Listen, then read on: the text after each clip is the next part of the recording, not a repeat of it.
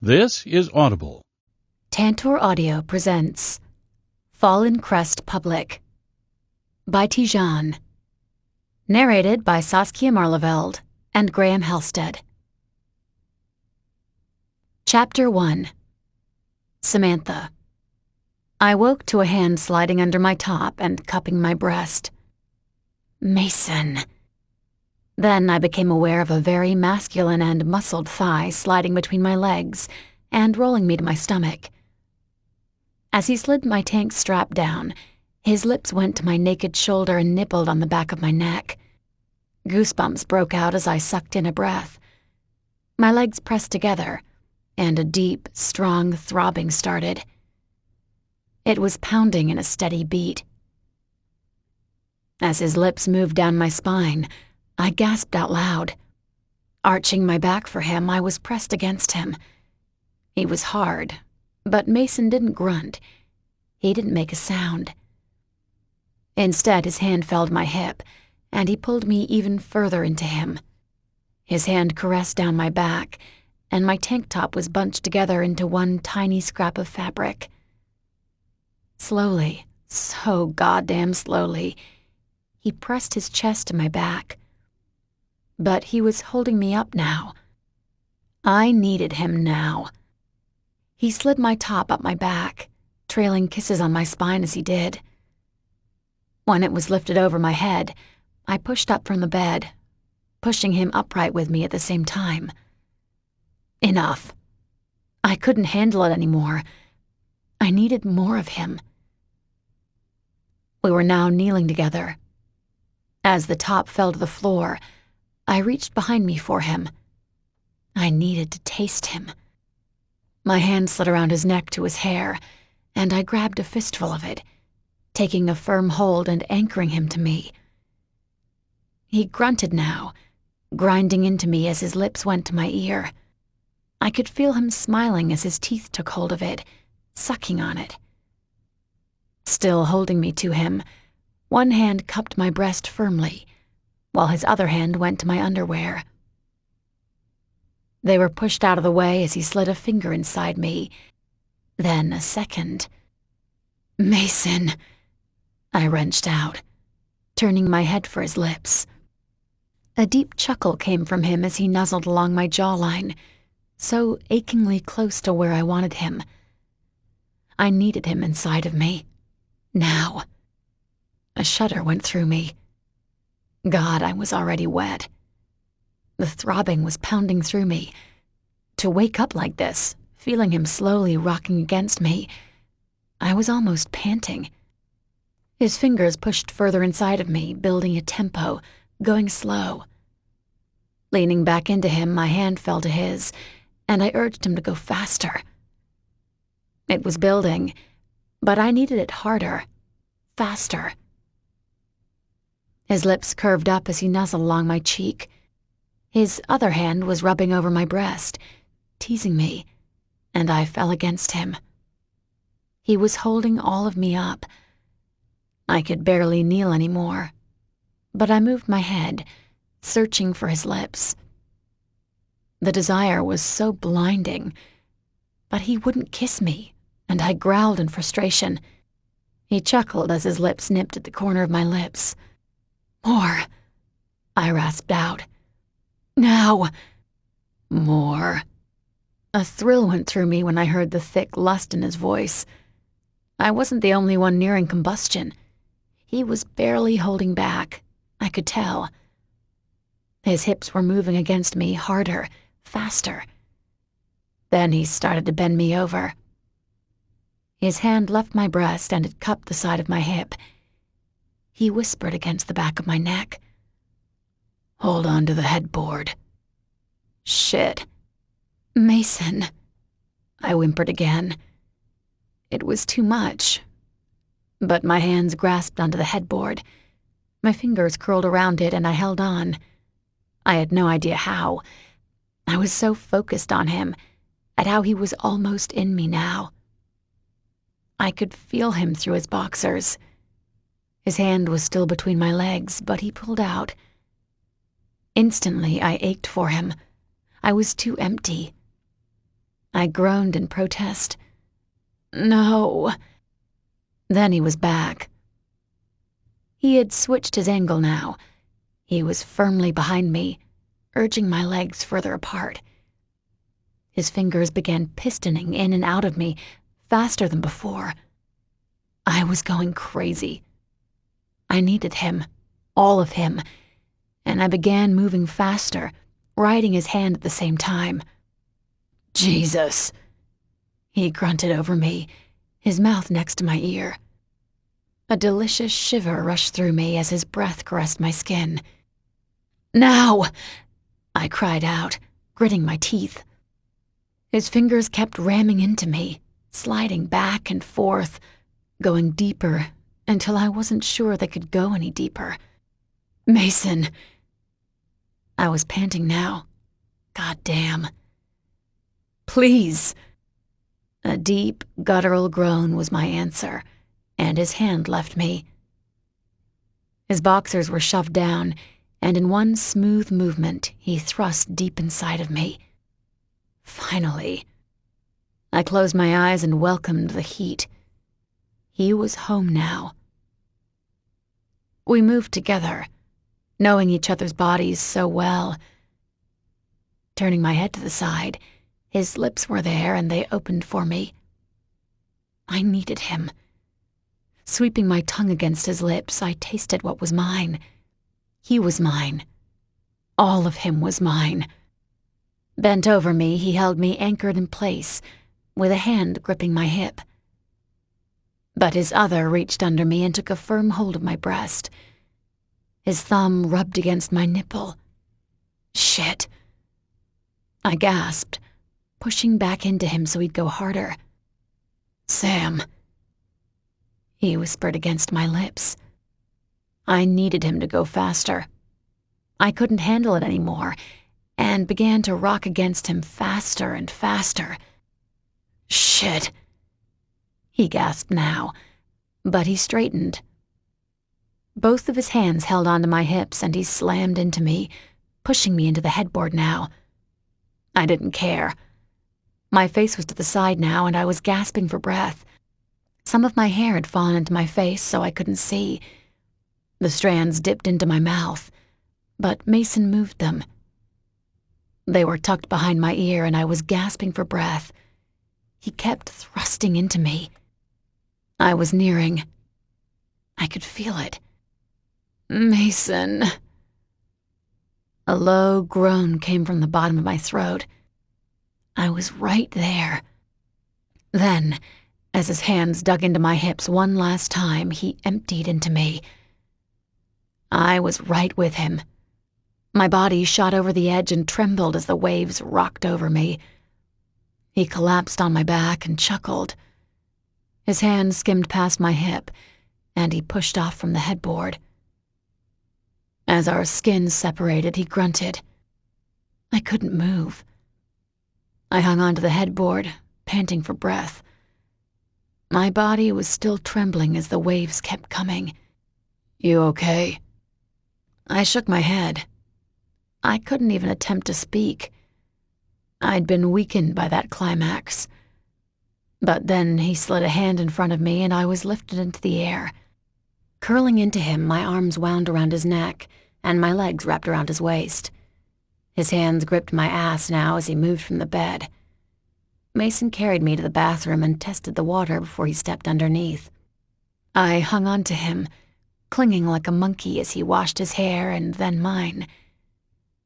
When his fingers started to massage my scalp and he rinsed the shampoo from my hair, I closed my eyes. I enjoyed every last minute of his attention. I loved him. A feeling of contentment swept over me, and I could have hung on to him until next week. However, after washing both of us, he moved me back to the counter, and I unhooked myself, giving him a rueful grin as he tossed me a towel.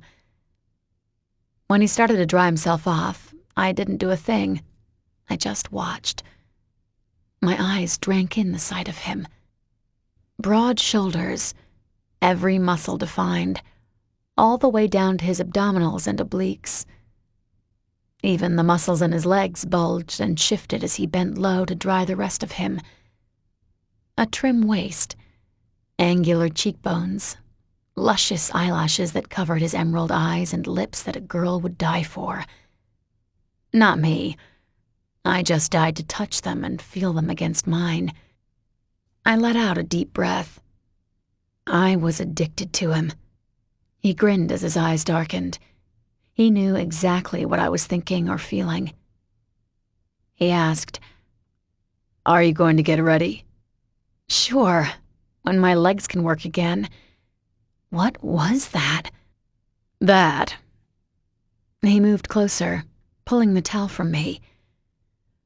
Was the best way to start my last semester. I flinched as if a cold bucket of water was dumped on me. Those words left me cold. Plucking the towel from him, I hopped off the counter and shoved past him to the bedroom. "What's wrong?" He followed me. "That was the best way to start your last semester?" I dried myself off and stopped to glare at him. Seriously? He was an idiot. "Screw you." The corner of his mouth curved up. "You just did." "Not funny, Mason." He frowned and narrowed his eyes at me. "What's wrong?" "You're leaving." "Just to college. I'm not going forever." I rolled my eyes and turned my back. "Says you, you big ass. Just college. It's not that simple." "Wait, are you really mad at me?" Ignoring him, I grabbed some underwear, jeans, a bra, and a shirt. Stopping once, I glanced in the mirror to make sure I looked presentable. I do. My dark hair hadn't been cut, so it fell below my shoulders. I'd twist it up in a braid later, but the jeans and shirt were snug. Good. I didn't care if every inch of me was on display. The jeans were washed out, but clung to me, and my shirt was a simple long-sleeve white shirt. The front dipped low, giving a good view of my cleavage, and my black lace bra showed through the thin material. But I didn't care. Mason was just going to college my ass. Still ignoring him, I grabbed my backpack and purse. Stuffing the purse inside of the bag, I brushed past him and headed downstairs. As I got into the kitchen, Logan was just putting the coffee pot back on the burner. He turned and stopped. Seeing me when I entered, his eyes went wide, and a low wolf whistle came next. "You're smoking, Sam." He gave me a wicked grin. "Mason must have pissed you off, huh?" I know I looked pissed. "Nah." He shook his head. His brown locks had been gelled to perfection. "You're smoking hot. I know you're mad because you got that cold-as-ice look in your eye you always get when you are. But that's not what I meant. You only come out looking hot as hell when my big bros pissed you off." Checking his watch, he whistled again. "That was fast because I just heard you two going at it like wild animals." "Oh, Jesus." Flushing, I ignored his comments and gestured to the coffee pot. "Are you going to start that?" "Nope, it doesn't work." This morning went from great to crap. "Oh." Grabbing his keys, Logan dangled them at me. "But if we leave now, we can stop at the Quickie. I need to get gas anyway." Sold. Mason was coming down the stairs as we moved past them. He was pulling his shirt down, and I tried not to watch the movement of his abdominals or how his jeans rode low on his narrow hips. He paused when he saw us. "Where are you guys going?" My lips were pressed tight together, and Logan smirked from behind me. He shook his head. "Whatever you said must have been good. You pissed your woman off. Not a good move. Not on the first day of the semester." Wincing at how close his words hit the target, I gritted my teeth and shoved out the door. Mason called after me. "Sam." "What?" He looked ready to say something else, glanced at Logan and closed his mouth. It didn't matter. I didn't want to hear it. "The coffee pot's broken." I'm going with Logan to get some. Did you want some too? I can serve it to you. Another thing to add to the best way to start your last semester. A ball of anger rolled over me. Come on.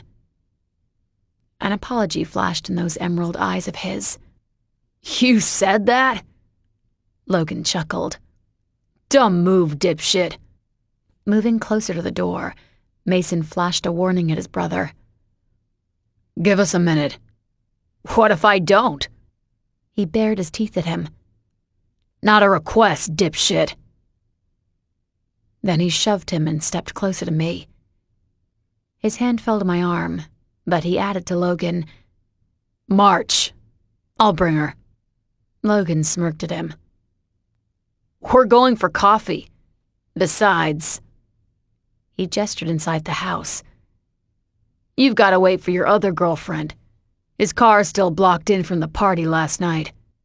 People are still here. Where is he? He shrugged. Nah, they all got rides home, but their cars are still here.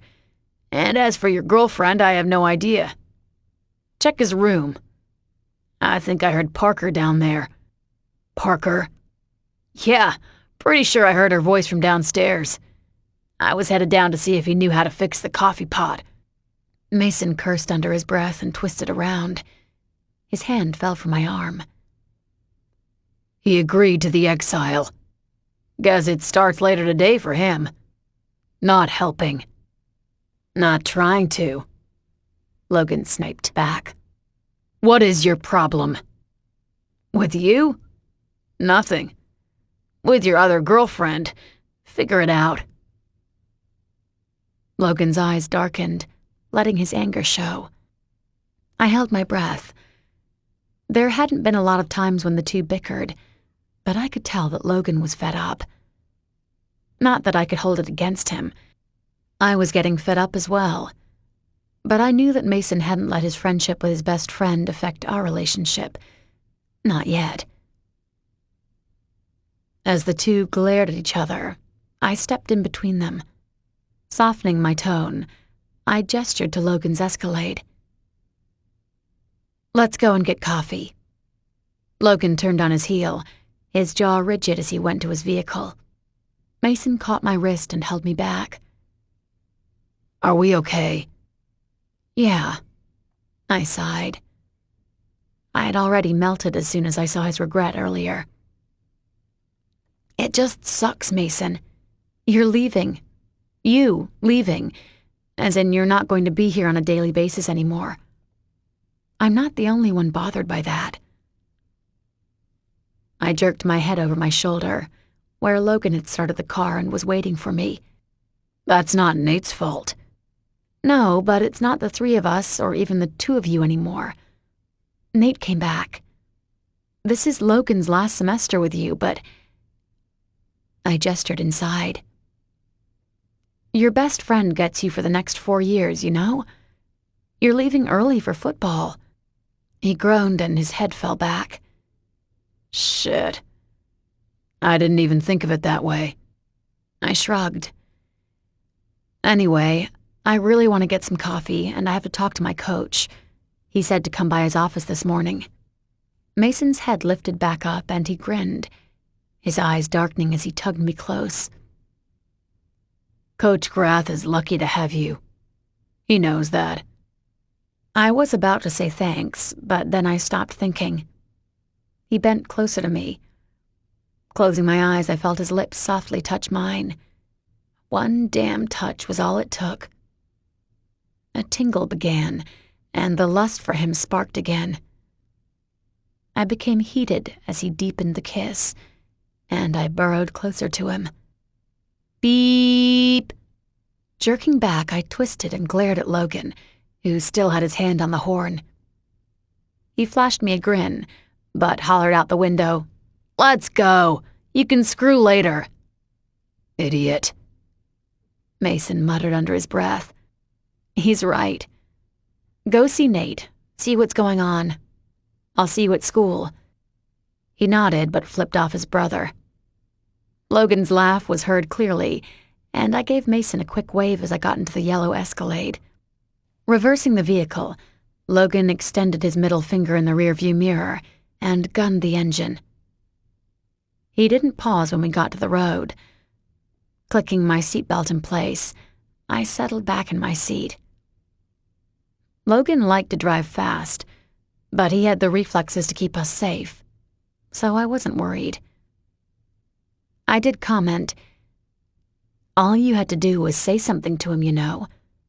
Mason's a good brother to you." He jerked in his seat, his face grim. "Yeah, well, it's easy for you to say. You're supposed to talk to him. You don't come across as bitching and whining." I said something. "No." "Yes." It was getting ridiculous. "You used to be friends with Nate. That was before he turned shady. I know he had Parker over last night." "You said this morning." "Last night, this morning, what's the difference? He still violated the exile. Mace won't forget that." I heard the anger in his voice. It was low and underlining.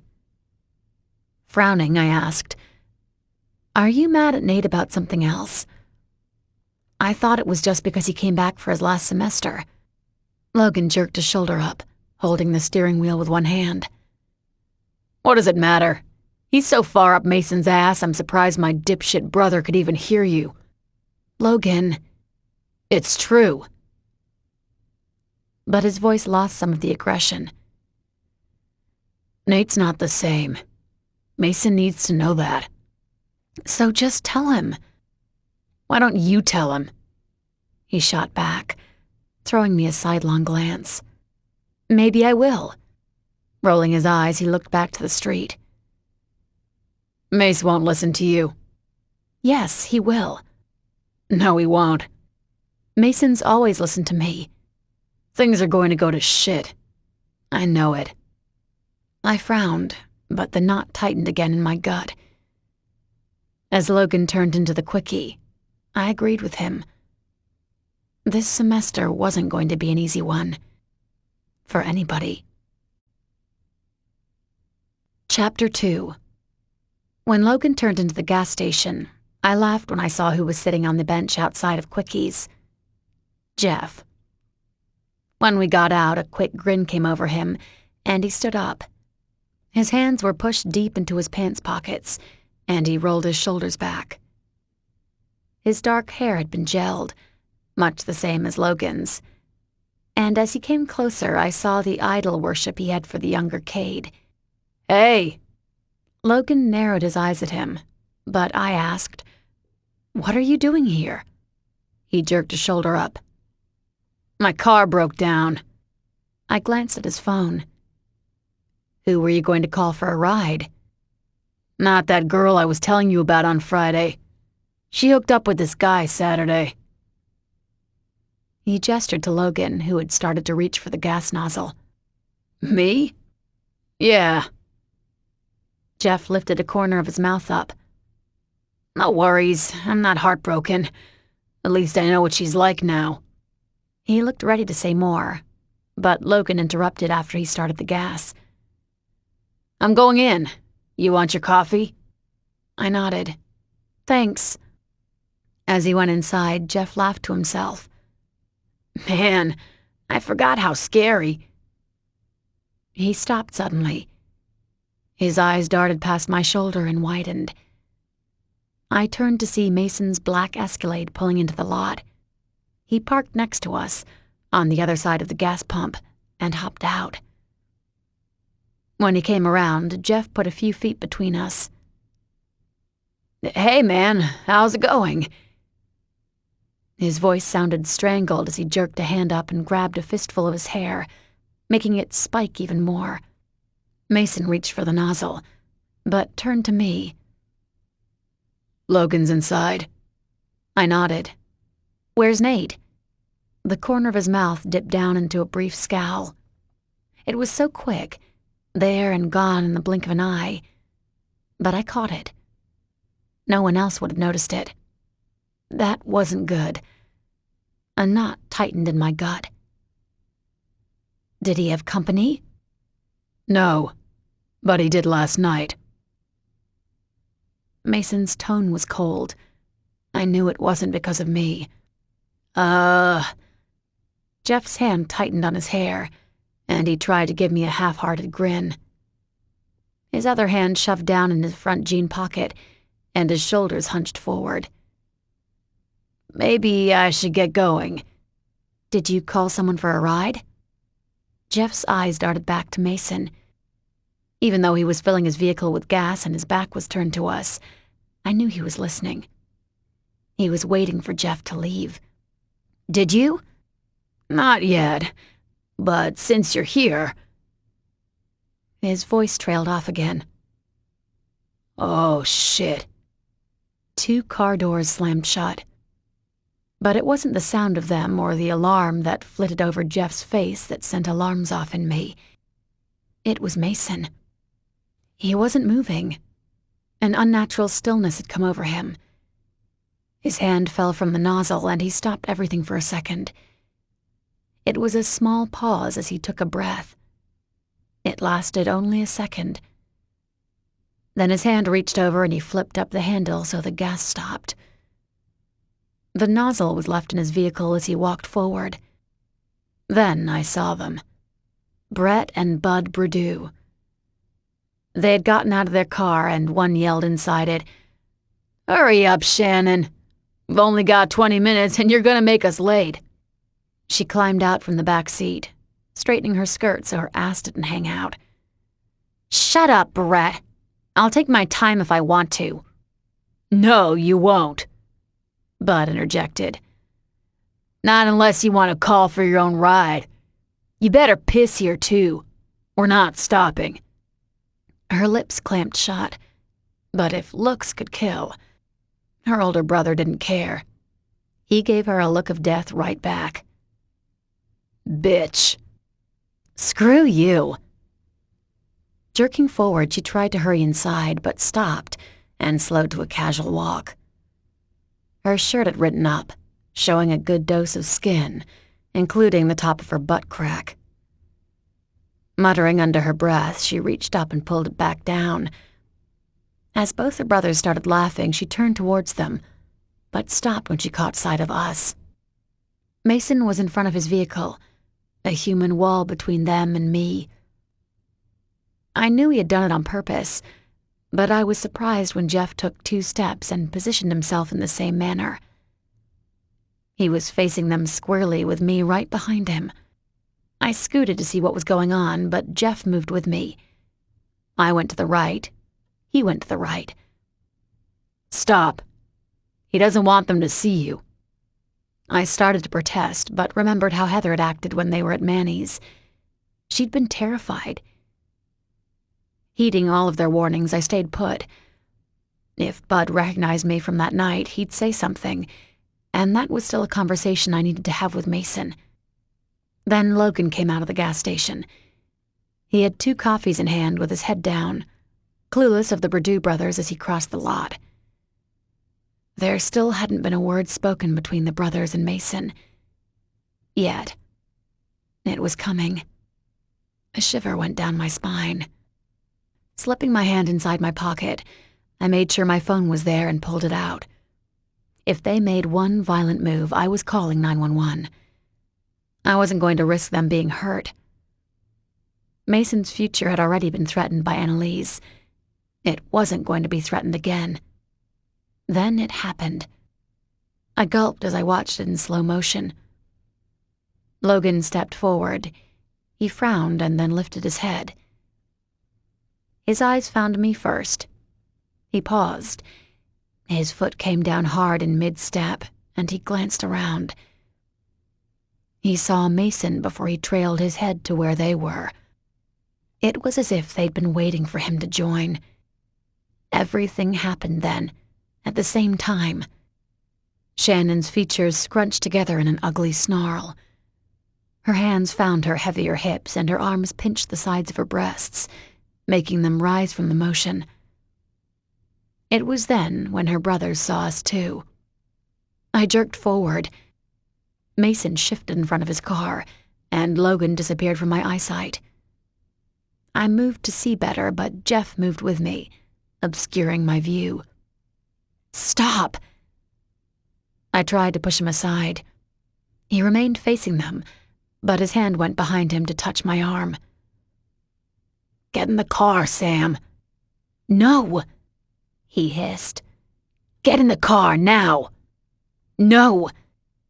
They weren't going to do anything to them. They couldn't. Terror started to rise up, and the hair on the back of my neck stood up. They couldn't hurt Mason or Logan.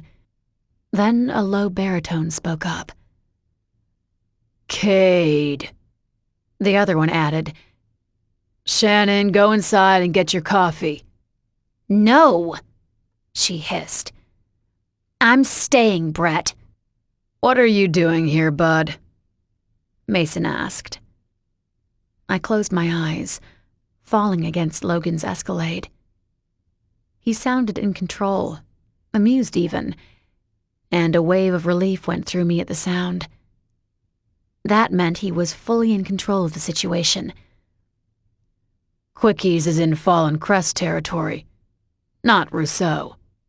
Sam. Jeff twisted around, his cheeks flushed from insistence. Get inside. Who's that over there? I held my breath, and Jeff froze. That was Bud speaking. What are you talking about? Logan tried to sound casual. One of them, probably Bud, snorted. You're hiding someone. I heard you have a girlfriend, Mason. That true? Is that her back there? Brett added. You never answered my question.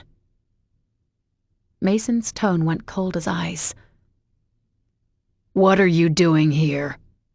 A shrill but cocky laugh came from them. We don't live far from your butt buddy's home, remember? Quickies is on the way to Rousseau. That's right. Soft gravel was smashed down. Mason must have taken a step forward. His tone was full of quiet authority. You have a farm a few miles away. Logan let loose a swift curse. Forget that. This is Fallen Crest. What are you doing coming to this gas station? Fuck off, Cade. Mason spoke again, a lethal note in his voice. This is our town. You're not welcome here. Last time you came around here, your cars exploded. Are you back for round 2? I shook my head. That was enough. I had to see. I pushed forward, but Jeff caught me.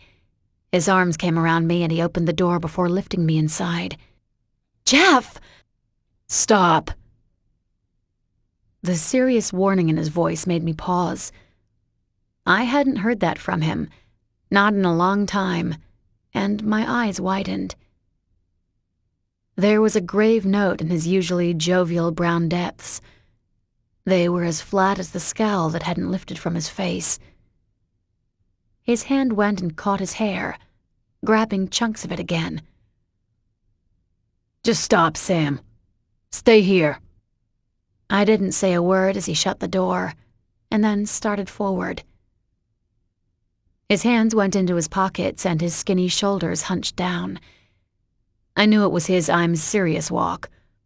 It used to excite me during the first year we dated, but it wasn't amusing anymore.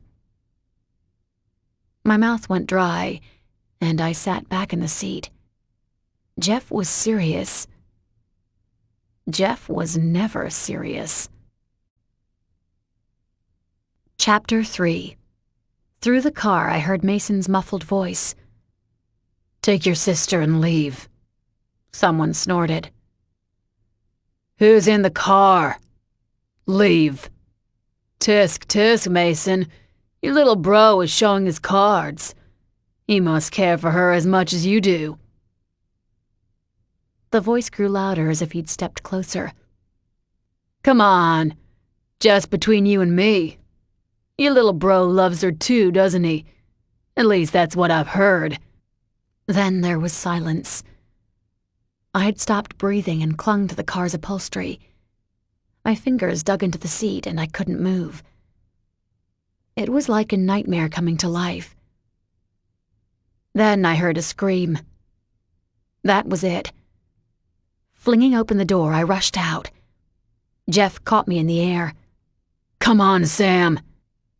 I heard another scream, followed by a car's brakes, and then a thud. Someone was on the ground. I knew it. "Let me go!" I dug my nails into his arm. "No!" He cursed, flinching as I drew blood. "They left me to watch you. Stop it!" I dug harder, hard enough that he cried out in pain and I was dropped. Scrambling up, I burst around Logan's car. Then I heaved to a stop. Mason and Logan were a united front, but Nate was there too. All three stood next to each other, another human wall. Someone was on the ground, and the girl cried out again, "Pick him up, Brett! You're so damn slow!" "Shut up, Shannon. Open the door." The body was hoisted from the ground, but I couldn't see who it was anymore. A car door was slammed shut, then 2 more followed it. The car reversed and sped off as dirt kicked up from the tires. There was 5 seconds of silence before Logan threw his head back and howled in laughter. He clapped Nate on the shoulder. "I can't believe you did that." Nate's shoulder tensed under his hand, but he shrugged.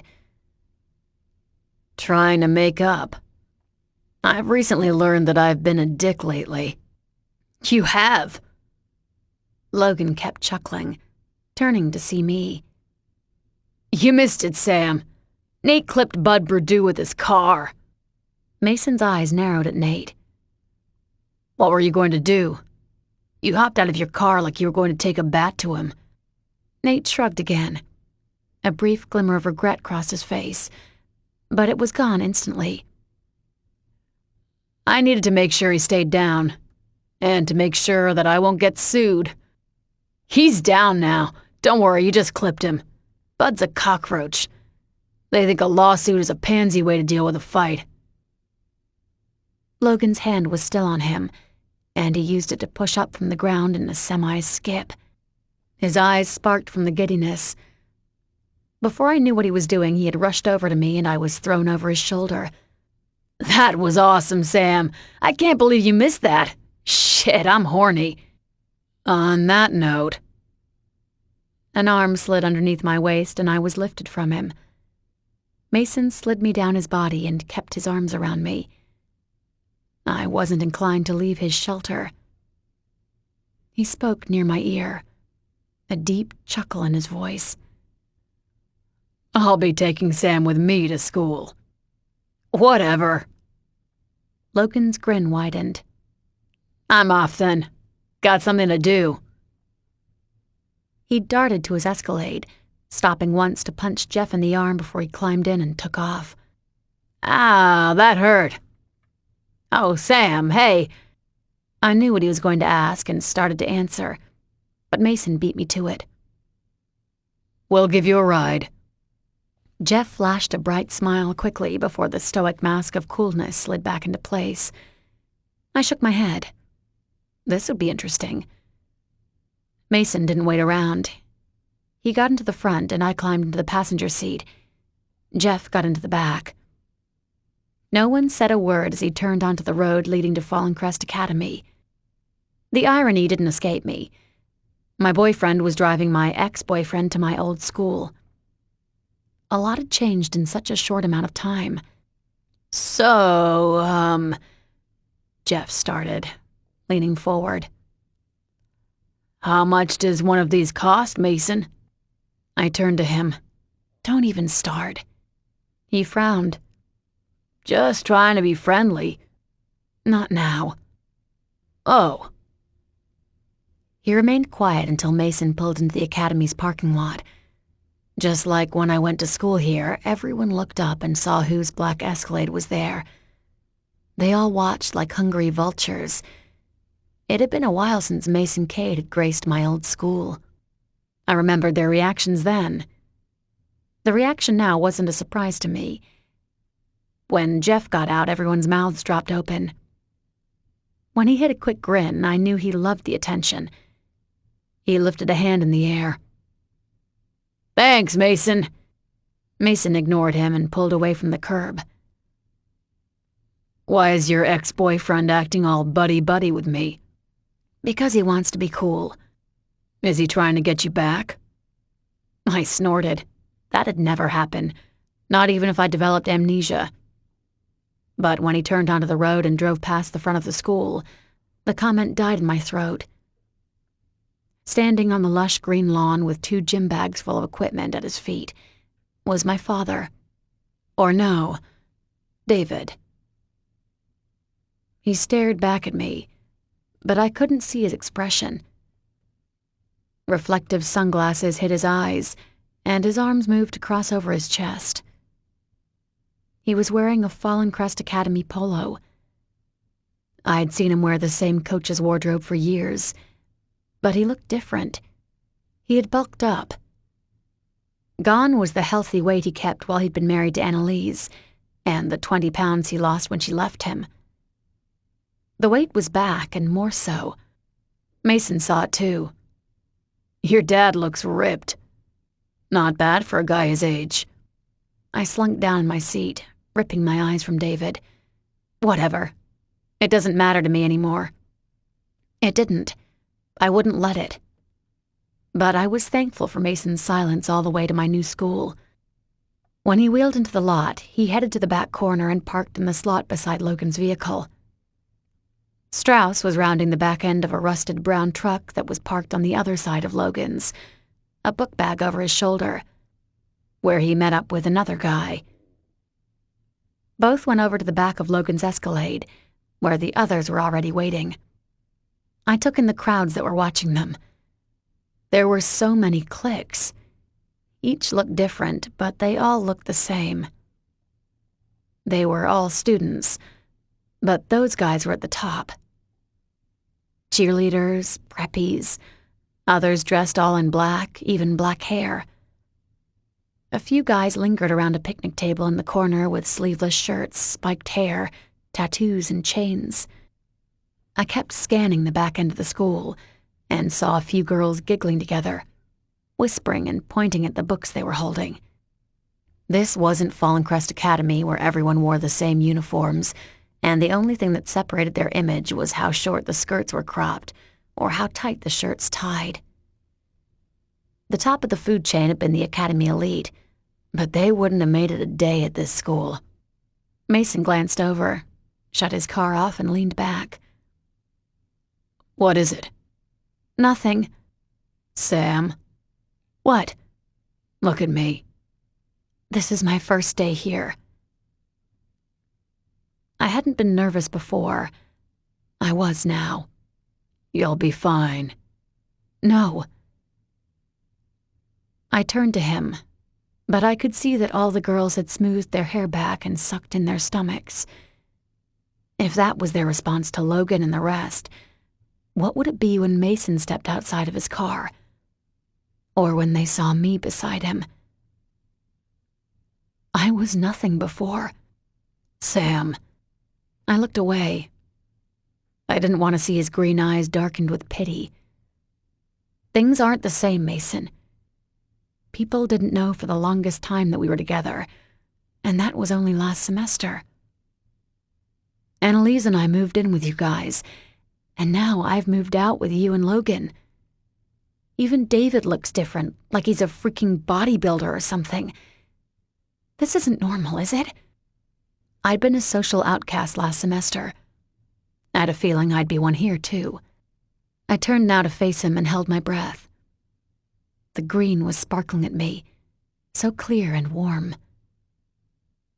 One corner of his mouth curved up, and he leaned his head against the headrest. "Everything will be fine. At this school, at home. We're family, whether you like it or not. I thought you'd be used to it by now." Looking through the window at how everyone was riveted by his friends, I knew I'd never get used to it. I shook my head and reached for my bag. "I'm afraid that when I get used to it, you and Logan will go away." "We're not going away. You're not going away." "I can't go back." It was then a red Mazda parked close to the guys, and the door was thrown open. A long, tanned leg came out, followed by another. It was like in all the high school movies, the beautiful golden blonde emerging in slow motion like a goddess from her cliché red sports car, wearing a white shirt that flowed over her, hugging all the right curves, and falling an inch over the top of her gray skirt. Tate had arrived. The guys stopped talking. When she turned towards Logan, I sat upright in my seat. He narrowed his eyes and leaned back against his car as he stood in the middle of their friends. "Did you see that?" I asked Mason. There hadn't been much of a reaction, but I could sense the power she still had over Logan. I waited for a response, but there was none. He was gone. His seat was empty and his door shut just as I glanced over. Scrambling after him, I headed for the rear of the Escalade. Then I heard the chill in his tone. "I hoped that you would have transferred after my warning." Wariness came over her, but her eyes sought Logan again. Tate pressed her lips together as her shoulders lifted for a breath. "I'm just walking to class, Mason. I'm not here to cause problems." He stepped close. His voice lowered as he said something to her, and her entire body went rigid a second later. The blood drained from her face, and her lips parted as her gaze was glued to him, like she couldn't turn away for the life of her. The spell was broken as soon as he stepped away, and she fled. "Was that necessary?" Logan had come to stand beside me.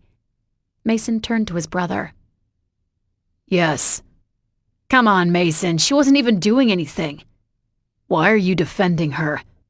"Because you've made her life hell for 2 years. She's here for 1 semester. Mason's green eyes switched to mine, searching if I agreed with him. But I stepped away from Logan. I didn't agree. Tate set off alarms in me. Both of them realized where I stood, and Logan snorted in disgust before he headed back to their friends, brushing past his brother who was standing in his way. "Not to side with him, but Tate doesn't seem like too much of a threat anymore," Nate murmured lightly, breaking apart from the guys. "Now you decide to be on his side?" Mason narrowed his eyes at him. "You informed me how much of a dick I've been lately. You have been." Nate grinned. "And I'm trying to make up for it." Then he swiveled to me. "Right, Sam?" I lifted my hands in the air. The strap of my bag slipped down to my elbow as I shook my head. "Oh no, I'm not getting involved." "Sam!" Heather was waving her hands from the door. She yelled again, "Get your ass in here. You're going to be late on your first day." "Stay away from her, Mason. I get her for the day." Grinning, I went up to him and pressed a kiss to his cheek. His eyes darkened again for a different reason this time. "You all right with what happened this morning?" "Which thing are you talking about? Your comment? The Purdue's at the gas station? Seeing my ex? Or just now with whatever you said to Logan's ex-girlfriend?" I shook my head at the morning we had. "We are not normal." "I guess all of it. But I was referring to your dad. I know that bothered you, seeing that he changed." I shook my head. Again, not normal. Hearing Heather call my name, I was held back from answering her. Mason hooked a finger through one of my belt loops and pulled me close. "Are you okay?" I knew he was asking about David, but I couldn't answer. I didn't know myself, so I just shrugged. It was all I could do. He nodded, getting the message, and then his lips came down on mine, and I melted. Home. He was home. Logan was home. No matter all the changes, no matter where he was going, I was home for now. Chapter 4. Mason. Sam headed inside with her friend. Watching them, I wasn't sure what to think of Heather Jacks. It made more sense after meeting Monroe from Rousseau. The girl wasn't a part of this school's hierarchy. That was fine. I just wasn't sure if that would help or hurt Sam. I'd have to wait and see. "Heads up," one of the guys warned. "Ho walking." "Screw you, Ethan," Kate snapped. "You're showing off to get in Mason's good graces, but we both know the shoe was on the other foot last night." Last night? I didn't want to turn around. I didn't want to deal with Kate yet. She and her 3 friends had been the main companions for the guys, but that stopped when I found out about her agenda to destroy Sam. She went after my girlfriend, so I went after her. Well, I tried. Sam was adamant about handling this battle on her own, so I did what I could. The girls were no longer friends with our group. They were exiled, but I heard the anger from her, and I knew she wasn't going to lay down and take it. I knew about Parker and Nate, but it sounded like there was more. I wondered what else Kate was up to. Logan laughed. "So desperate, Kate. The look doesn't fit you." "Keep laughing, Logan. You're going on the list." He grinned now. I laughed to myself. She stepped wrong, and judging by the quiet intake of breath, Kate knew it as well. The easygoing air surrounding the group was gone. Knowing that look, I turned now and saw my little brother getting ready to go in for the kill. There was a certain look that came over him. His head would straighten. His eyes would narrow and roam up and down the target. No one knew what he was doing, but I did. Logan was searching for weaknesses. If he couldn't see one, he'd sense for one. It was something we learned over the years after we'd been screwed over by adults too many times. We went with our gut. I waited for his next move like the rest. "What list are you talking about, Kate?" Logan's voice grew soft. He was going in for the kill. Kate seemed frozen, and the rest of her crew had varying reactions. Parker grimaced, her eyes darting to Nate's before looking away. Natalie took a deep breath, and Jasmine moved back a step. All of them recognized the tone. They just weren't used to being on the receiving end. "Come on, Logan." Kate tried to laugh it off. "I was kidding." A smirk came over me, but then it vanished. As I watched the scene unfold, I saw Logan decide to give her a pass. No, that wasn't going to happen. "No, you weren't." All heads jerked in my direction. My gaze caught my brother's in a silent mocking, and a spark flared in Logan's. The message was received. Kate couldn't be let off the hook, no matter what. I wasn't surprised when I heard him add, "What list are you talking about? Come on, Kate. I'd like to know how I rate getting on some list." She let out a shaky laugh, glancing between us now. "Seriously, come on, guys. Mason. Logan, I was joking." "No, you weren't." She turned to me and her eyes widened. A glimmer of fear showed.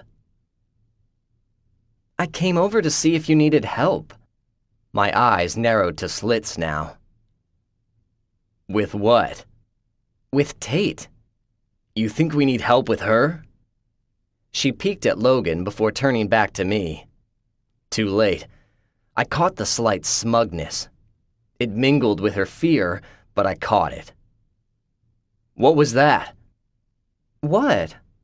An innocent mask slipped over her. I shook my head, pointing to her face. That look you gave Logan." Logan's head straightened.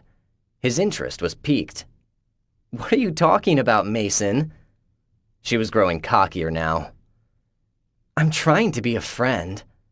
We used to have your backs, remember?" One of the guys muttered, "Oh shit." Even Nate laughed at that. "Since when? What are you talking about, Kate?" She turned to the rest of the guys. All of them were looking at her in disbelief. Except Logan. He was grinning widely, leaning back against his Escalade. He shook his head now. "You're digging yourself a hole. Stop talking. It might help." Jasmine hissed behind her. "Don't you talk to her like that?" "Like what?" Ethan shot back at her. That stopped her. All the wind she had ready to let loose fell flat. Her eyes darted to his, and she couldn't look away. Ethan leaned back against the car beside Logan and shoved his hands into his front pockets. His shoulders hunched forward, but his gaze never left hers. They were deadlocked as he added, "You're going to tell us what to do? You're going to tell me what to do, Jazz?" "Stop." Her throat moved as she visibly swallowed. "Ethan." "No, Jazz. You picked your side. We're not friends with you guys anymore." Her shoulders flinched as if he'd punched her. He nodded in my direction. "And you know why." She didn't turn and look. She only took another deep breath before her head went down and she shuffled backwards. Natalie touched her arm softly and then sidled beside Kate. She whispered something to the other girl, quiet enough so no one else could hear, and Kate's only response was a heavy nod. All the fight had left her. I waited, watching the entire thing fold out. I didn't take pleasure in this, but I wasn't going to let Kate get a pass, not when I knew she was just starting. The chances were high that she already had a plan in place, and I wouldn't have been surprised if her next move was to go inside and say something to Sam.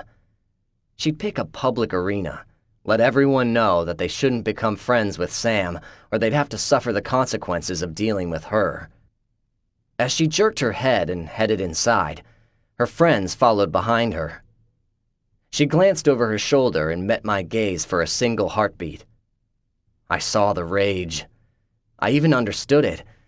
But when she caught the warning from me to let it go, her rage doubled. The look only lasted a second, but it was long enough. We both knew neither of us would budge. It was war. Kate thought she was fighting Sam, but she wasn't. Kate was fighting me. She just didn't know it. I became aware of Logan next to me. What was the look she gave me? We watched the girls go inside. She's smug about something. I didn't like it. About me? I don't know. I glanced at him. Any reason she'd be like that about you? He frowned and shrugged. Not that I can think of anything, but I know she thinks she can get you back. I know. I didn't care about that. I wanted to know what she was thinking when she looked at my brother like that. Studying Logan, I knew he was telling the truth. He was clueless, but that made me wonder even more. Did she have something planned to hurt him? Hurt Logan? Hurt Sam? Hurt the ones around me? I didn't know. Yet. Logan added, "She thinks that if she destroys Sam, you'll go back to her, doesn't she?" Yeah. Logan started laughing again. New definition to the phrase dumb bitch. My gaze lingered on the door, even after it closed behind them. Logan thought this was going to be fun, but he had no idea. It was going to get ugly. I knew it, and I was ready for it. Samantha. As soon as I was through the doors, Heather linked her arm with mine and pulled me close. Dressed in faded jeans and a loose black shirt, I had to grin when the V-neck dipped low. She didn't mean to, but she oozed sexuality. I had a feeling Heather Jacks would look provocative in a grocery bag, and she had no idea. Her eyes weren't clueless. They were sharp and focused as she asked, "What was that about?" "Your ex-bestie." She froze in mid-step, but was jostled from someone passing by and jerked me to the side for a split second. "Sorry." She patted me, withdrawing her arm at the same time. "Tate was out there?" She gave Logan googly eyes. Heather grimaced. sidestepping a group of freshman girls before swinging back to my side. "And let me guess, Mason didn't like that, did he?" "No." She rolled her eyes. "Tate's a bitch. I side with your boyfriend on this one. If she's already looking at Logan, who knows what she'll be capable of doing later." "You make her sound like a villain." "She is." Stopping at a locker, Heather wheeled the lock and opened it. Putting her books inside, she added, "Whatever Tate is saying, don't believe her. We didn't really talk about her before, but there's more to the story than whatever Mason told you." That didn't sound good. "He told me that she dated Logan and 2 years into their relationship she hit on him." "There's more than that?" A hollow laugh came from her. "Oh, a hell of a lot more. Things that Mason and Logan don't even know about." I narrowed my eyes and moved closer. The hallway was packed. A lot of people were watching us. Or me. A sudden wave of nervousness came over me. I had pushed aside the normal first day of school jitters with seeing Tate in the parking lot. But they were back now. They came back hard. But when I grinned at a few girls, they rolled their eyes and turned their backs to me. If that wasn't subtle, I didn't know what was. I was not welcome here. Glancing at a few others, they stared right back. I tried smiling at a few more, but I got varying responses. None welcoming. A few others continued to stare back as if I hadn't smiled at them, while a couple narrowed their eyes at me. The ones who turned away bent forward to whisper with their friends. I had a feeling this was my welcome to Fallen Crest Public. I'd have to get used to it. Heather took out a textbook and a notebook. Shutting her locker, a tired expression came over her as she faced me. But then it was gone in the blink of an eye, and replaced with caution. Her eyes locked on something behind me, and I turned, my gut already knowing who it was going to be. Heather was tough and spunky, but only a few things or people could affect her like that. And I was right. The tomboy princesses had arrived. Kate was leading the pack with 3 others close behind. "I really hate those girls," Heather murmured to me. "Me too," I thought as I locked eyes with Kate. Me too. All 4 of the tomboy princesses stood there. Each wore tight, ripped, faded jeans. They weren't designer brands like the girls at Fallen Crest Academy wore, but they clung like a second skin, and definitely gave off a sexy vibe. Their shirts were a variation of the same. Kate's was plain white that was snug against her tight abdominals, and it was evident she was wearing a pink bra under the sheer material. Her dark hair was swept up into a waterfall braid with the ends curled. They had a healthy glow as they fell past her shoulders. Parker glared at me. Her dark eyes were hostile, and her lips were pressed together in a snarl. Unlike their leader, her black hair fell loose. It matched her black sleeveless top that rested an inch above her jeans, showing off a good amount of midriff. Natalie and Jasmine brought up the last of their group, and they were the 2 that I was the least familiar with. They had similar black hair. Natalie's was a little lighter, with caramel highlights showing through. She was the only one wearing a Fallen Crest Public jersey. It was red with black lettering and had the number 8 on the back. The bottom of it tied around her tiny waist. Jasmine was the girliest of the group. Her black hair was pulled into a ponytail that rested high on her head, bouncing back and forth as she followed her friends. Pink lipstick, glitter on her cheeks, and pink eyeshadow matched her pink sweater that looked like soft cashmere and had a low neckline. Her cleavage was right there, saying hello to anyone who wanted to view the girls. Heather cursed under her breath when the group stopped before us. She leaned against her locker as I waited. Kate said she'd make our lives hell. First-day jitters and surviving my mother's recent attempt at destroying Mason's future had combined together. I was angry. I was ready to fight back. I was more than ready for whatever Kate had in store. "Last chance, Jax." That was Kate's greeting.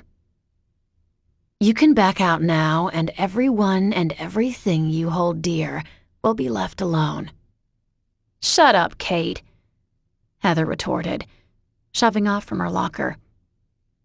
She took 2 steps, sticking her face right up in hers. An inch separated them while her followers surrounded us.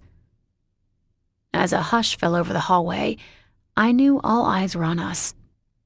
Still, I don't like when people threaten me or my friends. "She shouldn't be your friend. She's a liability," Kate hissed back at her, breaking their stare off to glower at me. She smirked.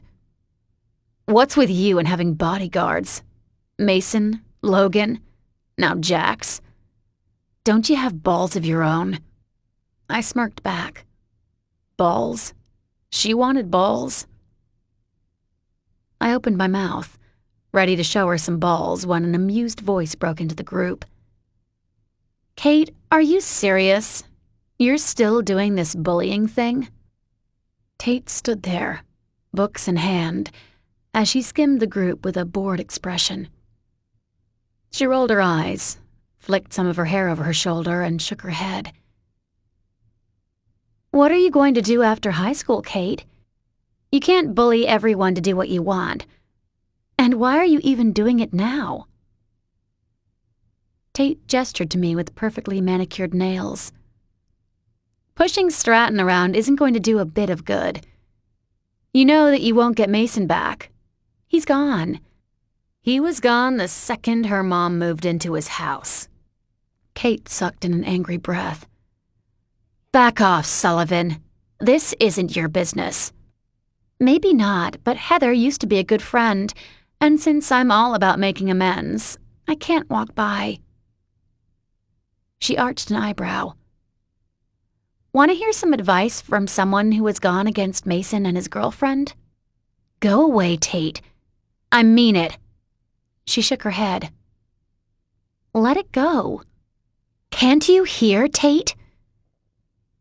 Jasmine stepped right in front of her, much like Heather had done with Kate. The petite, black-haired beauty looked even smaller standing in front of Tate, who had model-like long legs and towered over. "Kate said to keep walking." Tate grinned down at her, like an adult whose child tried to boss him around. "You're like a mosquito that won't die. Back up or I'll swat you down." Jasmine bristled. "Don't talk to me like that." Tate lifted her bored eyes again, skimming me and Heather up and down before landing on the leader again. "I've been back a week, been around the last weekend, and I already know you're losing power. You're deluding yourself if you think you can push your way around like this. Let it go, Kate. We used to be friends, and this is friendly advice. Stop going down this path. Lick your wounds and find a different guy to latch onto." Heather shifted back, refusing to meet her ex-best friend's gaze, bumping into me in the process. I sighed and settled back against her locker. Kate lifted her top lip and bared her teeth.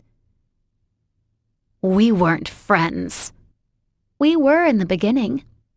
When you ditched Jax." Kate threw a smug look at Heather.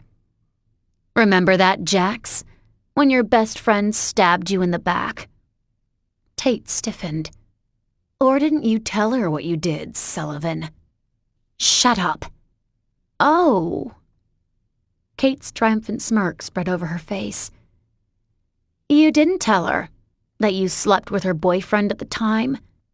"Shut up." "What?" Heather's voice had grown quiet. "No, you started this. You came over here and interfered. You're on the list now, Tate. I was giving Jax one last chance to get away, but it's too late now. For both of you. You're all going down, right along with Mason's latest screw." A dry chuckle left me.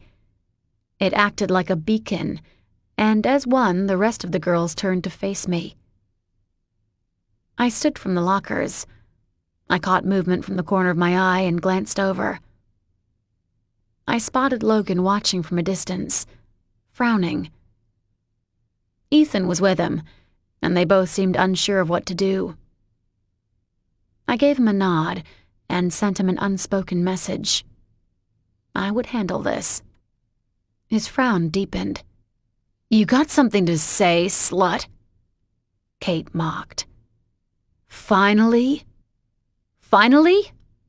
I threw back, moving closer, replacing the spot that Heather had been in. Kate was my height, so I could stare her right in the eyes. I did so now. No blinking, no turning away. Nothing was going to break our standoff. "Why break this up? I don't need television. You're entertaining enough. Please, keep going. Threaten Tate some more. I'm not a fan of hers. Or even better, try going after Heather again. Go for it." I bared my teeth.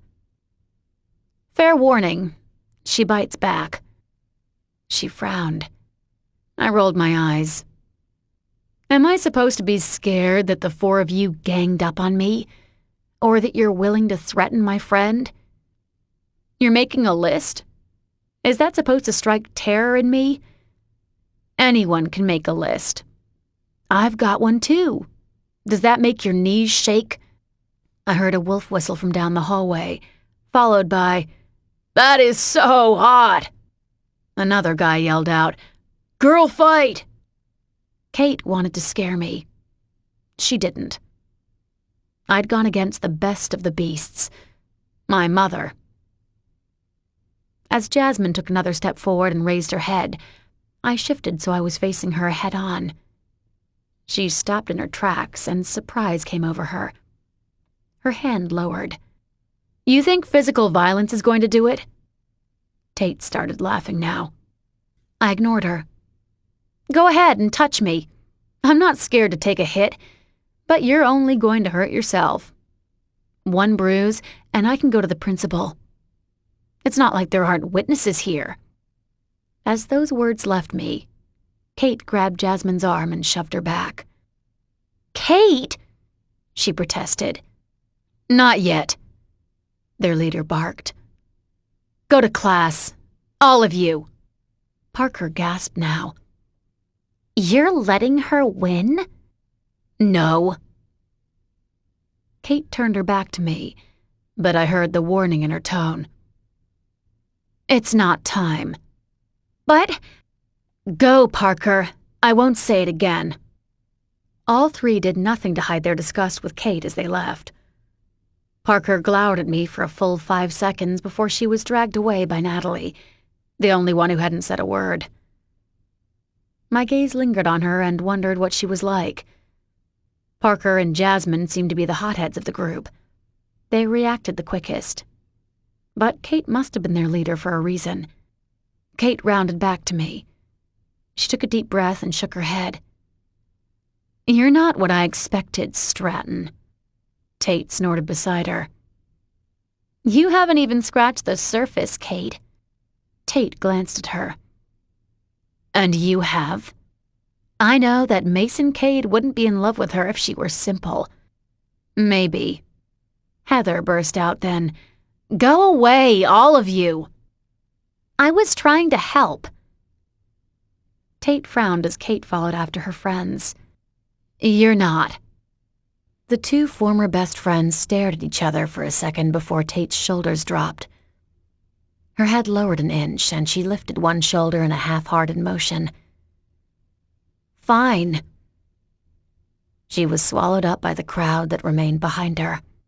They were all still watching, and as I scanned them, a sense of déjà vu came over me.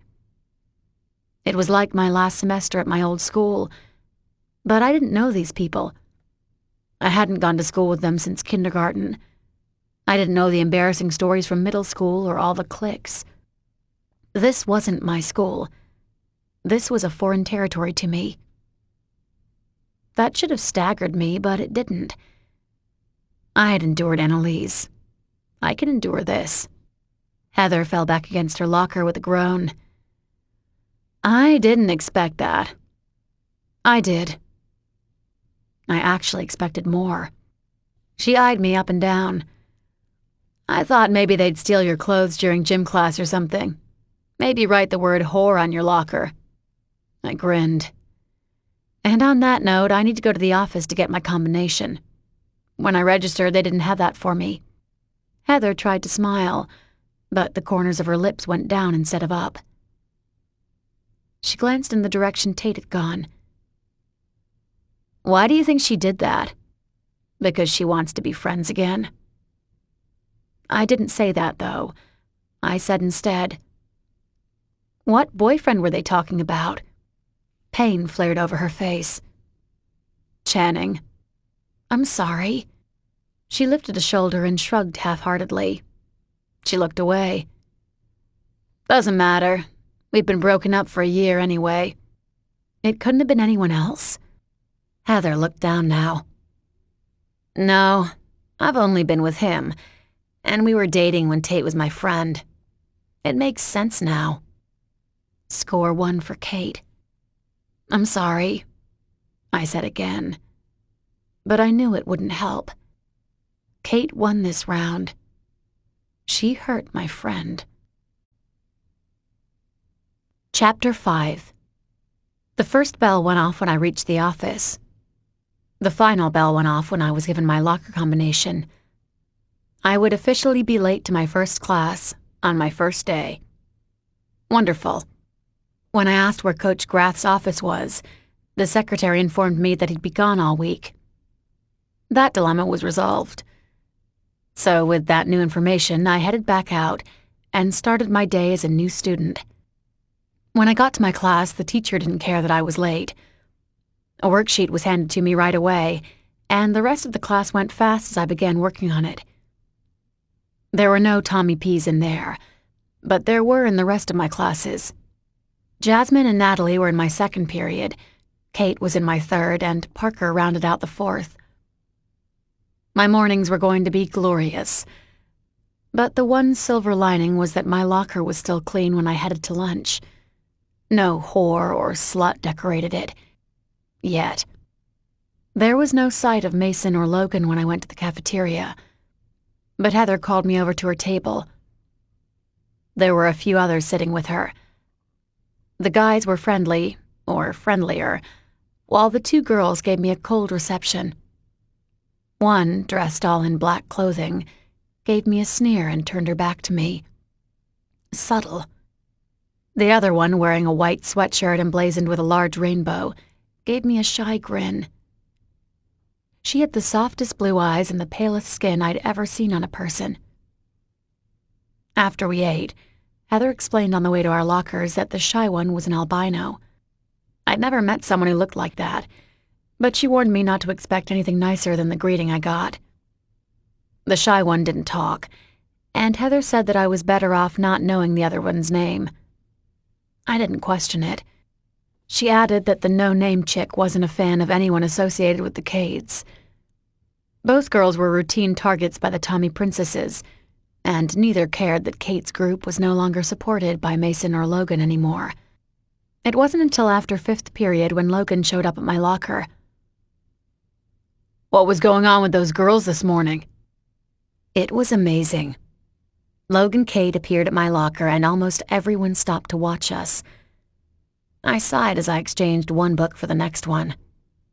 I'd have to get used to the pull he held over everyone. I shrugged. It was nothing. That didn't look like nothing. Stop, Logan, I warned. I have to take care of them. You can't do this for me. He rolled his eyes, cursing under his breath at the same time. We're going to have to step in. It's inevitable. Kate's a bitch. Logan. You know it, Sam. Stop fighting us and let us help you. You're going to have to at some point. A final warning was in his gaze before he took off. As he did, all heads turned to follow him. As he went one way, Mason passed him coming towards me. The heads turned and followed him instead. As I waited, watching him come to me, people parted for Mason. He didn't seem to notice it. His gaze was on me. But I couldn't stop from watching how people reacted to him. Logan, too. They knew when Mason or Logan were around. Even if they didn't see them, they still moved out of the way. It was beginning to dawn on me how big their near-celebrity status was at this school. Everything they did, people knew.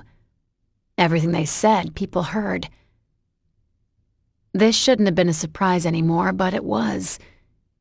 It was different at their school. It was more than I'd experienced before. As he drew closer, his intensity softened, and he gave me a grin. I saw the love in his eyes, and it warmed me. Hell, he was becoming like oxygen. I needed him. Hey. Hey yourself, he murmured, bending down to give me a soft kiss. I closed my eyes as the usual aches started in me again.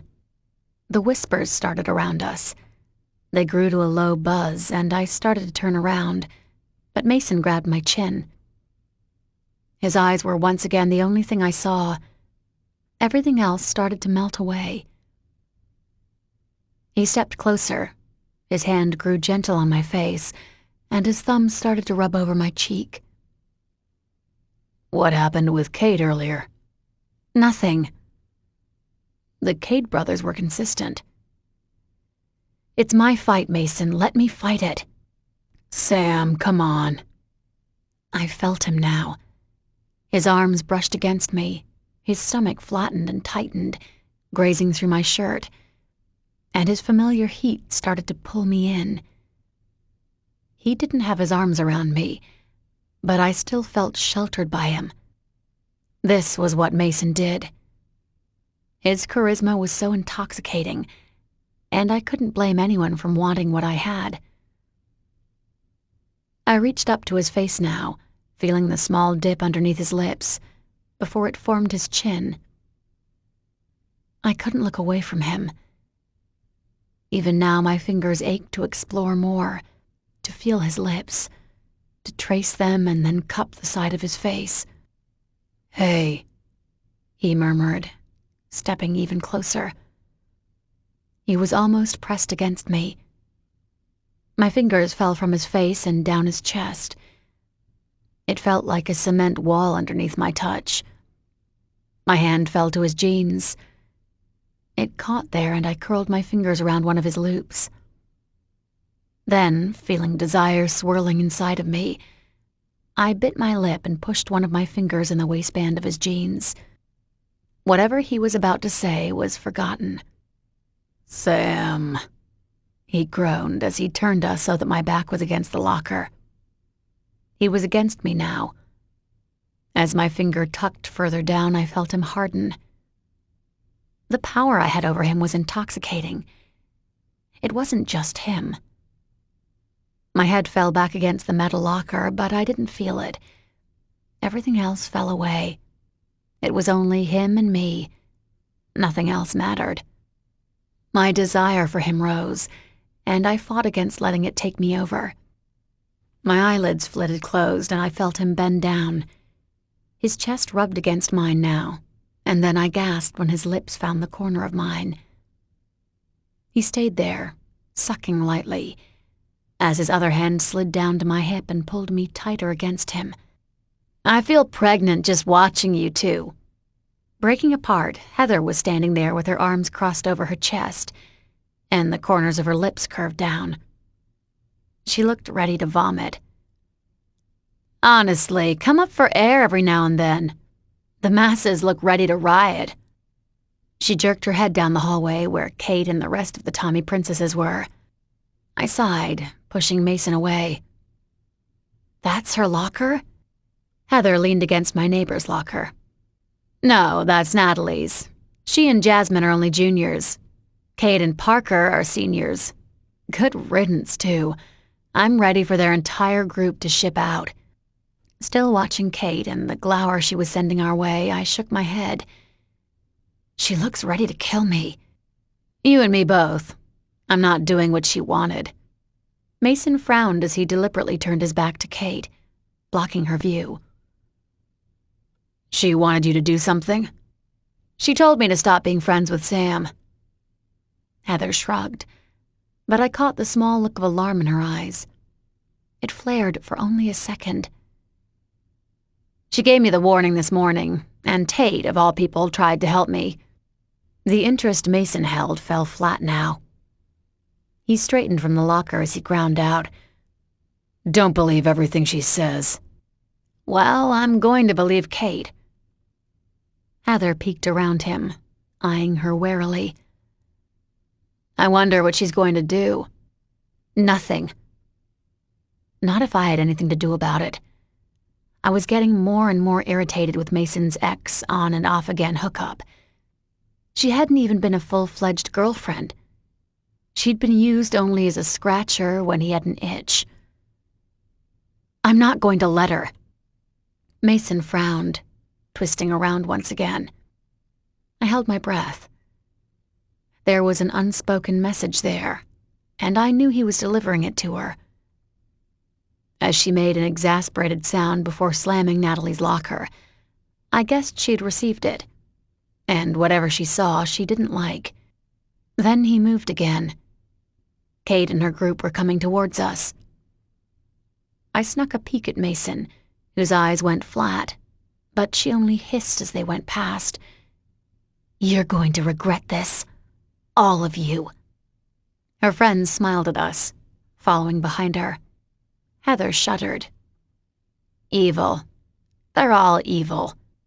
I agreed with her, but asked Mason, "How'd they take the exile?" His gaze had lingered on Kate, who paused and glanced back once. But he turned back to me. "What?" "The exile. How'd they take it?" "Oh." He lifted a shoulder. "They took it. They didn't have a choice." "Must be nice," Heather drawled. "You declare it and people have to follow it, whether they want to or not." She snorted, tightening her grip on her bag. "I'd like to declare something. Whoever won the lottery last week will hand their ticket over to me." She rubbed her hands together. "And voila! All my problems, poof, gone." She eyed Mason up and down. "Must be nice to be rich." He shot her a dark look. "That's not how it went down." He touched my arm again. "We have basketball practice. What are you going to do after school?" "Oh." I hadn't driven to school, and Coach Grath was gone for the week. I glanced at Heather. I wasn't scheduled for Manny's until Saturday, so what else was there? "Running." "You want to take my car home?" I held my hand out to Mason. "Yes, please." I didn't care how I got home. I just needed to run. He grinned as he put his keys in my hand. "Just don't go for hours, please." He pulled me close and pressed a kiss to my forehead, whispering at the same time, "And be careful. Keep an eye out when you're running." My throat grew thick at his concern, and I nodded, reaching for him again. My hand clasped onto his shirt's collar and hung there. "I'll be safe." "Good." He pressed another kiss to my lips before he pulled away. As he headed down the hall, Heather groaned. "I stand by what I said. You two are disgusting." Chapter 6. Running was my escape. I escaped all reality and pushed forward. I kept going. It was like a drug to me. It came with its own challenges and obstacles, and as long as I kept going, I broke through every single one of them. Tearing down a wooded trail, the bass was pounding through my earbuds and my adrenaline matched it. My heart pumped as I lifted my knees and pushed off from the ground. Power rippled up through my legs. I ducked my head and raised my hands to keep projecting forward. I'd never tire of this. And with that thought, I rounded a turn in the new trail. My eyes widened in surprise as quickies came into the clearing. I never knew this path came through here, but it wasn't far from Nate's home. It made sense. There were no cars in the lot, so I raced through, but saw the clerk watching me. When our eyes caught for a second, he lifted his hand and I nodded back. But then I was gone again. The path led up a hill behind the gas station, and I heaved a deep breath, pushing myself upward now. There were no thoughts in my head, no concern, no fear. There wasn't even love. When I ran, I was just being. My nostrils flared and I kept going, flying up one hill and then another. I tore past another clearing. The trees parted below me and I braked. My chest heaved up and down, but I couldn't move away. I was looking down on Fallen Crest. I hadn't realized how high I must have run, but I couldn't tear my eyes away. It was breathtaking. My old school's campus was on another hill, straight from where I stood. Fallen Crest Public was in the valley below. The massive football field was a patch of green among the rest of the town. Then I looked for the south side, wondering if I could see Manny's. It was surrounded by trees, so I wasn't surprised that I couldn't. Then, without thinking about it, I glanced at the neighborhood where David's house was. My old home. Instead of the old pain, there was nothing. I frowned, but started forward. A chill drifted over me and my blood was pumping. I needed to keep going before the cold settled in. With that last thought, I tucked my head down and pushed forward with a new burst of speed. After my run, I showered, ate, and then fell asleep watching television in the basement. It was later in the night before the guys got home. A stampede of feet sounded above me, and the door slammed shut as I heard Logan yell, "Sam! Where are you?" "Logan." "What?" "You don't have to scream your head off." "Whatever, Nate. You're pissed because you need to work for some pussy now. Can't have Parker running over anymore." "Shut up." The door leading to the basement was thrown open, and Logan's voice grew clearer as he laughed. "Don't blame me that girls are scared of you. You're a shady motherfucker." He hurried down the stairs, but stopped before laughing. "Sam? You're down here?" I scowled up at him before rolling back over and pulling my blanket over my head. "You're so loud. Shut up." He chuckled before yelling upstairs, "She's down here, Mason!" I held my breath. I already knew what was coming next. But as he dropped next to me, the couch jerked from his sudden weight, and I went airborne for a second. Oof. Oh yes, I was fully awake now. I pulled the blanket back to glare at him. "Thank you for being quiet." He flashed me a grin, pulling the handle to the footrest next to him. "No problem." It came up and he lounged back, getting comfortable. "What are you doing down here? You're never down here." "Resting. What are you doing down here?" Grabbing the remote from next to my feet, he switched the channel and pointed at the screen. "Game's on." Of course. How stupid of me. I groaned to myself, but sat up and curled my knees to my chest. The sounds of a basketball game came next. It was only the first day of school, so I didn't have any homework yet. No shift at Manny's. I already ran. I knew Mason would be heading down soon. I wasn't going anywhere. When Logan reached down and lifted a fast food bag to his lap, I asked, "You guys got food?" He had pulled his burger out.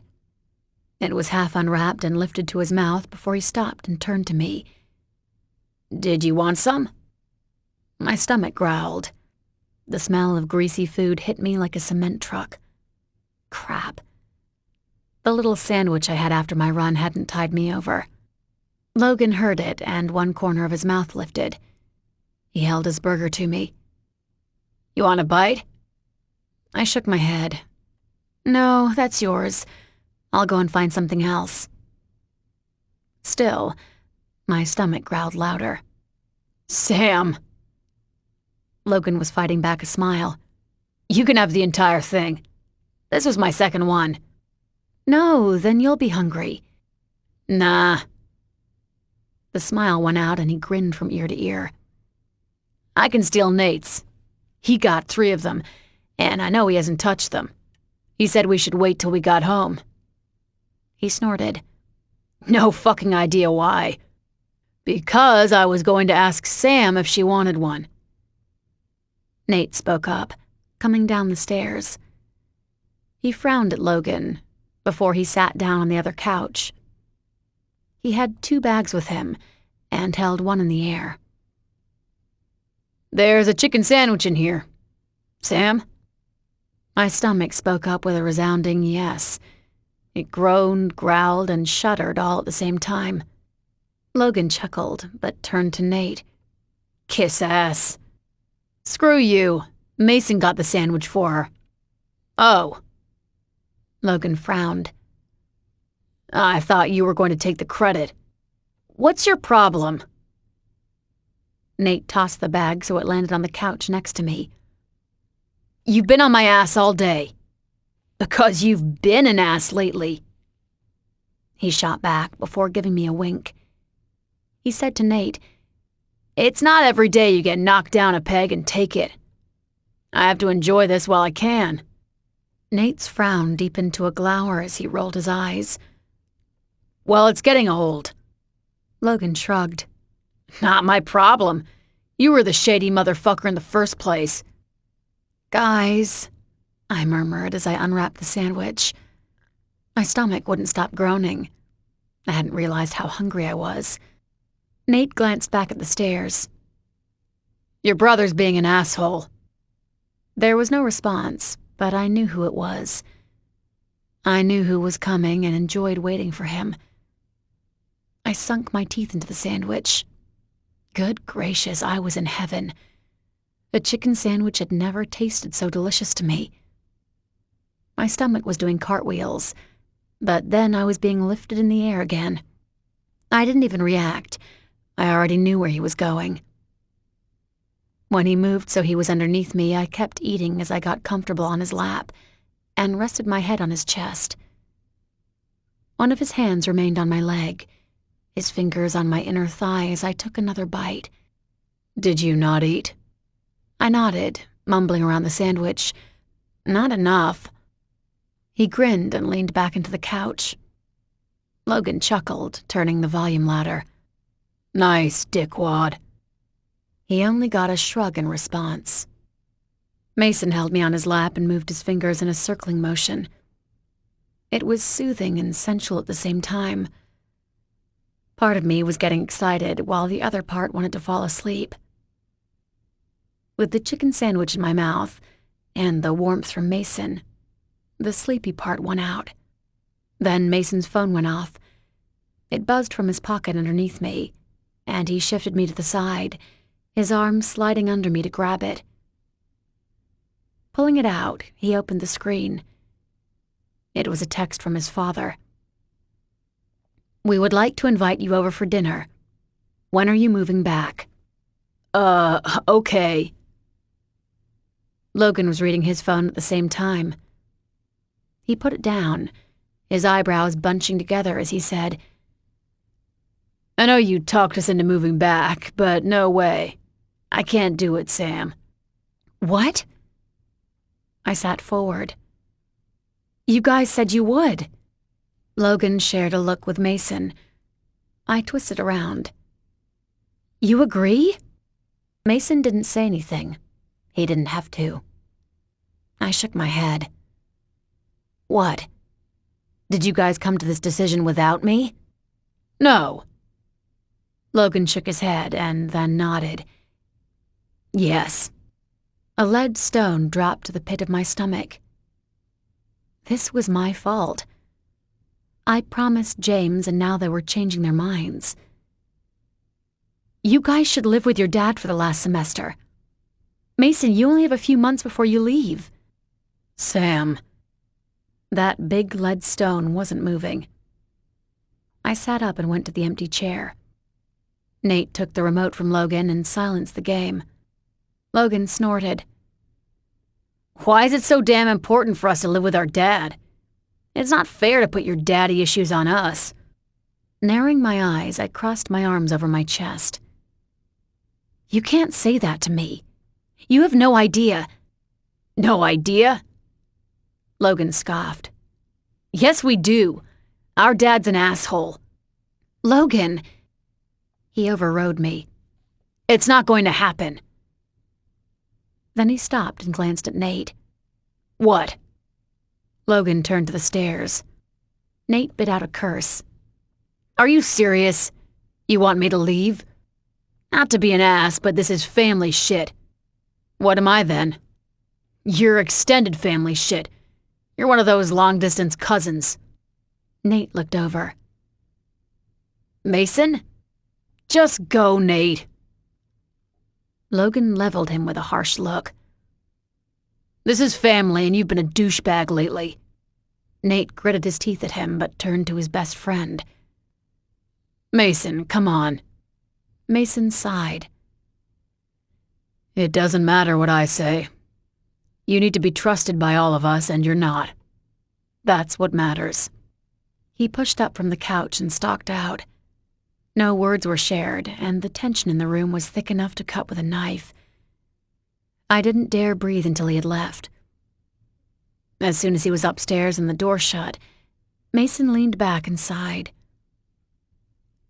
I hope you guys know what you just did. Logan sent him a dark look. Screw you. I already ripped him a new one this morning. Not good enough. Logan interrupted him. He shot forward, his eyes stormy and his lips pressed in a tight snarl. Nate's been so far up your ass, I'm surprised you remember about the rest of us. As Mason glanced at me, Logan added, Except for Sam. You do need to get your daily screws in, don't you? Everything happened so fast after that. I gasped, but then Mason was off the couch. He had Logan pressed up against the wall in the next instant, one hand fisted in his shirt, and the other had pinned Logan's arm up. He snarled at him. Are you fucking with me? Logan twisted, jutting his hip out to move Mason aside, and then slipped his arm free. My heart was pounding. It sounded so loud in my eardrums that I struggled to hear the rest. Everything had jumped up in me, and it felt like my pulse was lodged in my throat. It was going nuts. Mason didn't move against him, but Logan didn't move away. They were almost touching, glaring at each other. I'm not screwing with you. You sure about that? Mason lashed back. Every muscle in him was primed. He was ready to fight. His hands had formed into fists and were pressed against his legs. He was holding himself back. Logan eyed him warily before sending me a furtive look. His shoulders were rigid, but they dropped a fraction of a centimeter. His jaw was still like cement as he clipped out. I'm not, but I am getting sick of this shit. Nate's up your ass 24/7. We are staying in his house. So let's move. And go where? A hollow laugh came from Mason's throat. He turned to me. Back to Dad's? Sam, there's no way I'm living with your mom again. I meant to tell you earlier, but I forgot. Rising from the couch, I hugged myself, but spoke up. It's not right that you guys are here. Nothing against Nate, but you should be with family during this time. My heart kept pounding, thumping against my ribcage. And yes, I caught the look he sent Logan. That means Logan and me too. I don't have a family anymore. Mason and Logan had been eyeing each other, but they turned as one now. I was front and center once again. I gulped. Sometimes their attention was a little much, too much at times. This was one of those times. I felt stripped and raw as I added, my life went to crap 5 months ago. My mom left my dad. I found out my dad wasn't my real dad. Then my real dad came into my life, but he's gone. They're both gone, and then my mom went psycho. I've got you two, and on the outside I am so jealous of you. You have a dad. He's still there. He loves you guys. Mason started forward, his voice soft. He's with your mom, Sam. I flinched at that. It felt as if he'd slapped me. I love you, and she hurts you. That's the math to me. If we go back there, she's going to keep hurting you. Mason was in front of me now, his hand lifted to touch the side of my face. There's no way I can watch that and not do anything. Logan spoke up. We can't scare your mom anymore. She's too crazy for that. So being there and seeing that happen to you... He gestured to his brother. I'm with Mason. There's no way I could watch that and not do anything. Except this time we'd really hurt your mom. It's best if we just stay away. Our dad knows the deal.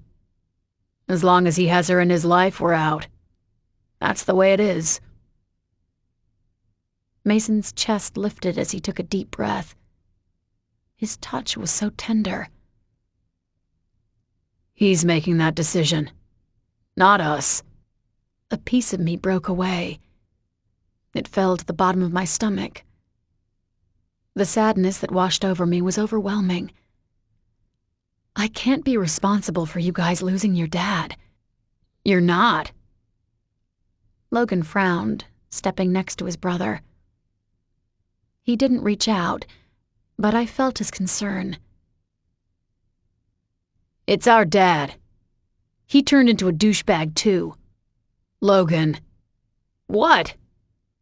Logan shrugged, giving his brother a crooked grin. The sudden tension from before was gone. You know it's true. Well, I guess our dad's always been a douchebag. How many mistresses did he have? Had to be 20 at least. He whistled in appreciation. Gotta give it to your mom. She's the one that landed him. Our dad must really be nuts if that's who he chooses to settle down with. He's stuck with her even after all the crap she did to Sam. The other half of his mouth curved up. Maybe we should have him committed. He can go through one of those brainwashing programs. Brainwash him back to being normal. He pondered that for a second. No, he'd just pick another winner again. This isn't funny. Logan shrugged. His crooked grin didn't lessen. Has to be.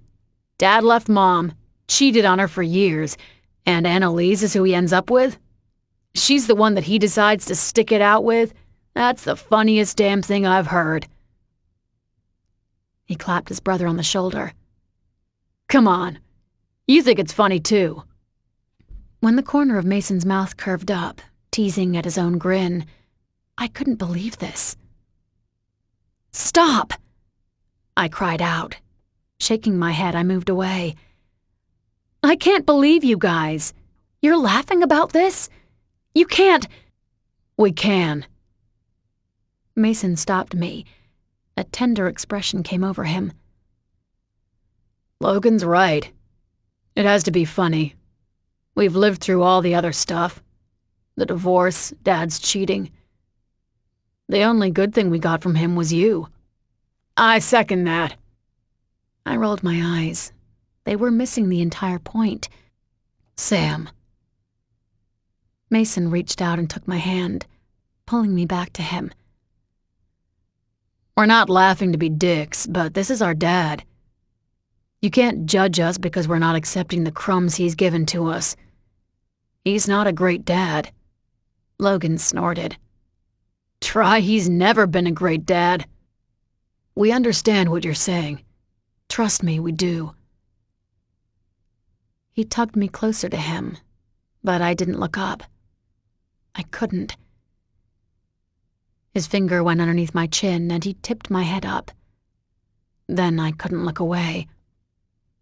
His green eyes caught mine, and the wall he normally had up slid away. He let me see everything. The bitterness, hurt, pain, anger. All of that was there. but it was mixed with love. I saw it. I felt it when he murmured, "I'm grateful to him for you. But because I love you, I can't accept your mother. There's no way. Would you? If you saw someone hurting me over and over again?" When he put it like that, I drew in a shuddering breath. I would kill that person. Logan started laughing. "We go from scaring to hurting. She jumps right to killing. Hardcore, Sam." He patted me on the shoulder. "It's why you're our little Cade. On that note, I love you. I'm sorry for my comment before, but I can tell where this is going. Believe it or not, I don't get off on watching the two of you." He pressed a quick kiss to my temple and headed to the stairs. As he got to the top, he called out, "Coast is clear. Fornicate away." Mason ignored him. "You okay?" I nodded. My throat was too thick with emotion to speak. "We can't move back in. We can't watch her hurt you. And he's not going to leave her, so this is how it has to be." He drew me against him, and I rested my head on his chest. If the situation had been reversed, there was no way I could do it either. I hadn't been joking. If I saw someone hurting Mason and Logan over and over again, I would do anything to stop them. Mason bent down and dropped a soft kiss to the top of my head. Chapter 7. "So you haven't told them yet?" Heather popped her head out from her locker as her mouth fell open. "I can't believe you. That was a week ago. Don't you think they should know?" Why? They know that Bud and Brett are trying to find out who I am. They said it to their face. She slammed her locker shut and handed me her notebook. "Hold this." I did. "What do you want me to do?" Heather stopped looking through her book and glared at me.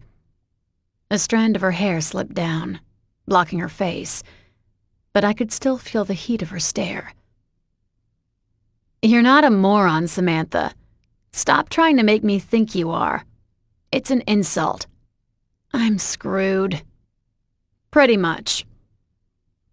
Her eyes lit up as she found her page and folded over the corner.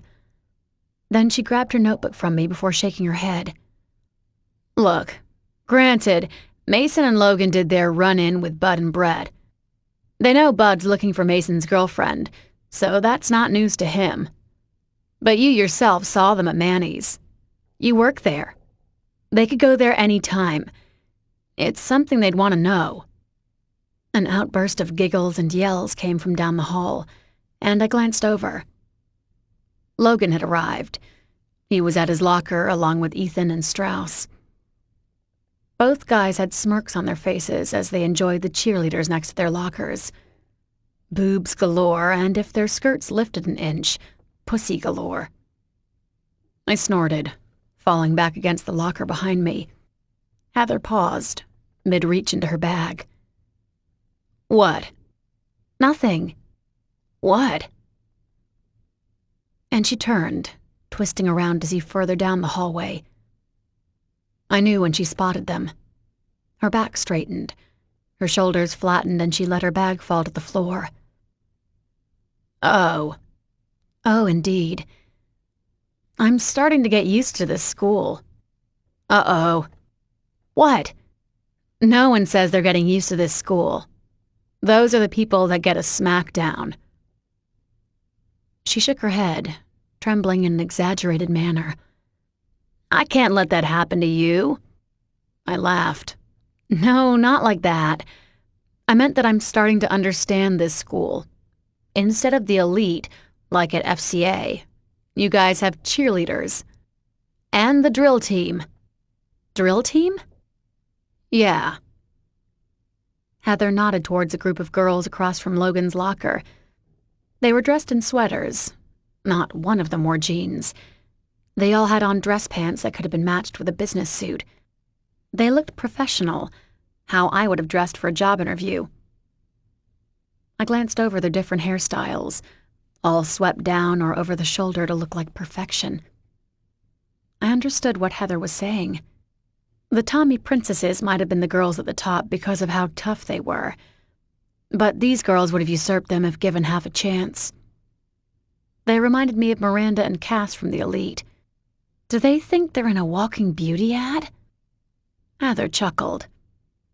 As we headed towards them, she added, "Those girls try to get the boyfriends.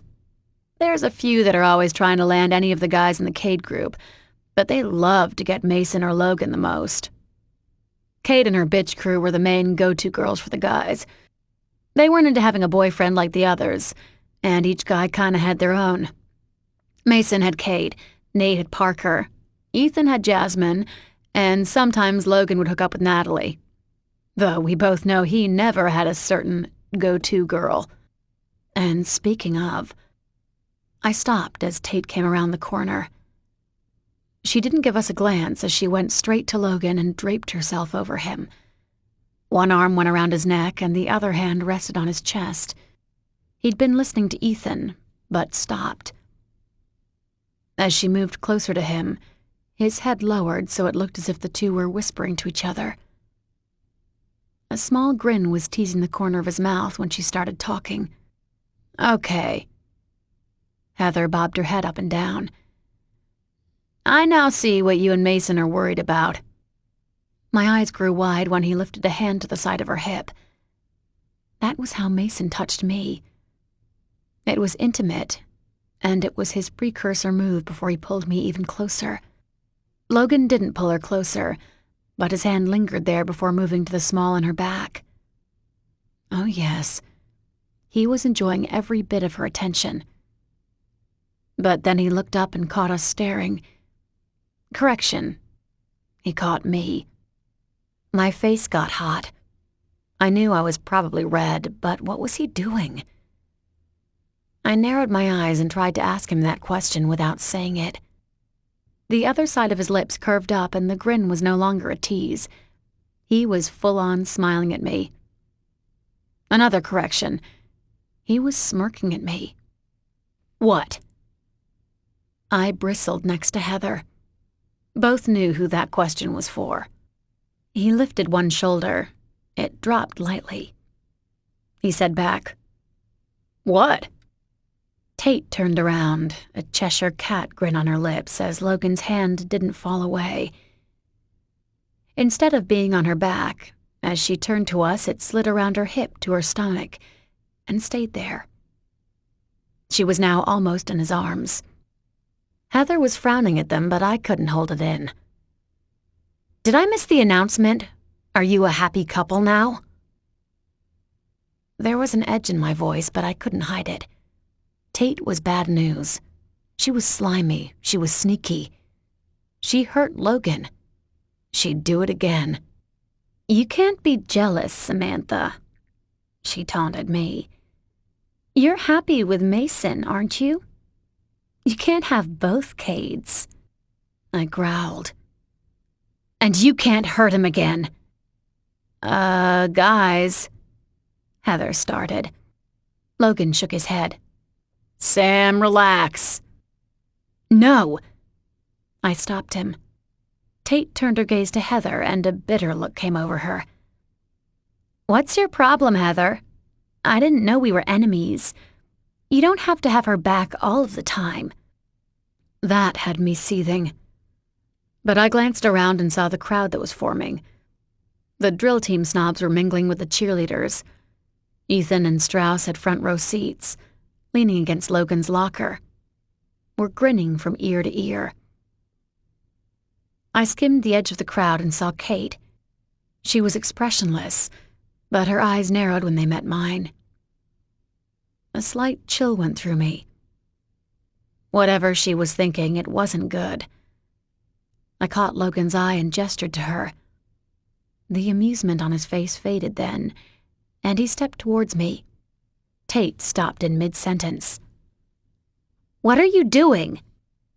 Ignoring her, he took Heather's arm in mine, pulling us through the crowd. "Logan!" Your girlfriend is calling, Heather told him. He grimaced. Okay, that was a joke. I can't believe you guys got so riled up.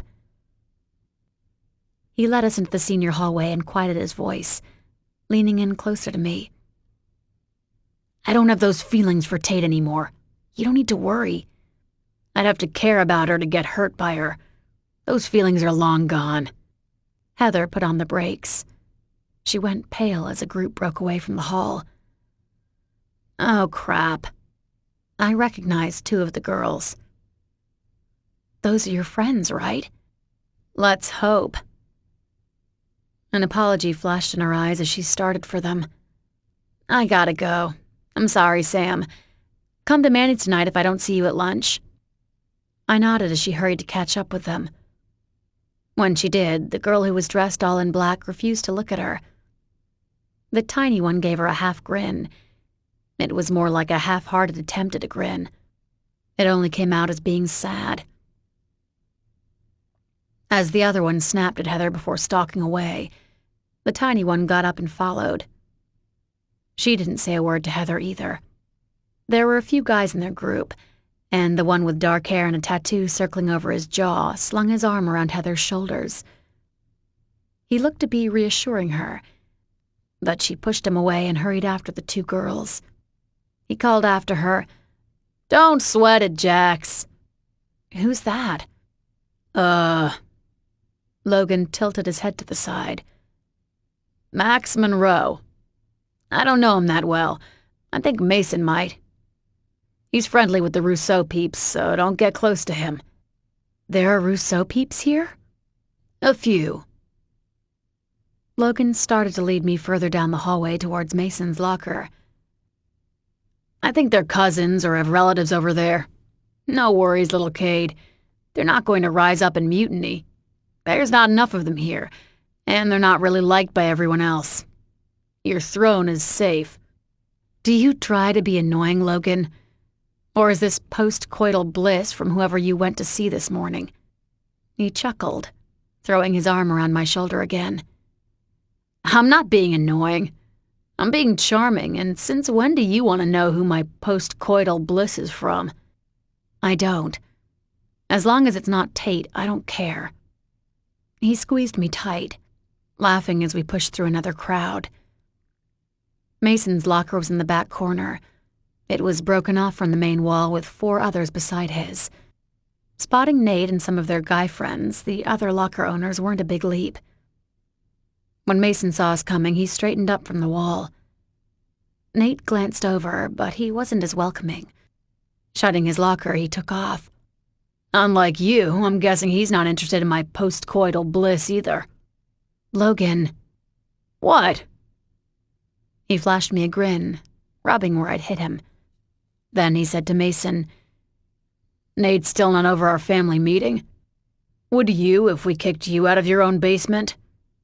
Mason grimaced as he eyed Logan's arm that was still around my shoulder. "Do you always have to touch my girlfriend?" "What?"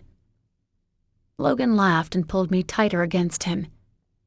He rubbed his hand up and down my arm. "I thought you'd be happy that it's not Tate I'm touching. Sam just saved me from her clutches, you know. Your ex is causing more trouble?" Logan's grin fell flat. "I was joking about Tate."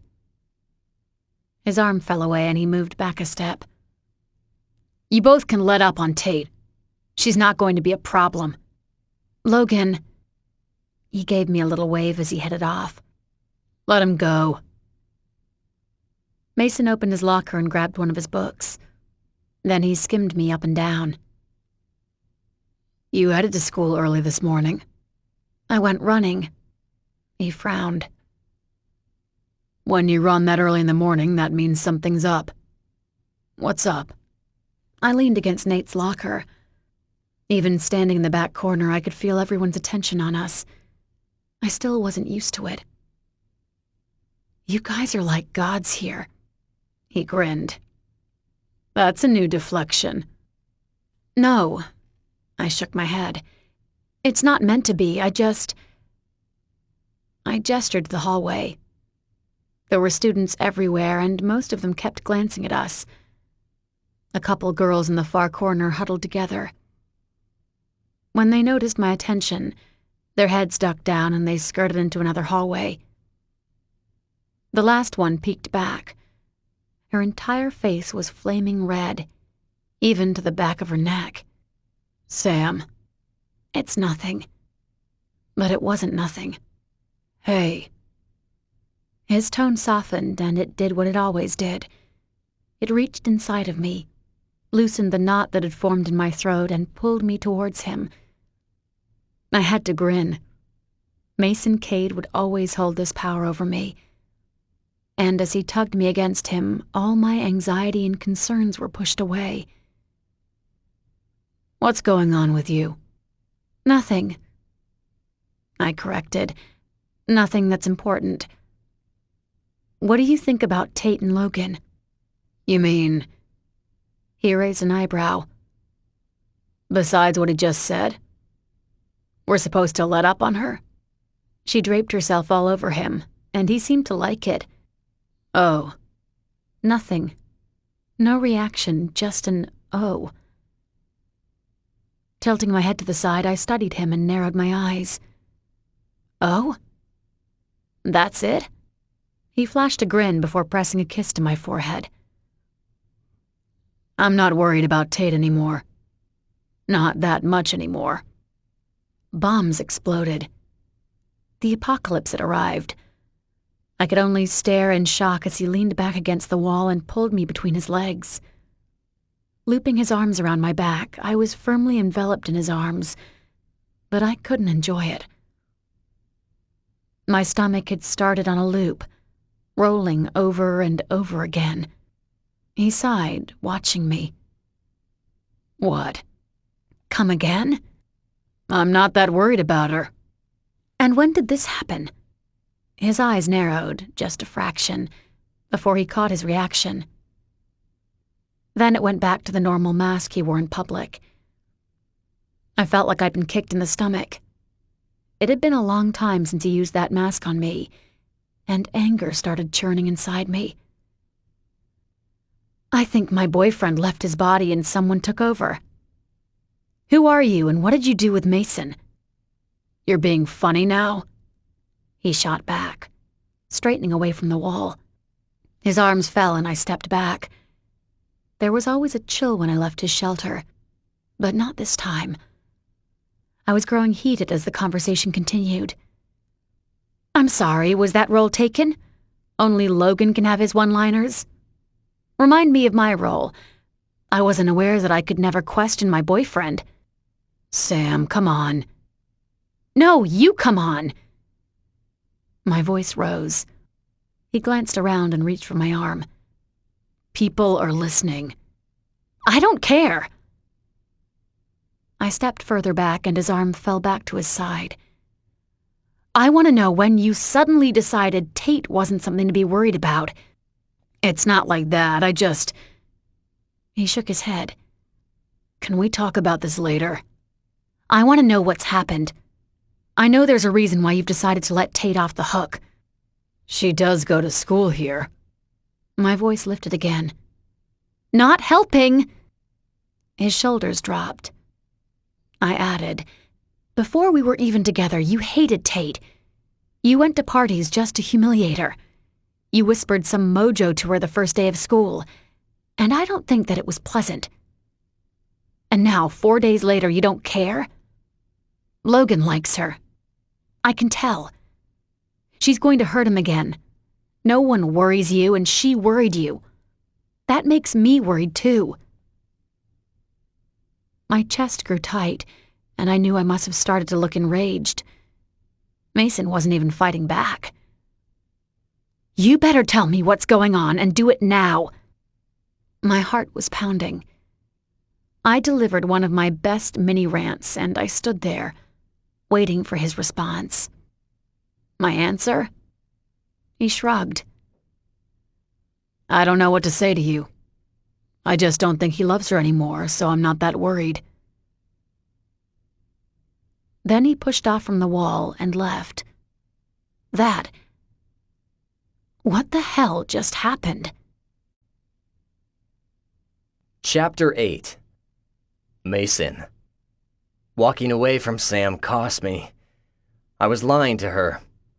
She asked me a question, point blank, and I dodged it, point blank. She wasn't an idiot, but I couldn't tell her the real reason. Logan said he wanted to play with Tate, fool around with her, use her.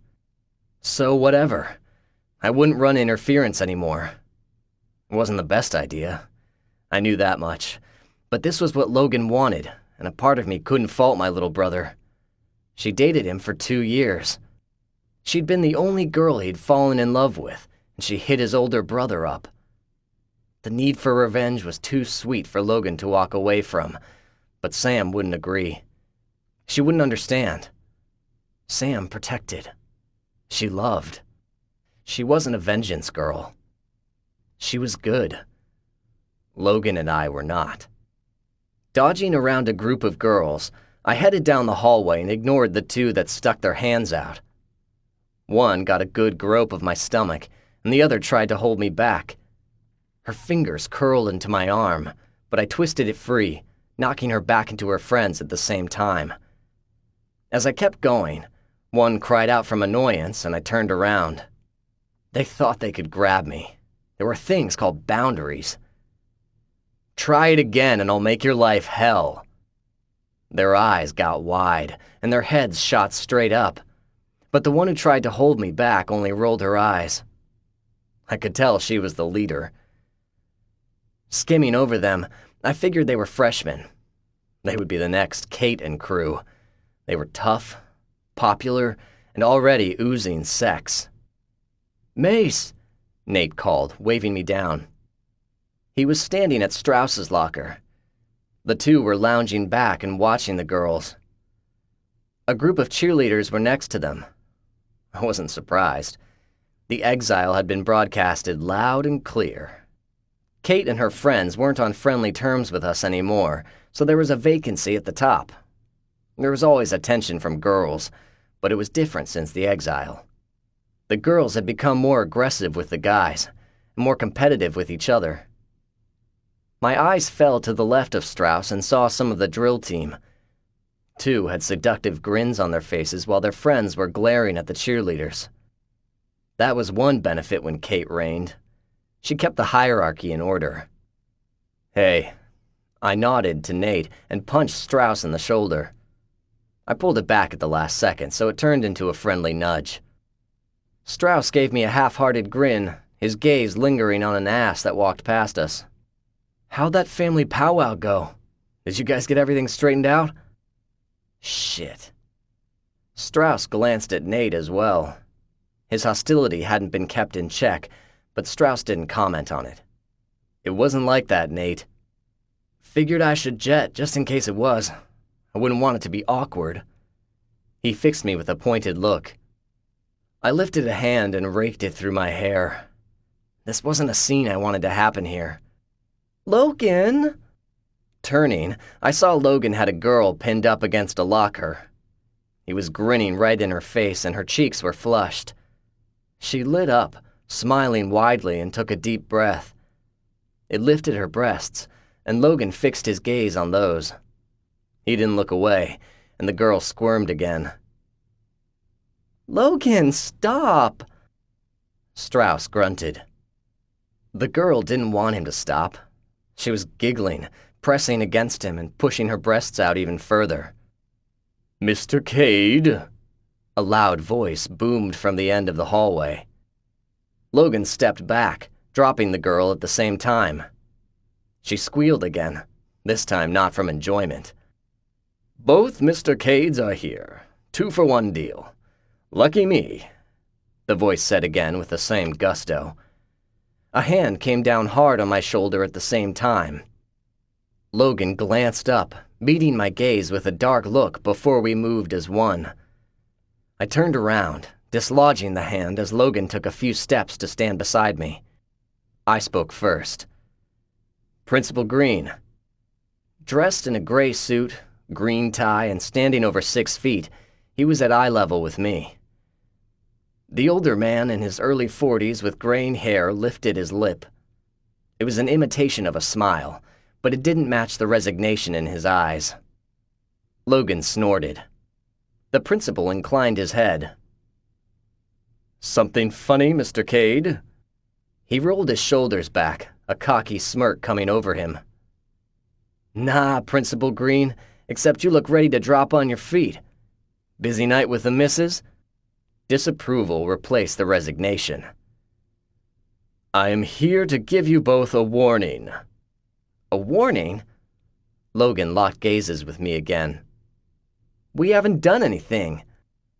"Yet," someone coughed from behind them. Nate, Strauss, and some of the others laughed at the comment. A girl added in a groan, "They can do anything to me that they want." Her friends giggled and began whispering together. Someone snapped at them, "Shut it! Stop being so annoying." Kate. The girls fell silent. Principal Green surveyed the crowd in the hallway, shaking his head at the same time. "How is it that you two command so much attention in this school? I've never met another person, much less a pair of brothers, that can compete with the level of power you hold over my student population." Logan shrugged. "We're cool, an inspiration to others." A smattering of laughter started again. Principal Green drawled, "I highly doubt that."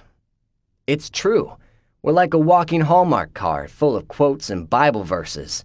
We make people feel like they've been touched by an angel." "Oh, shit!" Someone laughed. Another commented, "He makes people feel touched all right." A third snorted, "And not from anything angelic." I cleared my throat and everyone shut up. "What did you come here to say?" "I got an interesting phone call from our local police." I glanced at Logan. What the fuck? Then I narrowed my eyes at the principal again. "They're screwed," a guy laughed. Principal Green twisted around. "Don't you people have classes to go to?" A few left. Most stayed. He sighed. "I'd rather not have this conversation with an audience. Mason, Logan, both of you come to my office?" It was asked as a request. It wasn't. We followed him to his office. As we were about to turn right into the main office, Sam was coming from the left. Both of us saw her and she stopped mid-stride. The arm that held her books fell to her side and her mouth opened. A questioning look came into her depths, but I also saw the hurt still there. My jaw clenched and I turned away. Logan wolf whistled at her. She didn't reply. I felt her gaze burning into the back of my skull. My shoulders tensed, and I gripped the handle on the office door harder than necessary. I knew Logan caught the exchange, and I knew my little brother wouldn't understand.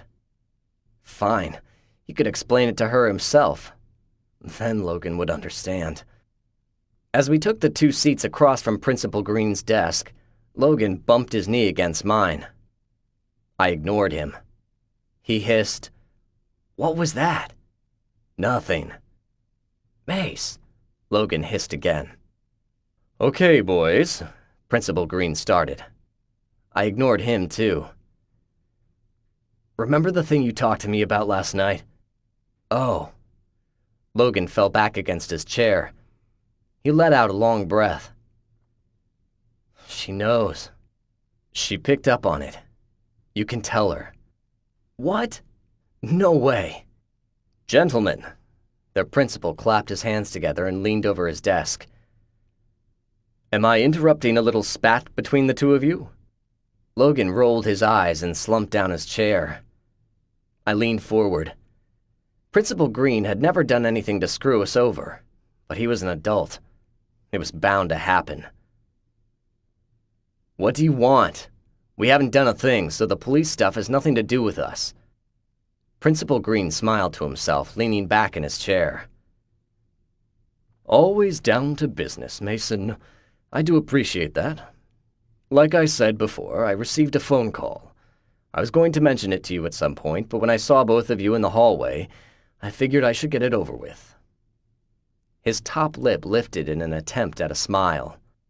"Congratulations, Principal Green." Logan rolled his eyes. "But here's a tip. Don't give your number out to hookers. They can't call for bail the next day." "I was called by the police station this morning." "You know a hooker that got arrested?" "Logan Cade." "Or don't even use hookers. If you get a mistress on the side, buy a prepaid phone. Make sure to use cash. The wife can't catch you and your lady friend can call you all she wants." "Mr. Cade, you should leave before I put you in detention." He ignored him. "Don't go on Facebook either. I wouldn't even have an account if you become a pro cheater." "Leave or I'll give you detention. I am not in the mood." Logan snorted as he stood up. "Detention? What will the coach say? I'd miss practice." "Leave, Mr. Cade." "Leaving, Principal Green." Logan flashed him a grin and lifted 2 fingers in the peace sign. "Remember my tip. Don't give your number out to hookers and no Facebook. It'll save you a lot of trouble." As soon as the door closed, I stated, "We didn't do anything." "I know. They know that too, but someone else did. Bud and Brett Brideau. They went to Quickies and beat up a clerk. When the clerk was questioned, he indicated an earlier incident with them this week. He said you almost fought them." "They beat the guy up?" "Yes, they did." He cleared his throat. "Everyone is aware of the strained relationship between the 2 schools. There have been past incidents, and this is my warning to you, Mason. Stop it. This rivalry with Bud and Brett Brideau needs to stop. This is between them and you, but both parties have included their schools. Other students will be hurt by this. Have you considered those consequences?" My tone went cold. "I'm aware of the consequences." Then I left. Principal Green didn't stop me, but it wouldn't have mattered. I didn't care to listen to any more advice from him. I was more aware of the consequences than anyone else. Samantha. As the rest of the week passed, I was in an alternate universe. Logan was pissy because I disapproved of Tate, who continued to stop at his locker every chance she got. Nate was pissy. Well, that was deserved. We kicked him out of our meeting. I was pissy with Mason because he didn't disapprove of Tate anymore, or because he didn't explain it to me. There must have been more to it than what he said. He didn't have some sudden realization that Logan wasn't going to fall in love with Tate again. There was a reason. This was Mason. There was always a reason. And as the rest of the week wore on, I was starting to realize he wasn't going to tell me. The conversation was avoided, and when I brought it up, he'd distract me. Of course, most of those places were distracting anyways. In the shower, in bed, in the car. The only place he didn't try was in the kitchen. The one time I raised the question again, he ate quickly and left. Some excuse was thrown over his shoulder as he headed to his car. I wasn't happy. I wasn't happy at all. But when Friday came around and I found myself in an empty house, I was ready to admit defeat. I had no idea where anyone was, but I had a shift at Manny's. The evening would go fast, or that was my hope. When I got there was no one. Crickets. The door shut behind me and sent an echo throughout the place.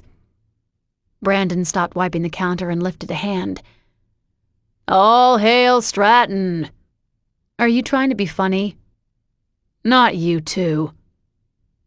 His grin vanished. "Not me what?" "You're crabby." He gestured inside the kitchen with a glass and towel in hand. "You and my sister. What's in the water at that school? She's been crabby all week." "Shut up, Brandon," I heard through the door. "Just be happy you're still getting dates." Her voice became clearer as she stood in the doorway. Her hand was in her hair. It looked stuck there. You're almost a has-been, tending bar for a living. Screw you! I own this side, remember? She rolled her eyes, stalking past him and shoving open the screen door. When it banged shut behind her, she plopped down in one of the lawn chairs. The smell of cigarette smoke soon drifted inside. The usual sibling camaraderie had vanished. Following her outside, I took one of the other chairs. What's wrong? Flicking the end of her cigarette, she got up and shut the solid oak door. Letting the screen door shut after it, she sat back down and took a long drag before she shook her head. Her voice trembled. Have the Tommy P's done anything to you this week? I frowned. What? No. And I was surprised by that. They'd been so grrr and threatening before, I had expected something. Why? Taking another long drag, she reached inside her pocket and held her phone to me. They've been sending me texts all week. About what? She snorted. Can't you guess? I could, but I didn't want to. They were starting with my friend. I knew this was the beginning. The first one read, "First warning, bitch." I rolled my eyes at their originality and clicked on the next. "Second warning, cunt." Again, so original. The third and fourth were the same. More warnings followed by an expletive. Then they started getting interesting. The fifth read, "Ditch the bitch or you'll be sorry." Something new. The sixth was different. "You used to cut. The word is out. Want to know who told?" I paused and glanced over. Heather was on her second cigarette already. I held my tongue and read the next one. "We know about your mom. Want that out too?" Heather told me her mom left when they were kids. I wondered what more there was to the story, but went to the eighth text. "Fire Stratton. If you don't, we'll destroy your daddy's livelihood." I couldn't read the rest. A sick feeling took root in my gut. "I'm sorry." Heather ground out her cigarette and lit a third right away. As she settled back again, she shook her head. "Brad plays ball with Natalie's cousin. Never considered warning my oldest brother not to say a word. I'm guessing that's where she learned all that stuff." Her voice quivered. "You used to cut yourself?" She inhaled a long, deep drag before shaking her head. "In 7th grade. That's when my mom took off. I was an idiot. She was a horrible person, but I didn't want a dad that first year. I wanted her back. I blamed him for everything, even though she was the one that cheated, and she was the one that left us. He stayed. She didn't, but I wanted her." There was more to the story. I heard the pain in her voice. "Your mom cheated?" Something we had in common. She nodded, looking so bleak and defeated. The wind picked up and blew her hair back. It flattened her shirt against her small frame. She was already slender, but the material was so thin that I could see her ribs. Knowing she couldn't have lost so much weight over just this week, it still made me feel guilty. "I'm sorry," I told her. "For what?" She was almost done with a third cigarette. "I don't like being told what to do. That's what she used to do. Kate and the tomboy bitches are just like my mom. I hate being told what to do." She drew in another drag, cursing at the same time. "They want to tell me what to do. Tell me to drop someone who's been a better friend than most of my others. I'm really starting to hate them, Sam. I'm talking really hate them, like I want to cut them how I used to cut myself." I didn't know what to say. Heather had stood by me, but she'd been distant all week. "You never told me about your friends. They didn't look happy with you the other day." "Yeah." She drew her knees up into the chair and wrapped her arms around them. They looked like twigs. Still holding the cigarette, she drew in a deep breath. I saw how she swallowed, grimacing at the same time. I can't really blame Corey or Rain. Rain? Rainbow. Her real name is Rainbow? No. She blew out a puff of smoke. Her real name is Jenny, but we all call her Rain. She's always wearing something with a rainbow. Always has, now that I think about it. Since the 6th grade when she moved here. Rain's short for Rainbow. You said she's an albino. Yeah. Her voice softened and her eyebrows set forward. Frowning to herself, she grew thoughtful.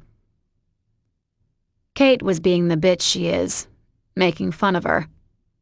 Corey stuck up for her, and the two have been close ever since. Helps that Corey understood. Kate's been picking on her since the 3rd grade, I think. No wonder they don't like me. It's not you. Heather shook her head, lifting the cigarette again. It's Mason and Logan. It's not even them, really. It's just because they were friends with those girls for so long. They're why Kate and the Tommy P's got so powerful, you know. They gave them weight or cred or whatever. No one wanted to mess with the girls that were friends with the top guys. Hey! Brandon banged on the door. Game's going to be over in an hour. Heather groaned, finished her last cigarette and put it out. What game? Both frowned at me. The basketball game. Fallen Crest. A foreboding sense of dread kicked in.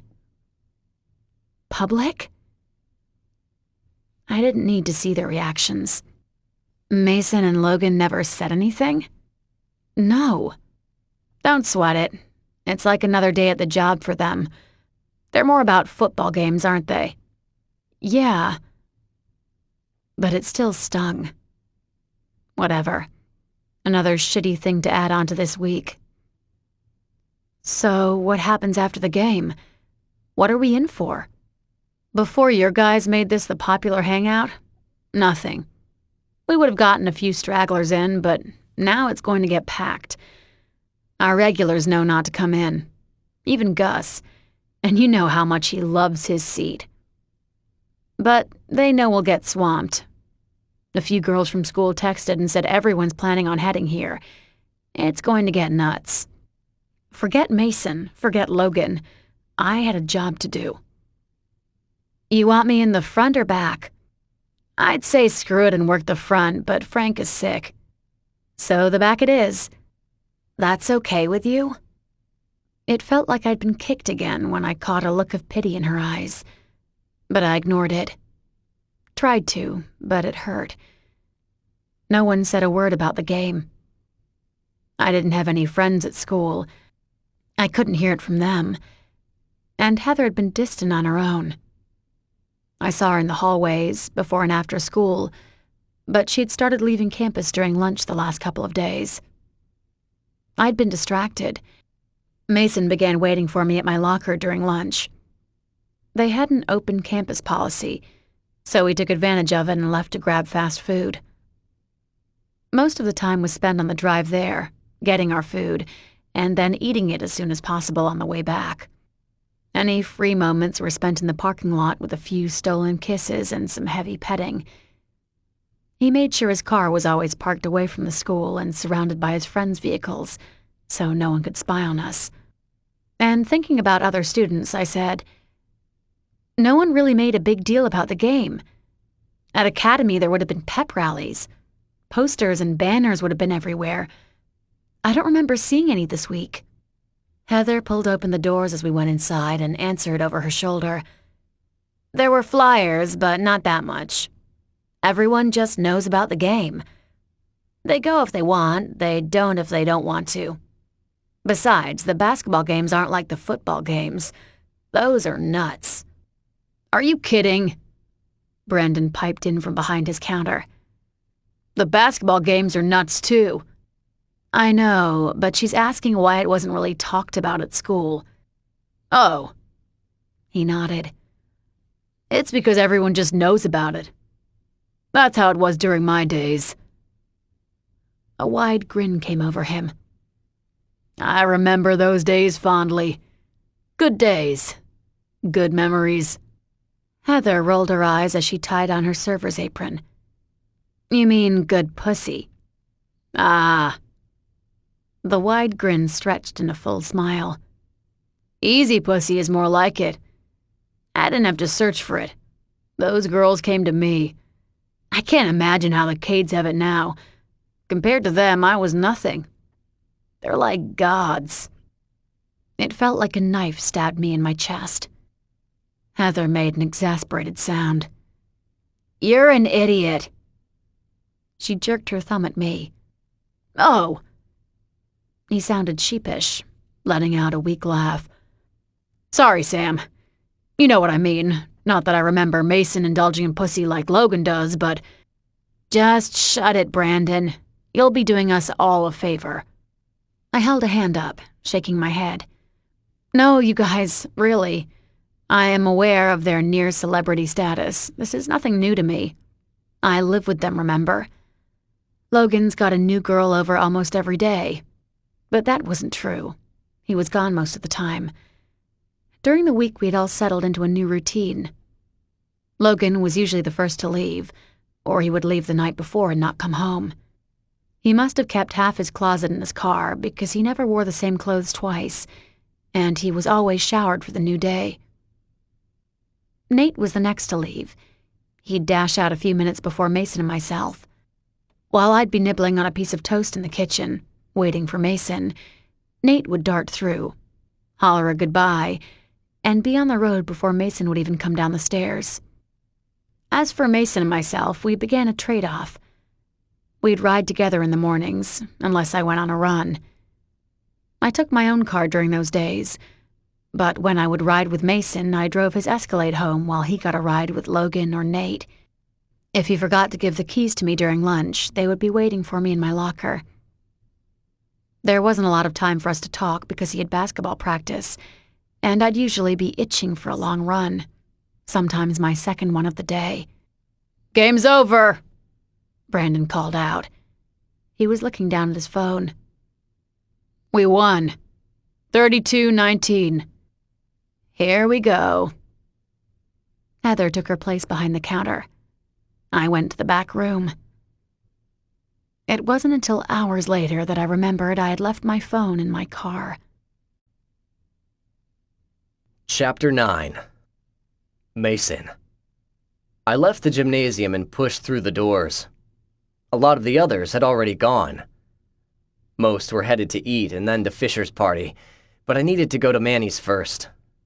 Sam might not want to go, and after the way I'd been dodging her question all week, I needed to make it up to her. Whatever she wanted was whatever she was going to get. My jaw clenched as I remembered the hurt in her eyes when she realized I wasn't going to answer her. Shit. I couldn't. If I did? No way in hell. I couldn't. That was the end of it. My hand tightened on my bag as I crossed the parking lot. Logan's car was still parked next to mine. What was my brother still doing here? Nate's car was here too. Things were cold between the two, but they could joke around with each other.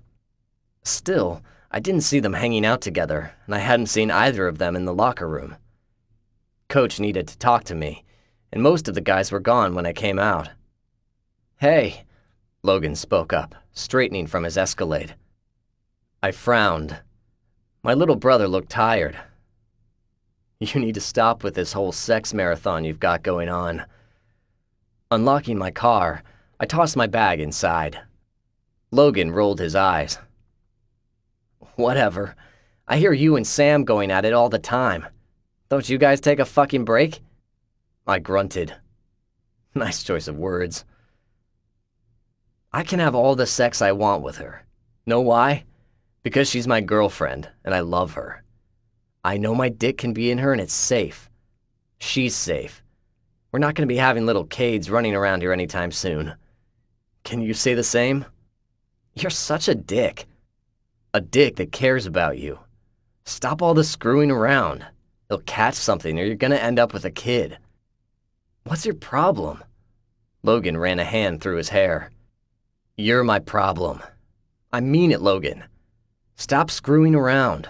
Find a girl, get some feelings for her, and be rabbits. He was pissed. We both knew it, but I wasn't going to ask for the motivation of his sudden marathon. There has to be some girl in this town that you could date who's not Tate. Logan shot me a dark look. Get over yourself. I don't love her, and you know it. I narrowed my eyes, studying him before I relented. Do whatever you want. Mom'll love being a grandmother. My brother shot me a different look now, one filled with dark humor. Can you imagine that? Helen quilting little booties for the kid? She'd flip out. If we thought she went nuts after the divorce. I chuckled. I've got a feeling we haven't seen nothing yet. She'd go apeshit. I'd feel bad for whoever the chick would be. Logan shuddered, laughing at the same time. Then he stopped and studied me for a moment. What are you going to do about Sam? The amusement was gone. A cruel glint appeared, and Logan added, Mom's moving back to Fallen Crest. What's Sam going to do when you leave for college? I cursed. That's for me and Sam to deal with.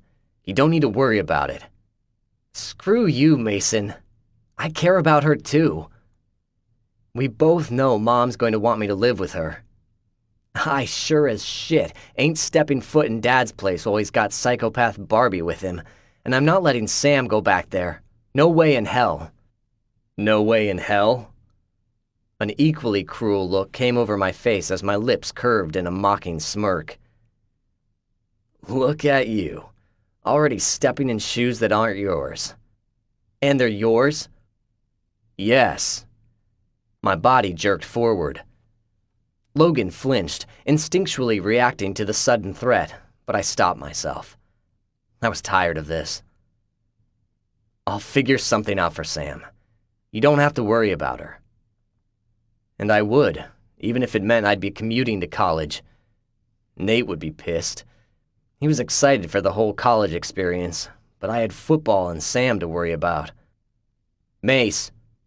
Logan snapped his fingers in front of my face. What? Where'd you go just now? Nowhere. All that crap could be dealt with another day. What's the plan? Why are you still waiting? I thought you'd be long gone by now. Logan shrugged, shoving his hands into his front pockets as he leaned back against his car again. One of his legs lifted and rested against it. A sudden yawn came over him as he glanced around the emptied lot. I was. Everyone decided to go for pizza instead of Manny's tonight. I figured you'd go there before the party. Sam's working tonight, right? I was gonna see what she wanted to do. And how pissed she was at me. You going to eat there? Maybe. You? Thought about it. I'll probably get with someone tonight, but we haven't had much family time this week. Yeah. A slight movement from the far end of the parking lot caught my attention. Narrowing my eyes, I moved forward to get a better view. A person was coming around the corner. And that walk. It was Nate. What is it? I shook my head at Logan. Nate was heading towards us, his hands shoved deep in his sweatshirt's front pocket. His hood was pulled up, and he was hunched forward. I caught the little movement he made in the front. Nate moved to pull up his zipper. I gestured to Logan, lowering my voice. Can you take off? Don't let him see. Logan frowned, but lowered his voice too. Sure. Why? Nate got laid over there. Say no more. And then Logan melted into the darkness, going the other way around his car. I waited until Nate had almost gotten to our cars before I spoke up, much the same as Logan had done to me earlier. I thought you'd be gone by now. Nate's head whipped up and he stumbled in his footing. Shit, Mason. You just gave me a heart attack, you fucker. Relish it. You're such an ass. Nate barked out a laugh as he pulled his keys from his pocket. Shaking his head, he asked, "What are you doing here?" Coach wanted to talk about the game.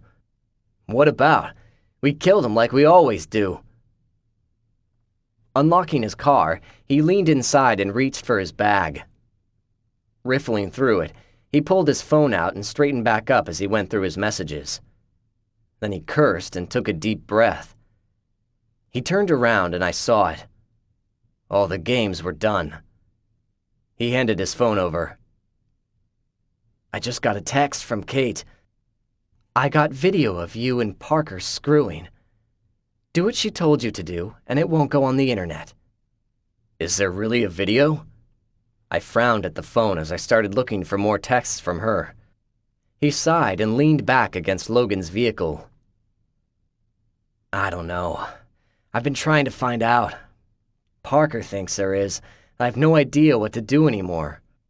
I went cold. "Is this why you've been a shady motherfucker lately?" Nate nodded. "I've been scared. You and Logan have both been on my ass about not being a good friend. Then I wanted to say something that one night, but you guys closed ranks on me. I was shoved out, so I thought, fuck it. I'll fix it myself." He gestured to where he came from. "I've been keeping things up with Parker because I need her to find the tape. I have no idea where Kate might have put it, if she even has one. She says, do what she told you to do. What are you supposed to do?" Nate swore under his breath. "You're gonna be pissed." Already getting there. And I was. They wanted me to drug Sam one night and take pictures of her. Nate didn't hold back the truth. He delivered without missing a beat. They wanted her naked and put in embarrassing positions. "Were you supposed to do anything to her?" Nate hesitated, but answered a second later. "Yes, but you know I wouldn't have done any of it. I've been stalling and trying to fix this on my own." Kate's fate was sealed. I was going to destroy her. "Push Parker to find out when the tape was created. Maybe we can figure out if there even is a tape before we call her bluff." Nate flinched. "We're going to call her bluff? We'll search her house first. Or you can pretend to be tight with Kate and get the tape from her." "No. That's the only thing she wants. You. Kate's obsessed with you. She'll do anything for you, even hand over a video she used to blackmail your best friend. Kate's obsessed with power. She'll go through anyone to get it, even my friends." Nate looked away and I paused. "Or has she already?" "What?" "Don't fuck with me." He nodded, sighing at the same time. "Yeah, she's come on to me a few times. Parker doesn't know. I haven't told her yet. If she had with him, she would have with the others." A new plan was forming in my head. "Don't. If Kate does it again, record it on your phone. We can use it against her." "Hey." Logan came around the car. His eyes darted between us. "What's going on?" "Nothing." Logan shot me a questioning look. "I'll fill you in later." I punched Nate in the shoulder. "Go to your woman. Keep stalling for us." "Actually," Nate glanced from me to Logan. "I told her I'd meet up with her in the morning. She thinks I'm going for pizza and then Ethan's party." Logan narrowed his eyes, his jaw locked in place, but he kept quiet. I kept a wary eye on my brother. He wasn't known for keeping his temper in check. This was one of those moments, so I said to Nate, "Then go. We'll see you later." As Nate went to his car, I knew my brother was a heartbeat away from exploding. I lowered my voice. "Relax, okay? I'll tell you the plan in a second." "Fine," Logan growled and waited for Nate to reverse. As he did, Logan said, "He was with Parker just now, but it sounds like you already know." A screech of tires silenced him. We darted around my car and heard a thud, followed by metal crashing into metal. Everything slowed. Holy shit. Beep. Oh my God. Logan breathed out next to me. We stopped, just for a moment, and we stared. Nate's car was in the middle of the intersection. Another car's front end had barreled into him, and both cars were smashed together. A sudden pause fell over me. I couldn't think, breathe, or hear anything. Then it cleared just as quick. Nate's horn kept blaring as someone screamed. Then I took off, sprinting to the accident. My heart had leapt into my throat, and my feet pounded onto the pavement. I couldn't get there fast enough. Samantha. The place was packed for the rest of the night. Heather popped her head in once to warn me Kate and her bitch crew had arrived. When they didn't see me, she said they left right away. A different emotion flared over her face as she passed along the message, but it was gone before I could place it. Maybe fear? But no. Heather seemed to be getting pissed by them. She couldn't be getting scared. A shiver went through me. I hoped she wasn't getting scared. That would mean they were winning. That they were getting to the one female friend I had. No one else had befriended me over the past week, and I wasn't sure if anyone would. It was later on, a few hours before closing, when I realized she hadn't told me if Logan or Mason had arrived. I was half expecting them to find me in the back themselves. Mason would have helped me. But Heather only came back to ask if I wanted to see any of my academy friends. I didn't.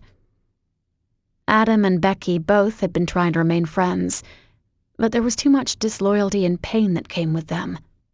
When the grill closed, I still hadn't heard a thing. Because I didn't want to make a big deal out of it, or worry Heather, I found her brother during a break. "Brandon?" He looked up mid-pour. "1 second." Finishing, he slid the drink across the counter to his customer and headed over.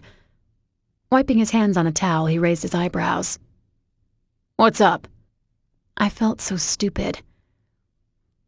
"Did any of Mason and Logan's friends come in?" He frowned. "No. Now that you mention it, that's weird. You worried?" Not helpful. I sighed. "I'm sure things are fine. I'm just surprised, that's all." I was about to go back for the last of the dishes when Brandon tapped my arm. He'd come closer and lowered his voice. "Listen, I know what you're thinking, and that's not the case. I was being a jackass earlier. No way would Mason cheat on you." "Thanks, Brandon. I am now thinking it's a possibility." Inching even closer, he scanned the room before he continued. "Listen, none of their crew came in." He shook his head, staring at me like I was supposed to know what that meant. I lifted an eyebrow. "And?" "Oh, yeah." He shuffled closer. "I remember those days. I know what it's like. If none of them showed up, that means something came up." "Who are you talking about?" "The popular crowd. You know, the in crowd." He nodded and patted my shoulder. "Something came up. I'm positive." "Why are you being awkward about this?" "Oh." He straightened and flashed me a grin. All that awkwardness was gone as he shrugged. "It's called being a nice brother. My sis wasn't a part of the inn. She doesn't know what it's like. You and me." Lifting an empty glass, he pointed to me, and then back to him. "We know what it's like." "Of course. Perfect sense." I shook my head. "No worries, Sam.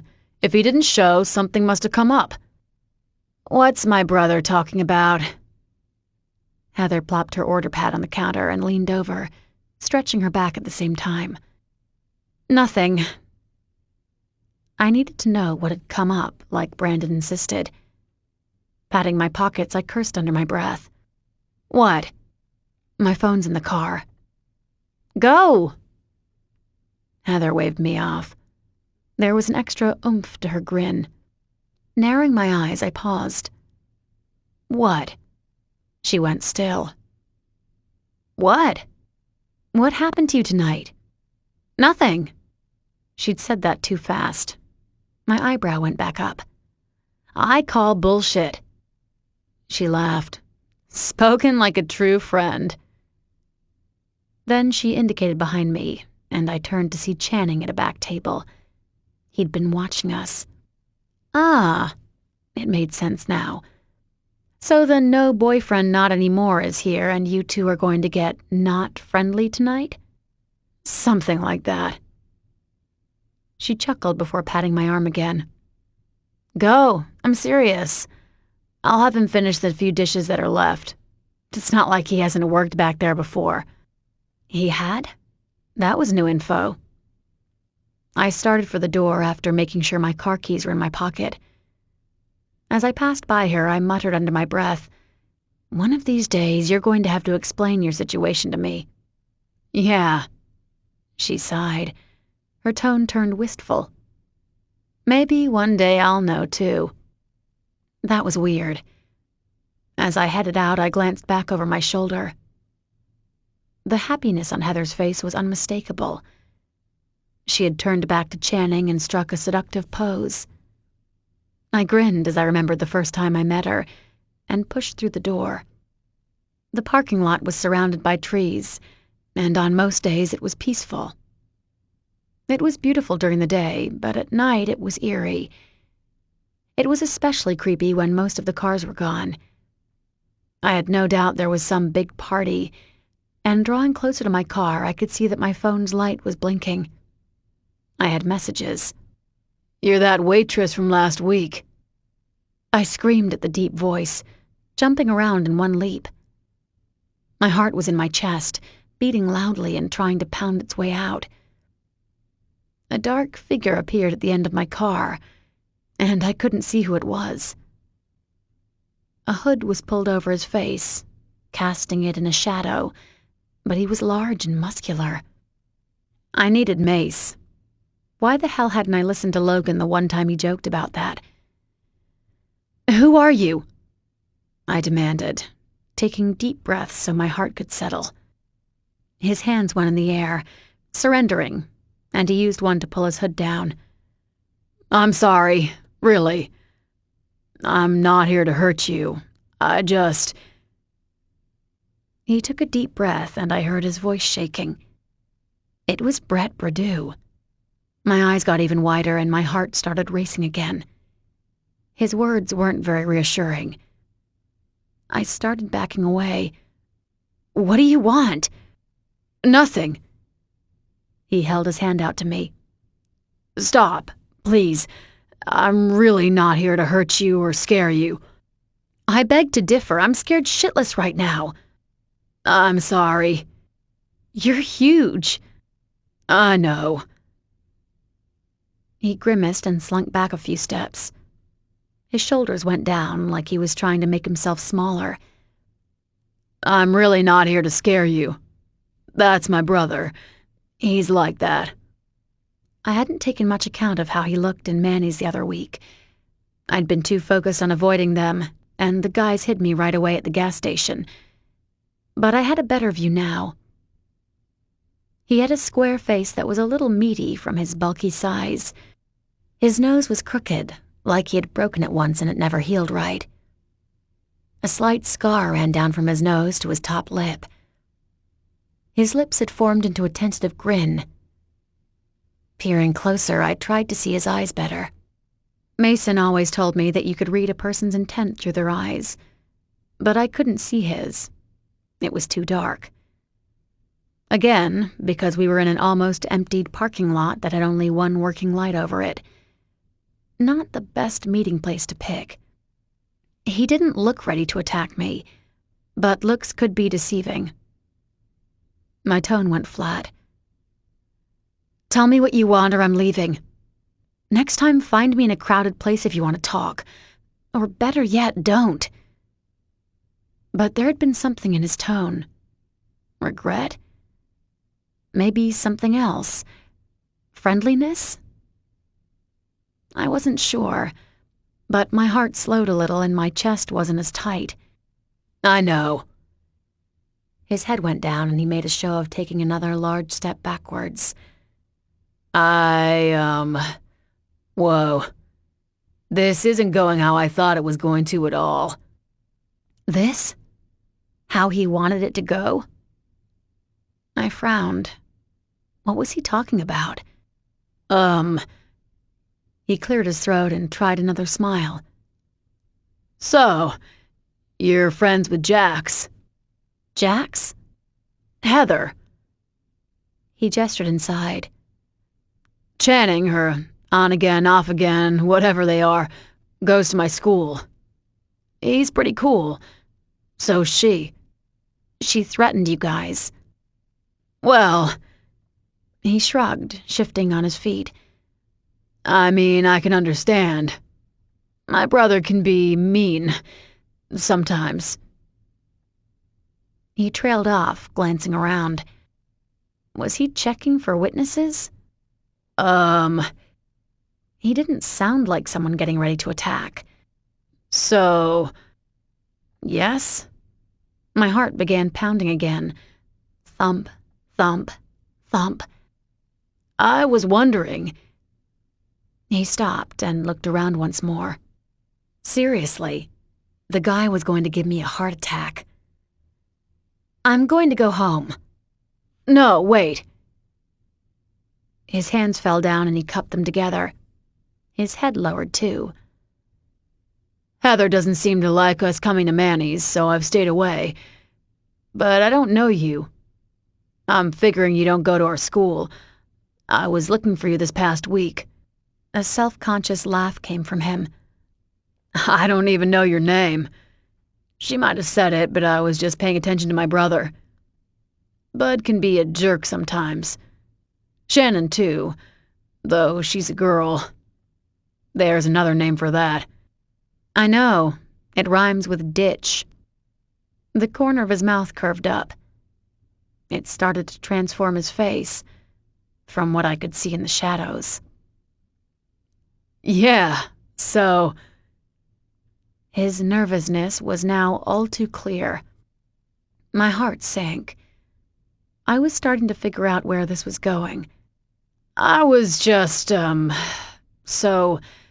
Do you... No, that's not right. He took a deep breath, pinning me with his gaze now. Would you like to go out sometime? Yep. I saw it coming. I figured it out, but it still didn't curb the shock, and my mouth fell open. He'd just asked me out. A Bredoux brother. Me. It all clicked with me now. He still had no idea who I was. I was just that waitress who works at Manny's. I closed my mouth. I had no idea what to say. Oh. He drew away from me even further. I see. No. I started, but stopped. What the hell was I going to say? I have a boyfriend. Oh. He straightened, now filled with relief. His voice came out stronger, more confident. I see. Who? What? Oh. His head flew up and he slapped himself in the forehead. I'm really sorry. It ain't any of my business. I wasn't going to beat him up or anything. Bud does that stuff, I don't. I mean, he gets me in trouble too sometimes, but I wouldn't do that. I think you're really pretty. The guy's lucky, whoever he is, and don't tell me. I don't want to know. I don't want you to be scared. We have a reputation. I understand and all. He was rambling. I had rejected him, and I was beginning to feel sympathy for this Bredoux brother. Hell had frozen over. The world had shifted on its axis. I'm going to go now. He started to turn. Wait. I stopped him. He stopped. Now I wanted to slap myself in the forehead. Why had I done that? I lowered my hand, hadn't realized I'd even lifted it. Nothing. Sorry. Okay. Well, bye. Bye. Awkward. The whole thing had been awkward. But lucky me. Brett left in the same manner he had appeared. He just disappeared. I had no idea where he'd gone. Brett Berdew asked me out. Me, Samantha Stratton. I nodded to myself. There was something funny about that. Then I remembered Mason, my phone. Hurrying inside my car, I grabbed it and hit the screen. The first text stopped everything. At the hospital. Car accident. The phone fell from my fingers. Chapter 10. The drive to the hospital passed in a blur. I was on autopilot and somehow found myself shoving through the doors to the emergency room without a clue how I got there. Taking 2 heart-stopping steps, my foot lifted for another when I spotted Logan in the corner. His head was down, his arms folded over his chest, leaning against a wall. His friends were around him, guys and girls I didn't recognize, but no Mason. My chest lifted and my lungs struggled to take a breath. Then Logan lifted his head. It happened in slow motion. His eyes scanned the room and then he saw me. Surprise came over him before it clicked. Comprehension flared next. My foot came down hard. It was worse than I thought. But he shook his head and pushed off the wall. His movement drew attention and everyone watched him cross to me. No, Sam. It's not like that. I was too scared to say a word. For one split second, I considered running. If I didn't know, I couldn't lose him. But I had to know. Is it bad? Tell me he's alive. He's fine. The brakes were cut, so he got blindsided by an oncoming car. He couldn't stop when he was leaving the lot. I would have driven onto the grass or something, not out into an intersection. Logan rolled his eyes. His arm came around my shoulder and he jerked me against him. I could feel the laughter reverberating through his chest. He's such an idiot, but it's a good thing he drives like a grandpa sometimes. My eyes closed and I sagged under his arm. I couldn't believe it. Mason is going to be fine. Mason is going to be fine. Mason is going to be fine. I could breathe. I tried telling myself over and over, but my brain and my body weren't working together. My chest was still tight, stretched from fear. Sam? Logan jostled me a little, hugging me tighter into his side. You okay? Mason was going to be fine. I opened my mouth to fill my lungs. Nothing. Sam? I heard him and my eyes flew open. Mason was at the end of a hallway, frowning at us, and a rush of relief came over me. My mouth dropped, but then he was heading towards me. As he drew near, he asked, You okay? A buzzing sound was in my head. I shook it so I could hear him, but then his hand was on my arm and he tugged me from Logan. Oh my God. My arms were numb, but I wrapped them around him and tried to hold tight. He moved us and somehow we were in a private room. Looking around, I saw a small room with some clothes lying on a cot. There was also a computer and a small TV. It looked like we were in a room where the doctors slept when they were on call. I closed my eyes when his head bent and I felt his breath on my neck. It felt good. It felt reassuring. I tried to hold him even tighter, but he asked, What's wrong? Nate's going to be fine. Wait.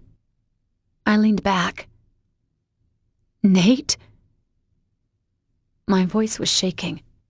He frowned at me. Yeah. Nate? Nate was in the car accident? Yeah.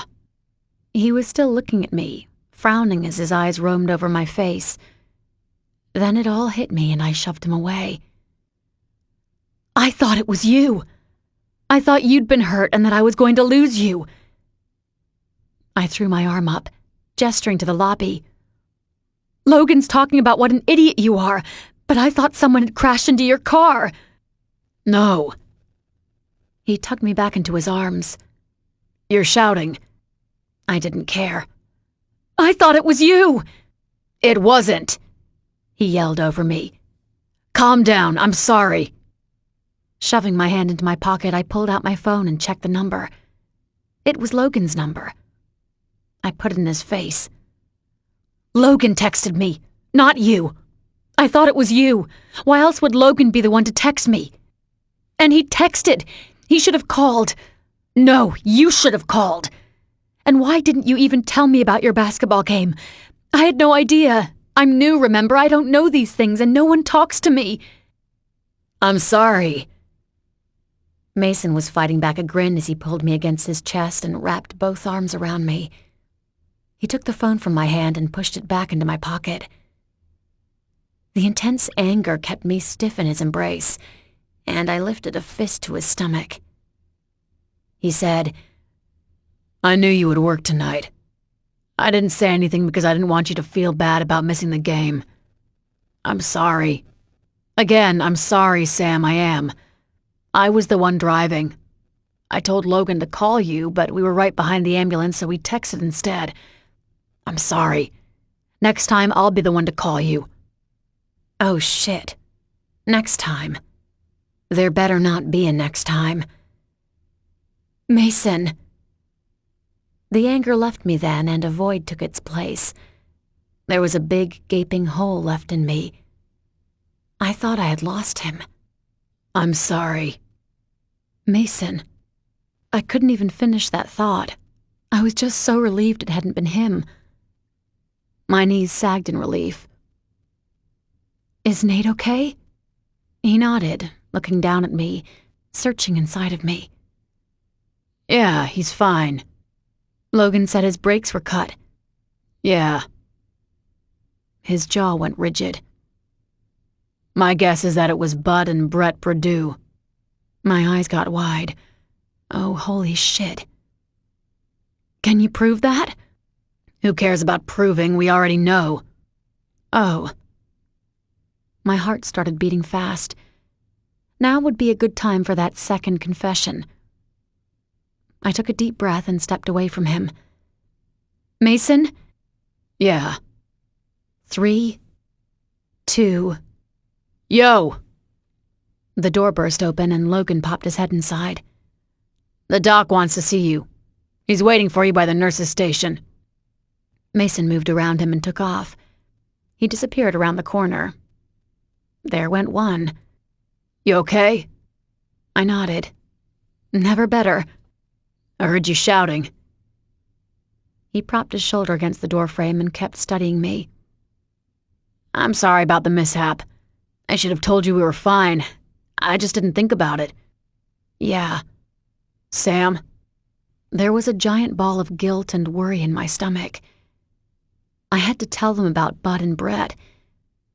It had been too long ago, but with Brett asking me out, Mason and Logan needed to know first. "Logan?" Yeah. "What are you guys going to do?" He frowned, but moved inside so the door shut behind him. Same room, different Cade. What do you mean?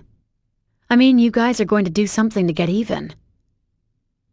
It wasn't a question. That was a fact. Everyone knew it. What are you going to do? He lifted one shoulder. I don't know. Nate will probably make the decision. They did this to him.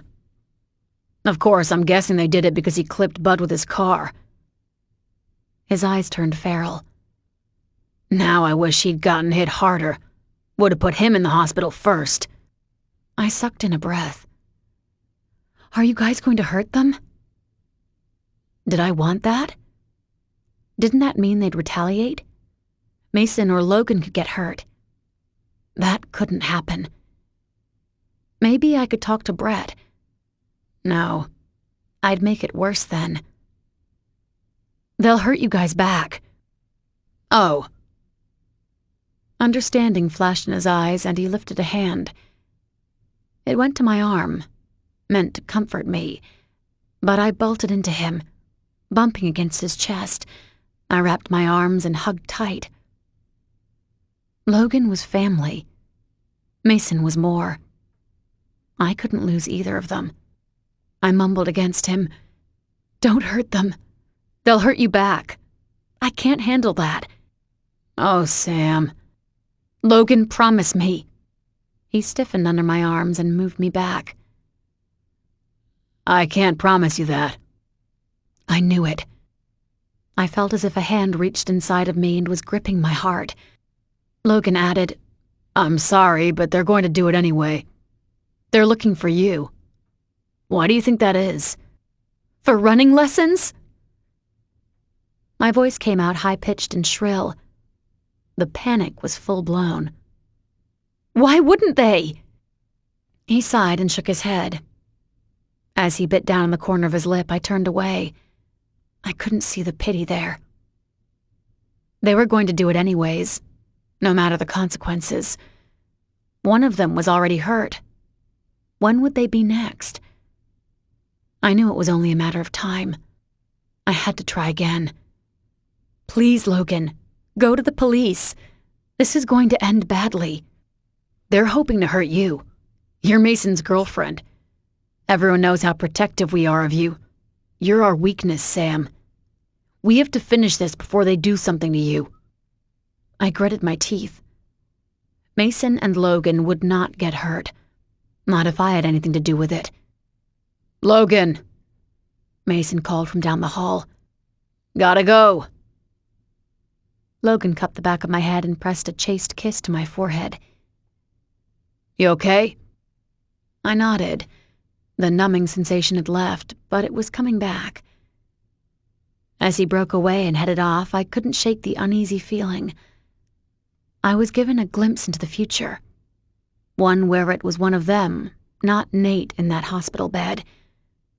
But it was worse. A voice broke through my reverie.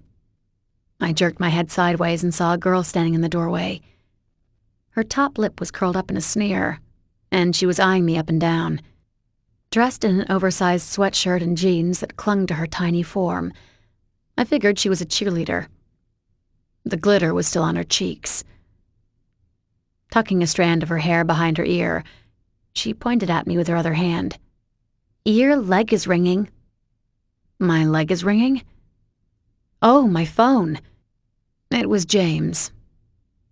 I closed my eyes for a second and heaved a big sigh. I could only take so much. But I answered as I left the room and headed back outside. "Hello?" "Sam." His relief was clear. "Thank you for answering. I can't get Mason or Logan on the phone." "They're busy right now." "I know. Is Nate okay?" I frowned. "How do you know?" "About the accident? His parents were called, but they're in New Zealand, so they called me right away." "His parents?" Sometimes I forgot he had them. I'm not sure. I think he's fine. Mason and Logan are with the doctor right now." "Yes, his parents told the doctor to release information to them. Are they okay?" I shrugged. "I don't know. I'm sure they're worried." He was silent. Then he added, "No, not Nate's parents. I meant my sons. Are they all right?" "Oh, yeah, they're fine." "Good." I could picture him, nodding with the phone pressed to his ear. "That's good. Do you think I should come down there?" "Oh, dear God. No. No. There was no way I could handle Annalise right now. He gentled his voice. "I wouldn't bring her, Sam. Not to this. I know Helen was called as well. I'm sure she's heading there now." My heart started to race again. I couldn't handle her either. "She is?" My fingers gripped the phone tight. "Yeah, that's why I'm trying to get a hold of my sons. Could you ask them if they want me to come down? Neither have responded to my earlier text about them moving back in and dinner." "I'd imagine Helen will want them to stay with her," he commented without waiting. Then continued, And I'm sure they won't want to stay at Nate's house since his parents are coming. They are? That was not in the conversation. Had I missed that? Do you need a place to stay? I couldn't imagine Helen being okay with you being at the hotel with them. What? I squeaked into the phone. Was it possible to have a heart attack at my age? It was pounding in my chest. A rush of heat came over me as chills went down my spine at the same time. Sam? Hearing Mason's voice, I jumped and turned in the air. His eyes widened when he saw my face, and he took 2 steps to reach me. My phone was plucked from my hand, and he barked into it. Who's this? The fight left him when he heard his father's voice. Mason. Glancing at Sam as I drove to Nate's house, I watched as she curled in a ball. The seatbelt was restricting her from completing the fetal position, but that wasn't what sent a searing pang through me. It was the look on her face. She was lost. I recognized the look and heard her sniffle, trying to cover up the lone tear at the corner of her eye. I figured it had something to do with our upheaval. Nate's parents were flying in.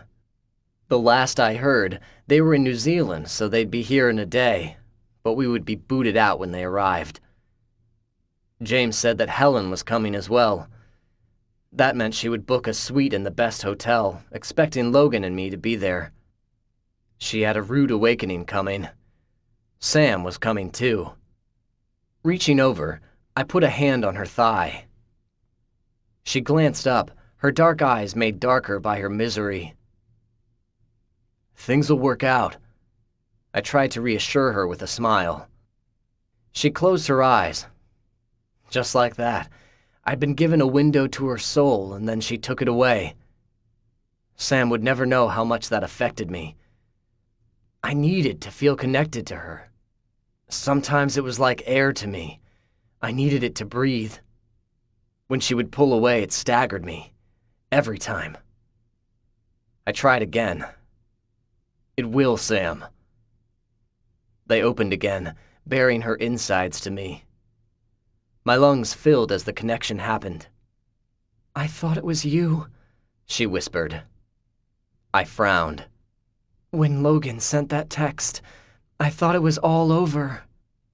Regret washed over me. I'm sorry. I should have asked what Logan texted. No, I should have called you myself. I'm sorry. I grimaced. If I'd gotten a text like that, I would have gone nuts.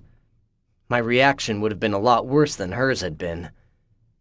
Even considering it, the beginning of rage swirled inside of me. I don't know what I would do if she was ever hurt. Then she sent another pang through me when she said, I can't go back to my mom's. I thought I could before. I was willing to do it for you and Logan. I think you guys should live with your dad. It's your last semester here. Her voice hitched on that last statement. You should have as many memories with your dad that you can. We can't. Sam. I know. She sat up and faced me. She was now in the shadows, but the streetlights flashed over her, illuminating her for a brief second. As I watched, her eyes never changed. There was always such earnestness mixed with sadness in them. Everything in me sank. There'd always been pain in her, but it had gone away for a little while. But it was back now. It had increased. My eyebrows furrowed together. Was this because of my dad? She murmured, You said your mom would get you guys hotel rooms. She bit her lip. I can't stay with my mom, not if you guys aren't there. There's no way. You won't. My voice grew rough. You're staying with us. But your mom. I don't care about my mom. If she thinks she can push you out, there's no way in hell. You're staying with us. But what if she... Sam. My hand gripped her thigh harder, my fingers sinking into her jeans. I don't care what my mom says. Logan and I both have our own money. We can get our own room. Besides, even if you didn't stay with me for some unknown reason that I can't imagine, Logan would have you in his room. He'd hide you in his suitcase or something. I grinned at her. You're covered no matter what. Her eyes held mine, so stricken and vulnerable. I tried not to let it slip, but this was killing me. Sam was strong. I knew that. I'd seen it, and it was one of the things that drew me to her in the first place. But she was fragile, too. I could see her nearing the line of too much. The fight with her mom had almost defeated her. I couldn't fight for her, not with that battle. It was on the inside. She was still dealing with all the emotional turmoil Annalise shoveled at her. Fuck her. That had been my theory for Sam's mother from the beginning. But I knew she needed to put Annalise behind her on her own. If she didn't, her mother would still hold so much power over Sam, and nothing good would ever happen then. Annalise Stratton was toxic. She ruined everything she touched. It was only a matter of time before she'd ruin my father. But James remained with her, his eyes wide open.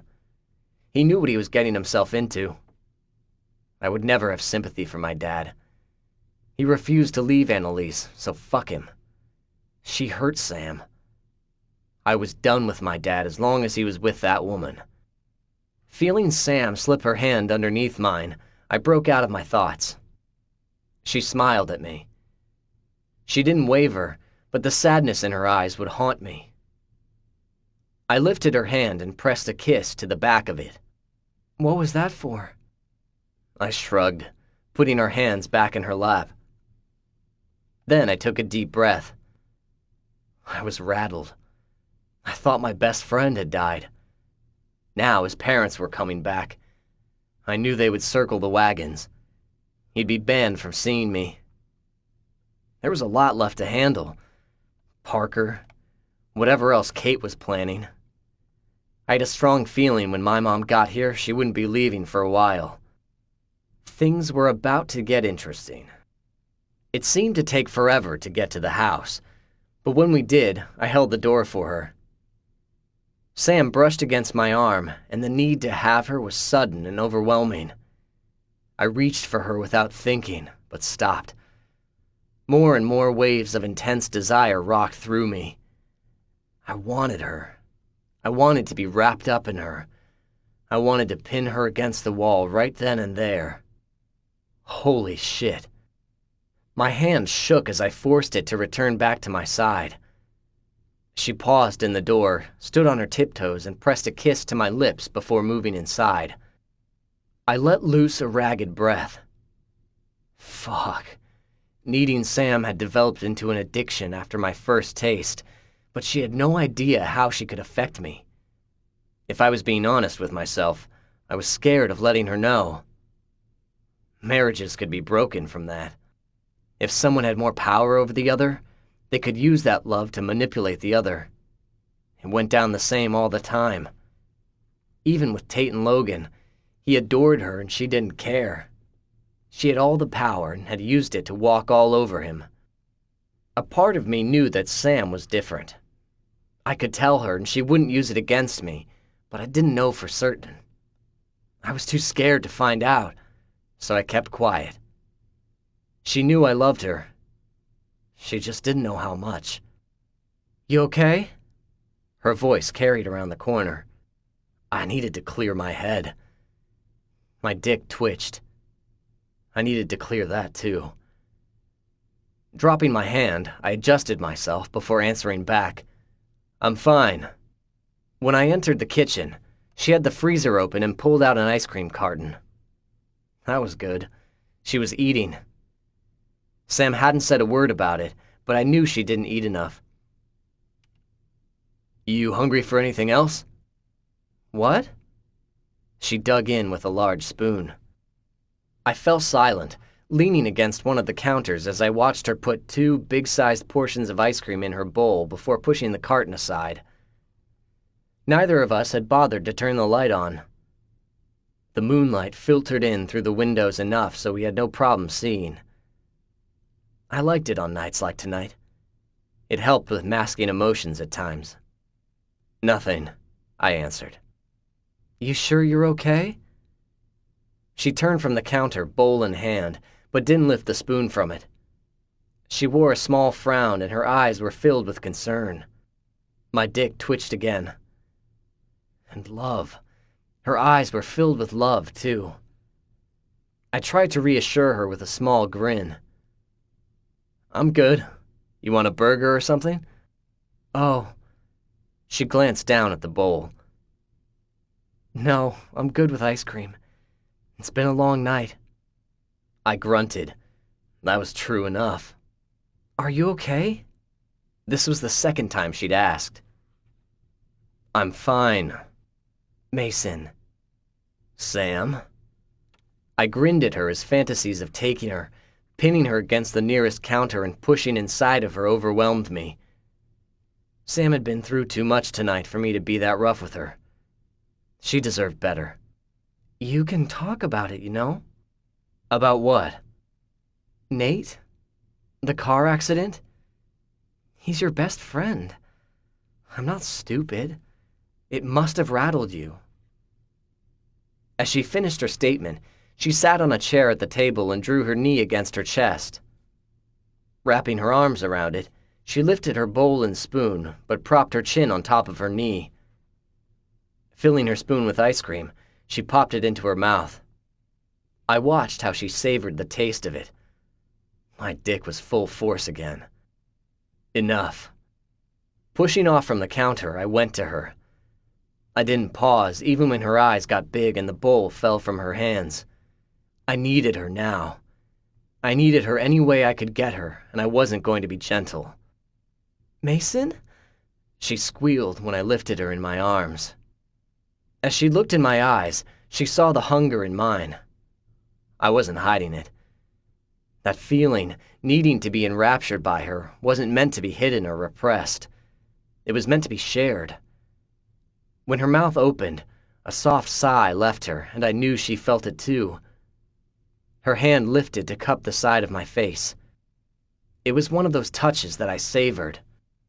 Carrying her upstairs, I didn't make a sound. Neither did she. I just watched her.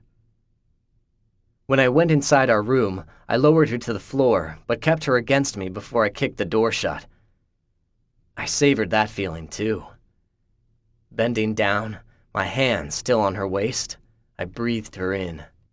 She smelled of fresh air and vanilla. She never wore the fancy stuff or the expensive stuff. I'd seen her in the mornings when she would lift her body spray and use one spray. It was enough. The scent of her was embedded in me. I'd never forget it. I'd never get enough of her. "Mason," she murmured again, her voice throaty. My eyes opened and saw that she was watching me. Her hands were on my chest, but she was clinging to my gaze. Lifting my hands, I cupped both sides of her face. Without realizing I was going to, I asked, "Do you know how much I love you?" She shuddered before me, and her mouth fell open another inch. Her eyes got wider, and a look of wonderment shone through.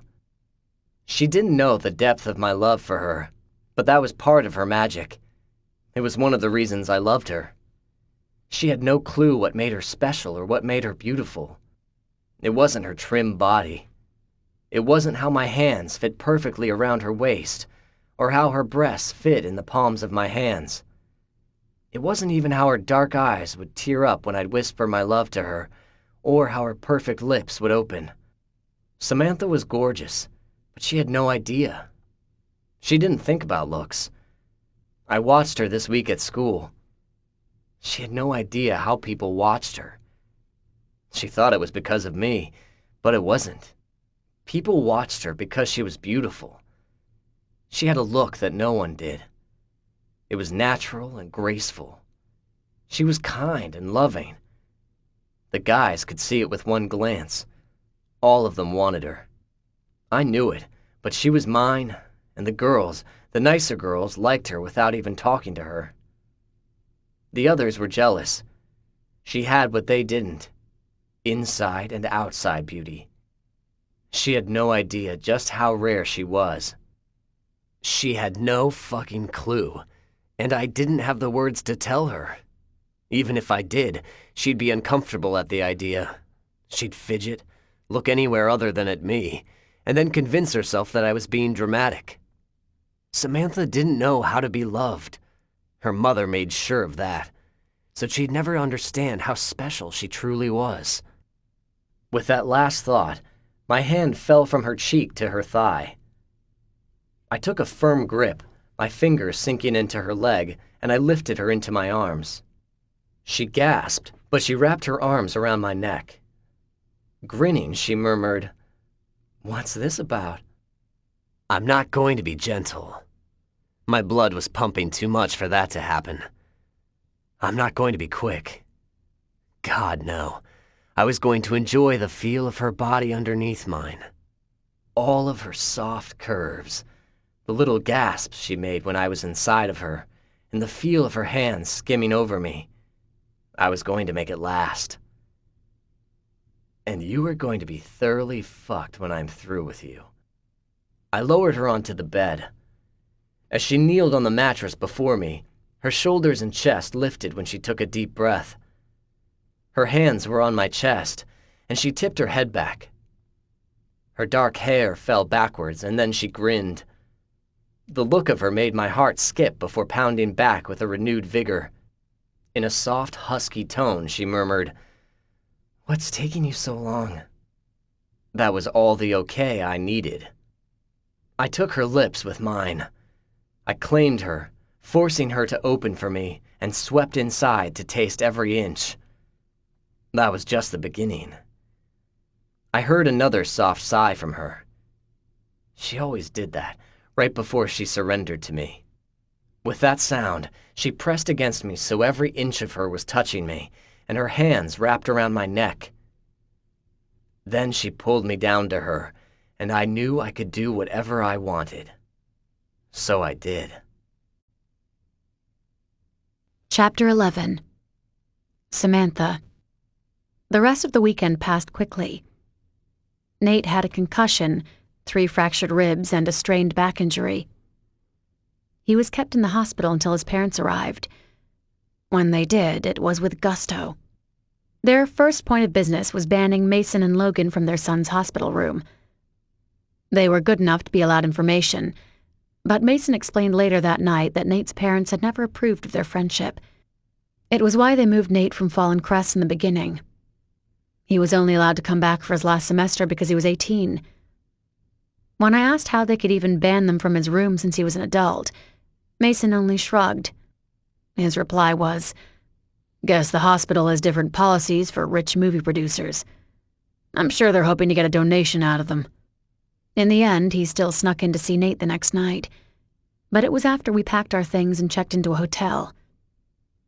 He wanted to avoid Nate's parents. Logan overheard him, and when the door closed behind him, he commented, "He wants to avoid our mom, too."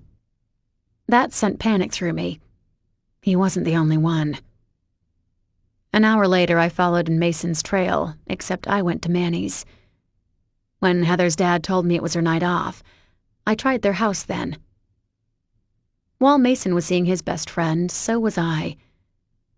I spent most of the night on her couch. We watched movies, and she filled me in on the latest rumors about Nate's car accident. There were 2 competing theories. The first was that the Bradu brothers cut the wrong brakes. They meant to cut Mason's. The second was that Kate had cut the brakes to hurt Nate, so it would hurt Mason. There were a few others, but they were ridiculous. Nate's parents owed money to the mob. Nate just wanted attention. Nate was the one that actually caused the accident, and the cops were covering for him. The first 2 sent chills down my spine.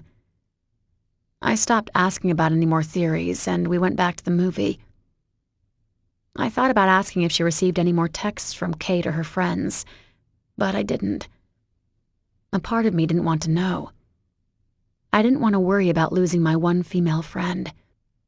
It was late when I returned to the hotel. Slipping inside the suite, I wasn't surprised to find it empty.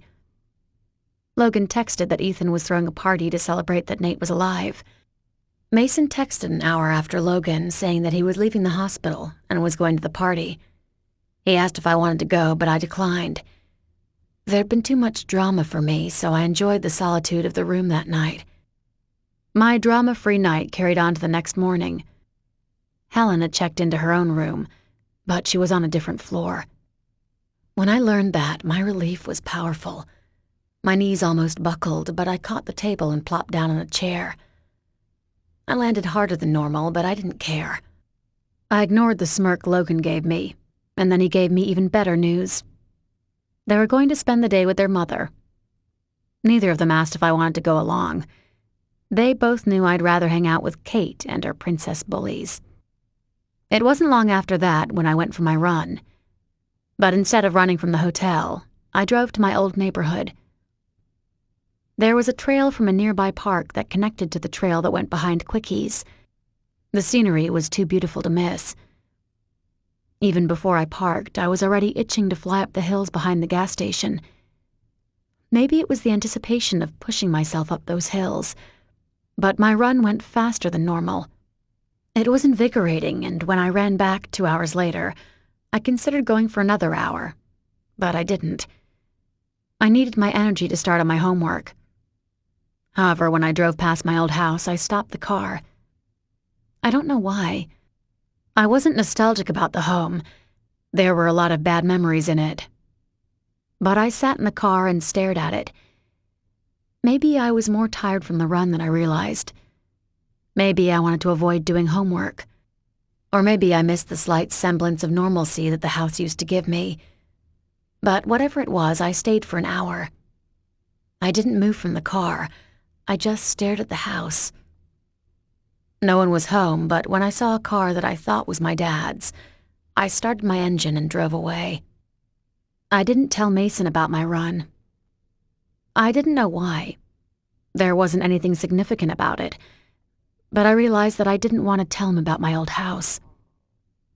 When they came home and he got in bed with me, I asked about their day with their mother.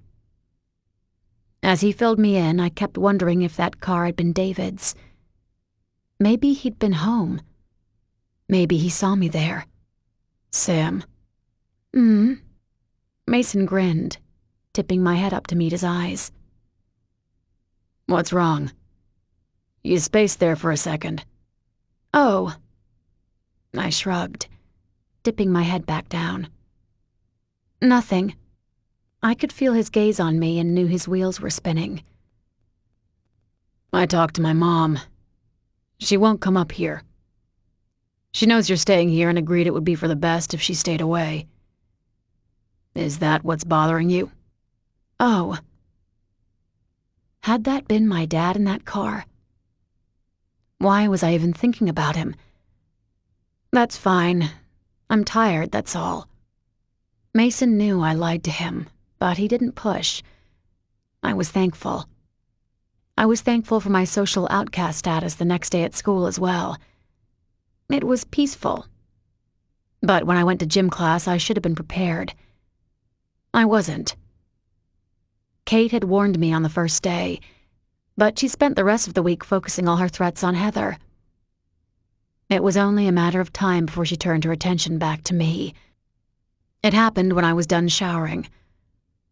All of my clothes were gone. It didn't take a genius to figure out where they were. The locker room emptied as soon as I stepped from the shower. It made sense now. But there was a girl behind me. She wore a baggy sweatshirt and a baggy pair of jeans. Her sneakers might have been white at one point, but they were frayed on the soles and almost black now. She brushed a strand of red hair behind her ear, but it popped back out instantly. It was frizzy, and I knew it would have been beautiful if she had put some hair gel into it. Her eyes held my interest. There was no sympathy or warmth. She jerked her hand over her shoulder and said in a flat tone, "If you need clothes, I might have some for you. You wouldn't get in trouble for helping me out?" She lifted one shoulder, but the blank face remained. I don't really care. It's not like they'd know who helped you. They aren't my clothes. You keep the lost and found in your locker? No. I caught a glimmer of a grin as she went to her locker. When she handed me a boy's jersey, the name on the back made me pause. Cade. Told you. She pulled out a pair of jeans that looked like they'd been on the bottom of her locker for years. They were wrinkly and smelled musky. Then she handed me a swimsuit, which looked new. That was comforting. The shirt and jeans belonged to a friend of mine. No one's seen them in years since she transferred 2 years ago. But the suit's mine. It's clean. I was going to go swimming after school, but I can borrow one of my friends. They'd do in a pinch. Did they at least leave my shoes? Yeah. She pointed to my locker. My shoes had been stored underneath a bench. I don't think they knew which ones were yours. 20 other pairs of shoes were beside them, lined up and down the row of lockers. Small favors, huh? I gave her a grin, but her facial expression still didn't change. It was still blank and flat. Then she started to go around me. Wait, who is your friend? No one you'd know. She didn't stop and continued to the door. I lifted Mason's jersey. I'm betting that I might. This was Mason's, wasn't it? Yeah, but like I said, you wouldn't know her. She wasn't his girlfriend or anything. She paused. And she wasn't a stalker either. They were friends. Then it clicked. Marissa. That finally got a reaction from her. Her eyelid twitched and she frowned. He's talked about her? A little. I know they were friends. Oh. And you were friends with her too? She left those clothes in my locker all the time. Kate and friends did the same thing to her. She liked wearing his jersey because it shut him up. She took a small breath. Anyways, there you go. You don't have to give them back or anything. It's not like Marissa still wants them. She started to push open the door, but I asked, would you tell me about her? She let the door close again. Why? I shrugged, clutching the clothes to my chest. I was standing there, dripping wet from my shower, and the towel was starting to slip. But I was insistent. I'd like to know more about her. He doesn't say too much. She snorted. I'm not surprised by that. The small opening that had appeared was gone. The wall was back in place. Good luck with the princess bitches. See you. I didn't move for a while after she left. Mason never talked about his friend, except that she'd been bullied by Tate and Kate's group. I never pushed him for information. He'd tell me if I did, but I wanted to hear it from someone else. This girl was Marissa's friend, and in the 2 minutes that I had talked to her, I could tell she still missed her. She'd been kind to me, and I didn't even get her name. With that depressing thought, I heard voices outside the door and knew the next gym class would be heading inside. So I darted into the bathroom stall and changed. The jersey hung on me, and the jeans were a little baggy, but they would do. The swimsuit helped underneath since my bra and underwear had gone missing as well. When I went into the hallway, the reaction wasn't what they'd wanted. Mouths dropped and girls bent close to whisper to each other. At the end of the hallway, Kate was at Natalie's locker. She was furious and looked ready to march over. But Mason came up from behind me. He wrapped an arm around my waist and nudged me against my locker. His hand lifted to hold the back of my head so I didn't hit the locker. But he pressed into me. Dropping his head, he kissed my neck. As his lips caressed me, he asked, "Where did you get this? This was my freshman jersey." I spotted a few girls beside us, within hearing distance, and shrugged. Just something I found in the locker room. One girl made a sound of disgust before shoving from her locker. She stormed down the hallway past Kate, sneering at her well before she turned into the senior hallway. Who was that? Mason lifted his head from my neck and glanced around. Who? No one. Hey, nauseating lovebirds. Heather appeared at my locker. She gave Mason a bright smile and placed her hands on her hips like she was going to do a cheer for him. I caught the twinge of tension in her gaze before it slipped away. I need to steal your gal, Cade. I need her to walk me to my next class. His hands fell away and he stepped back, but he frowned. You keep interrupting. When's your boyfriend transferring? I'd like to return all these favors. Ha ha. We both know you're proud of your girl for landing a friend like me. She pointed to her own chest, walking backwards and looping her other elbow through mine. I'm a hot commodity. There's only one Heather Jacks in this town. That doesn't make you a hot commodity. That makes you expendable. No one would miss you. She pretended to hiss, grinning at the same time. That hurts, Cade. I thought we had something going between the two of us. The boyfriend and best friend never like each other. Her eyes widened and she paused in her footing for a second, but lifted her fingers to her forehead. She saluted him. You win, Mason Cade. You always do.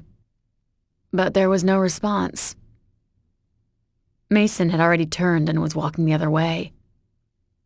Even now, with their little exchange, so many people had been hanging on to every word. As he passed by groups in the hallway, the girls followed him with hungry gazes. A few didn't, but the guys were almost as bad. A lot of them stopped what they were doing and puffed out their chests. Their backs straightened, and most struck a cocky pose until he walked past them, without acknowledging them. When he disappeared into the senior hallway, the hallway went back to normal. The girls giggled and whispered. The guys, most of them, went back to their drooped shoulders and lounging stances. I'd never get used to it. I don't know how he did it. I heard what happened. Heather brought me back from my thoughts. Her hand tightened on my arm and she pulled me closer, lowering her voice. You okay? Yeah. Waves of anger and curiosity mixed together now. One thing at a time. Do you know a girl that used to be friends with Marissa? Marissa? I don't know her last name. She was friends with Mason and transferred out of here 2 years ago. Oh. Her facial features tightened and her lips pinched together. Yeah. Red hair, frizzy, average weight. Yeah, who is she? Her name's Paige. She grimaced. I wouldn't get close to her. Why not? Stopping at her locker, I leaned against the one beside it and waited as she opened the combination. Because she will never be your friend. A lot of girls lust after your boys, but there's a few that hate them. Paige is one of them. She blamed Mason for everything that happened to Marissa. And by everything that happened to Marissa, you mean... I gestured to my clothes. Getting her clothes stolen? She grabbed her book and shut her locker, but turned to fall against it with her back. Getting the clothes stolen is the first step. That's why I found you right away. How'd you know? My friend Corey's in your gym class. The one... I frowned, trying to remember, and then it clicked. The angry one. She wears black. She hated me on sight. Yeah, that one. And she's another of those girls who hates Mason and Logan? No, she doesn't hate them. Not like Paige. She hates Kate and her friends. She doesn't like Mason and Logan because they never stopped Kate. She's been okay this semester so far, but everyone can sense she's got things in the works. It's tense around here. Don't you feel it? You're not coming into this school at a good time. It was because of me. Everyone knew that, and it was starting to make sense why the welcome wagon had been missing. It had been doused in gasoline somewhere, waiting for Kate to strike the match. I couldn't do anything about it. That was the hard part. How do you escape their wrath? Heather chuckled. I don't know. But if I were to guess, it's because of Channing at Rousseau. He's still in my life. Everyone knows that, and he holds his own over there. If they did anything to me, he'd get even. That, her head bobbed forward. And because I think one of those four always had a thing for him. One of them with someone from Rousseau. He's hot. People can still date between the two schools. It's not really encouraged, but it's not forbidden or anything. She laughed again, eyeing me up and down. But that doesn't matter anymore. We both know I'm on Kate's shit list now. The first bell rang at that moment and everyone started to scatter. I shook my head at the mass chaos. I feel like we go to school with a pack of wolves. It's everyone for themselves. Heather grinned. Only the strong survive here. Yeah, well, I don't like to fight back. I will when I can't avoid it. But I'm starting to realize being proactive might be the best solution here. Hey. She grabbed my arm before I could go to my class and pulled me back. Her eyes grew hard. That's why I found you. Stealing your clothes is the first step. Kate and her bitch crew don't do cliché pranks. You're not going to find your clothes in a toilet. They did this to Marissa a few times. They'd steal her clothes and put them on a mannequin. Natalie's aunt owns a clothing store, and I think that's where they get them. They'll take pictures of it wearing your clothes, and then Photoshop it to make it look like you. They'll even have a picture of your face blurred on the real thing. It's really creepy how close to being real it is. Then they'll put the pictures on the internet. Of a mannequin wearing my clothes. They could use any clothes then. They use the person's real clothes. It's the extra kick in their prank. Again, they Photoshop it so it looks just like you. Same hair, same everything. Your name will be attached to it. It's scary. But then what? It's just a big doll that looks like me? She gave me a come on look. Sam, think about it. A sick feeling came over me. What'll they have the mannequin doing? If you're lucky, nothing. If it's what I'm thinking, really bad things. People won't care that it's not you. They did this to Marissa and it was bad. Guys talked about raping the mannequin. But it was like they were saying that they wanted to rape her. With you, can you imagine what all the girls will do? There's a bunch of girls besides Kate and her crew that don't like you. A lot of the drill team, most of the cheerleaders. They'll be vicious. A sick feeling spread all over now. How can I stop that? I know you've wanted to handle Kate on your own, but this is too much. Tell Mason, or at least Logan. They might have an idea of where they're doing this. They could probably stop them. I shook my head. I can't. Nate's car accident. I know Mason's going to see him after basketball practice. Then tell Logan. He'll tell Mason. I'm scared of what they do. Are you really trying to protect Kate? She's not sitting back and hoping you'll go away. She texts me every day now, and she's making threats to me. Threats to even my dad and my brother. Now this? She stopped and took a deep breath. Her eyes held mine. A plea filled them. Please, Sam. If not Mason, then tell Logan. I'll think about it. Don't think about it. Do it. I frowned. There was an edge to her voice. She finished. If you don't, I will. Heather. No. She shook her head. Kate's gone too far. She did this to Marissa and she ended up transferring. They didn't stop once they started. I know it's going to be worse for you. I just know it. Everyone else does too. No one wants to get hit in the crossfire, so they're all leaving you alone. Please, Sam. You've got the two biggest enforcers on your side. Use them. They can stop Kate. I know they can. As she left, hurrying away for class, I couldn't move. The last bell rang. I was going to be late, but my feet wouldn't budge. Heather's last warning echoed inside of me. It wasn't that they couldn't stop Kate. It was how they were going to do it. They had forced wine down my mother's throat. They did that to prove to her what they could do. But that hadn't stopped Annalise in the end. Whatever they did to Kate wouldn't stop her. I knew that in my gut, but I had no idea what to do. A part of me was scared. If I let Mason and Logan loose, I worried they'd cross a line. I couldn't let them do anything that would jeopardize their futures, not after Mason's had been threatened by my own mother. I couldn't go through that terror again. But Heather was right. I had to do something, but I had no idea what. Chapter 12. I couldn't bring myself to say anything, even when Mason caught me after school.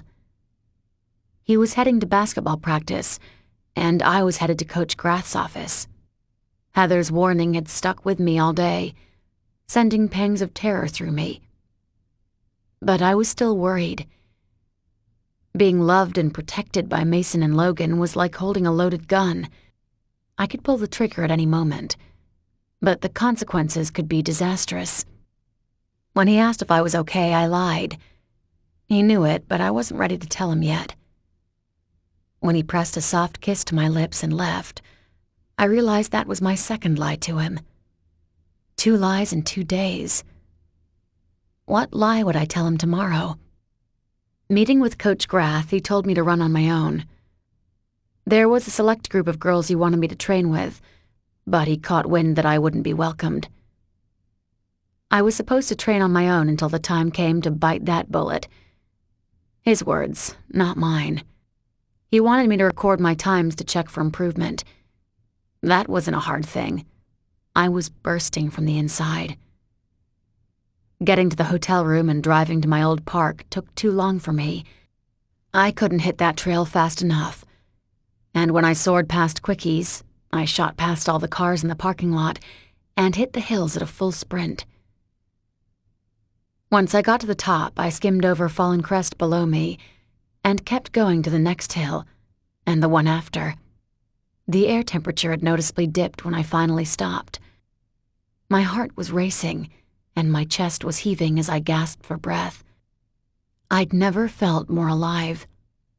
Then it hit me at the same time. It was like a cold wind to the north decided to make an abrupt turn and crash into me. It staggered me. Kate, my clothes, a mannequin. I gulped. Whatever she was going to do would be on the internet, probably even tonight. Then the lies. I hadn't said a word about my run-in with the Berdews. I had no idea how to tell him Brett Berdew asked me out. He didn't know that I sat outside David's house or that Kate stole my clothes. I knew why I kept quiet about some of those, but not my home. As I thought about it now, my heart began pounding again, louder and louder in my eardrums. I didn't want to feel any of this. Regret, confusion, lost. So I turned around and started my run back home. The adrenaline always pushed everything away, but that didn't happen this time. My body was tired. That was all there was to it. I was tired. For once, running hadn't helped me. It made me feel more defeated than when I had started. It was later that night when Mason texted me. Mason. Nate's at his house now, going over to hang out. Me. I thought you couldn't. Mason. Banned from hospital, not his place. I need to talk to him about some things. You okay? Me. Yeah, We should talk tonight, too. I waited, holding my breath. Then my phone buzzed again. Okay, won't stay long. Love you. I closed my eyes, let out a deep breath, and replied, Love you too. Was that Mason? I glanced up and tossed my phone to the other side of the bed. My textbooks and computer had taken up most of the bed. Logan was in the doorway to our bedroom. His hair was wet, and he had on a Fallen Crest Public athletic jacket. Did you shower here? Nope, at school. Ran home to get some cash. His eyes fell to my phone. Where's Mason at? He went to see Nate. Oh. Then he turned thoughtful, studying me. What are you doing? Studying. I was going to tell him that I was exhausted from the run, but paused. Logan had that look. He was thinking, and that meant he was planning something. I kept quiet until he nodded to himself, some decision made. Then he said, I'm meeting the guys for pizza. You want to come? Why do I get the feeling that I don't have a choice? He started for me, rolling his shoulders back, a cocky smirk adorning his face. Because all you do is go to school, study, run, and have coital bliss with my brother. You need to hang out with friends and have fun. I do. He was beside the bed now, and I couldn't hold back my grin. I watched movies with Heather on Saturday. He snorted, leaning down and taking hold of my ankle. He started to pull me to him. That wasn't fun. That was hiding from my mother. That's work. Come on.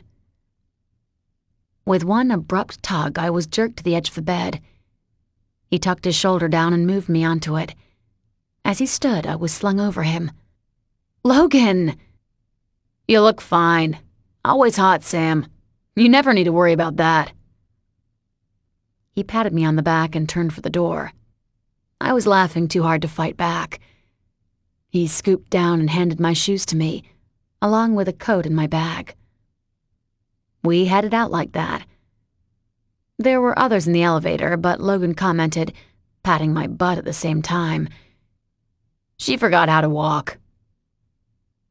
An elderly couple was confused, while someone chuckled. A little kid circled to look at me, pointed and said, You look weird. I felt Logan's reaction. His body tensed and then shook in silent laughter. When the doors slid open to the bottom floor, everyone let us go first. Logan didn't lower me until he got to his Escalade. I was deposited into the passenger seat, and he jogged over to his side. When he pulled into Manny's parking lot, I glanced over at him. I thought you said pizza. Turning the Escalade off, he shrugged. They have pizza here. And this has nothing to do with my one good friend that's here? A shrug was my only response before he went inside. Logan's friends had congregated around 2 tables in the back section. I recognized some of the girls from the drill team at the second table. I recognized their hostility, too. Brandon lifted his hand in greeting, and Heather glanced up from the counter. Her eyes darted from me to Logan pointedly, and I shook my head. She mouthed back, when? I tried to tell her to shut up with an extra oomph in my glare, and I jerked my shoulders up and down. I was going to tell Mason. That was the plan. As it turned out, it wasn't Heather or myself that brought it up. The first pizza had already been devoured when a few of the girls scooted their chairs to our table. They did what those girls did. They displayed their boobs. They tried to be coy and mysterious. A couple had even pulled their jeans down low so they could show off their thongs. I was certain another girl went to the bathroom and took off her bra. She returned with her boobs bouncing. The shirt she wore did little to cover her nipples. There was one girl that stuck out as the leader. She started talking to Strauss. From what I could hear, they were discussing a class assignment until I heard the word Jim mentioned. A blast of cold air came over me and I turned, as if in slow motion towards them. She was grinning at me and nodding in my direction. Everyone else grew silent, and then she asked, her voice rising above the background noise, "Did you ever get your clothes back, Samantha?" Samantha? That was my first thought. I don't know her, and she called me by my full name. Then the rest of her words hit me. Logan paused and lowered his pizza slice. He frowned at her, then back at me.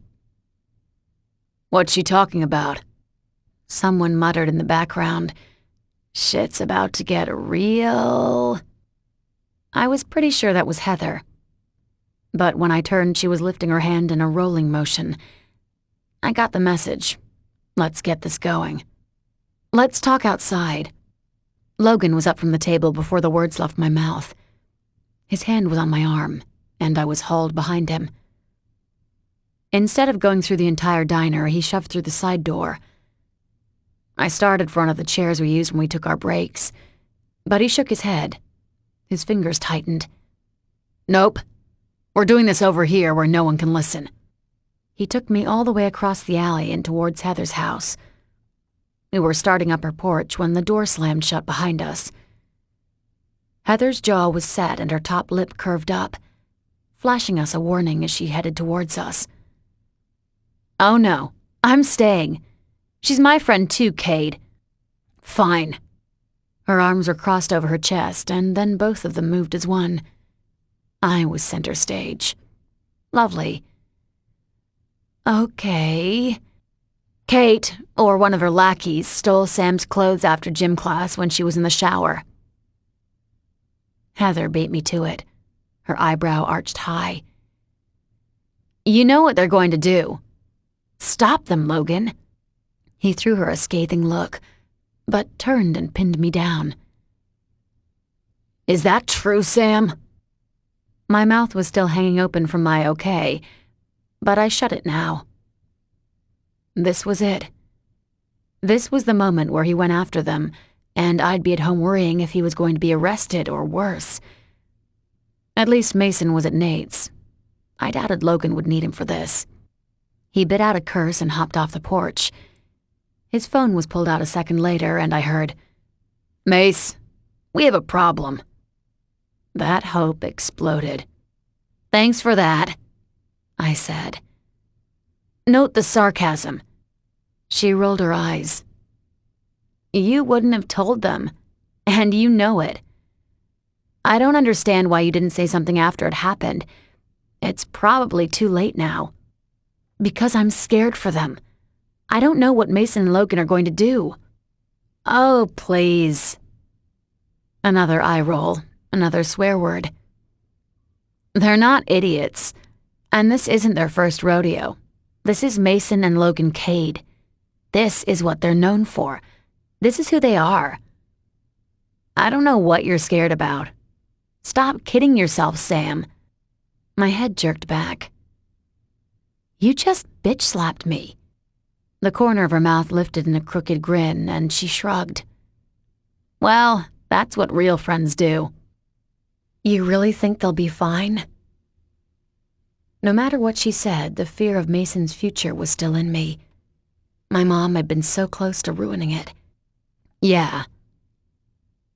She softened and reached over to hug me.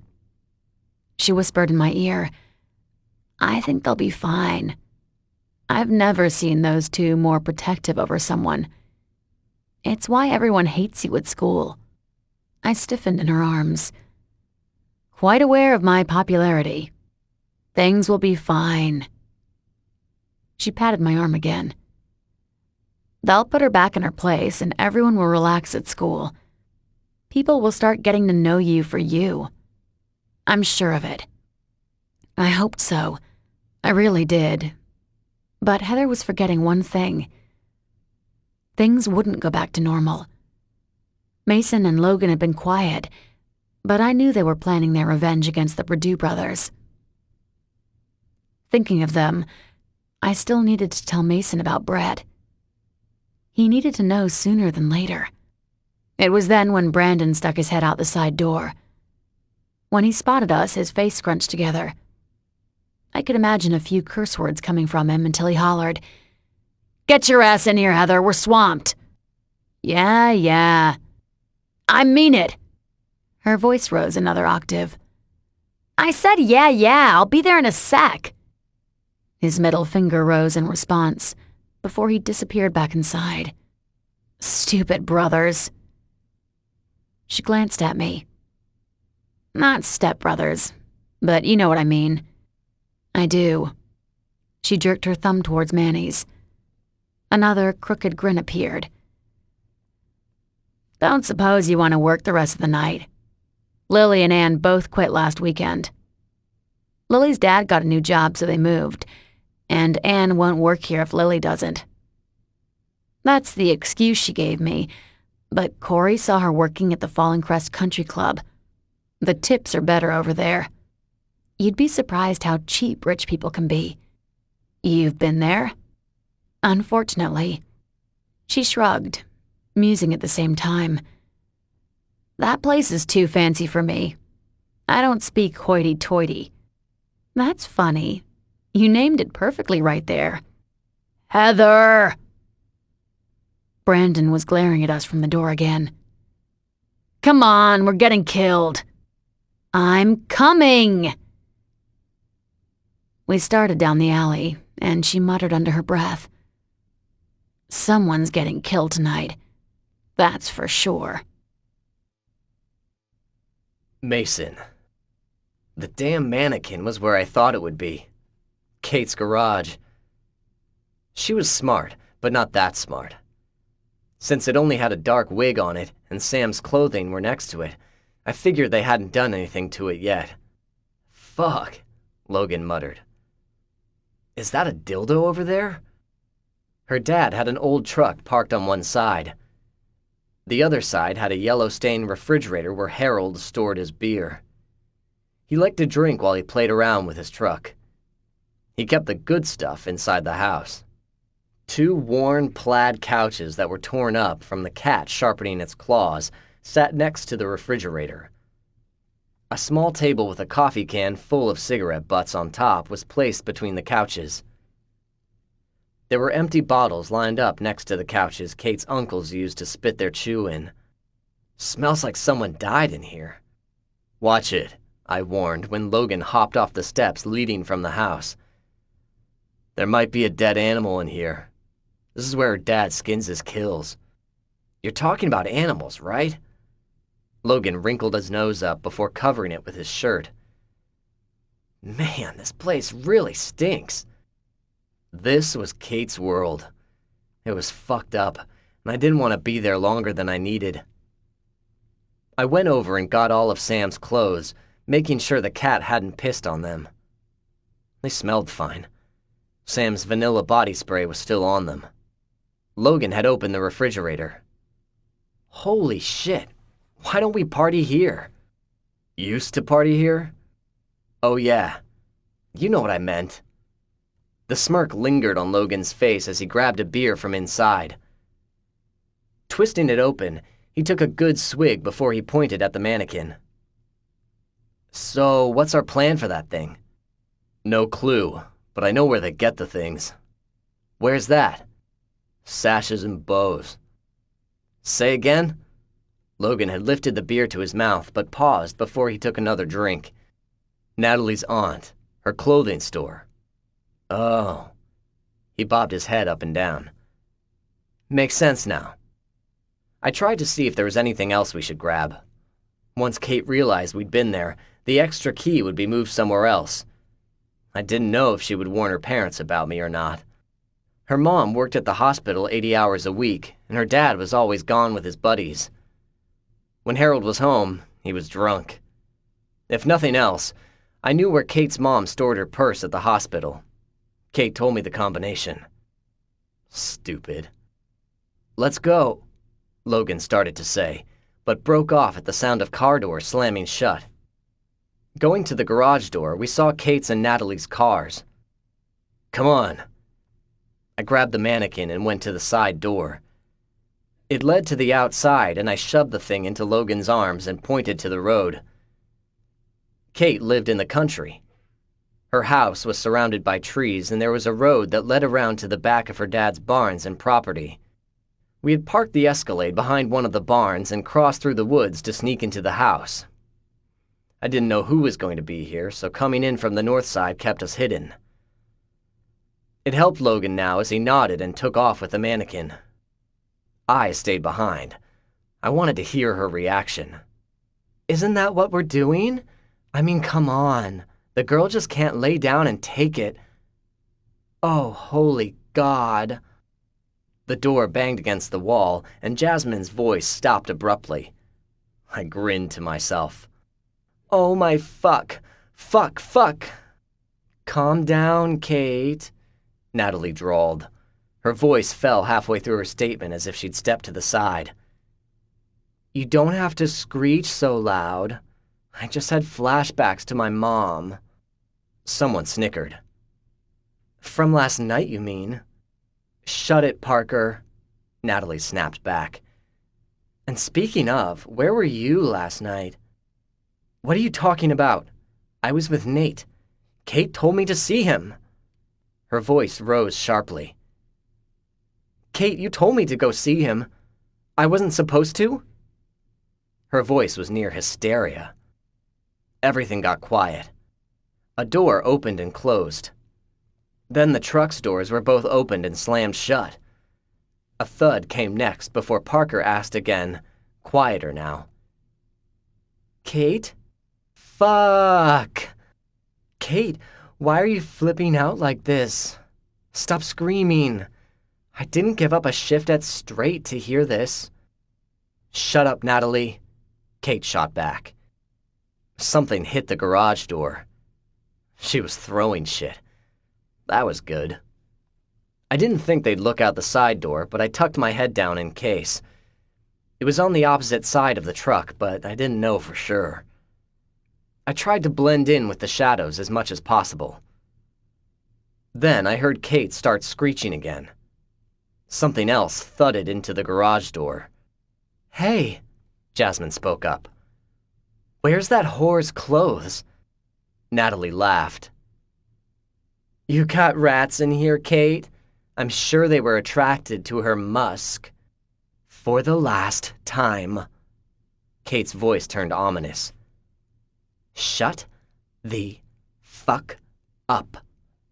You're not worried about her clothes?" "Well, yeah. We need them for the whole thing. It was pointless to borrow my brother's camcorder, and I won't enjoy doing his chores for the week." "Punk kid." Natalie grumbled. A smaller item was thrown against the garage door. "Little does he know that he's going to pay for that.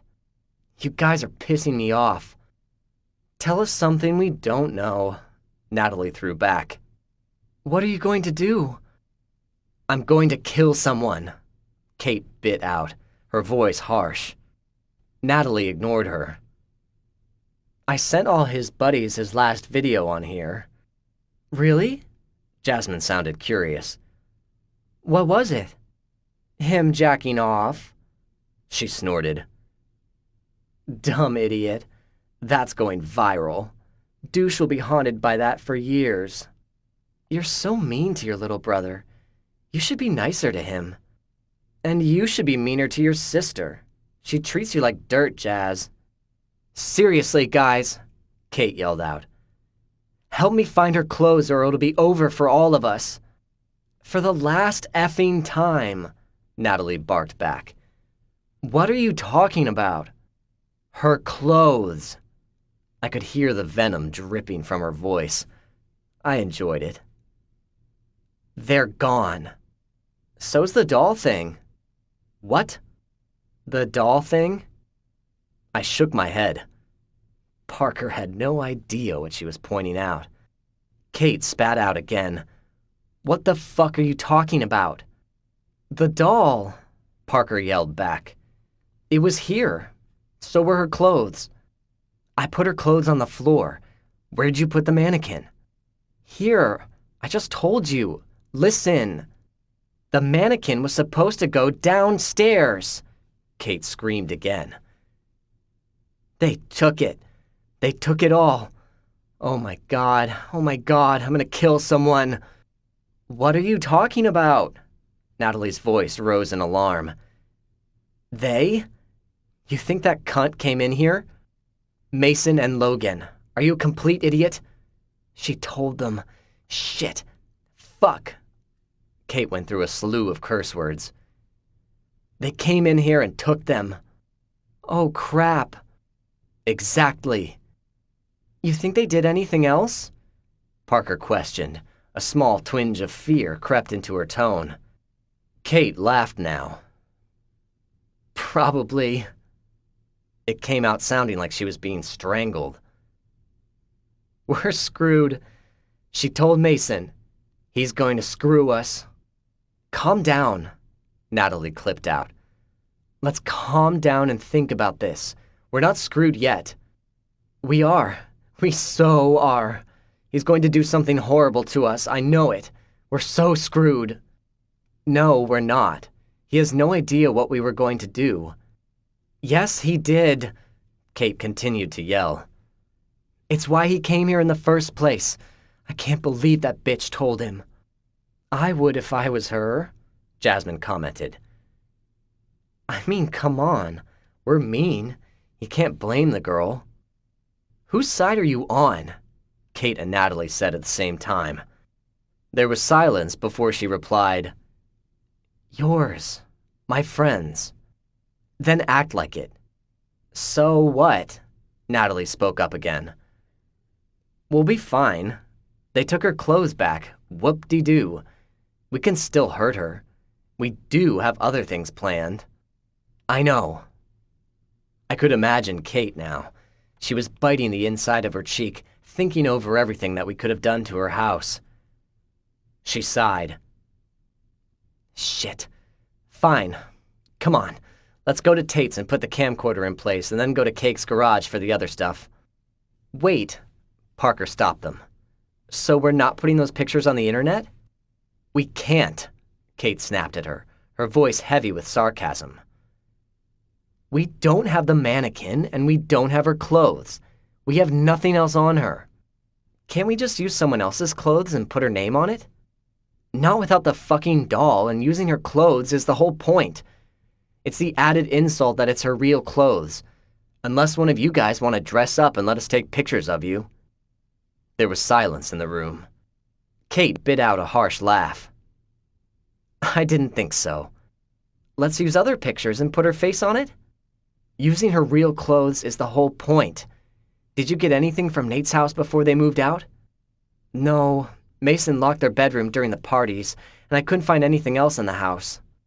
Of course he does. They have huge parties. Whatever. Let's move on. We'll do the thing that we were planning to do next week this week instead. Are you sure that's smart? You just said that we're screwed. Mason knows, and now we don't have the pictures. I pressed my ear closer against the wall. Their voices faded when Kate commented, It doesn't matter. I'm going to beat her ass one way or another. Their car doors closed. I turned and headed into the woods to where my Escalade was parked. When I got into my car, Logan put his phone away and looked up. You learn anything? Nothing we didn't know except that we have to put her down. Logan nodded and lifted his fist in the air. I met it with mine. As I reversed the car, I asked, Can you text Sam for me? Tell her we're fine, but we won't get back till late. Already did it. I threw my brother a frown, but Logan wasn't paying attention. He went back to texting on his phone. Chapter 13. Samantha. I had no idea what they did, but Mason smelled like smoke when he passed through our room to the bathroom. The shower turned on a second later. Getting out of bed and padding barefoot behind him, he was already under the spray when I got there. His clothes were in a pile on the floor, so I put them into the laundry bin. Then I leaned against the counter and our eyes met through the glass door. He didn't smile or say hello. He stared at me and I stared back as he continued bathing. Lifting his arms, the water cascaded over his shoulders and down his chest. I could see every inch of him.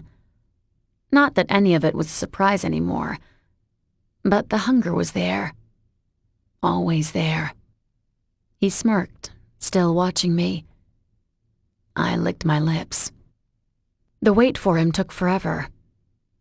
I was burning up by the time he turned the water off and stepped out.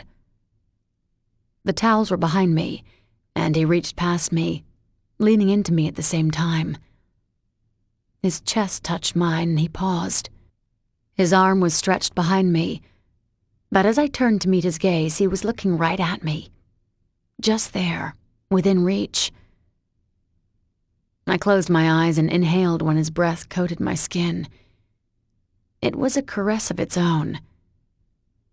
Then a throaty murmur escaped me. "Mason." He pulled away and dried himself off. My eyelids opened, but I was caught and held by his gaze again. My chest lifted as I inhaled another deep breath. My breasts grew heavy under my thin top. They wanted his touch. Without a bra, he could see the reaction. It took one more second as he finished drying off before he dropped the towel again and stepped close to me. His hands found my hips. My eyes closed. My head went down. Home. Finally. "Sam," he murmured from an inch away. His lips were there, right there for me to taste. "What?" I could barely talk. "She won't hurt you." His hand lifted.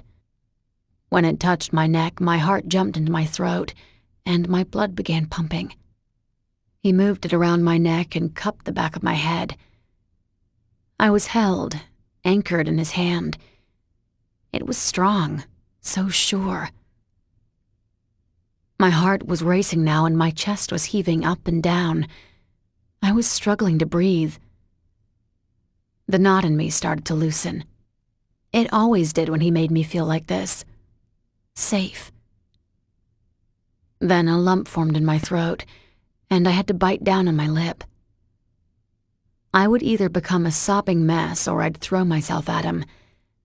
I wasn't sure which one I wanted. He decided for me. Mason pulled me into his chest. His arms wrapped around me and I felt his head bend down. He rested his forehead on my shoulders, so I did the same. My hands lifted to his hips. But then with a sob, I wrapped them around his waist. I'd been so damn worried. He was safe. They were both safe. My heart kept pounding as the relief washed over me, replacing the desire from moments ago. Then I peeled myself from him, just enough so I could get answers. "What did you guys do?" "Nothing bad." "Mason." He flashed me a grin, took my hand in his and led me to the bedroom. I checked the door and saw it was locked, but then he bent down and lifted me in his arms. I was upright in his arms as he walked us the remaining few steps to the bed. He placed me onto it so that I remained standing while his hands kept me upright. They gripped my hips and he tipped his head back, a soft smile gracing his features. My hand lifted on its own volition and went through his wet hair. He closed his eyes and I could tell he savored the small caress. My fingers grabbed a fistful of his hair, and I pulled with enough force so he'd open them. When he did, I asked again, "What did you guys do?" A slow grin appeared, and his arms tightened around my legs. That was all the warning I got before he flipped me in the air and caught me again. One hand cradled between my shoulders, and the other gripped my ass. He lowered me to the bed, and then climbed on top of me in one fluid movement. It was as if he didn't even move, and he was above me, holding himself up with his arms and legs. His eyes roamed over me as he answered, "We went to Kate's." He dropped a small kiss on my throat. "Everything was still there, so we took it." Another kiss an inch higher. Then I stuck around and watched the fireworks. The hand on my hip slid around my waist. My heart started pounding again, and I held my breath. The hand moved down and pushed underneath my shorts. There was no restriction. They were made of soft fabric and clung to me. As his fingers moved even further down, he slid 2 fingers deep into me. He moved further up until he was directly above me. His lips were so close to mine. Watching mine, he murmured, Kate almost spilled her plans, but her friends were too stupid to let her. And then, his fingers began moving. Oh, God. He pressed another kiss to the underside of my chin. My heart spiked, and a burst of pleasure rushed over me. I was tempted to say, to hell with all the questioning, and pull him down to me, but I couldn't. This was important. And then? I asked again, almost panting now. And then? His other hand moved to hold mine. Our fingers slid against each other as he linked our hands together. Then he lowered his body slowly, inch by inch, until he was resting on top of me. He fit between my legs, in just the right spot as his fingers kept thrusting in and out. I bit my lip, trying to stop myself from moving down. My lips fell open and I gasped, but I kept it silent. I had to. My heart was beating so loud now. "Mason," I groaned. "Just tell me." "Tell you?" "You like torturing me." A corner of his mouth curved up. The grin was cruel, but his eyes hadn't moved from my lips. "Maybe." They had already darkened, but they grew black now. "Maybe you torture me, too." I was ready to start praying for patience. "You're beginning to piss me off." "Am I?"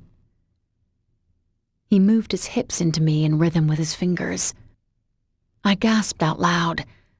Lust and pleasure were rolling through me like a riptide on repeat, over and over again. My hands found their way to his shoulders and my fingers dug in. Then he moved again. I was pushed further away from consciousness. Desire for him was making me blind. I lifted my heavy eyelids and looked at him. His gaze was transfixed on my lips, and he licked his own, thrusting against me at the same time. "Mason," I whimpered. I felt his silent laughter. His chest tightened and jerked before he pulled away, still grinning. But it had softened on the corners.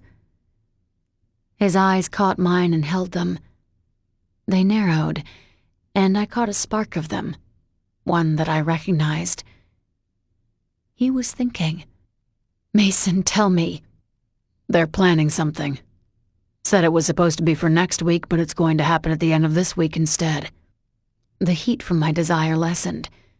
It made room for a chill. "What do you think it is?" "Honestly?" He pulled his fingers out. I nodded. A lump was in my throat now. "I think they're going to hurt you. Physically." "Oh." "Oh?" He frowned and lifted his thumb to my mouth.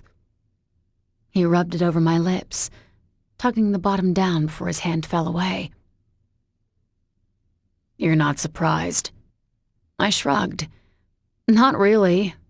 I mean, that's expected. Kate never struck me as the real smart type." "Well, she is." The lust in his eyes moved to caution. He warned me, "You have no idea what she can do. Beating you up isn't good, but I'd be a lot less worried if I thought that's all she was going to do." "She's been texting Heather a bunch." His body stiffened on top of me.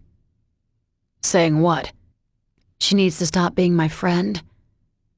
Heather said there were threats to her and to her family, too. "When did this start?" "The first day of school. She came over and made a big show about warning Heather away. That was when Tate tried to intervene. Against you? No, against Kate. She told her that going up against you isn't worth it. I frowned. The sexual intensity was gone, and he seemed deep in thought. I reached for him, curving my hand over his shoulder to his jaw. His gaze had moved past my shoulder, but I touched his jaw. Hey, what are you thinking? That I'm starting to figure out what else Kate is doing. What do you mean? With Tate. What? He was off the bed in a flash and pulled on his sweatpants. The bed had only settled when he disappeared through the door and hollered, "Logan! What's up?" Grabbing one of Mason's sweatshirts, I pulled it over my head and ignored how it covered my pajama shorts. It looked like I wasn't wearing anything underneath it. Logan smirked at me as I came to the doorway. "You cold, Sam?" "Shut it, Logan." Mason asked, "Where are you going?" Logan had showered. He was dressed in jeans and his athletic sweatshirt. Playing with his car keys in his hand, he shrugged. "Was going to head out for a few. What's up? You going to Tate's?" His question threw both of us. There it was again. The lie Mason never explained to me. Narrowing my eyes at him, I studied Logan at the same time. He seemed cautious now and slid his hands into his front pockets. "Maybe. Why?" "Kate mentioned a camcorder," Mason said. "And before that Natalie had her brother's camcorder. They were going to use it to take pictures of the mannequin. So, they have a camcorder, so do we. Kate said they were heading to Tate's at the end. Sam just told me they've been sending threats to Heather. They want her to stop being her friend, and Tate tried to warn them off." Logan nodded. "She told me about that. Said it was a lost cause. Kate's gone off the deep end. So..." Mason paused and watched him. He was waiting. "So what?" "Logan, I spelled it out for you. Threats to Heather, camcorder, Tate thinks Kate's crazy. None of this is really new here, brother." I sighed. Even I knew what Mason was implying. Logan wasn't dumb. If he wasn't figuring it out, that meant something else was going on with him. Moving to the couch, I perched on the end and said, "I think he's saying that Kate might think Tate's on our side." "She is." Logan snorted. "No way would she go against you. She knows what we'd do to her." "Logan..." Mason groaned. I lifted a hand to his arm and felt his tension. My hand began to rub. "Do you think Kate would take a camcorder to Tate's out of the goodness of her heart?" "What? Oh, shit. No. No way, you think? Are you going over there?" Logan glanced at his brother again. A resigned look came over him. "Yeah, I am." "What do you want me to do?" "Don't say anything or make it obvious. But look to see if there's a camcorder stashed somewhere." "Wait." Logan shook his head. "You think she's in on it? We do things, or we have done things in the living room. They could have put it there." "They were going there tonight." "Oh." His shoulders dropped. "So what do you want me to do? You want me to grab it?" When Mason didn't reply, Logan looked to me.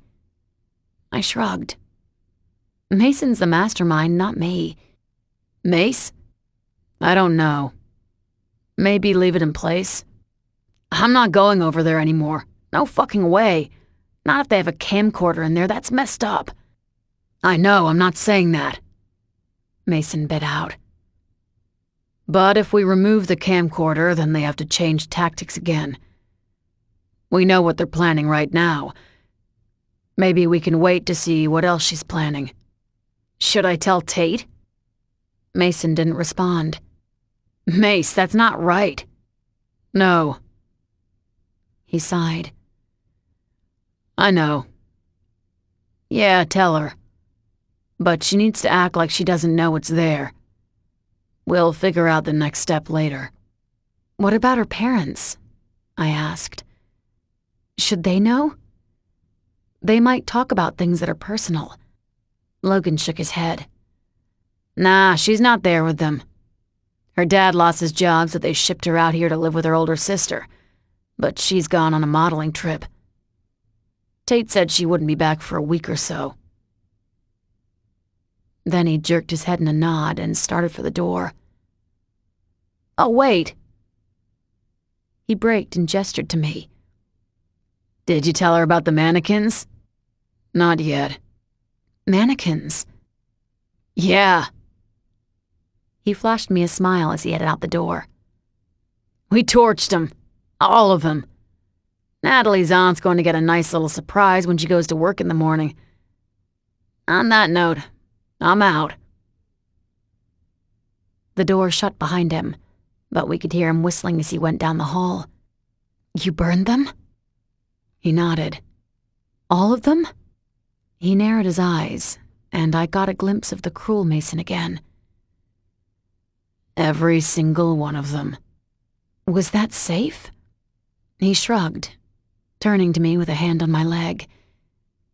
He nudged it over and stepped between them as he looked down at me. We were safe. We took all of them to a place where it'd be okay. And Natalie's aunt, she won't press charges? We left a note with a few images I kept from when they messed with Marissa. We let her know she could thank her niece for all of it. I held my breath. It had been so long since he'd mentioned Marissa, and now that he had, I wanted to ask him more about her. I wanted to understand what had happened to her, but I sensed his unease. It was like approaching a wild animal. I had to go slow and with caution. My heart started to pound again as I took that first step. My hands raised to touch his arm. The muscles were corded tightly in a bunch. He was so tense, but I had to try. You still had those pictures? His arm began to tremble underneath my touch, just a tiny bit, but it was enough to take my breath away. His voice was rough when he spoke. Did you know they did the same to her? The lump was back in my throat. It was big and wobbly, but I nodded. Yes. Heather told you? Yes. My heart was racing so fast now. He was finally talking about her. I felt the wall coming down. I needed to know so much. She was important to him. I needed to understand. Will you tell me about her? I thought I had. More. You didn't say much before. She transferred because of Kate and her friends? He let out a deep sigh and moved away. I ached. I still needed his touch. But then he surprised me. He came back, a conflicted look on his face, and lifted me from the couch. I was curled against his chest as he sat down on the couch, with me on his lap. Then he tucked his chin over my head and began to talk about her. It was Tate, too. He paused for a moment. Towards the end of her relationship with Logan. And before she tried to sleep with me. When Heather had stopped being friends with her. I didn't pay attention. I didn't care about your friend back then. But I remember Logan saying something about it to me. He seemed to care. But then I started noticing that Tate was becoming friendly with Kate and the girls. Made sense. Tate was always around Logan and the girls were always around us. The guys considered them friends, you know. Where'd your friendship with Marissa come in? His arms tightened around me, securing me in place. That was a fluke thing. We sat next to each other in a class and got paired up for a project. My parents were going through a divorce at the time. My dad had been cheating for so many years, and I watched my mom go through that shitstorm. Then your mom started popping up. Anyways, I had a pretty low opinion of the female gender from Tate and other girls. I didn't even like Kate and the rest of them. Kate must have thought she was my maybe girlfriend. I don't know what she thought, but I didn't care. I used her so I can kind of see where she got it wrong. But I didn't trust her or any of the others. They were mean. I had to smile. He must have sensed it because he said, I know, I'm not the nicest person, but that doesn't mean I'm going to choose people like that to trust. I don't trust anyone except you and Logan. You began to trust Marissa.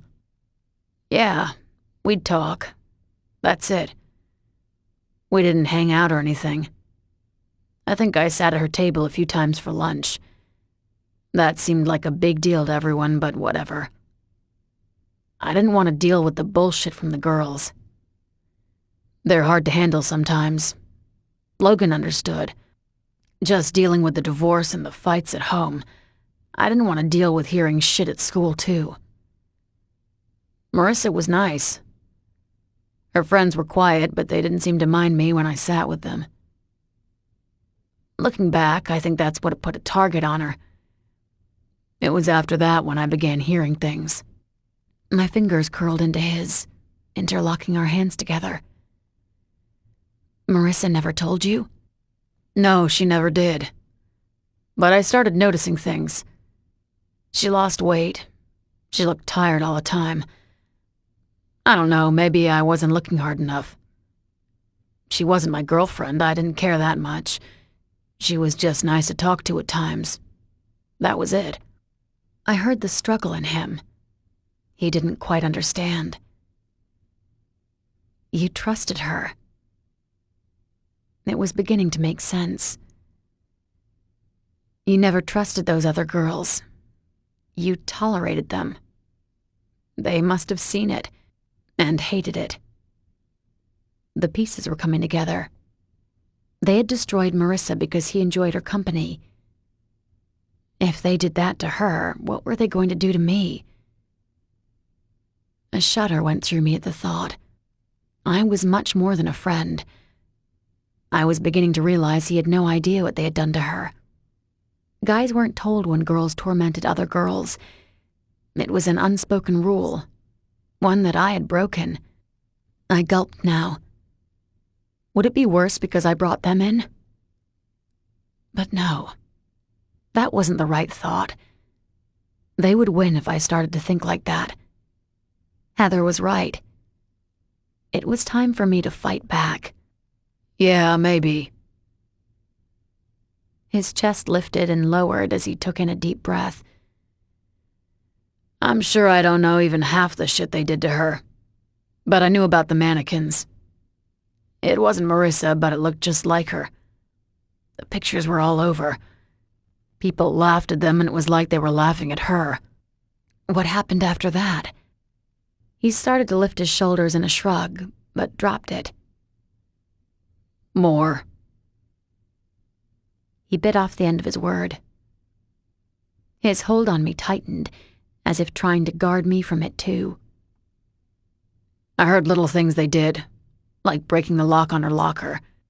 She used to ride the bus to school. I'm sure things must have happened there too. Towards the end, her parents drove her. His hand had a cement hold on my arm now. You don't understand. Kate and the girls had a lot of power over all the other girls back then. They don't anymore. When they were exiled from the guys, I knew that would fracture the power they had over the rest. I see it too. The other girls aren't doing what Kate wants. They're starting to go against Kate and her friends. He was holding me so tightly.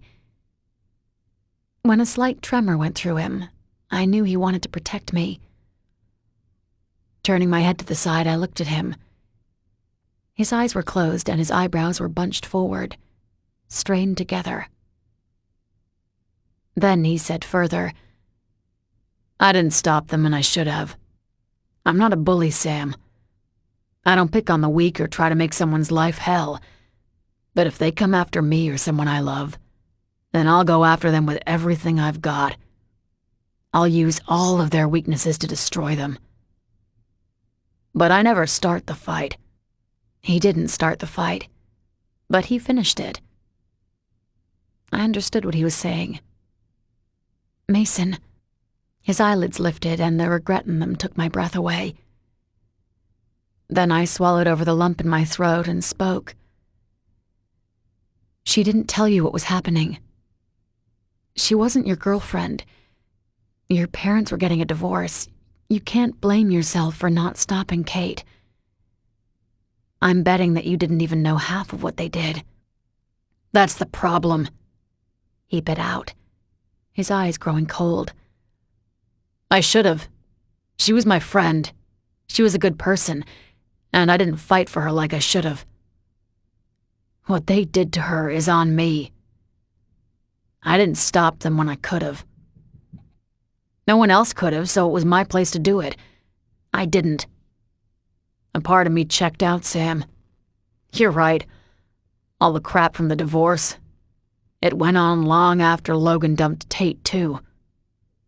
She made it worse. Thinking back, it was how Tate hurt me back, through Marissa. But she stopped talking to me at the end. She had the teacher assign her to someone else, and she stopped even saying hi to me.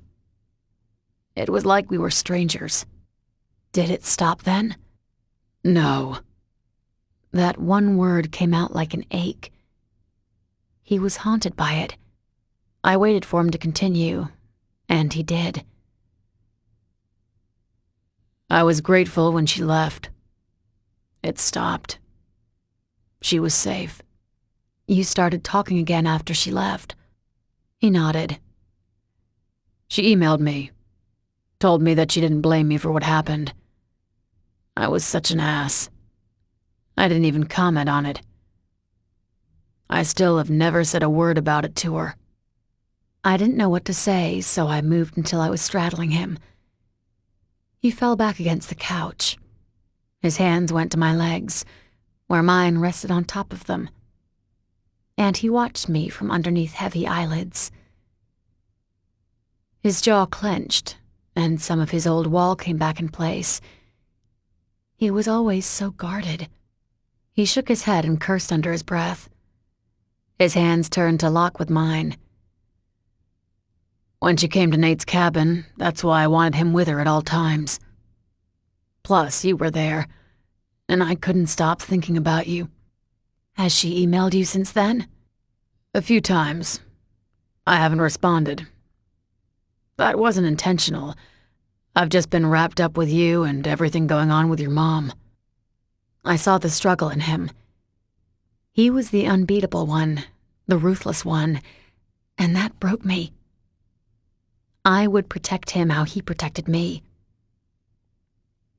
Lifting a hand to his face, I cupped his cheek and leaned forward to press my lips to his. It was a soft graze, but my heart fluttered. The ache started between my legs, and I moved closer, grinding on him. Then I moved back, just enough to whisper, "We'll make it different this time." My lips brushed against his. "We'll change things this time. We'll make it count." His reaction was instant. His hands caught my face and his lips opened over mine. His hunger had been unleashed, and it was demanding more. He stood with my legs wrapped around his waist and took us to bed. A primal need started in me as I met his ghosts that night, and as he thrust into me, that need took over. The need to protect him was more than before. I had worried before, knowing I could lose him, but now it went beyond that. He hadn't stopped Kate from hurting his friend, and it still hurt him. But now I was angry that they had even put him in that spot. It should have never happened in the first place, but that was on Kate. She was going to pay for what she had done. Chapter 14. Everyone knew what happened the next day at school. I had no idea how, but the news was out. Mason and Logan torched the mannequins. The truth got stretched to the whole clothing store, and by the end of the day, everyone was whispering that they were going to get arrested. Apparently, Natalie's aunt died in the blaze. Poor Natalie. Or that was what I heard a freshman telling her friend as they passed us, heading toward the bus lot. Heather heard them too and laughed, shaking her head. They're idiots. Putting my last book in my locker, I took a few others out and stuffed them inside my bag. I was an idiot too. By the time I was a freshman, my boyfriend had already been cheating on me for a year. She wrinkled her nose. Were they already sleeping together? Or were they just making out? I shrugged. Who knows? I don't even want to think about it. They were hooking up somehow. Speaking of your ex, he came into the diner last night. He was with that other guy. Adam? I was surprised. He's moving up in the academy social scene if he's buds with Adam now. Adam's the top dog at your old school? Yeah. He's the guy you avoided the other night. We began walking to the senior hallway. Mason wanted me to stop by his locker before he went to practice. As we turned the corner, I grimaced. Yeah. He said he was okay with friendship, but I can't handle that drama right now. Natalie brushed past me at that moment, glaring the entire time. She took a step into me in the last second to hit her shoulder against mine. I kept going, jerking my thumb in her direction. I got enough drama like that going on. I can't deal with much more. Heather watched the Tommy princess disappear in the direction we had just left. She murmured, "They've been quiet lately. No texts? Last one was yesterday afternoon. Your clothes were still there after gym? Didn't shower. We only walked during class." I see. By unspoken agreement, we stopped and watched Kate at her locker. She was alone, for once. Then Heather remarked, "I don't like it." Me neither. "Ladies!" Logan boomed in our ears before he wedged himself between us, throwing his arms around our shoulders. He squeezed us into his side and made a tisking sound. "Have I not made my wishes clear enough? When you come to greet me, I prefer cupcakes and those skirts that show off half your ass. It's pleasing to the eye and pleasing to my mouth, if you know what I mean." Heather retorted, "Don't you get tired of hitting on your stepsister? Future stepsister to you." He flashed a dimple at her, his mouth curving up. "Are you jealous, Jax? Do you only want me to hit on you? That could be arranged, you know. Cupcakes and ass skirts. All I'm asking here." She elbowed him in the gut, stepping out from his arm. "Whatever, Logan. From what I hear, you've got all your free time spoken for." All traces of humor left. His arm dropped from my shoulder, but he didn't move away. He only tensed. "What are you talking about?" "You and my ex-bestie. I've heard that you two get it on almost every night now." He narrowed his eyes at her. "Who told you that?" "Was that supposed to be a secret?" His jaw tightened as he ground out, "It wasn't supposed to be public knowledge." He cast an accusing look at me. Heather spoke up. "Nope, no way. She didn't say one word, so don't blame her for that gossip. It came straight from Tate's mouth. She was bragging about it in class to Morgan." "Who's Morgan?" "Drill team," she informed me. I nodded. Enough said. "She was bragging?" Heather turned back to him. "Seemed like it. I think Morgan was planning to make her move on you after the basketball game Friday night. Tate was friendly about it, but made it known you've been too occupied to notice other girls." "We're not dating. We're screwing. There's a difference." Then you better handle her because Tate's laying claim to you, and no one's going to argue with her. You two were together for 2 years. It makes sense to people. She's the only girl you've ever loved. That's common knowledge around here, too. Heather cast a frown at me, biting her lip, and I got the feeling she wanted to add more, but thought better of it. Logan was like stone beside me. He was standing close enough so his arm grazed mine. I frowned and asked, "Why is this upsetting you so much?" He swung to me. "What?" "Tate can't be the only girl who's tried this with you. Just do what you normally do." I paused, and when he didn't get what I was implying, I added, "You hook up with someone else. Hook up with someone else Friday night." But he still looked upset, and that confused me. Normal Logan would have laughed this off. He wasn't. "Are you developing feelings for her again?" "Why the hell would you say that?" "Don't talk to her like that." Heather pulled me from him. I placed a calming hand on her arm. I could handle Logan just fine. "Because you're not acting normal. Hooking up with someone else shouldn't bother you, but I can tell it does." "That's not..." But he stopped and left. Mason was coming towards us with Ethan and Strauss. Logan brushed through them, shouldering the last two out of his way. Both paused, frowning at him until Mason was close enough to ask, "What was that about?" Heather opened her mouth, but I grabbed her arm. I answered first. "Nothing. Some test that he took." Mason swung his head, so he was only focused on me. When he didn't comment, I felt a swift kick to my gut. It was another lie, but I couldn't take it back. I wasn't even sure why I lied, but I managed a calm smile. He'll get over it. "Sure." "Test my ass," Ethan griped. His face was scrunched together in a snarl. He raked a hand through his wavy, sandy hair before letting it fall to his side. He was shorter than Mason, but just as muscular. He wasn't happy. "Logan doesn't get worked up about tests. I bet it's because of Tate. She could always wind him up like that. Why haven't you stopped that yet?" "Right," Mason bit out. "Because my brother always does what I want him to do."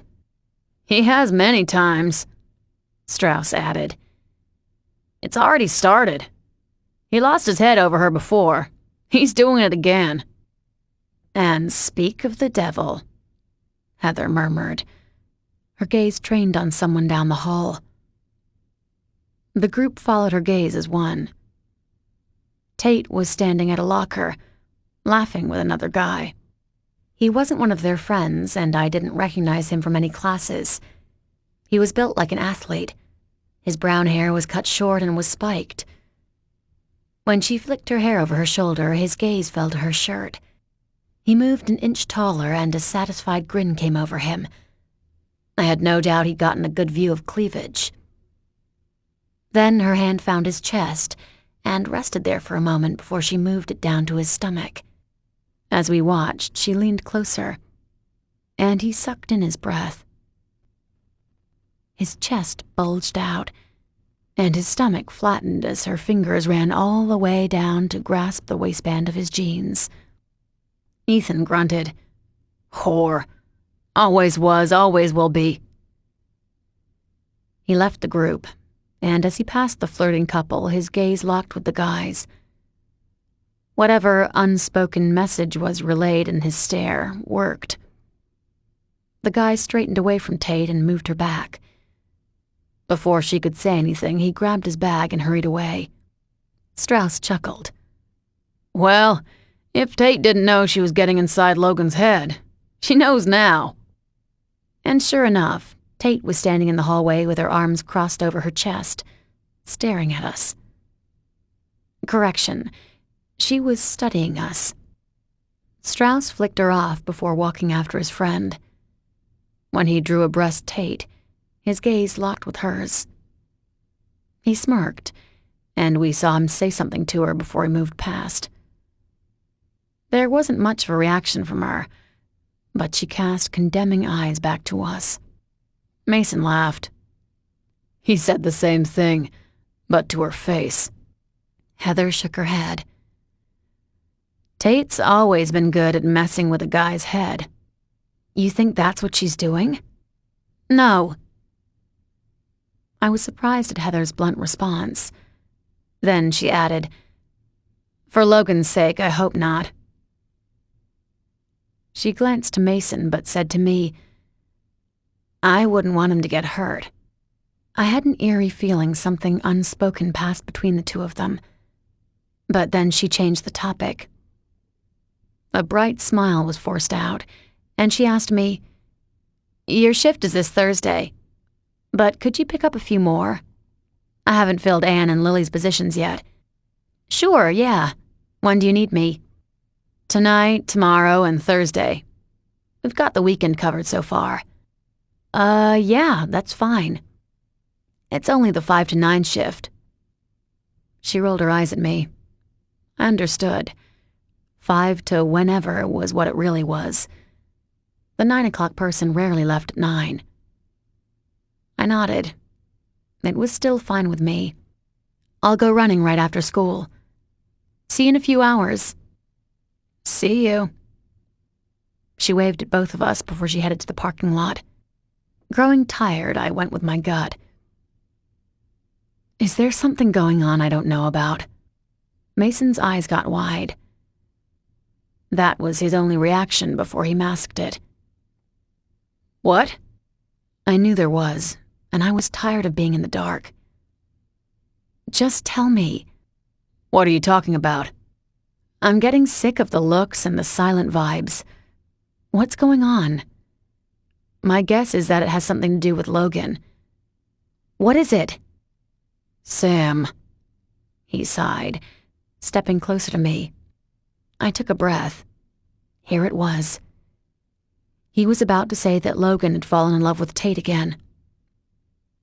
I prepared myself for the news, but he said instead, I have no idea what's going on. I don't. Honestly. When I pinned him with an accusing look, he held his hands in the air as if surrendering. I mean it.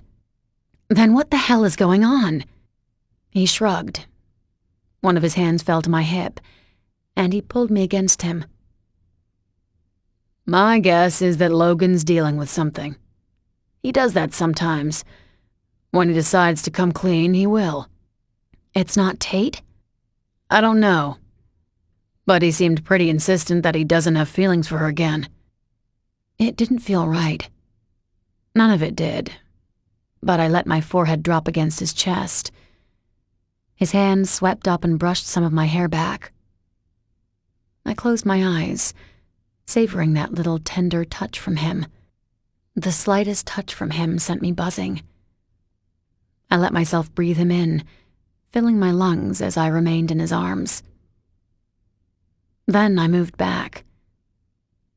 Mason gave me a reassuring smile, but it didn't reach his eyes.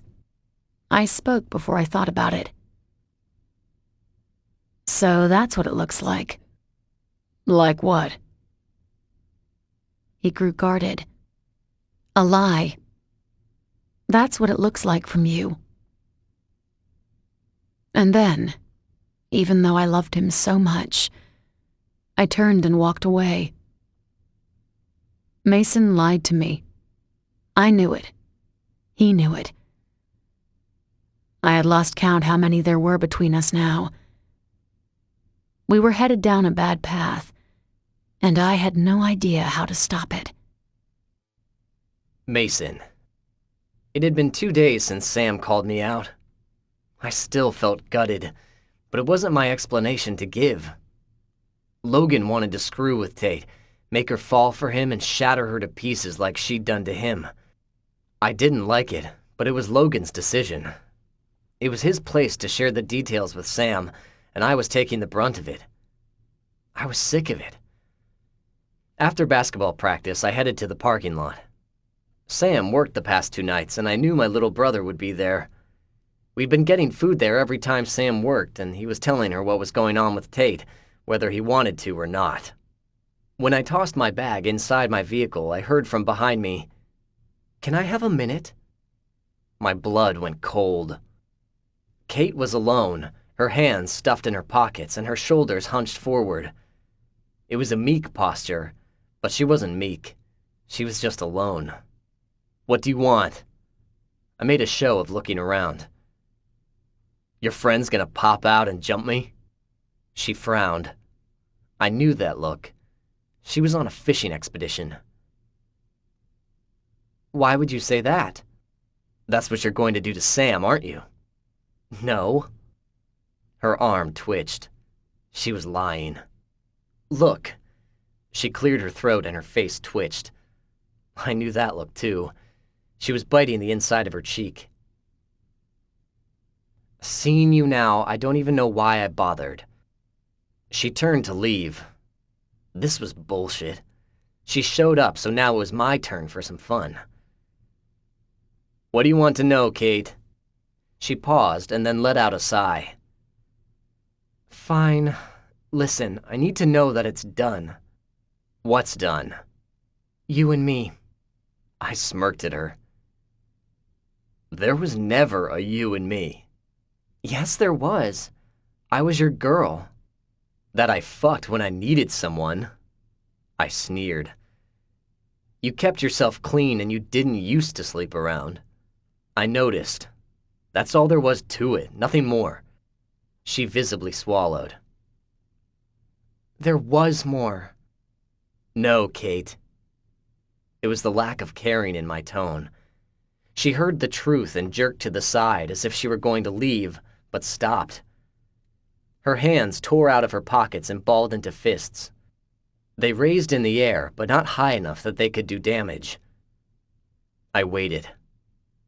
Kate was a bitch. I enjoyed that I was hurting her. "Come on, you went after Marissa because I was friends with her. Now my girlfriend? For what? To get me back? You're pathetic, Kate." "Shut up." She flinched with every word I said, but she swung her heated eyes back to me. "You shut up, Mason. You have no idea, no fucking idea why I'm doing this." "For power? You lost it. That's long gone." When there was no reaction, I laughed.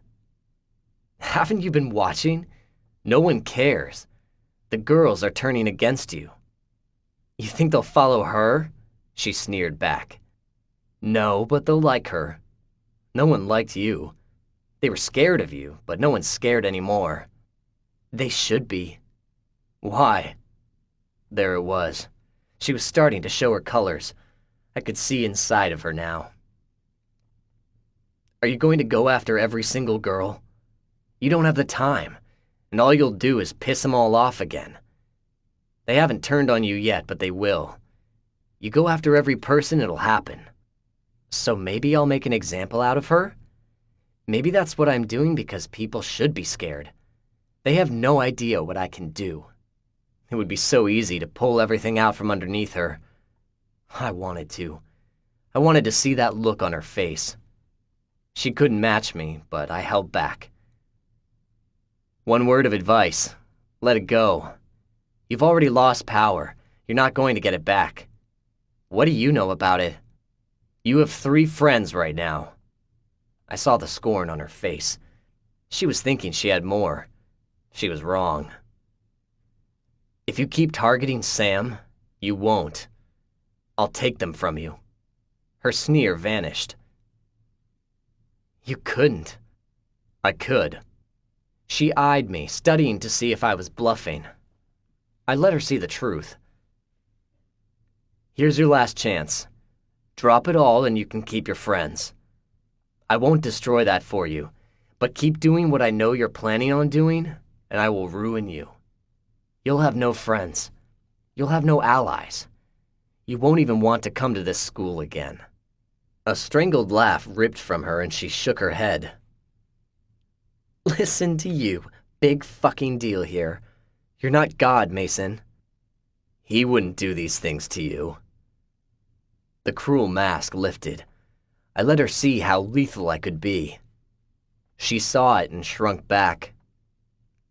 If you came here to make sure, one last and final time, that there's a chance of you and me, there never was. There's no chance you'll ever be friends with the guys again. I know how you like to hang out with them. You like being at the top of the social chain. Those days are dead. You shouldn't talk to me like that. Really? She had no idea, but I fell silent. She was losing her control, and I wanted to hear what else she would say. You have no idea, no fucking clue, she shouted now. Keep going, Kate. Tell me how I don't have a fucking clue. Lay out the rest of your plan for me. No idea, she continued to seethe. Everyone forgets about you, but I don't. You're slumming when you go to this school. They forget about the rich daddy you've got. No one knows about the money bags your mom has. No fucking clue, but I do. It's not fair. You've got a scholarship. You're going to college. Your life is set, Mason. Most of the people at our school are going to community college. They can't afford your NCAA football school. That's where this is coming from? I'm going to a better school than you? Her chest began heaving. The fury was bright and burning in her eyes. Haven't you seen my home? You know my folks. My dad's a drunk. My mom works all the time, but when she's not, she's just as drunk as him. You think they saved up money for me? I'm not going anywhere, Mason, not like your precious princess. I've heard about her running. Track scholarship. Isn't that what you were thinking to get her here? You're right, too. I know you are. She's going to get a scholarship, probably at the same fucking college you go to, and you want to know why? Because of you. They'll give her one because you asked. Because that's how your life goes. You ask and people do it. I'm so sick of it. You're sick of it? My eyes narrowed to slits. Or you're pissed because it isn't you. You're such an asshole. Been called worse. This is my school. This is my time. She grew quiet, but the hatred still burned. And you declared that we're out. Just like that, and it was done. You have no idea how much worse you made it for her. If you're pissed at me, take it out on me. Leave her alone. Oh no. She shook her head. You're unfucking touchable. You know it and I know it. But your girl isn't. She's going to hurt by the time I'm done with her. She's going to beg me to stop, but I won't. I'll keep ruining her long after this year, even after you go to college. You'll be gone, Mason. I won't. My life's over after high school. My biggest problem is going to be who I'll marry, if it'll be some jackass or if I'll win the lottery and get someone who sticks around. That's the life I've got to look forward to. But the one thing that'll give me pleasure is going to be destroying your girl. Just watch it. Rethink all of this, I warned. This is my last offer. Walk away. No, she whispered, but her tone was murderous. You're not going to destroy Sam. Oh, really? She snorted. You fuck with who I love, and I fuck with you. You're no exception. I'm going to destroy you, Kate. You're going to have nothing left when I'm finished with you.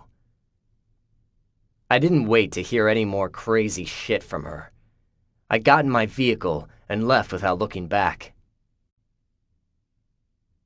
Chapter 15. Samantha. The weekend passed with little drama. There was a basketball game. I went. They won. There was a party. The only big event there was when Logan took my advice and planned on going home with a new girl. But she had a friend with the same hopes. The two got in a fight. It was full of name-calling. Someone's hair got pulled and the other girl got scratched. Eventful. And Logan? He bypassed the fight and went home with Tate. I had an entire speech ready to deliver over breakfast the next day for why he needed to stop seeing her. I had it all memorized, but the speech died in my throat when Tate showed up at the same restaurant with a different guy. Logan didn't care. Really. I studied him the whole time to catch the slightest reaction. Twitch, twerk, eye roll. But nothing. Then it dawned on me. He really didn't care if she was with another guy. I was at a loss after that. Later that evening, Helen wanted to have dinner with her sons, but I was spared another run-in with her. I was also spared another run-in with Kate. Mason told me she had something planned for me, but it never happened. I wondered if she'd been distracted. When I went to school on Monday, the words "Rousseau sucks" were spray-painted on a banner. It hung over the archway at the front entrance of the school. Heather explained it was the big rivalry game. Fallen Crest Public's basketball team was going to play Rousseau High that Friday night. Great. Not. She further spoiled my day when she told me Fallen Crest Academy didn't have their own basketball game that night, so my old friends would be in the stands. Double great. Needless to say, I wasn't in a great mood during the next week. Logan noticed and brought me a latte one day during lunch. It didn't work. I still wasn't happy, so he told Mason to give me a quickie in their coach's office. That certainly didn't help. It wasn't until Friday morning when another bomb was dropped. Helen Malborn was going to attend their basketball game. From the way Mason worded it and how Logan started laughing behind him, I knew there was a joke somewhere. I didn't care enough to figure it out. Instead, I remarked, "I'm sure she'll have a great time." "Heather's working." Mason gave me a confused look. "Yeah, and?" "And." Logan finished for him. "Don't you want to sit with our mom for the game? She gets box seats every time. Thinks she's a goddamn celebrity for a high school basketball game. Joke's on her. She's got to share the box with the announcer, and they won't be farting out popcorn for her." "Logan." "What?" He glanced at his brother. "Mom thinks she's a big-time celebrity, and you know it. I love her, but her ego's massive. It's gotten worse in the last few months." "Wait." He paused, frowning to himself. "Fuck. Is she dating someone new?" Logan gestured to me. "I'm surprised she hasn't tried with Sam's other dad, David." He asked me, "Is he still dating Mark's mom?" I wasn't expecting the question, but my heart sank. I didn't know. An image flashed in my mind. He looked so different when Mason had dropped Jeff off at Academy. He was heavier, muscled, and looked healthy. He looked good. He looked like he was better.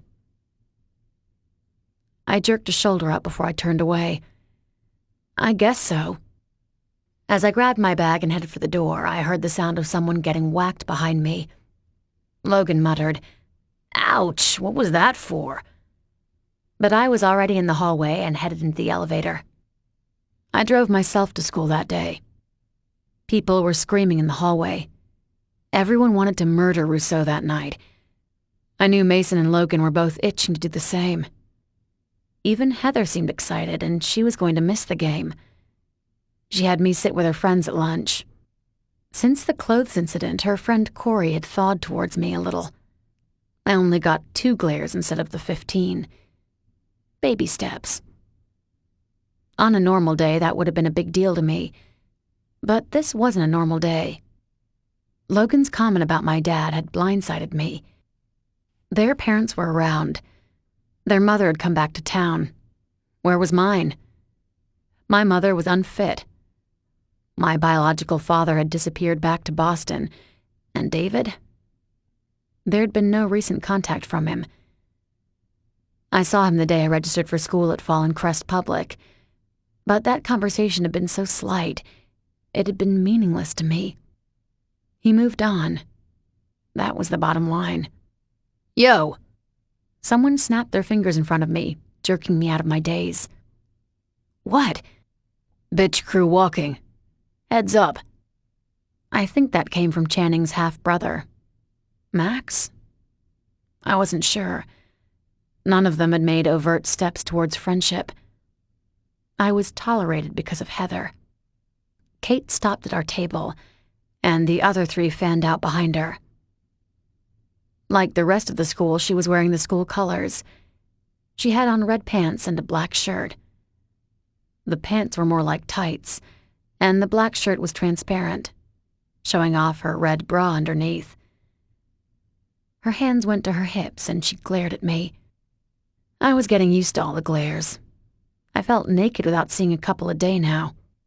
I grinned up at her. I feel like I should be a hot air machine. For every bad look I get, I could pop out a balloon with a smiley face. I smirked. Bet the glares would stop then. Heather snorted. Some of the guys snickered. I added, like right now. You'd get one in black and red. I gestured to Kate's clothes. It'd match your outfit. I caught a faint grin from Corey, but it was masked as soon as she saw me watching. Her eyebrows fixed and her face went blank again. I sighed. So close. Kate's sneer turned into a snarl.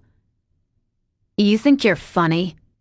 One of the other three added, Maybe she's taking lessons from Logan. Another snorted. Probably. She needs all the lessons she can get. My smile had stretched from ear to ear now. It was genuine, too. Is this another warning from you? I thought you moved past the cliché insults and name-calling. Oh, wait. You said lessons. Yes, that's referencing that I'm dumb. That's another cliché insult. With my hand in the air, I lifted a finger with each point. I'm ugly, I'm dumb, I have too much sex. Those are the three main ones most simpletons use to insult others.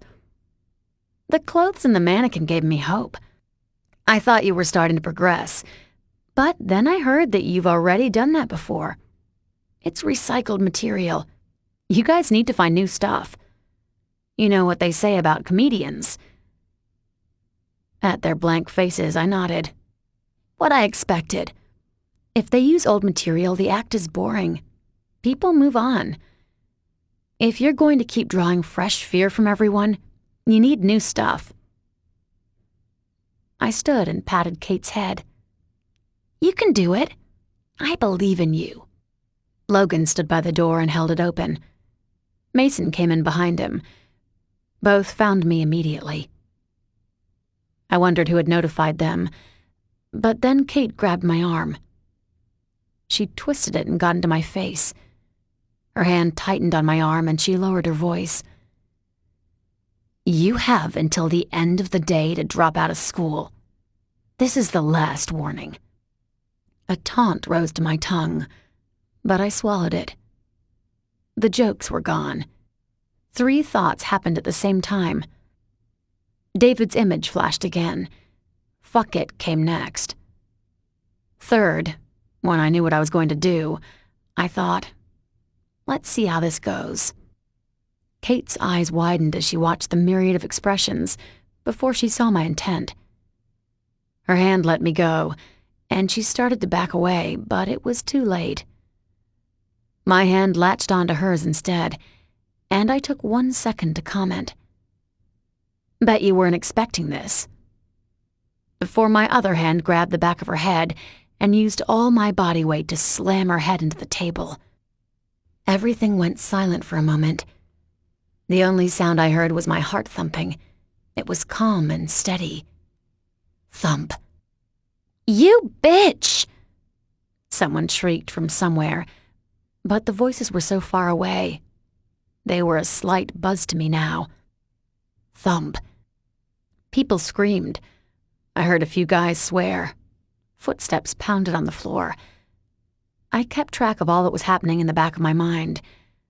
I got a better grip on her head and held her arm down while I tried to lift her head for another slam. She was yelling. I saw her mouth open and caught a flash of terror in her eyes. But then I was jerked backwards. Someone punched me on the cheek. It hurt, but it didn't penetrate the numb sensation that had taken over me. Thump. "You're going to get your ass beat."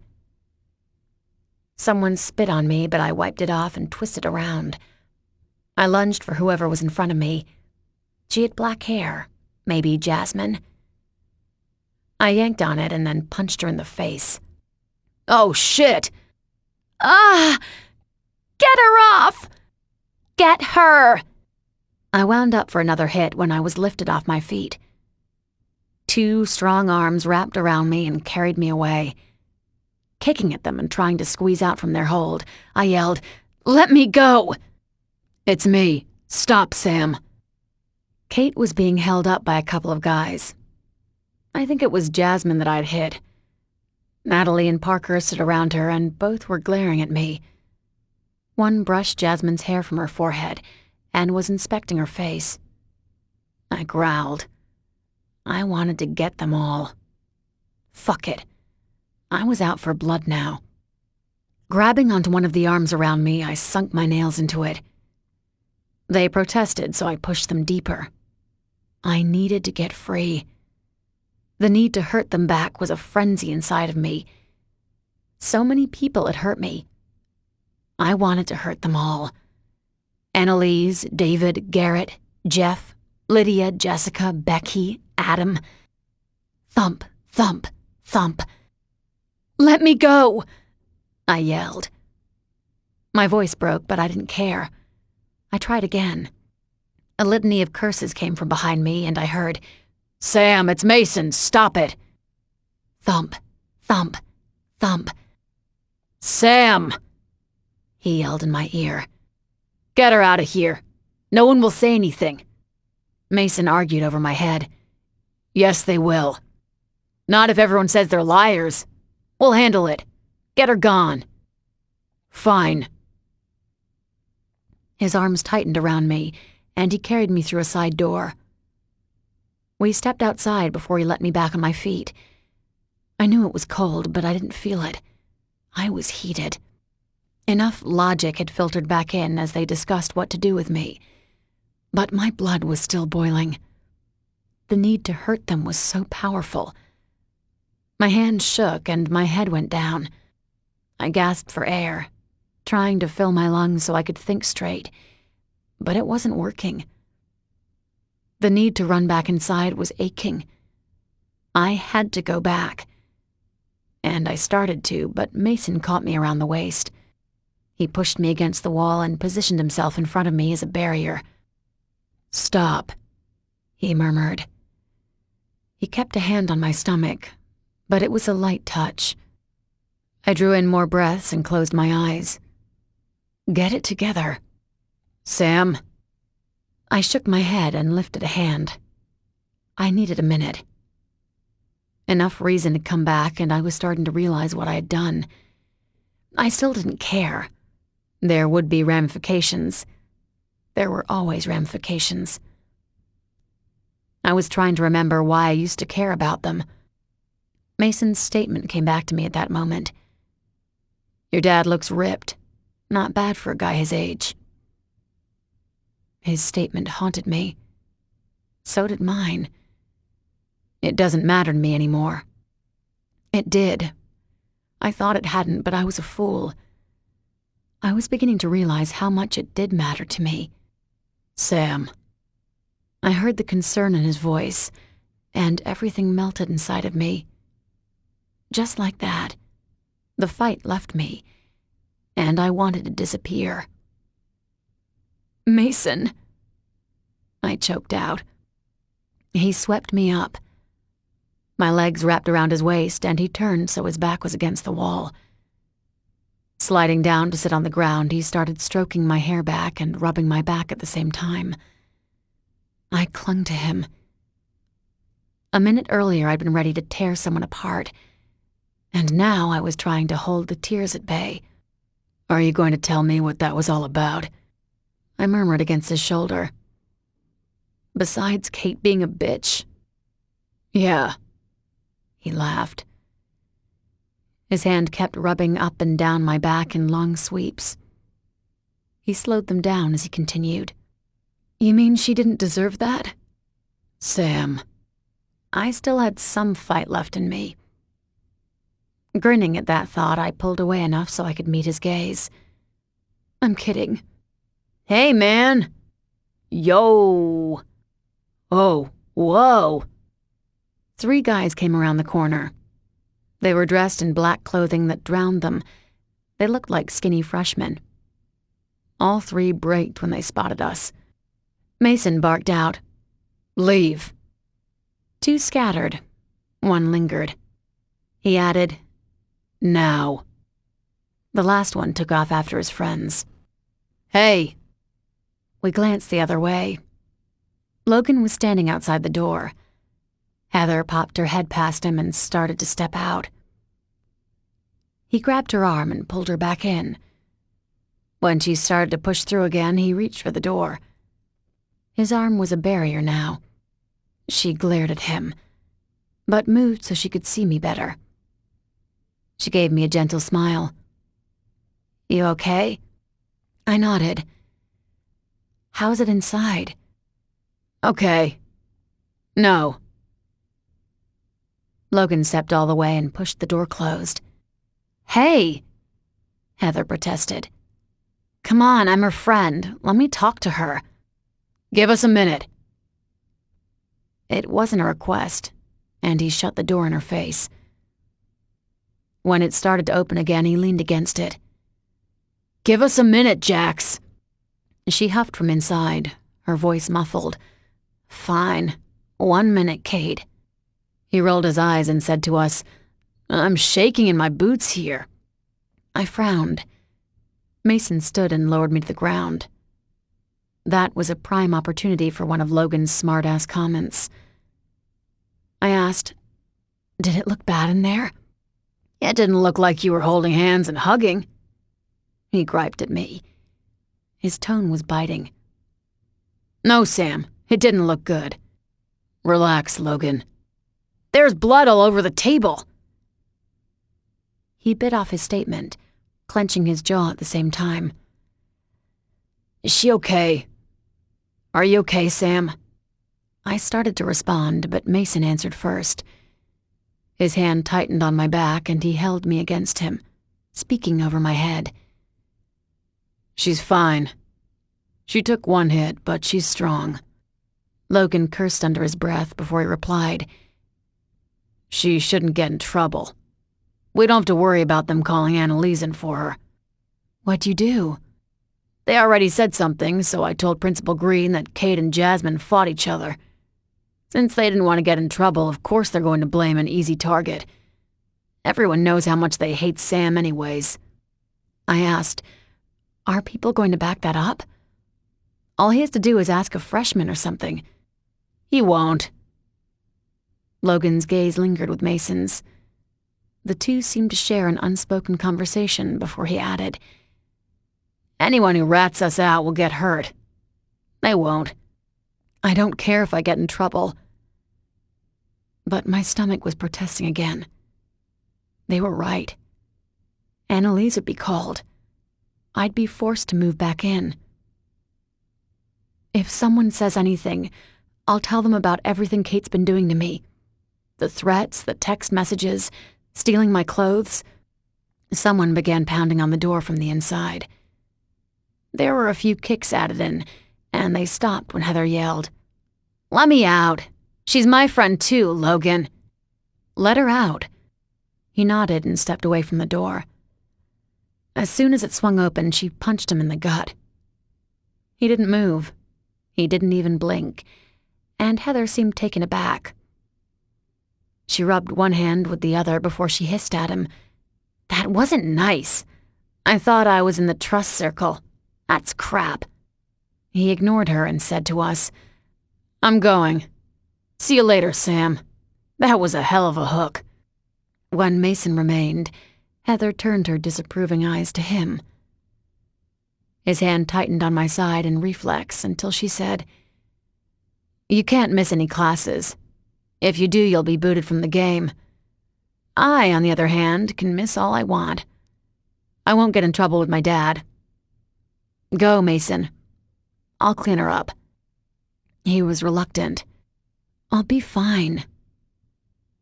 The pain in my cheek was starting to filter in, and he couldn't help with that. "I mean it. I'll talk to you after school." He frowned but nodded. Bending to kiss my lips, he thought better and kissed my forehead instead. When he glanced at Heather, I knew there were words he wanted to share, but didn't. An outsider was present. As he stalked through the door and it shut behind him, Heather frowned at me. Her hands went to her hips. What the hell was all of that about? She meant the fight. I sighed. I miss my dad. Chapter 16. Heather took me to her house after the fight. The bruise on my cheek wasn't too big, and it was easily covered with makeup. When she asked if I'd get in trouble for skipping, I didn't think I would. Most of the teachers didn't take attendance, and the ones who did never called my name. Because I was still new, I didn't think my name even got onto the attendance sheets. She seemed okay with that answer. When we first arrived, her dad met us in passing, heading back to Manny's after taking a lunch break. She gestured to me and said, "It was those same girls." That was enough for him. He nodded and replied, "Always stand up for yourself." Then he left. I asked her later what he meant, and she explained that she informed her dad about everything. He knew about Kate. He knew they were sending her threats. He knew they'd threatened his and her brother's livelihood. I was surprised that he hadn't gone to the principal. But her dad was realistic. He knew nothing could be done, and those girls always got away with their bullying. Heather informed me that he gave her permission to defend herself in any way she needed, and that he would have her back. Then she added, "My dad's not stupid. He knows there's only so much a parent can do against these types of bullies. If they get in trouble, they'll only do something worse the next time around. That's why he said I don't have to worry about getting in trouble with him." I nodded. I didn't know if that was the right thing to do as a parent.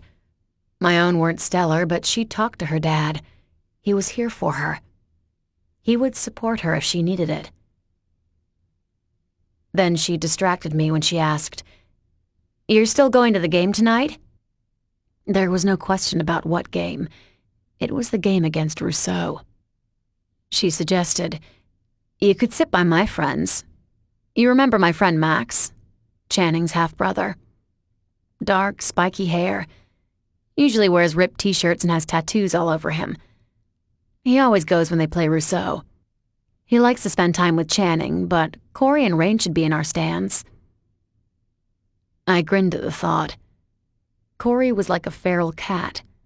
Her warming up to me was not snarling at me. Then she added, "But you'll have all those academites there, too. You could see some of your old friends. Mark would be there. His mother might be there, too. And that meant my father." And hours later, when I parked outside of the school, it seemed that everyone had come for the game. There were no spots in the parking lot. There were no spots within a 4-block radius of the school. I finally found an empty spot near the football field and parked. I jogged over it, heading past the parking lot. When I noticed the line that snaked outside of the gym's entrance, I slipped in a side door. Some of the hallways were blocked off, but not all the way. I could slip past one of the gates and join the mass chaos once I found one I could fit through. The volume in the building was deafening. People were lined up at the concessions. There were lines for the bathrooms, and people were packed into the entrance hallway. Instead of 2 people selling admissions, they should have had 20. I hadn't gone far when someone touched my arm. Thinking it was Kate, I swung around with a fist already formed. Instead, it was Mark. Hi!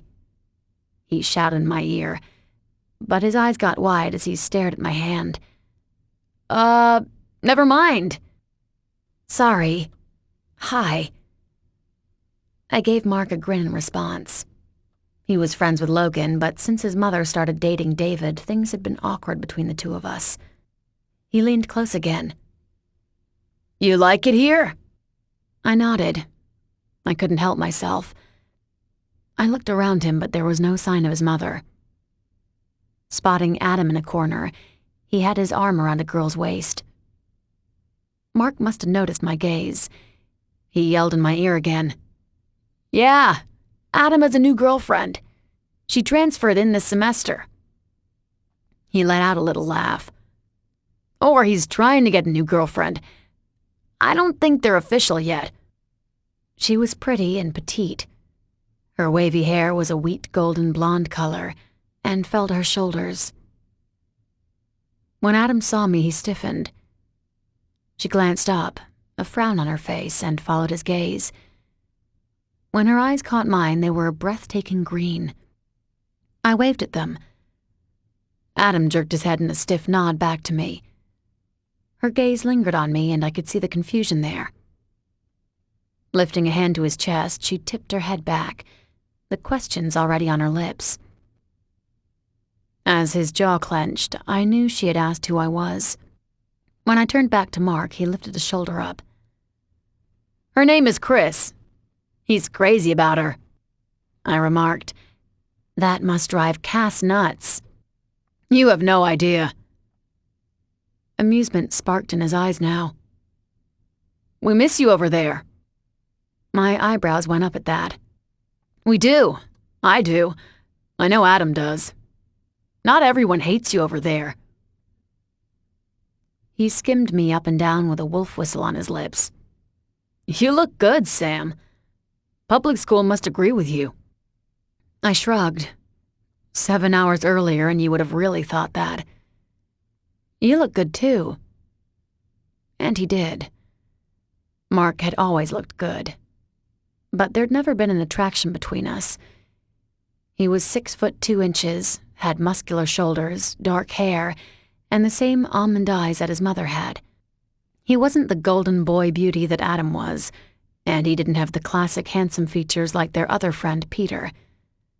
But Mark's easygoing personality and contagious smile were like a magnet to girls. Always had been. I had no doubt Mark had his pick of the ladies. He flashed his dimples.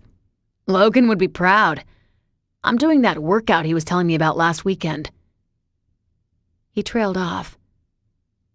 He didn't tell you about that? You saw Logan last weekend? I always see Logan. Same parties, you know.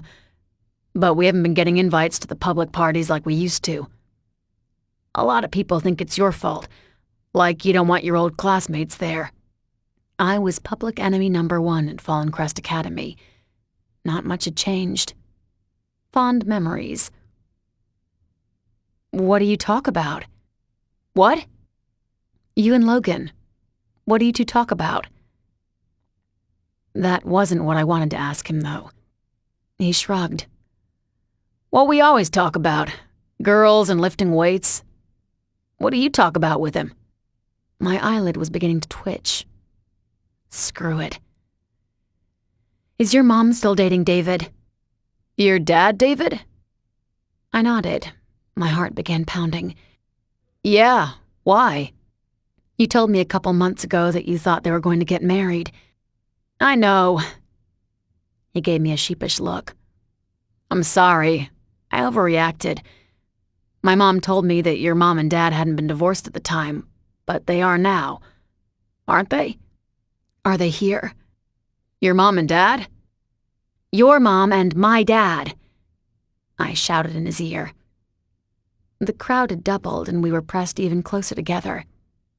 I couldn't see Adam anymore. Oh! He laughed at himself. Yeah, they're here. They're with the adults. Why? I shook my head. No reason. Oh. His frown came back. Was I not supposed to say that? Is that a secret or something? I never know what's going on. No, it's fine. You're fine. I patted his arm for extra reassurance while a storm had started inside of me. I'm going to go and find a seat. Wait. He tapped my shoulder again. We heard there's a party at Fisher's tonight and Academites are invited. Is that true? Are you going to be there? Probably.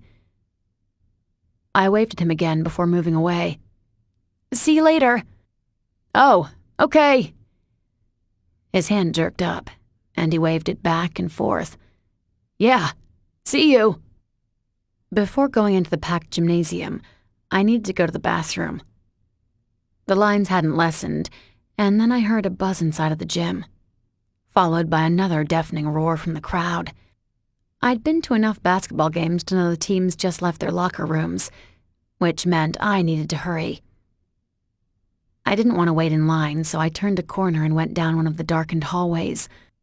Slipping past one of the gates, I jogged all the way to the bathrooms at the opposite end of the school. No one would be in them, and I wouldn't have to wait in line. I would get back by the time they finished their warm-ups. Everything was going according to plan. Pushing through the door, the bathroom was empty. It didn't take me long. I finished and washed my hands. When I turned from the hand dryer, I stopped. Everything stopped. In hindsight, I would realize that the dryer drowned out the sounds of their entrance. But it didn't matter. I couldn't have stopped it from happening. Kate had come inside the tiny bathroom.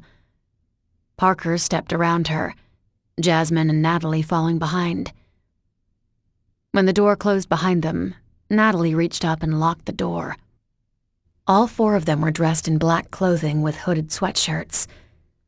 The four reached up and pushed back their hoods as one. Each had their hair tied back in a low ponytail.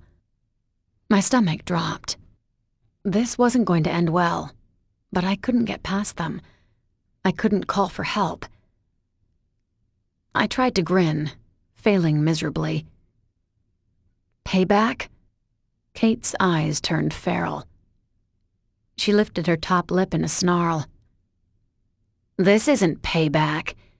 This is your punishment. Parker sneered at me. Her hands hung loose beside her. They were ready to harm someone. I gulped. They were ready to harm me. Then she added, "This is the first wave." Kate grunted, taking a step closer. "You should have quit school today. I gave you one last out." Natalie spoke up from the back. "Time's up." The room plunged into darkness, and I had 1 second. The sounds dimmed like earlier that afternoon. My breathing was now deafening in my ears. My heart started to race, but the fear threatened to paralyze me. I pushed from the sink and darted into a stall. Someone reached for me. They grabbed my shirt, but I didn't stop. My sleeve ripped off, and I used that to my advantage. As they fell back with my sleeve, I punched at them. Someone cried out. I assumed it was Kate. The other three were behind her, but I got into the middle stall and locked the door. Before I had time to think, I dropped to the ground and flew underneath the next stall. A foot stepped on me. I heard, "She's in this one!" Fuck. The foot lifted in the air. It was going to kick me, but I thrust a hand out blindly. I caught it, but there was too much force behind it. It crushed 2 of my fingers, and I clamped my mouth shut. A scream wanted to burst out of me, but I swallowed it. Good God, I swallowed it. No sound, no tears, no cries. They wouldn't hear anything from me. I wouldn't give them the satisfaction. Pushing past that blinding pain, I threw my shoulder up and into the person. It was enough. She fell back and I heard more cries. "Get off me, Parker!" "It was that bitch!" "Let's turn the lights on, this is stupid." "No, someone might see. If the door's locked, they won't come in here." "Shut up and get her!" Kate barked at them. I heard the pain in her voice. I must have hit her harder than I thought. But then I heard someone fall to the ground. They were trying to crawl in like I had. Flipping around, I kicked at them instead. Ouch! Bitch! I kicked them again and again and again. I kept kicking them. It was working, but suddenly 2 hands grabbed my arm, and I was yanked from underneath the last stall. The exit door was right there. I pushed to my feet and reached for it. My fingers hit it, but then I was pulled back again. I made for one last reach. I grunted from the effort, but I got to it. The lock moved down.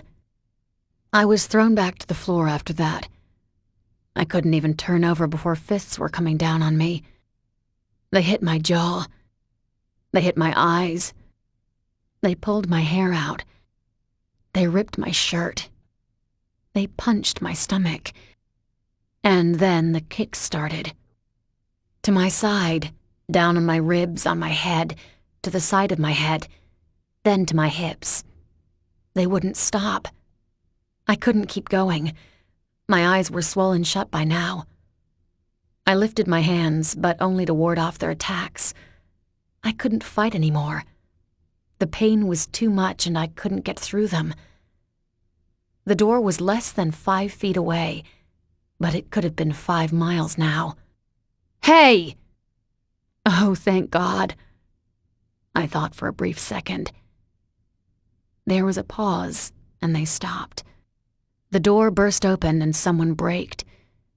Their sneakers screeched against the floor from their sudden stop. She choked out, "Oh my God." "You," Kate started, her tone menacing. They took off. No one moved. The door shut behind whoever it had been. Then Kate screamed, "Stop her!"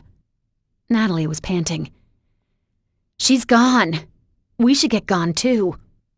"We're not done." "She can't move. Let's go." "No." "Kate, you can't kill her. And that freak saw us. We need to get to her before she tells anyone it was us." Jasmine spoke up, a tremor in her voice.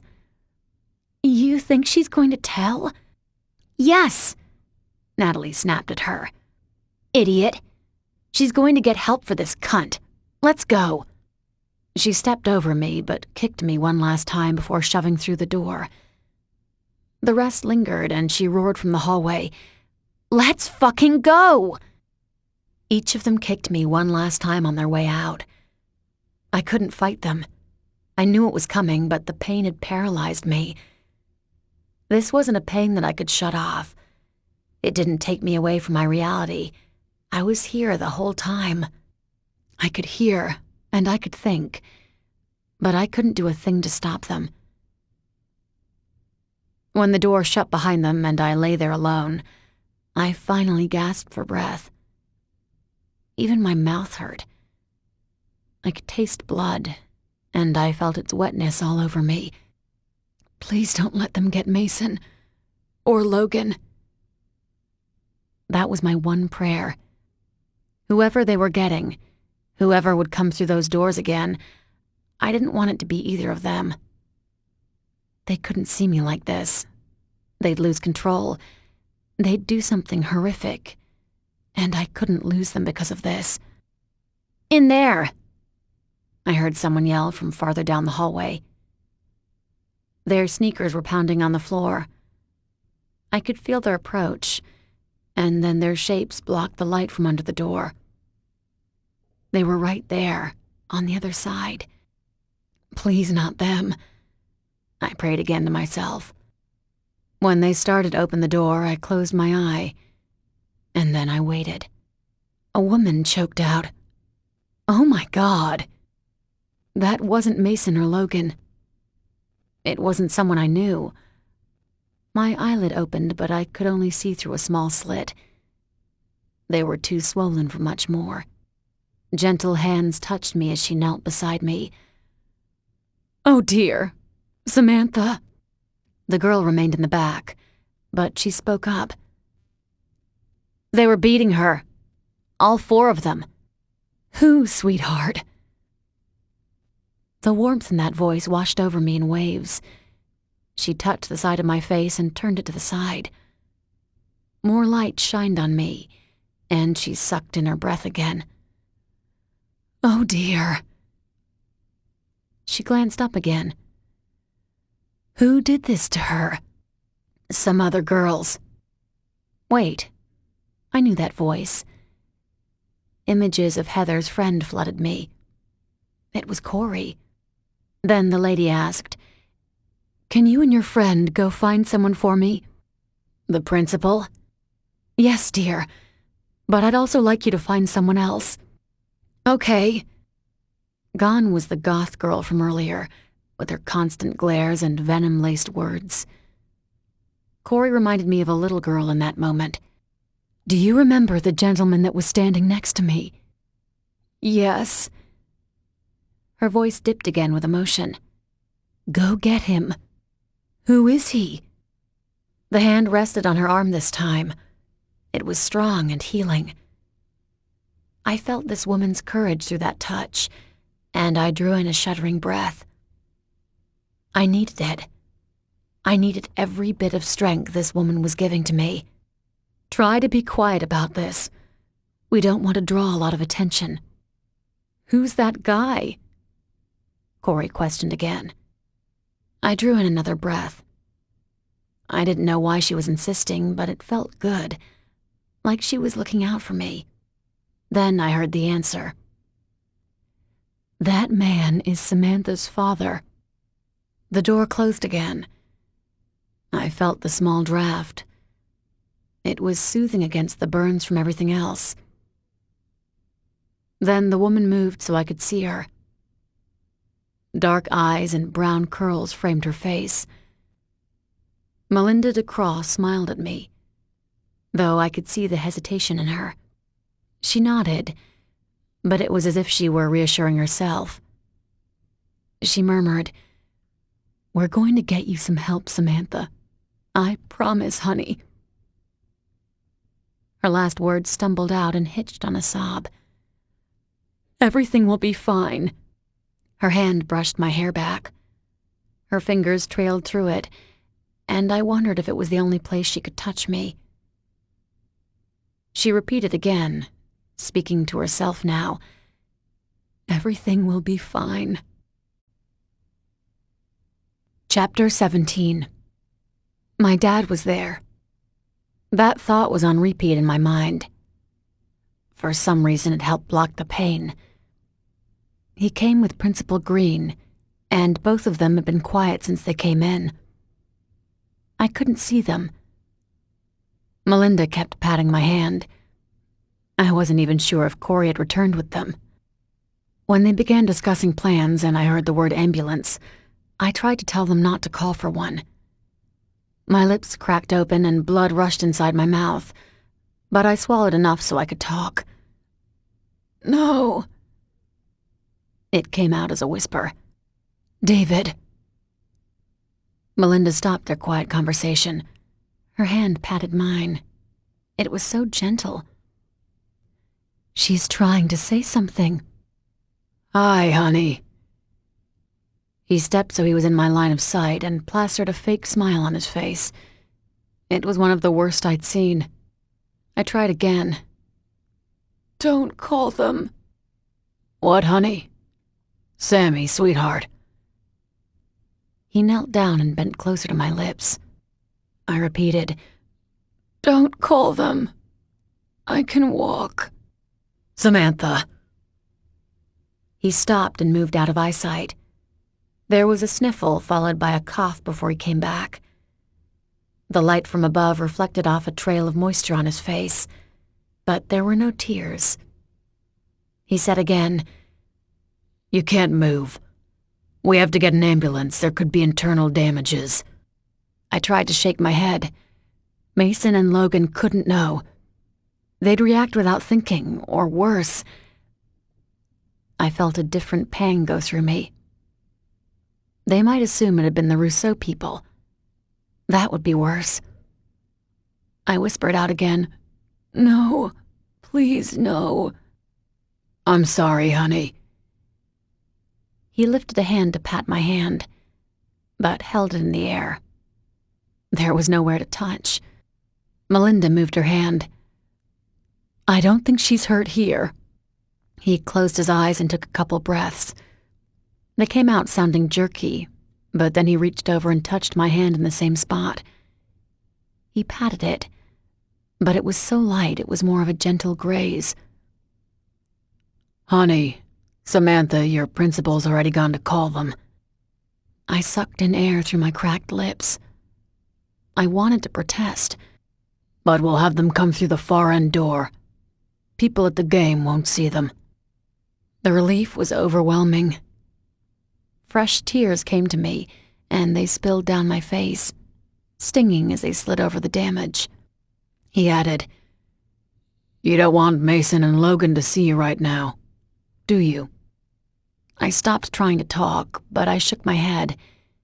It was the smallest movement I could muster. I was trying so hard. We won't let this out, but the paramedics have to come and get you. We're scared of moving you. I closed my eyes. I could breathe easier, as easily as I could. He understood. Mason and Logan wouldn't find out until later. I hoped to be the one to tell them, if I could. But when the EMTs came in with a stretcher, I was beginning to realize that it would be a long while until I could do anything for myself. When they rolled me onto the stretcher, I couldn't move. My ribs ached, my chest pounded. Sharp pangs stabbed me, shooting up and down all over me. As we rolled down the hallway, I saw Corey beside the lockers. She stood there with Rain huddled behind her. Their hands looked as if they were clasped together, but I couldn't be sure. When her gaze caught mine, she lifted one side of her mouth. I tried to relay my thanks. She saved me. I couldn't see her anymore as they wheeled me the opposite direction and out a back door. I barely felt the cold air. It stung my face, but the rest of me was wrapped in a blanket. I could move my legs, even wiggle my toes, but they hurt. Everything hurt. Yo, what's that? Principal Green let out an exasperated sound.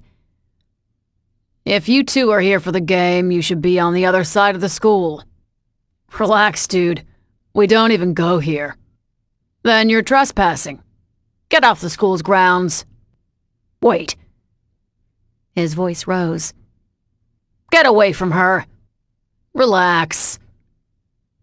The voice trailed off, and I saw Brett Berdew standing above me. When he recognized me, his eyes widened, and his mouth opened.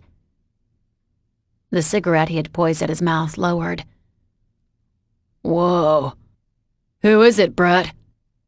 That must have been Bud. I wanted to look away, but I didn't. He wouldn't move. He kept staring, so I looked back at him.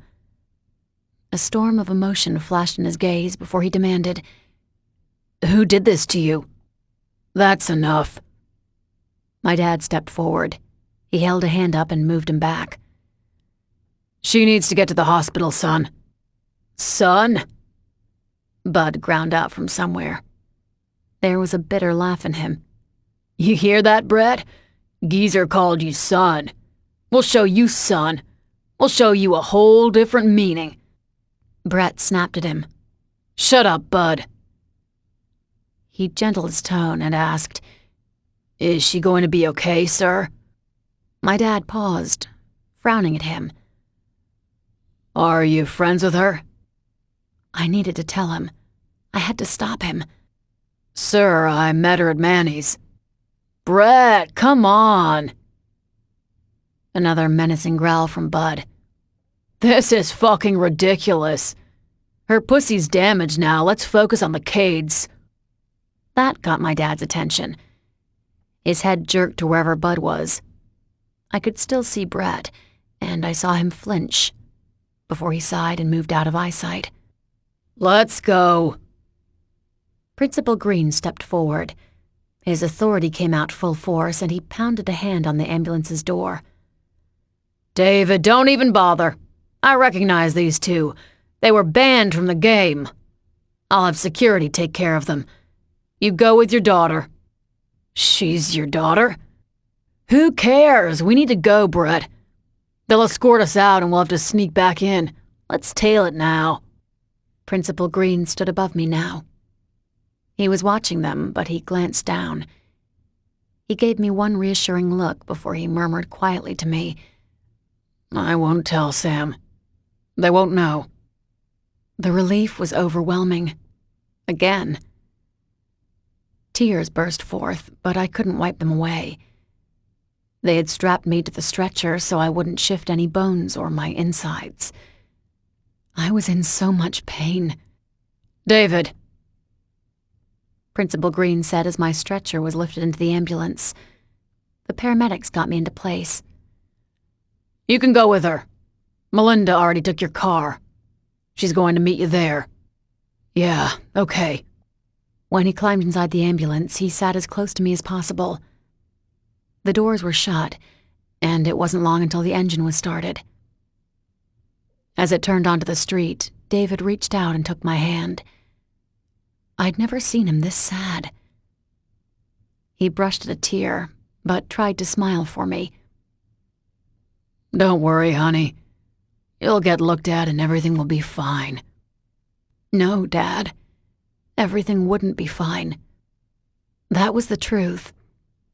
I was just realizing that I still hadn't let him in on it. Mason. When I left the locker room, only a few were still in the gymnasium. Most were heading to Manny's and then to Fisher's for a big damn party. I knew Logan was riled about it, had been during the whole game and after. When I saw him jumping up and down near the bleachers and our mom watching him, I rolled my eyes. Logan was ready to tear into someone. "Honey?" Helen stood up from her seat and gave me a gracious smile. If Sam were there, I knew she would have been self-conscious. My mother dressed to impress.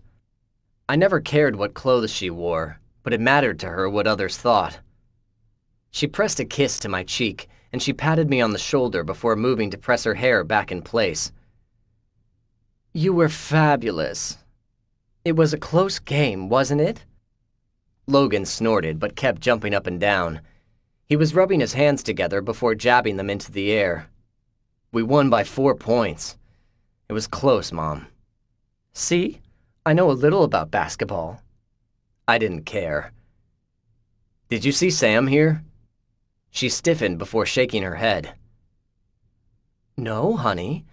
Was I supposed to look for her? I'm sure she sat with some of her friends." Logan snorted again, still jumping. "She doesn't have friends at this school." "Logan." "What? She doesn't. It's your fault, not hers." Helen skirted between us. "Are you suggesting Samantha has no friends because of her boyfriend?" "Yeah, Mom, I am." He stopped jumping and gave her a dead look.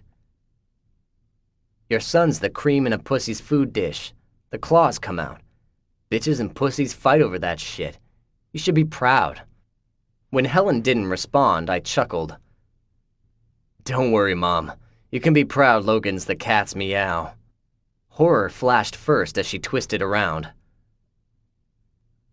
"Logan? She's with you now?" Logan glanced at me. We shared a look before he rolled his shoulders back, squared his chin away, and threw out his cocksure attitude. "Is this news to you? I'm hurt that you're even surprised by this." I... She sputtered, drawing to her tallest height. "I'm not. Of course not. I'm just taken aback by the camaraderie between you two. There's no hard feelings?" "Why would there be?" Logan asked, throwing an arm around my shoulders. He lifted up on his tiptoes so we were the same height, and then he patted me on the arm twice. "She dips in both of our cream dishes." "Logan!" We waited as she swayed on her feet, a hand to her chest. Then she sputtered again. "This is disgusting. I implore both of you to break up with this girl. If she's doing what you're insinuating, this will go down a bad road. Trust me, you both need to stop seeing her. She paused and an old flare came over her. Her mother alone is a good enough reason to try for someone better. Horrible breeding. You both need to preserve where your semen goes. Once you've reproduced, there's no going back. That child is in the world for the rest of your life. I'd had enough. Mom. I shrugged Logan's arm off me. We're joking with you. Sam's still my girlfriend. It's not her fault she doesn't have friends here. Some of the other girls are jealous. Oh. We waited. 1 second. You two are horrible children. To joke like that? Why would you even think about something like that in the first place? Relax, Mom. Logan threw his arm around her shoulders. When she tried to smooth out her shirt's collar, he said to me, I already asked around. No one's seen her. Heather was working. Sam knew her old classmates would be there. It made sense if she opted out. She's probably watching a movie at home or something. Or she's already at the party and getting drunk. Sometimes my brother really pissed me off. What? He flashed me a grin. It'd be awesome if she were. My sis needs to get drunk more. Last time she did, she and Tate got into it. That was hilarious. His smile turned wistful. I'd pay money to see something like that again. Okay. Helen gave us a kiss on our cheeks. I can tell where this is going, so I'm going to be heading out myself. When she collected her purse from the bleachers, Logan asked, Are you going back to the hotel? She snorted. Oh no, I'm not 80 years old. I've got plans myself. I'll see you both for dinner tomorrow night. Samantha is always welcome to come. Please extend the invitation to her. Wait. She paused. So, what are you doing tonight? Mason, son, I do love you, but just because your girlfriend doesn't have girlfriends doesn't mean every female can't have girlfriends. It's a girls' night tonight. I would tell you both not to wait up for me, but you never do. I'll just say my farewell with, don't impregnate anyone tonight. How's that? She waved at them as she headed for the doors. I waited until she was through the door before I commented. Mom doesn't have friends. She has cousins. Sisters. Sisters-in-law. But no friends, I finished. We shared a look before I cursed. She has a date tonight. Logan groaned. There went my pre-buzz. That's like my foreplay before partying. I want to get drunk tonight. I'm down with that. We started for the door, and as we went through the gym doors heading for the building's exit doors, I heard my name called. I couldn't see who it came from, so I kept going. We hadn't gotten far from the doors before two people stepped from the line of trees near our escalades. As I recognized the Bordeaux brothers, 5 more followed them. Logan gave me a pointed look. He was down for whatever happened. It was the look we'd been using since childhood. Fuck it. If this was the time, this was the time. The need to bust someone up was with me, and I was done waiting to get even with them. You put my best friend in the hospital. I thought the next step was ours. Bud shook his head, and the skin on his neck shifted from the movement. He brought a bat out from behind him and tapped it against his leg before leaning his weight onto it. Well, we were going to do that. He gestured to his brother beside him. Brett wondered if that was smart. I think he said we should kick the pooch while it's down. I heard he got a few broken ribs and he's being babysat by his rich mommy and daddy. It was all over our school. The famous movie folks are back in Fallen Crest. Logan narrowed his eyes. You think we're some goddamn pooches? You're a man down. He made a show of looking around. Looks to me like no one else is around. We heard there was a big party, Brett added. Logan snorted. Aren't you supposed to be banned from our campus? Yeah. Bud laughed. The sound was menacing. They caught us twice, but we keep coming back. We'll keep coming back, you know. That's how we operate. No damn Cade is going to beat us. That's not what the scoreboard says inside. The smirk vanished from Bud's face. He brought the bat up and began tapping it against his free hand. I was done with this. I heard what Bud said. They weren't going away. They would keep coming back. It was the same sentiment from Kate. I had a plan too, but right now I didn't want to wait for it to happen. He brought the bat, but I was going to use it on him, and with that in mind, I stepped forward. The movement wasn't to close Logan out, it was to seal our ranks. Our backs would go against each other. It was the same system since our first fight in elementary. The rest of them registered the movement and they dropped their stance, ready to start fighting. "Mason," someone called. It was the same voice from before. Brett threw his brother a sidelong glance. "There weren't supposed to be any others around." "Shut up," he snapped back. "I'm aware, you idiot." Someone darted across the parking lot. It was a girl, but not someone I recognized. Dressed all in black, her clothing looked like it was trying to devour her. She stopped before us and held a hand up as she caught her breath. Then she swallowed before she said, "Kate beat Sam up. She's in the hospital." I went cold. Sam was hurt. Sam was in the hospital. Kate did it. She put Sam in the hospital. My hand jerked at my side. It ached to find her neck, wrap around it and squeeze. Logan snapped his head around. "What?" "Sam," Brett echoed. "No, I changed my mind. I was going to take her friends away first, and then I was going to destroy her for good." "Was it just Kate?" Everyone went still. The threat of violence had already been in me. That was where it was going with Bordeaux, but this was different. Everyone sensed it. A dark need rose now. The tension in the atmosphere doubled. Someone I loved was hurt. The girl flinched from my savagery, but she caught herself. She didn't cower as she replied, "It was all four of them. I found her and got help. I found the first person I thought was a teacher. They called an ambulance and shipped her out." She gasped again as a sudden wind rocked against her. Some hair slipped to cover her face, but she ignored it. "She was hurt real bad. She wanted me to tell you." "Wait," Bud ground out. "You mean—" "Let's go, brother." Brett stopped him. He stepped forward and urged his brother away. "She's not part of this. Let's go." "Yeah, but—" "Let's go," he barked at him now. "They've got school problems.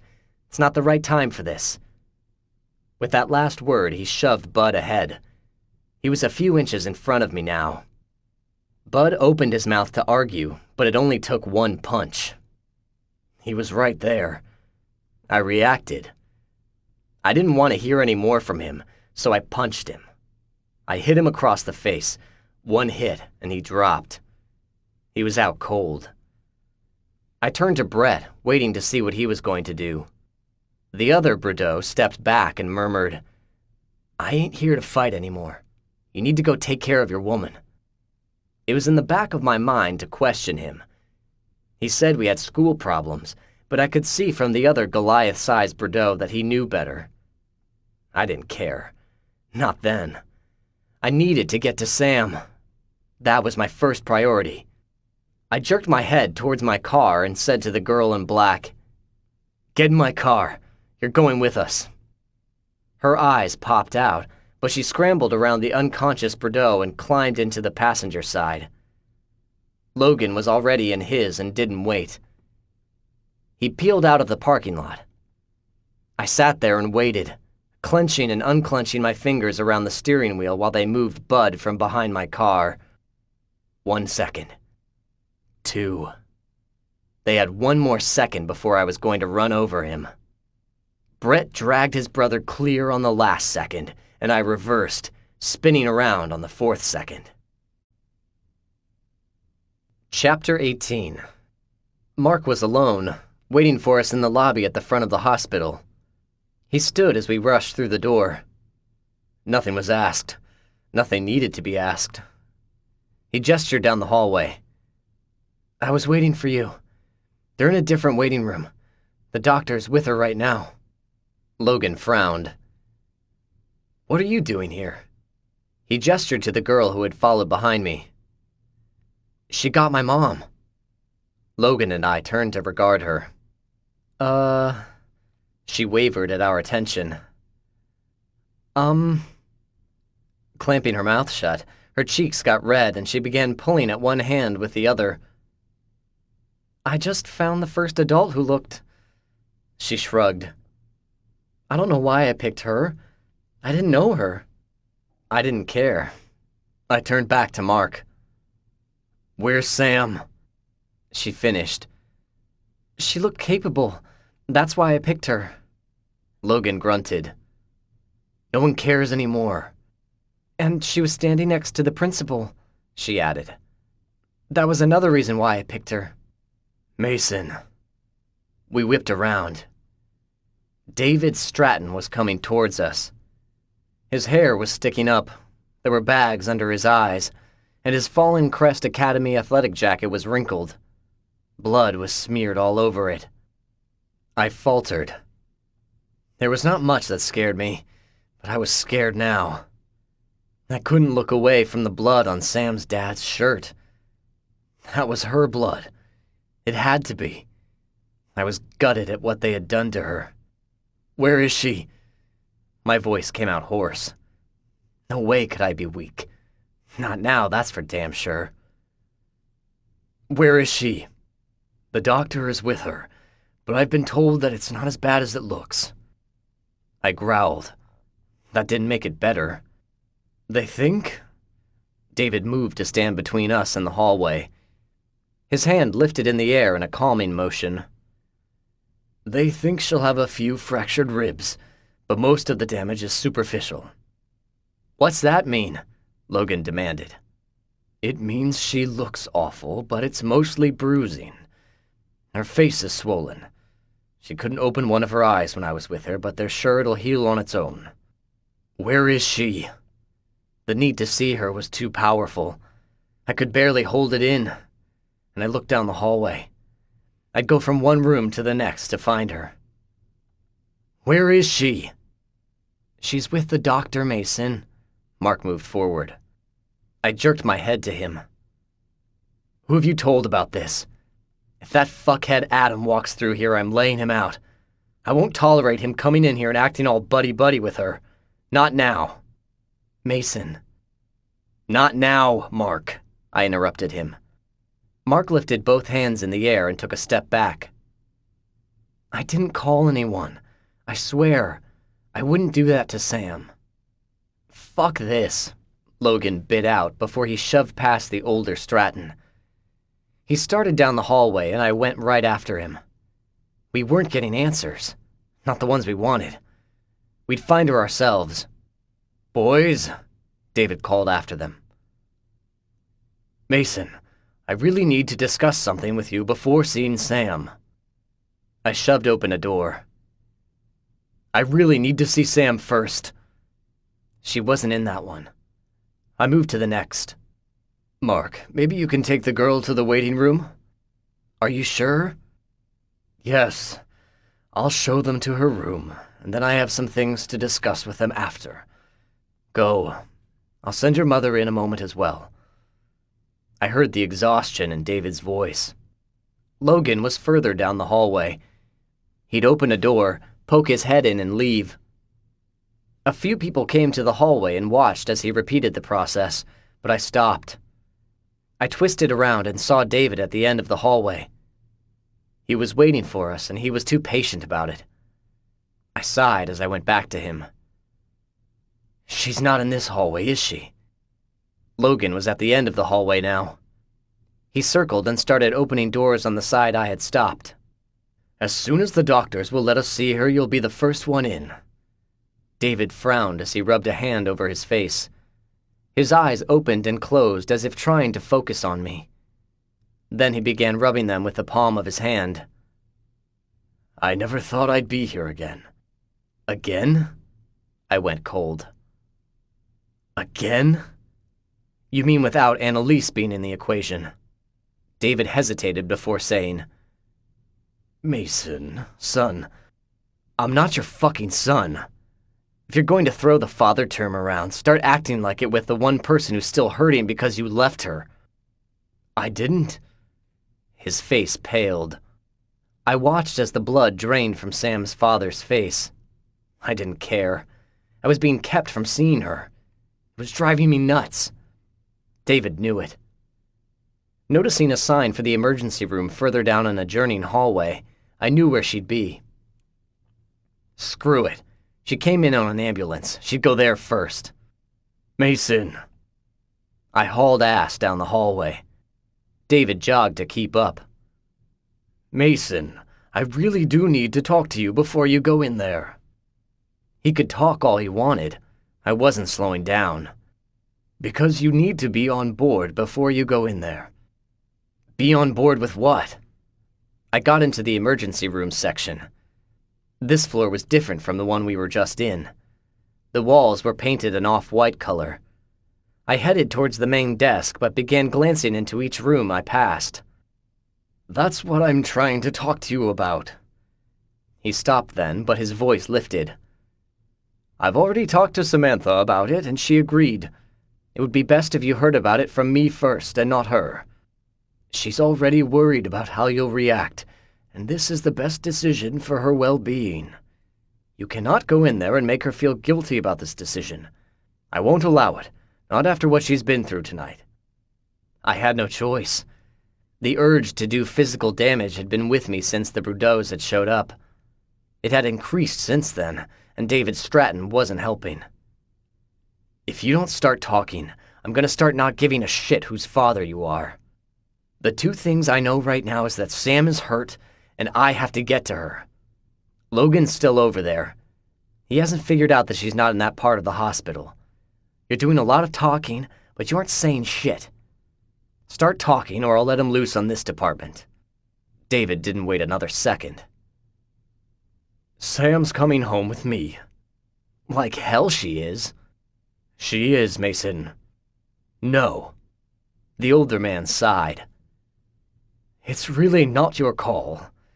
I'm trying to do my fatherly duties as you enjoy throwing in my face. I'm standing here and blocking you because this is the best thing for her.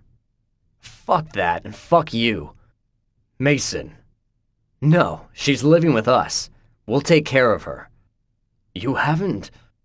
Better than you, I threw back. My hands jerked up, but I stopped and stepped back. I've taken care of her when you let her go with that crazy psycho. We protected her from Annalise, me and Logan. What did you do? You stood back and let her go with her. You're stepping up now? The crazy bitch isn't here anymore. You're protecting her from me? David's jaw tightened. His shoulders lifted as his chest rose. He drew in a deep breath before he bit out, You are getting on my last nerve, boy. Boy? I chuckled, but I wasn't amused.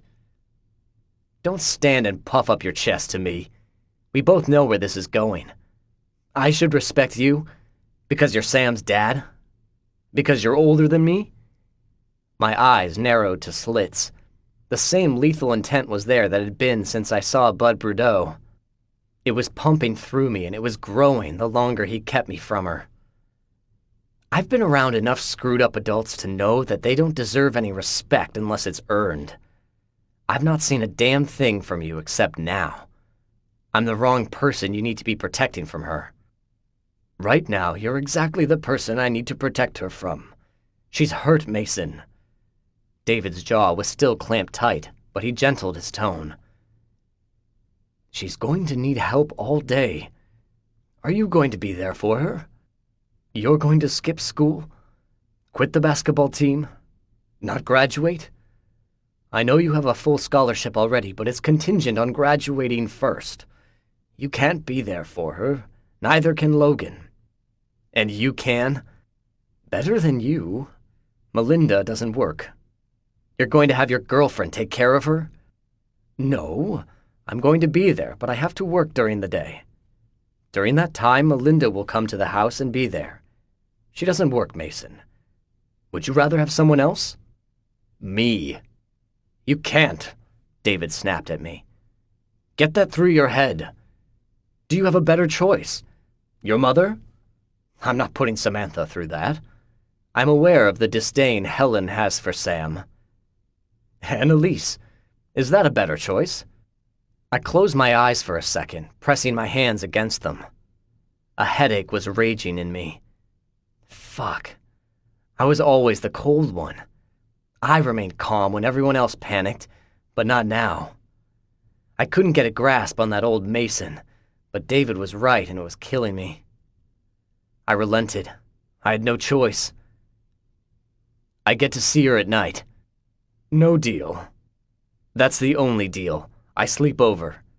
She's my daughter. She's the love of my life. My heart was pumping so damn fast. I needed to see her. David was searching my eyes. I let him see the truth. I needed her. That was the only way. Fine, but only you. Logan can't start sleeping over too. He'll try. David groaned. You two, you just storm your way in. We're family to her. We took her in when you let her go. We protected her from that woman. I was relentless. I knew it was hurting him, but I kept throwing it in his face because it was true. I forced myself to think rationally, and I knew what David Stratton was saying was the best thing for Sam. Logan and I couldn't skip school to take care of her, and I didn't want her close to either mothers. I didn't know Mark's mom, but Mark was an okay guy. If Sam wasn't okay around that woman, I would stop everything. I'd hire someone, or hell, I'd take her to Nate's house. She could heal next to Nate. His mom would love Samantha. David looked away. I saw it was hard for him to accept. Then he nodded. Fine. You and Logan can both stay the night. Where is she? He lifted his defeated eyes to mine. Follow me.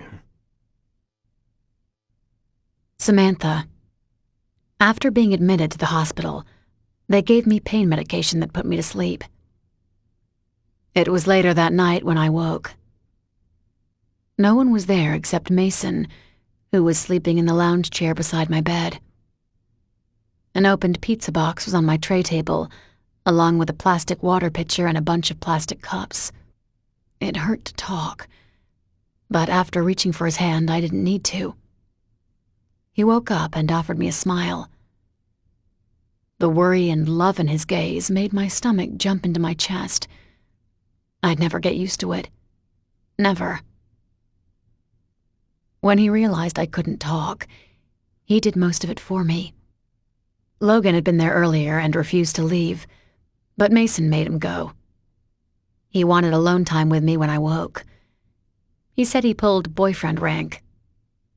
It would have been nice to see Logan, but I understood. The pain medication was wonderful. But there was an ache inside of me. I felt hollow, and it had nothing to do with my physical pain. Mason was the only one that could fill that emotional void, and I needed him. I needed him badly. When I patted my bed, he hesitated. I patted again and scooted as far to the side as possible to make room for him. You have 2 fractured ribs, a dislocated jaw, and you look like a truck ran over you. I can't, Sam. His was gruff, and his throat closed off on the last word. After he took a moment, he continued, I just can't, Sam. I'm so scared I'll hurt you. I narrowed my eyes and tried to show him my determination. I couldn't do much else, so I patted the bed again with a hard slap. He still hesitated. Then I hit his arm before moving onto my back again. I had to go slow, but I couldn't stop the tear that formed and trickled down my cheek. When I lifted my hand to brush it away, my skin felt like it wasn't mine. It was an uncomfortable feeling, an unwanted one, and I needed his support even more to push it away. The bed dipped under his weight. He paused with one foot before shaking his head and mumbling, "I'm not going to be able to sleep. I'm going to be so damn scared that I'll hurt you." It didn't matter. None of it mattered. When he shifted to his side and then reached for my hand, I closed my eyes. I could sleep now. Everything would work out. Our hands were tucked between us on the bed. I clung to his, while he seemed scared to hold mine back. That didn't matter either.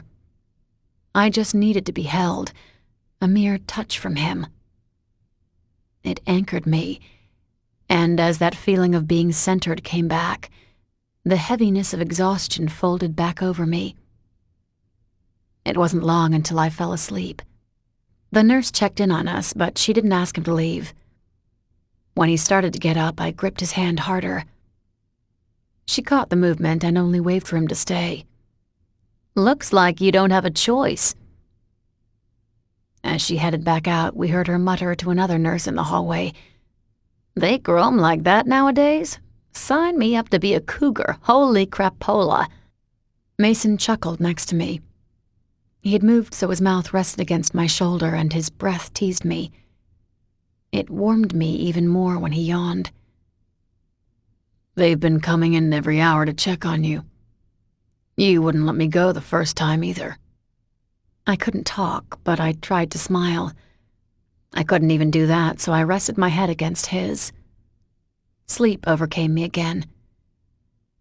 The rest of the night was spent like that. I was in and out of it. Mason was always there. I think one of my nurses took pity on Mason. She snuck another hospital bed into my private room and lowered a rail on one side of it and one side of mine, then pushed them together to make almost a full-size bed. Mason gifted her with a smile, and I thought she was going to pass out in my room. When the other nurses came in, their gazes went immediately to him. It didn't take a genius to figure out that the word had spread. We even heard one comment as she checked my vitals. They weren't kidding about the hottie. When she noticed that we'd heard, she shrugged. "Nights can be the best shift or the dullest. The girls are in a tizzy about another guy. He likes to streak naked down the halls at night. If he looked like you, I don't think the other girls would mind." "Can you tell us that?" As she typed something into a computer, she shrugged again.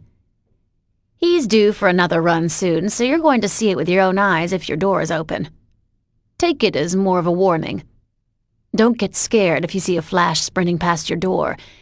He doesn't go into other patients' rooms." Then she patted my other leg as she moved around the bed. "You're looking better, girlie. You should get discharged in the morning." 2 minutes after she left, we heard her yell, "Stop right there, 432. Do not go into the nursing ward. 432. A streak of bare flesh darted past our door. Mason grinned at me. "It's like we didn't even miss Fisher's party tonight." My nurse sprinted past our door, followed by another 2. Except there are no nurses at those parties. I tried to say that, but I couldn't. My mouth must have twitched because Mason turned sharply to me. "Are you okay?" I nodded, sighing at the same time, except I couldn't do that either. Breathing was difficult, so I took a small breath, followed by another. I was closing my eyelids again when he said my name. "Sam." My heart began racing as I heard how serious he was. I frowned. He took a deep breath. "I don't know what I'm supposed to do here. I don't know if I'm supposed to distract you, if I'm supposed to make you laugh, or if I'm supposed to be reassuring you. I have no idea what to do. So all I'm doing is just being here." Oh, goodness. My heart raced faster. His voice grew rough again, and he added, "You can't talk back to me, and I need to hear your voice. I need to know you're okay." I tried to squeeze his hand. He laughed to himself, lifting them, kissing the back of mine. Then he pressed it against his cheek and took another deep breath. I'm so fucked up right now. We were going to fight the Purdue brothers when that chick showed up. I don't even know who she is. She took off when we finally got to your room, and I haven't let anyone else in here. Logan was supposed to tell people you're fine. He broke off and cursed under his breath. I'm so goddamn sorry. He frowned before he shook his head again. What I'm trying to say is that everything will be okay. Kate won't hurt you again. I'll take care of her, and I'll end this thing with the Purdues. I know it's been bothering you too. I'll take care of everything. I know you're going to stay at your dad's, that's fine. I want you to know that I'm fine with that.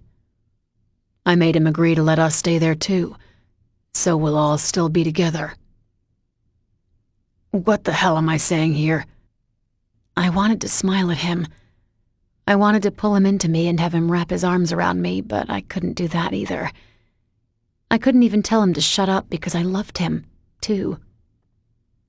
That's what he was trying to say, but he was never this awkward about it.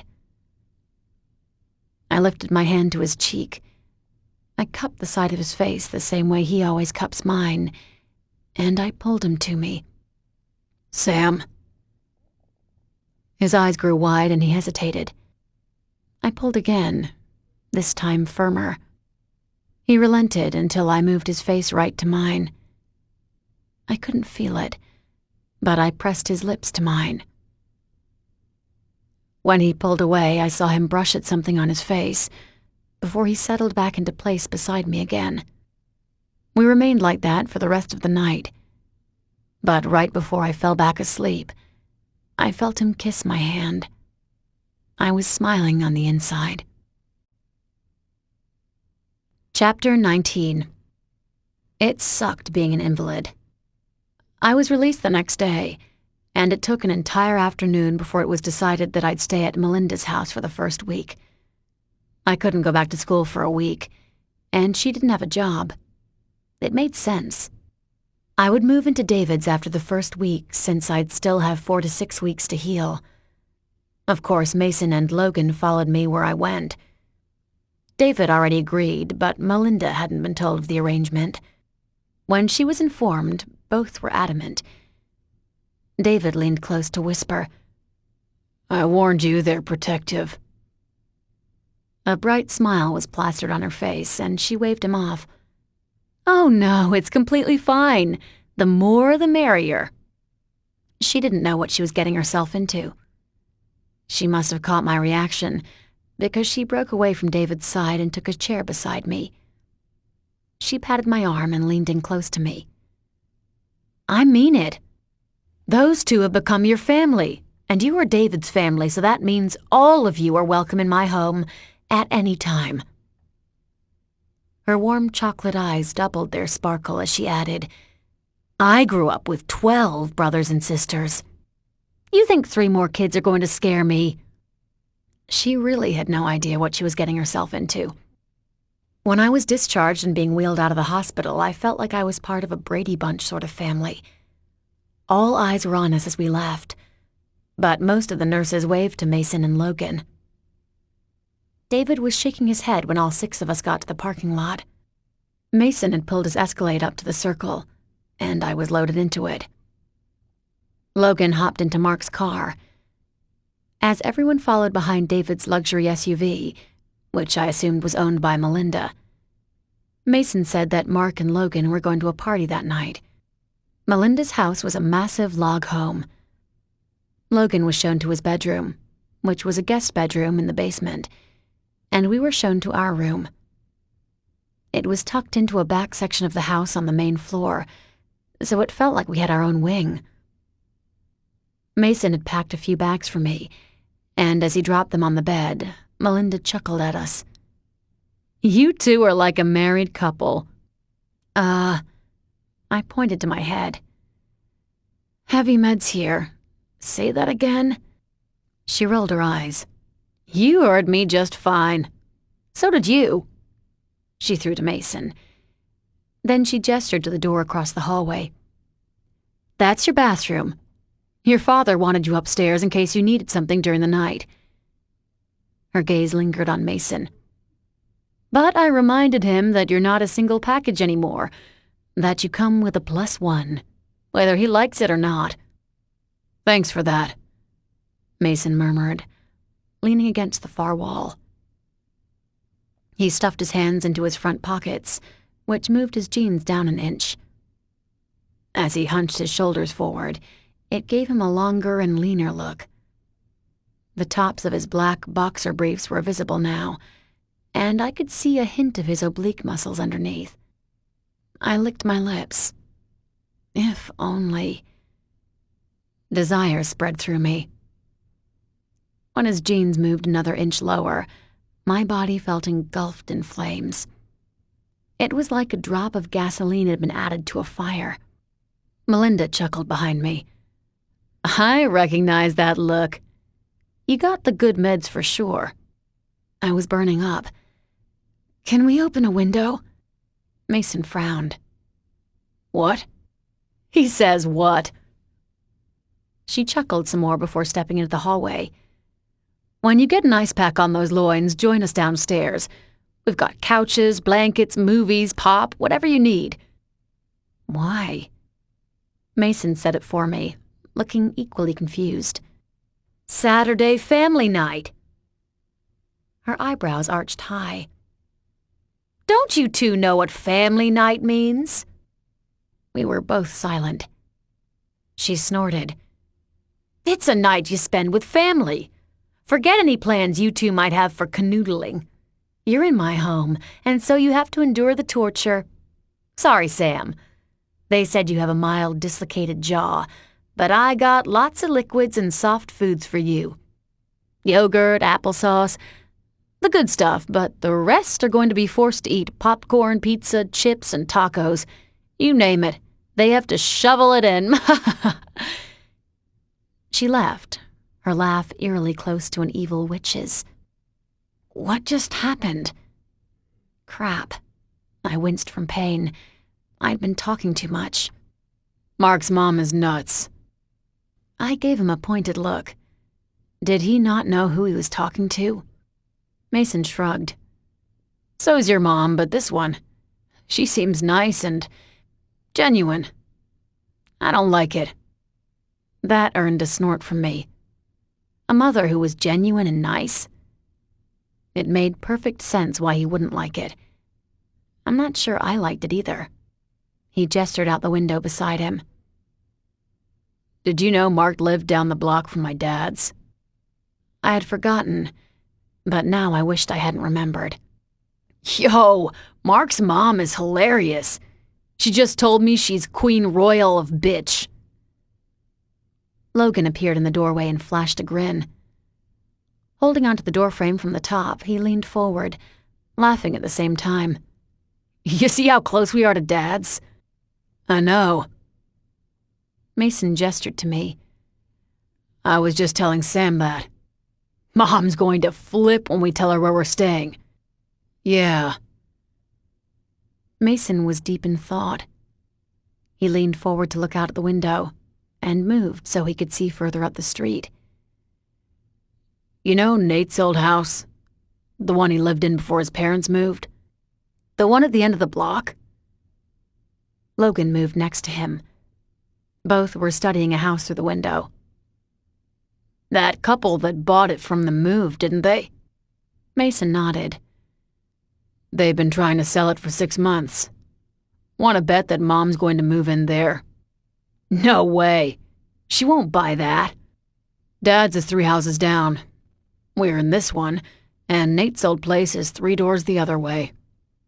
She's going to go nuts when she realizes how close we are to Dad's. She thought she finally got us all to herself." Logan shook his head.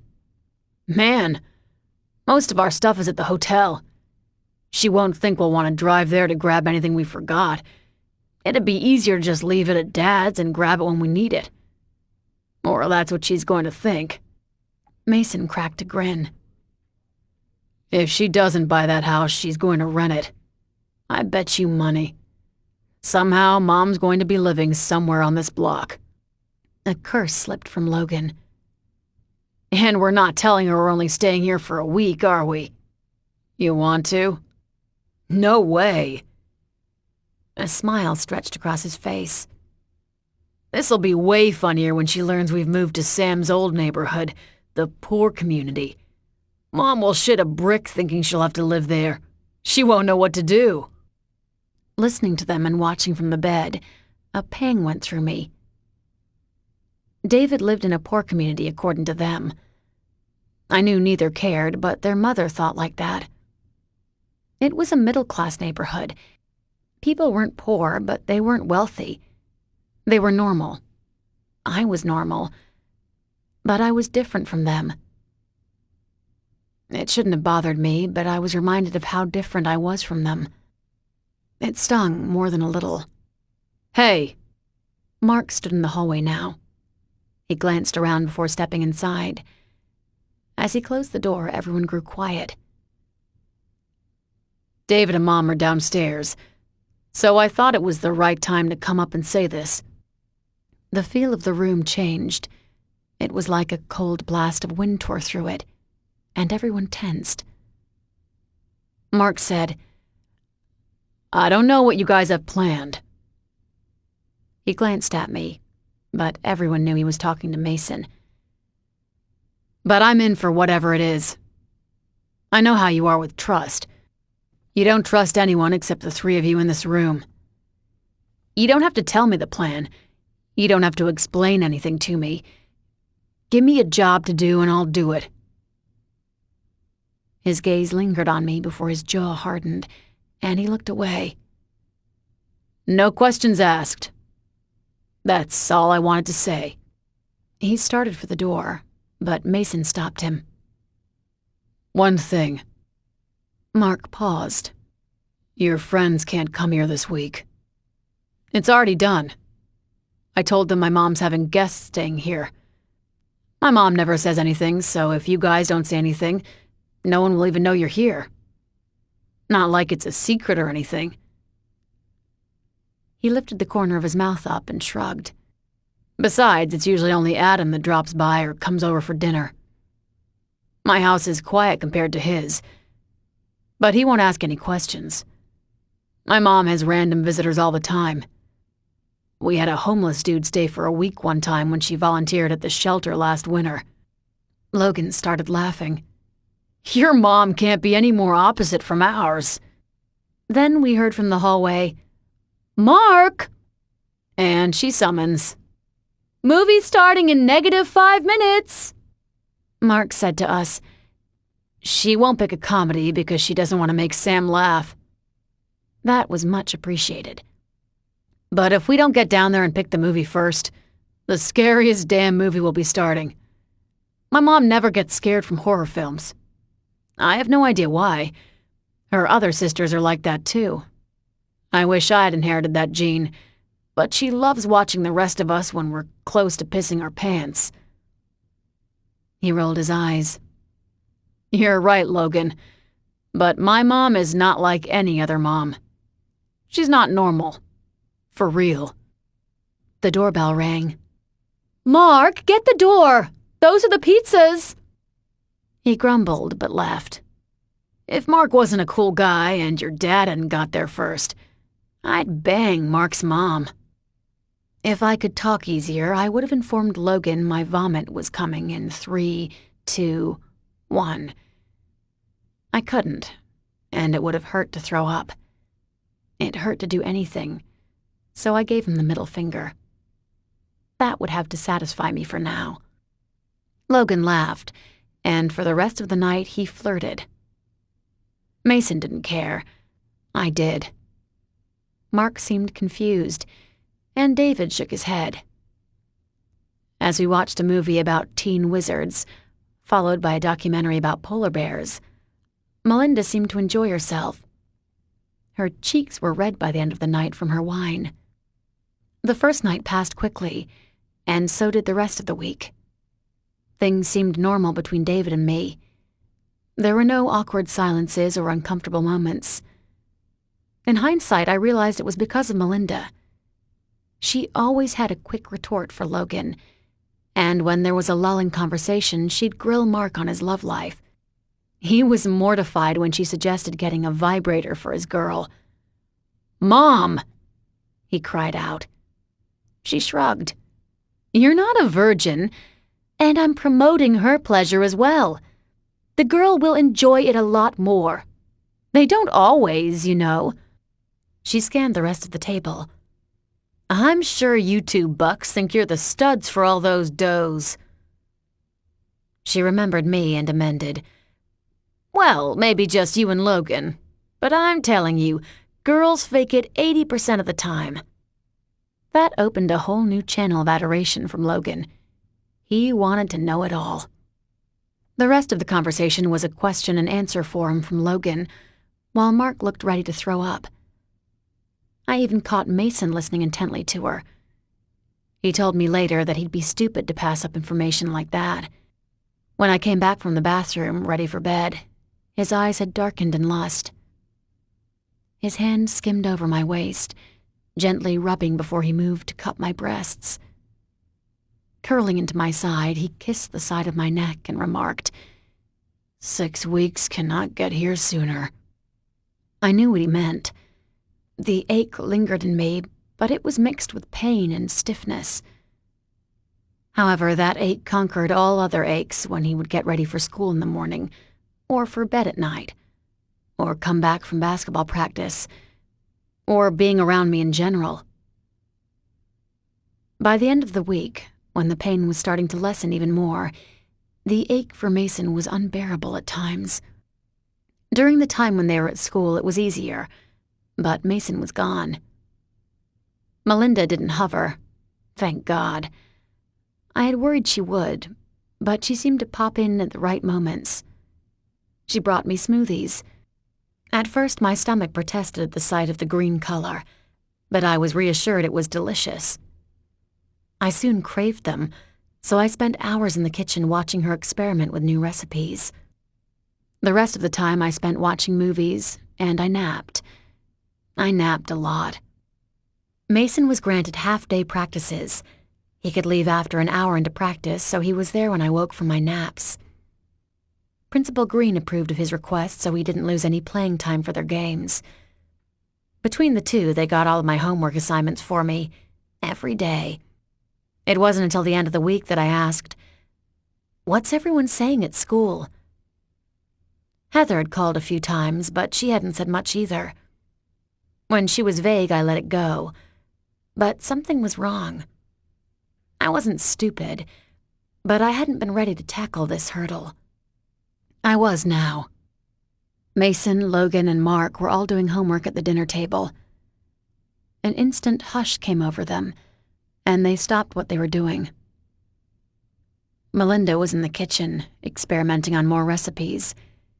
She loved sneaking tofu into dinner. We were having chicken enchiladas that night. The tofu was going to be covered in cheese. But she paused as well. David wasn't there. He had an evening meeting for school. Everyone looked at Mason. He asked, "You want the truth?" The truth. That felt like a kick in the gut. The truth was that everyone had been pretending. This week was a haven for me. I was allowed to hide from the rest of the world. But the truth was that I'd been attacked. I had 2 fractured ribs. It still hurt to talk and eat because of my jaw. The truth was that I hadn't been able to bring myself to look in a mirror because I knew I looked like an assault victim. But I was one. It was time I started to deal with it. I never flinched. "Yes." Mason narrowed his eyes, searching inside of me. He always did that when he was checking to see if I was being honest. When he saw that I was ready, he nodded. "The truth is that Kate thinks she won." I held my breath. He kept going. "She thinks we're friends again." It hurt to breathe. "She thinks she's at the top again." An intense pressure was on in my chest now. It felt as if someone was pushing down on it. She thinks I'm going to dump you. I flinched as I felt someone kick me again. I heard the crack in my ribs from that night. I felt the crack in my ribs from that night. He looked like a cold stranger to me as he finished. And she thinks she's going to be my girlfriend. I couldn't talk. It hurt to breathe. It hurt to do anything except sit there and let his words sink in. All the pain that my medication had been holding at bay flooded me. It all came back in one wave, all at the same time, and I was paralyzed in my chair. I couldn't fight any of it. Why would she think that? Logan looked away. Mark's head went down, but Mason didn't turn away. He stared right back at me as he said, "Because I'm letting her think that." Chapter 20. I hadn't let myself think about Kate. I couldn't, not the first week. I needed to heal and get through it. Everyone had been so supportive, but now I remembered that I was going back into the lion's den. Fallen Crest Academy had different problems, but no one got assaulted there. I was tired, I was in pain, and I couldn't stop thinking about what Mason had said. He was letting Kate think she had won. It didn't matter what he said after that. He was setting her up. He had a plan. He didn't want me involved because he knew I wouldn't approve. I needed to trust him because he was going to make her pay. He tried reassuring me over and over that night. He failed. I wasn't reassured. I wanted to scream at him. I wanted to pound my fists on his chest. I wanted to throw things. Everyone else had gone to bed by then, but I wanted them awake. No one deserved to sleep. No one deserved to go about their daily routines, not when mine had been destroyed by her. But I couldn't enact my revenge on those in the household, except Mason. He stayed awake with me during the night.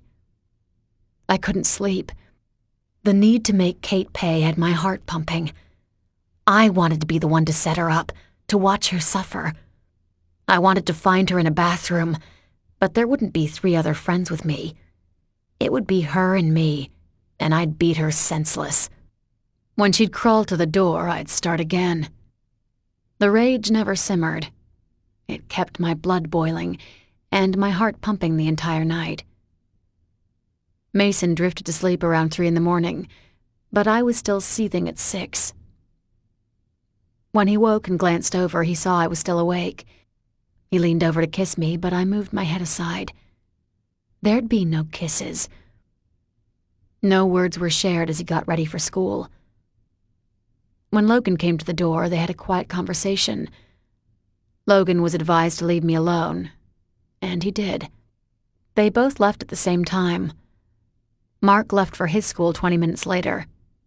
He sprinted through the house, and I heard Melinda yell, "It won't matter that you're late if you're dead.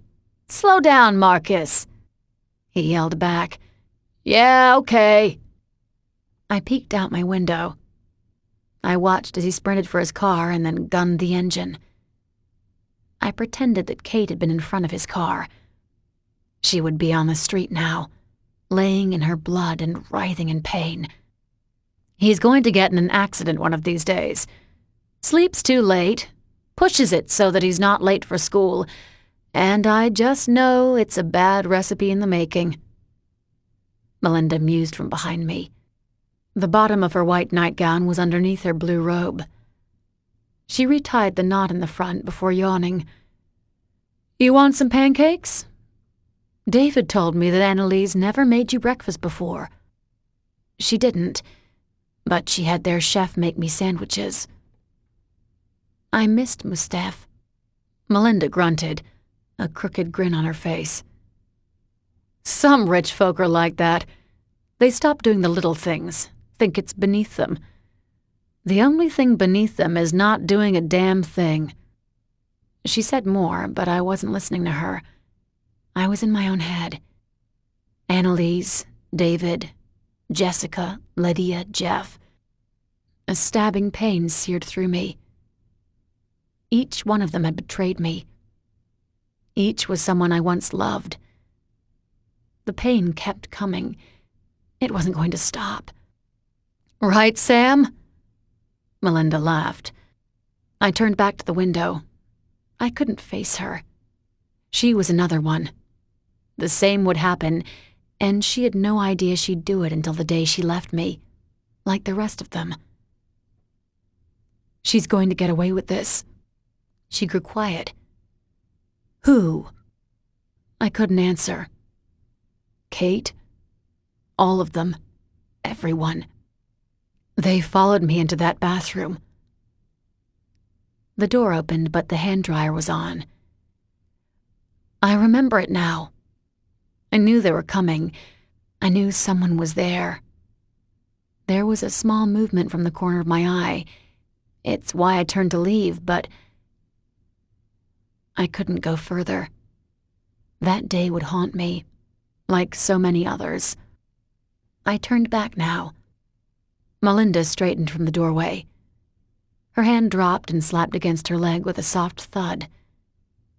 Her eyes widened an inch, and her mouth fell open. I didn't know what she saw in me, but she couldn't talk for a second. I could. For once, the words were there, and they were gutting me. How do I get over this?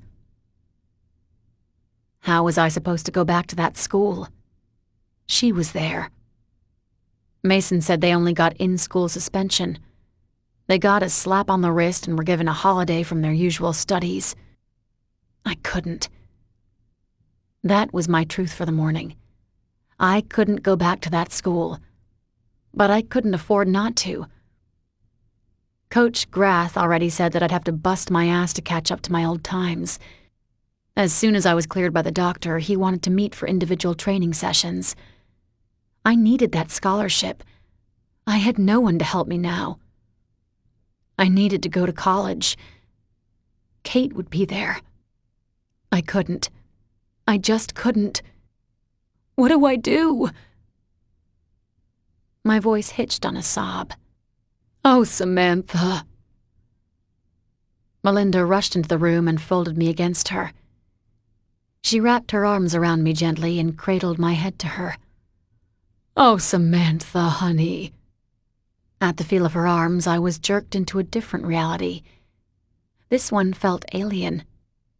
This was what a mother did. She comforted. Melinda wasn't my mother. She was dating David, who was rarely at the house. It hit me then that he'd been avoiding me, or maybe he'd been avoiding a moment like this. Melinda took his place, and because of that, I couldn't let her. I wouldn't be reassured by her. There would be a time when she'd leave me too. It was inevitable. I moved back and tried to give her something that resembled a grin. It's fine. I'm fine. She grimaced. My smile must not have looked like one. I tried for another and repeated, I'll be fine, really. Oh, Samantha. I heard her stricken tone and prepared myself. She raised a hand and tucked some of my hair behind my ear. Her touch was gentle. I'm not like the rest. My eyes jerked to hers. I know what it's like to be abandoned and left behind. I do.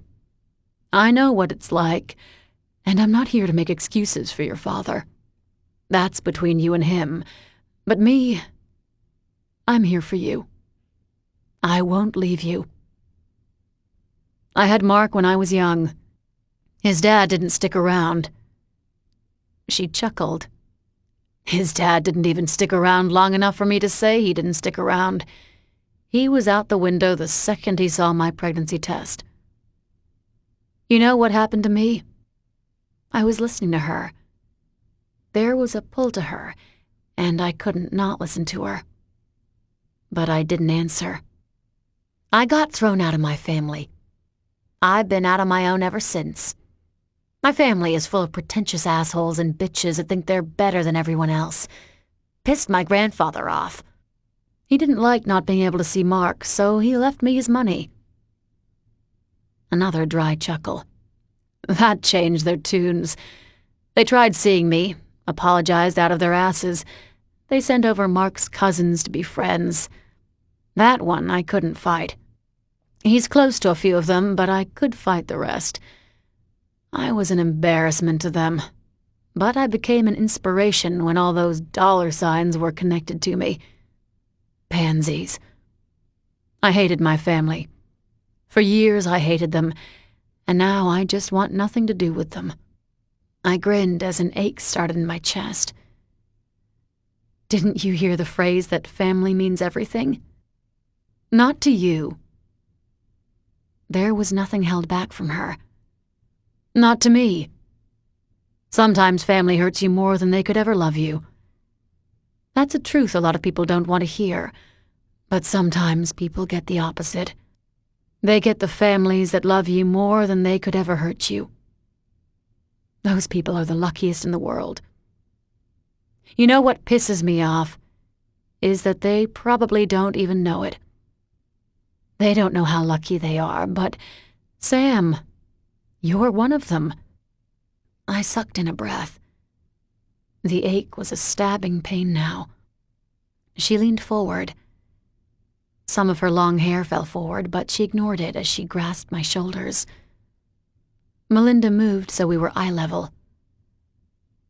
"Forget the people who've hurt you. You don't have them anymore, but you have 2 others that'll do anything for you. Mason and Logan would move mountains for you. I see how you are with them. You love them, but you're scared to let yourself be happy." "Why? Because that's when they'll leave? Is that what you think? You've got it all wrong. Those 2 will never leave you." She tapped my chest. Once. Twice. You're the one that's going to hurt them. You have that power, and you don't know it. You could rip those 2 apart in a second, and they're the ones who are scared of you. Not the other way around. You need to recognize the real situation. My situation? She moved back. As her hands left my shoulders, I was able to breathe again. My chest was lighter. She went to the far wall and leaned against it, folding her arms. She shook her head. "You got beat up. Bones and bruises heal. Those girls didn't win because they didn't do what they wanted. They wanted to break you. I was already broken. You're not broken at all." I held my breath at her words. She added, "Those 2 boys have healed you. They took you in. They protected you. They continue to love you because they're your family, and both of them know it. They love you for the same reasons they don't love anyone else. You're pure. It might not make sense to you, but you don't use them. You don't want anything from them. You don't want to hurt them. Your love for both of them is pure." Then she cracked a grin. "I might come off as a batty old shithead, but I'm no dumb broad. I know it because I recognize it. That's why I snatched your father up so quick, and I made sure he had no choice but to date me. I'm not saying he's made the best choices, but your father has the same pure love inside of him." She rolled her eyes. "Doesn't mean he knows how to show it. He's dug himself a grave, and instead of filling it back up, he ends up digging himself another one. He's been doing that with you all these years, but he's a good man underneath. He's a good man to me. I love your father very much, and I'd like to love you like a daughter." She brushed a tear away, giving me a trembling smile at the same time. "But I'm not here to pressure you or tell you what to do. Believe it or not, I meant to ask you about breakfast, but then I got on my damn soapbox. Sorry about that." "You're not broken at all." I couldn't get those words out of my head. "Did you mean that?" "Mean what?" "That I'm not broken." "Oh, honey, You have so much strength in you, you have no idea how much." She gave me another smile, though it wavered as more tears slipped down her cheeks. "I meant what I said before. I will never leave you. Whether I'm with your father or not, you're friends with Mark or not, know this will always be a home for you. Okay?" I could feel her love. It was that same alien feeling I felt when I was bleeding on the bathroom floor. I had clung to it then. I was scared of it now, but I nodded. "Okay." She began laughing. "You're so scared of me right now." "I'm not." "You are, but that's okay. Every time you come and I open my door, some of that fear will go away. Being loved and accepting love are two completely different things. It's my job to continue to show it to you. All you have to do is accept it little by little. That's how I finally convinced your father that I loved him. Between you and me, I still have to convince him sometimes. Being with your mother hurt him too. That's something both of you have in common." A few more tears had fallen, and she brushed them away. "Look at me, I'm hideous. All right, I'm off to shower and get ready. You want to go out for breakfast?" I nodded. "Good." She gave me a bright smile. "Pound on the wall if you need help getting dressed. I'll hear it all the way upstairs. Oh, and don't tell Mark that. I caught him with a couple girls with that secret.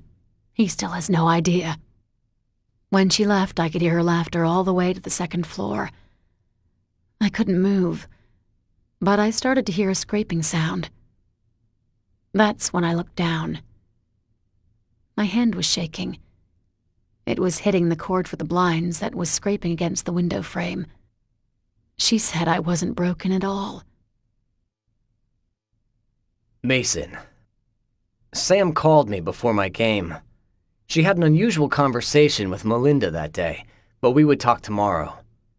It was her first night back at her home, her old home. She wanted to spend time with David, which worked for my plan. "You ready for this?" Logan got into the seat beside me. We were on the team bus, returning from our away game. I nodded. My phone was out. The last text from Sam said, "I love you. Wake me up when you get here. Keys under the broken step and porch. I want to talk." Logan saw the text. He didn't say anything at first, but after a moment asked, "She doesn't know? You didn't tell her last night?" "Nope." "And she doesn't know we'll be gone all night?" "Nope." This could backfire, you know. "I know." I clutched the phone in my hand. "She might leave you." "I know." "You're still sure?" We were in the back seat, separated from the rest of the team. The guys knew a plan was in motion, and I was grateful for the space. I needed to go over all the risks and calculations. I nodded now. "I am. You?" Logan flashed me a grin. "I'm down for anything. If she leaves, she's leaving you too."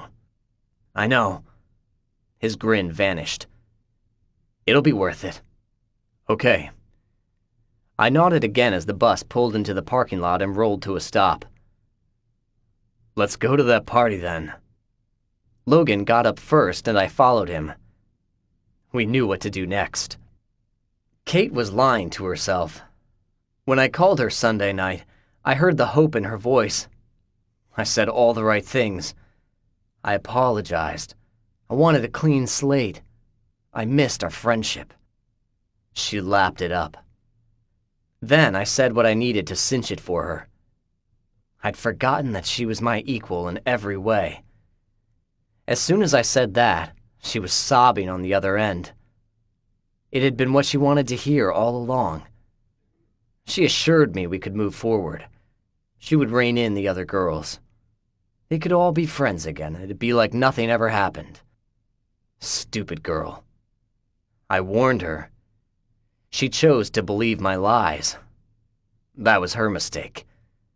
I didn't change my mind. I never changed my mind. The plan had been in motion for a while, but tonight was the beginning of the end. Chapter 21. Logan and I drove to the party. It was spread over a large grassy field surrounded by trees. Trucks were parked so their tailgates could be lowered. People were either leaning, sitting, or standing around them.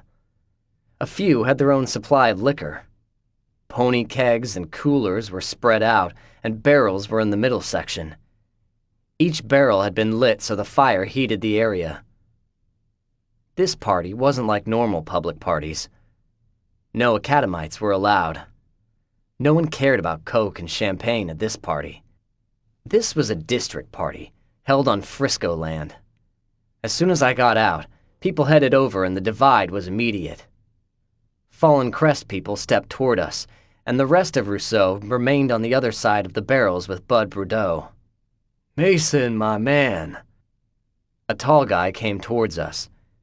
He was lean and lanky with a build that resembled a professional basketball player. "Paler, how's it going?"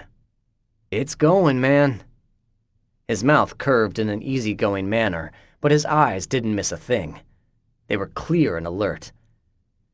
As Logan came around his Escalade, he held his hand out. "Logan, my dude." "Frankie?" "Oh."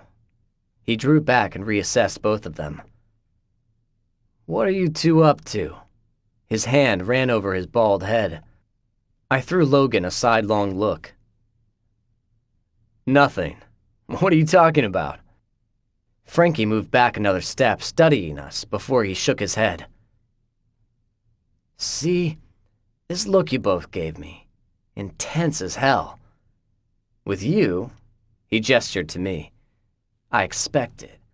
But with this one," he punched Logan in the stomach.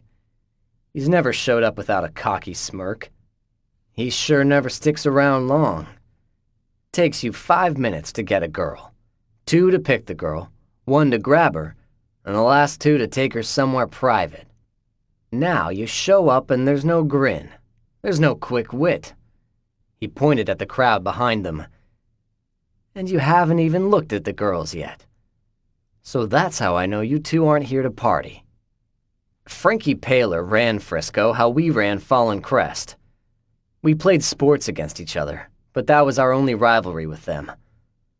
Since Frisco territory touched on both sides of Rousseau and Fallen Crest, much like a triangle, we understood Frankie's dilemma. He kept a friendly alliance with the Bourdeaux as well. "And my night just got weirder," Frankie noted as he watched another person break free from the Rousseau side.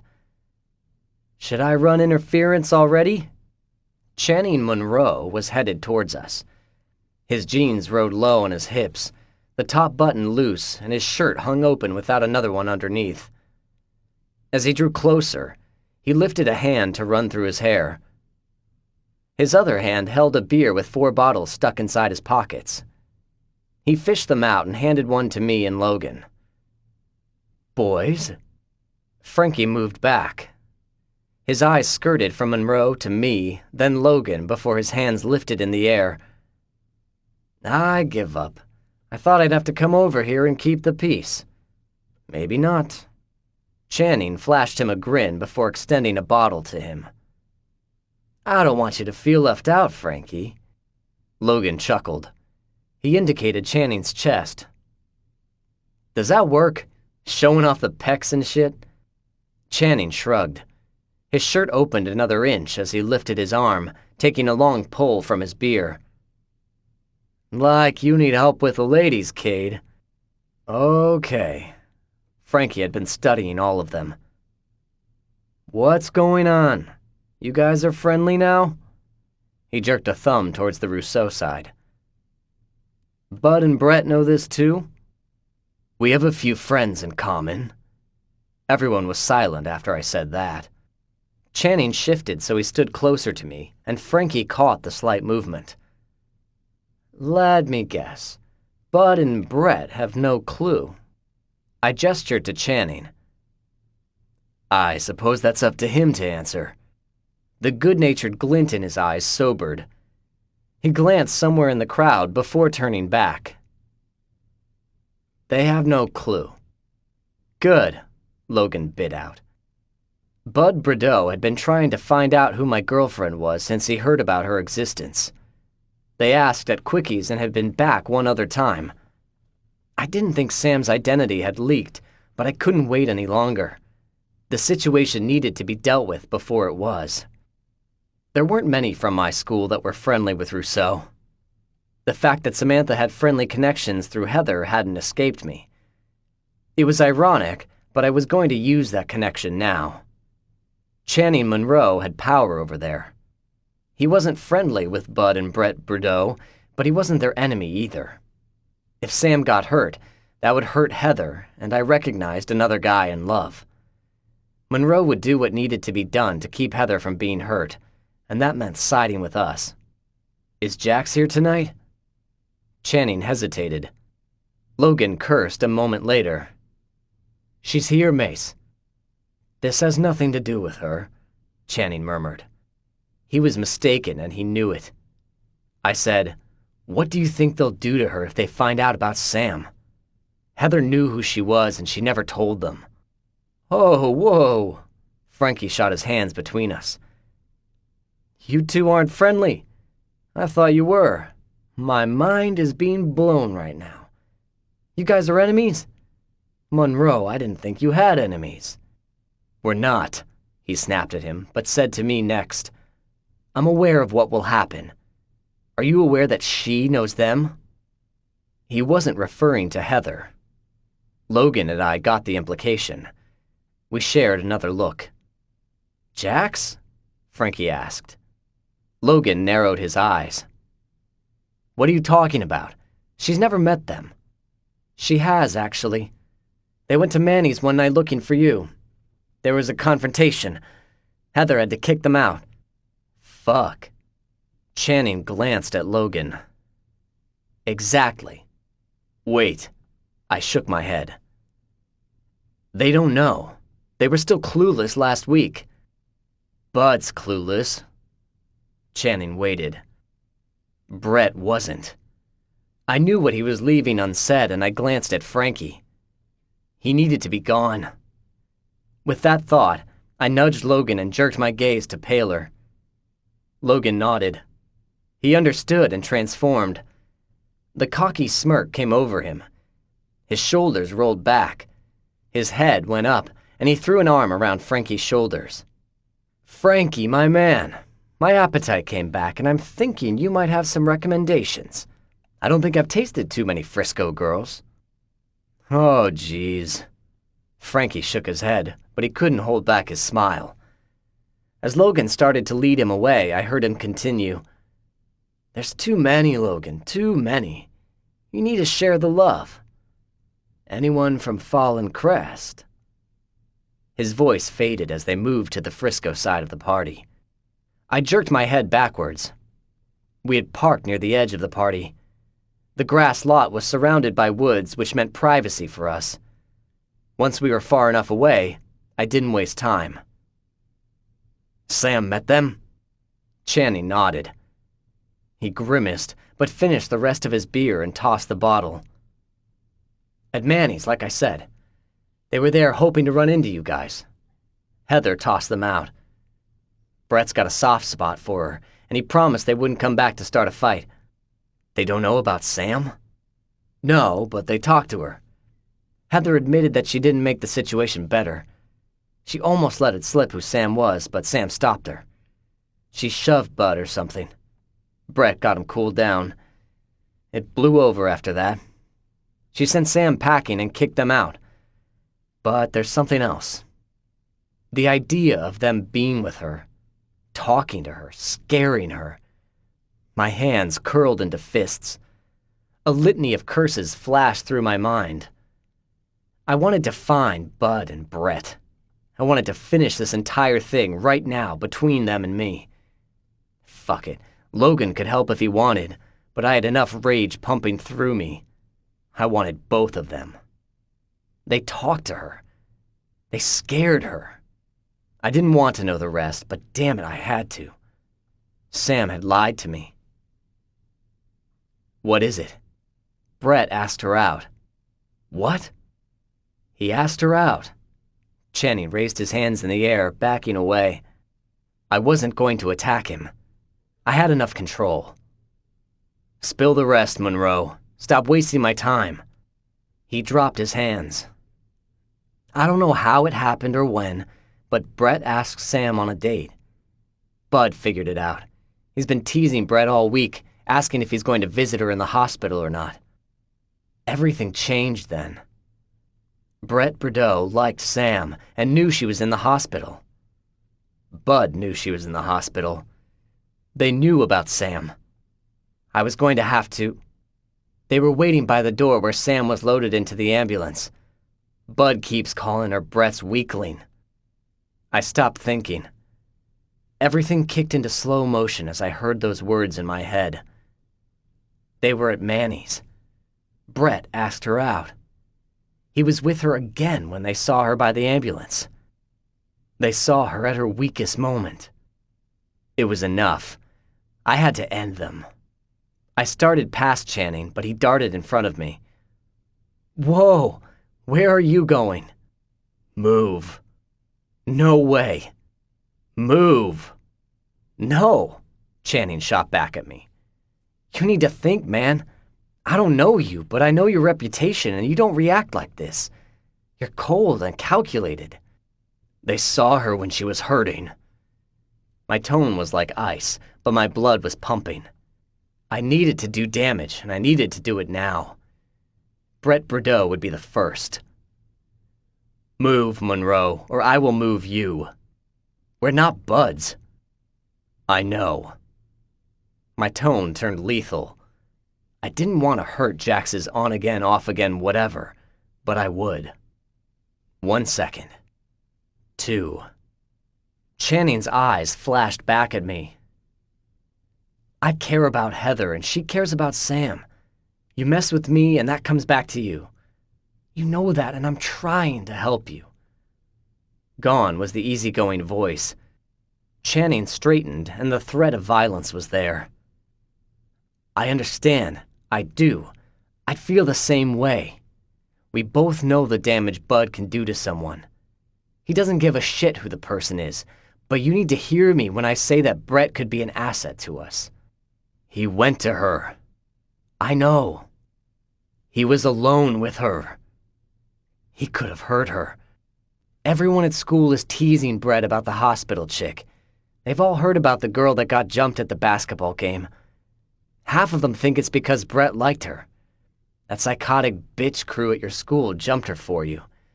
They think it's an entire Rousseau Fallen Crest thing, and they're waiting to see what Bud's going to do now. I don't care about any of that. I know. Channing pointed to his head. Think about it. Brett knows who Sam is. He asked Heather if her friend was okay. The rage in me stalled. He asked if she was okay, after he knew who she was. It settled me, enough to slip back into my old skin. I began picking up the pieces. I saw where Channing was leading me. He covered for her that night. Bud was starting to figure it out, but he stopped him. He said we had school problems. Because that makes sense to Bud. Someone got hurt in your school. He knows you'd want to know about it. I frowned. We're not that controlling. But Bud is, or he tries. Brett covered for you. I'm getting that now. It had been something I had kept in the back of my mind, but I hadn't given it enough time. Brett's continued to lie for her? She lied to me. I flinched at that reminder. It stung. He has. The tension left Channing. His shoulders dropped, and he nodded. Heather was at my place earlier. He wanted to know how Sam was doing. He told her that he'd keep the secret too. He promised that Bud wouldn't know. In fact, he took a deep breath. That brings me to the next part of business. I knew where this was going. She said that Kate's back in power. She's acting like your girlfriend and the rest of her friends too, like everything's back to normal. This isn't any of my business, but it's making her lose sleep. I care about Heather and I don't like seeing her suffer. She doesn't know if she should tell Sam you're back with the bitch crew or wait till you do. Either way, Sam is going to find out. He touched his chest. And that's where I'm coming in. I'm thinking you're doing that for a reason. Am I right? It's none of your business. I kept my calm. My voice was cool, but it was the truth. I didn't care what Heather Jacks was worried about. She could say all the things she wanted.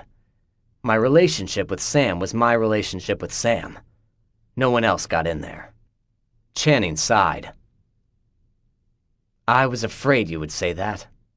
Mason! Kate had arrived. The bottom of my gut dropped, and I fought against the disgust of being near her.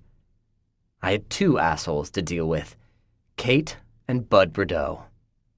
Mason, where are you? She hiccuped at the end before shrieking with her friends. All of them began calling my name.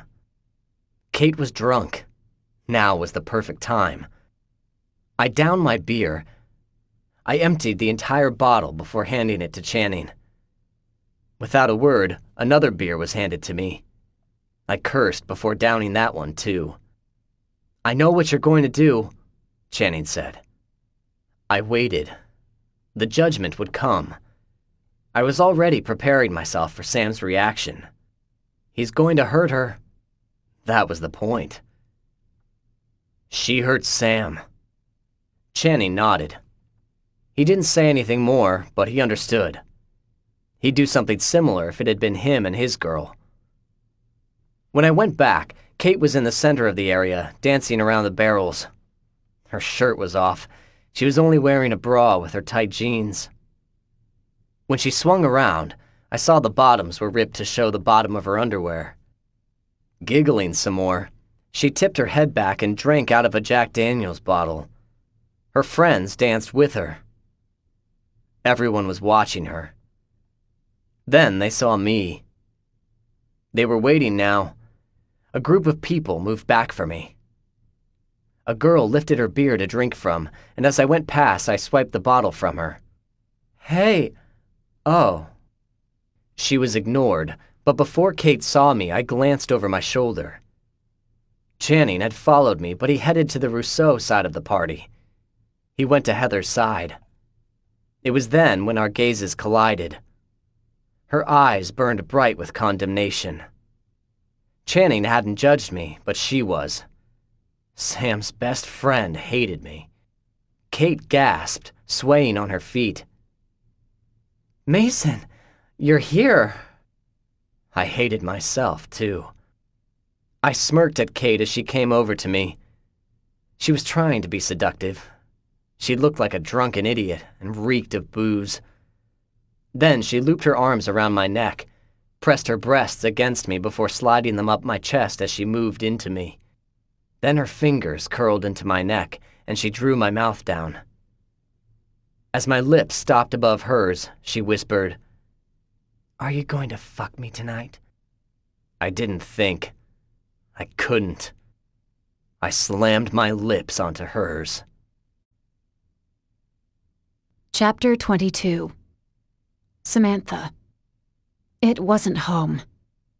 That was my first thought when I walked inside. David unlocked the door, but waved me through first. Nothing felt familiar about my old home anymore. It was cold, it was dark, and there was a musky smell in the room. Oh, sorry. David rushed around me and the door slammed shut in his wake. I meant to drop by earlier and turn the heat up. I knew you were coming, but things happened at school and... He trailed off as he stared at me. What? Nothing. A quick shake of the head. You're here. You're staying. Yeah? I just thought. He shook his head again. The corners of his mouth darted up and down as he cleared his throat. I just never thought you'd be back." There was so much emotion in his gaze, and they were too visible to me. He hadn't turned the light on, but the moonlight lit the room up. A sudden lump formed in my throat, and I looked away. "Oh, right." He finished with the heat and flipped the light switch. The room was flooded with new light, and I was struck with the same emotions. This wasn't home. Not anymore. The kitchen counter was covered with empty pizza boxes. There must have been 30 of them, and the floor had empty cases of beer scattered around. The kitchen table had mail all over it. Not an inch of the tablecloth could be seen. When I spotted a television in the corner of the room, I gestured to it. "That's new." "Oh." He sighed, flushing at the same time. "Yes. Before Melinda, I watched a lot of the game tapes here." "Not in the basement? You used to watch them down there." "Yeah. I got into a habit of staying up here in case." He glanced at me, but turned away. Bumping into the pizza boxes, the pile fell to the floor. "Oh, no." He dropped down and began picking them up with rushed movements. "I'm sorry. This place is a mess. I haven't cleaned since—" He stopped himself and took a deep breath. I sensed a change as he straightened. I waited for whatever he was going to say next, and my heart began pounding in my chest. "I don't know why I'm lying to you. You've been through enough. You deserve me to tell it to you straight." My stomach tightened. "I would sit up here." He gestured around the kitchen. "In case you ever came back. It sounds stupid, but I wanted to be here if you ever came back. You never did. Well, you did, but it was the day after you moved." "Yeah." My voice was hoarse. "She forgot something and asked me to get it. I did." And he had come home. A stabbing pain pierced me.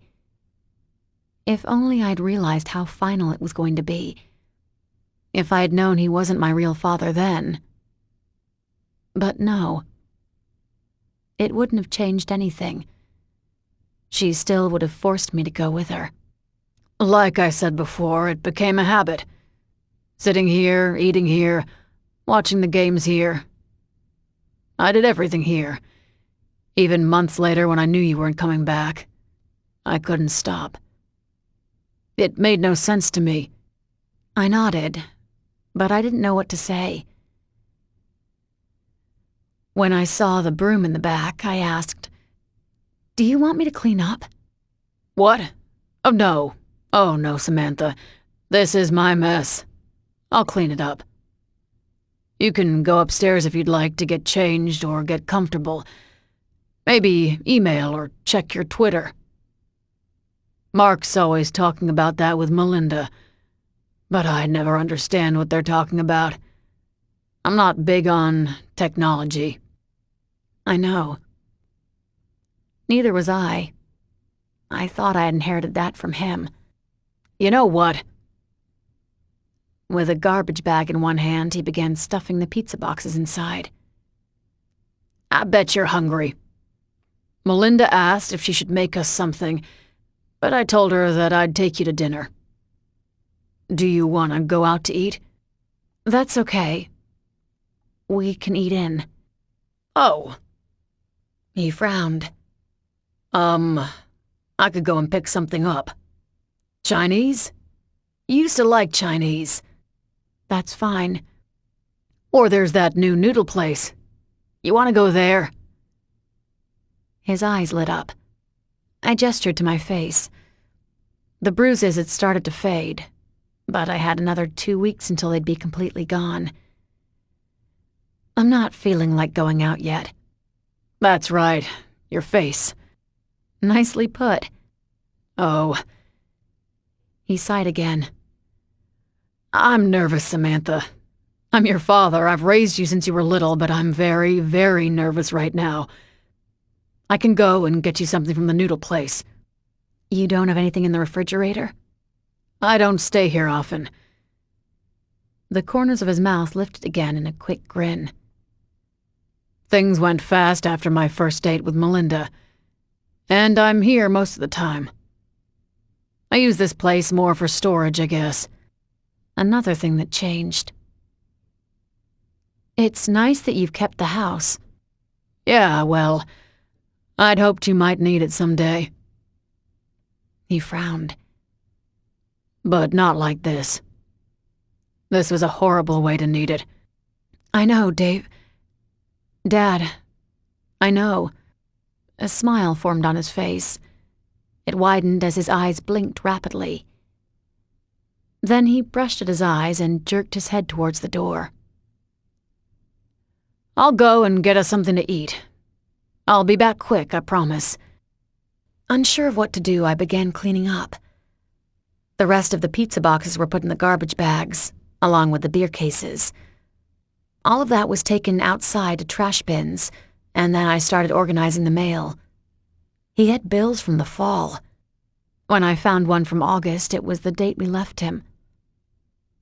My hand trembled as I stuffed the envelope underneath the rest. The magazines were thrown out. They were Annalise's. She never bothered to cancel her subscriptions. The pile I moved to the side were the football ones. All the coaching newsletters went there too. Then there were the newspapers. Most were still folded together, and I knew he hadn't opened any of them. All of them were tossed. I put what I could into recycling piles. After sweeping the floor and wiping down the counters, I skimmed over the sink. There weren't many dishes, but David never dirtied a lot of dishes. The few he did, he cleaned right away. That was something Annalise could never complain about. I glanced around. He still wasn't back, so I wandered into the living room. I couldn't bring myself to go upstairs yet. I knew too many memories would surface when I went to my old bedroom. But I took one step into the living room, and memories slammed into me anyway. He hadn't touched a thing. I couldn't believe it. The couch hadn't moved. The 2 blankets were still folded and perched on the ends. I remember putting them there. I was going to grab them when we left, but she told me not to. She said David would need extra blankets, so I left them. He hadn't moved them. A box that I'd packed was still in the corner. I hadn't been looking at what I put in there, but she didn't want it. It was filled with picture albums, but Annalise saw the wedding album on top. She wouldn't listen when I explained mine were in there too. That was another item left behind. I didn't turn the lights on. For some reason, I couldn't fathom the idea of sitting there with bright light cast over this room. Samantha! His keys jingled together as he took them from the door and pushed it open, the screen door banging shut behind him. Are you in here? I hadn't heard him open the door. I'm in here. As I heard him come closer, I brushed the tear from my cheek and stood. I plastered on a bright smile, and he paused, frowning at me. He was going to ask if I was okay. I couldn't lie to him, so I pointed to the 2 pizza boxes tucked under his arm. Were they closed? What? The pizza. You went for noodles. Oh. He glanced down as if remembering them. Oh, yeah. No, I'm sorry. I didn't know what you wanted, so I got pizza. You used to like this, so I'm hoping you still do. My stomach growled at that moment. His eyebrow lifted up. I guess you do. The aroma had filled the room, and I realized I hadn't eaten since breakfast with Melinda. Pizza sounds great. Great. I nodded.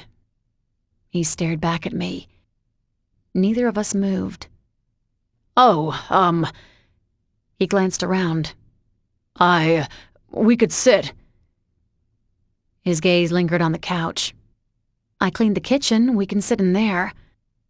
Okay. He sounded relieved. That's your routine, right? I don't want to break you of any habits you picked up when we left him. I flinched. When I left him. It doesn't matter, Samantha. It was something I picked up. Waiting if you came back, and now... He gestured to me. We could go downstairs. That's where we used to watch television. We could watch a movie. You still have it hooked up downstairs? A brief spark of hope flared in me. That was our thing. We watched movies together, and Annalise stayed upstairs. She didn't like the basement. Said it was like a dark dungeon. It was our haven. He nodded. Yeah. And you didn't have to clean up. Thanks for that. I didn't mean to run out and have you pick up after me. It was no problem. Where did I put my hands? I had no idea anymore. I crossed them over my chest, but that didn't feel right. In my pockets? Would that be less awkward? Okay. A grin teased at the corner of his mouth. Why don't you take the pizza down, and I'll grab everything else. There should be pop and water downstairs, too. Okay. I think I have chips, too. You still like Doritos? I nodded and headed for the basement door. Once it swung open and he headed to the kitchen, I stopped at the top of the stairs. I closed my eyes and took a deep breath. I needed one deep breath. Then I felt for the light switch and flicked it on. The stairwell lit up and a glimmer of home came back to me. It was only a glimmer, but it was something. Watching a movie with David wasn't so bad after that. The awkwardness or tension had lifted, and it was our spot again. When we started the movie, I closed my eyes halfway through it. I could pretend for a moment. This was before the cheating, before the divorce. I was transported back to the time before my world fell apart. Then I heard David laugh and turned to him. His eyes were sparkling. He paused with a handful of popcorn going to his mouth as he waited for the punchline in the movie. There it was. I heard the actor say it, and David roared with laughter. His head fell back, and his hand waited in the air until he was done. Then he tossed the popcorn like nothing happened and went back to watching the movie. I felt the tears coming. This was it. This was the moment I'd been craving since Annalise took us away. Home. It wasn't my old home. I knew that, but it was a new home. Mason and Logan would join this home and we'd be together.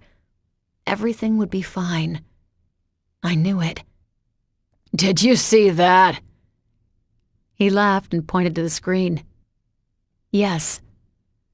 We put in the same movie we always used to watch. I had it memorized.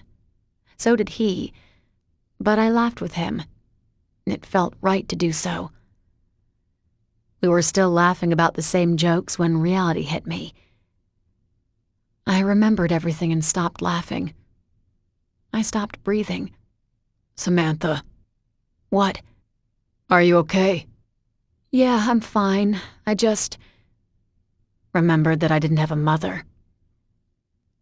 Realized that Mason never texted me back. They have a game tonight. You didn't want to go? Pointing to my face again, I grinned. Looking like The Walking Dead? Oh, right. Sorry. I shrugged and joked. What do you do? Life of the bullied and attacked, right? I should write a blog about it. You should. I was struck by the serious tone from him. What? You should. I laughed again. I must have heard him wrong.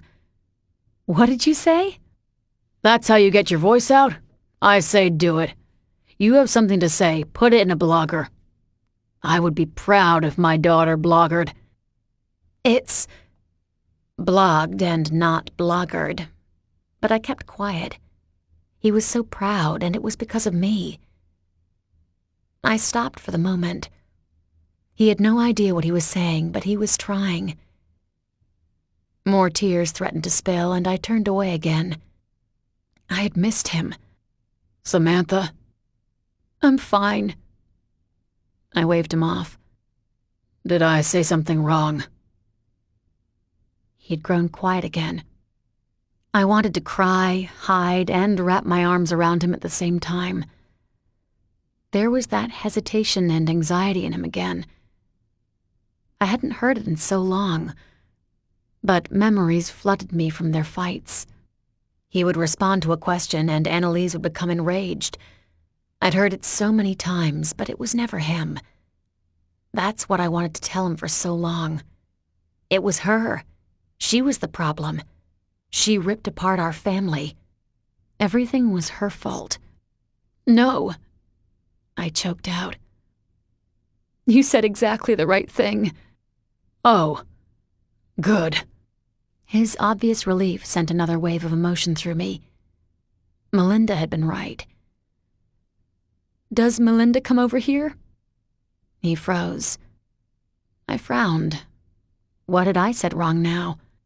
Then he said, I don't let her. Why? I'm ashamed. So many emotions went through me at that statement. He was ashamed. No one should be ashamed of their home. This was... He stopped. When he spoke again, his voice was clearer. This house was where I failed my family. I failed you. Melinda is a new beginning. Her home is warm and loving. Like her. He continued, I don't want her to see this place. It's mine, but it's still Annalise's too. A shiver went over me. He was right. I'd been feeling her presence since I walked inside. I decided that I'd keep this place for you. Even if you didn't want me around you, I wanted you to have a home. I can't change the memories of this place, but you can. Even if it means your... He hesitated. New family comes with you. That's all right with me. You're talking like this isn't your home anymore. It's not. It hasn't been since she took you. It's been a shelter for me. My home will probably be with Melinda now. I drew in a sudden breath. It was serious between them. Mark had been right, but I shouldn't have been surprised. The first time I saw them together, I hated it. I hated her. It was more change. She was taking him further away from me. But I could no longer lie to myself. Melinda's good for you. You're lucky to have her. His head had been down during our talk. It jerked up now. You mean that?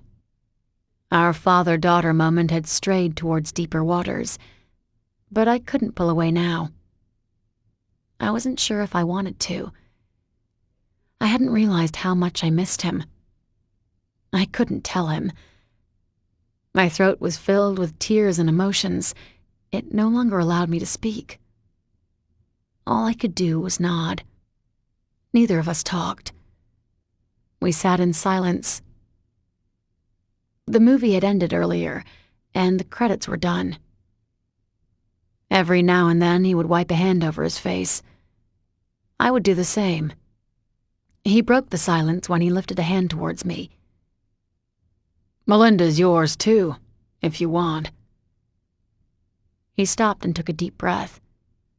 His voice cracked before he started again. I'm not going to be like Annalise and force you to do things.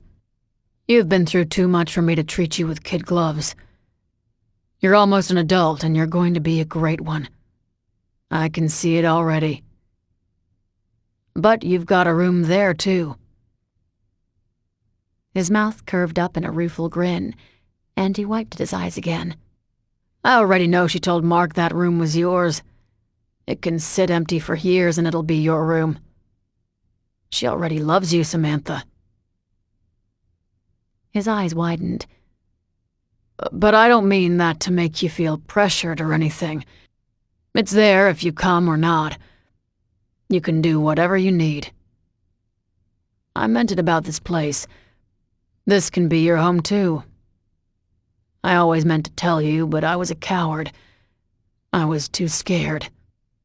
He was scared of me. He opened the door for that talk, but I couldn't. Shaking my head, I got up from the couch. I couldn't talk. I couldn't be there. I need to call Mason. I need to check in. Going to the stairs, my hand reached for the rail, and my head went down. I couldn't see his pain. I was leaving him now.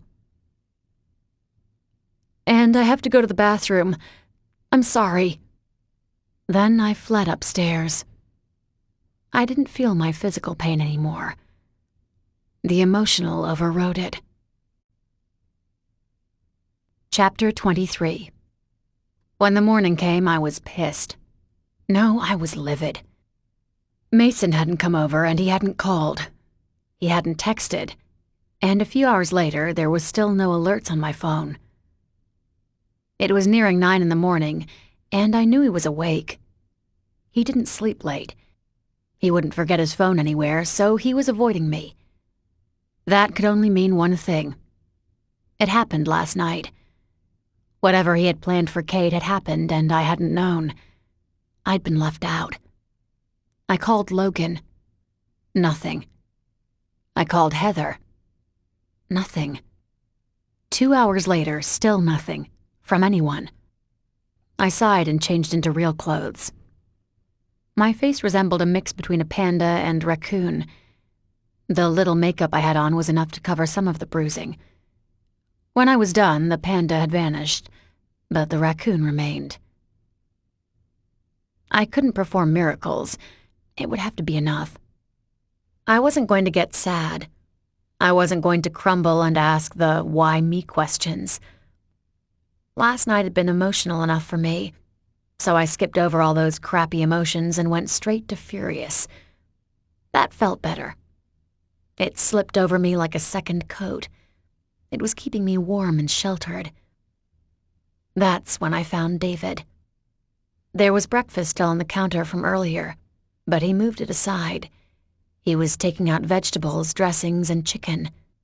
"Let's go to Melinda's for lunch." His hand jerked and he cursed, whirling around to me. "Samantha!" He pounded on his chest. "You scared 5 years off my life." I didn't care. "Let's go to Melinda's." "What?" He heard me this time. "Why? I thought this was father-daughter time, though I have no doubt Mason snuck in your room last night. He left already?" "Let's go to Melinda's." He paused and then caught on. "Oh." "Exactly." "Is there something you want to tell me?" "Nope. I want to go to Melinda's." "All right. Are you sure everything's okay?" "Nope. He finished for me. "Melinda's, got it. You ready to go?" I was more than ready. As soon as we got there, I said hello to Melinda and bypassed her for Mark's room. It was now nearing noon, but as soon as I pushed open his door, he flew off his bed. "Mom!" He stopped, with one leg already in his jeans, and frowned. "Sam?" "Sam?" A feminine voice squeaked from under his covers. Then a blonde head popped out, and she didn't look too pleased. "What are you doing here?" "Cassandra?" She'd been obsessed with Adam. I snorted. "Did you give up on Adam finally? Mark told me about the new girl in his life.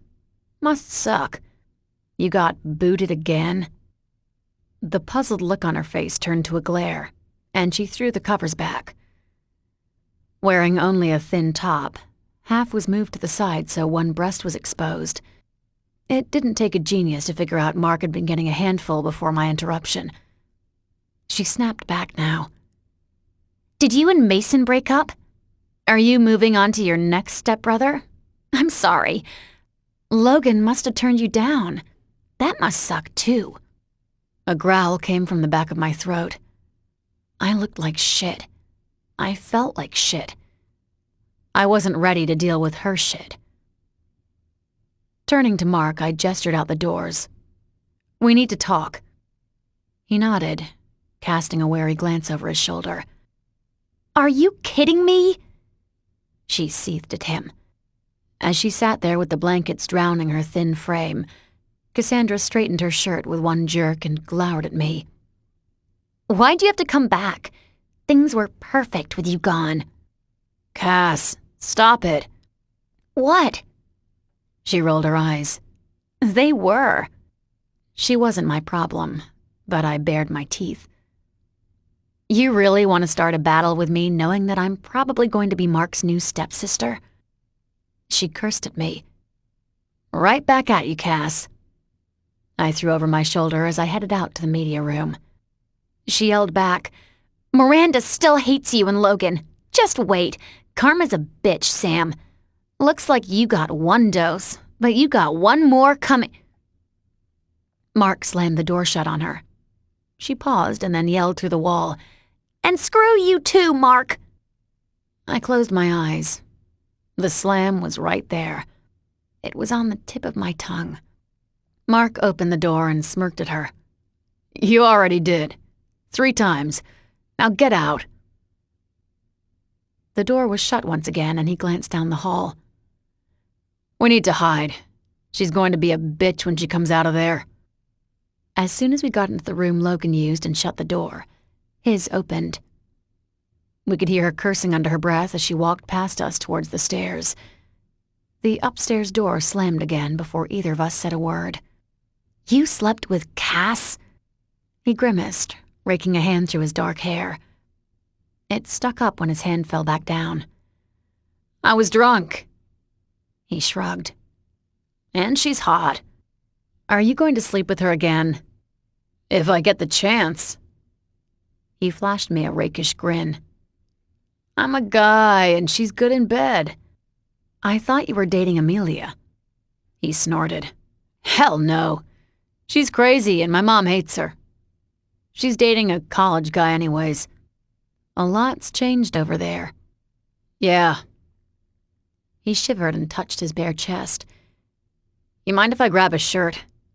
Not that I don't mind showing off the goods, but it's cold down here and you're taken. Yeah, that's fine. He flashed a grin and hurried off. This time I followed and waited in the media room. Dropping onto one of the couches, I sat where I'd been with Mason a week ago.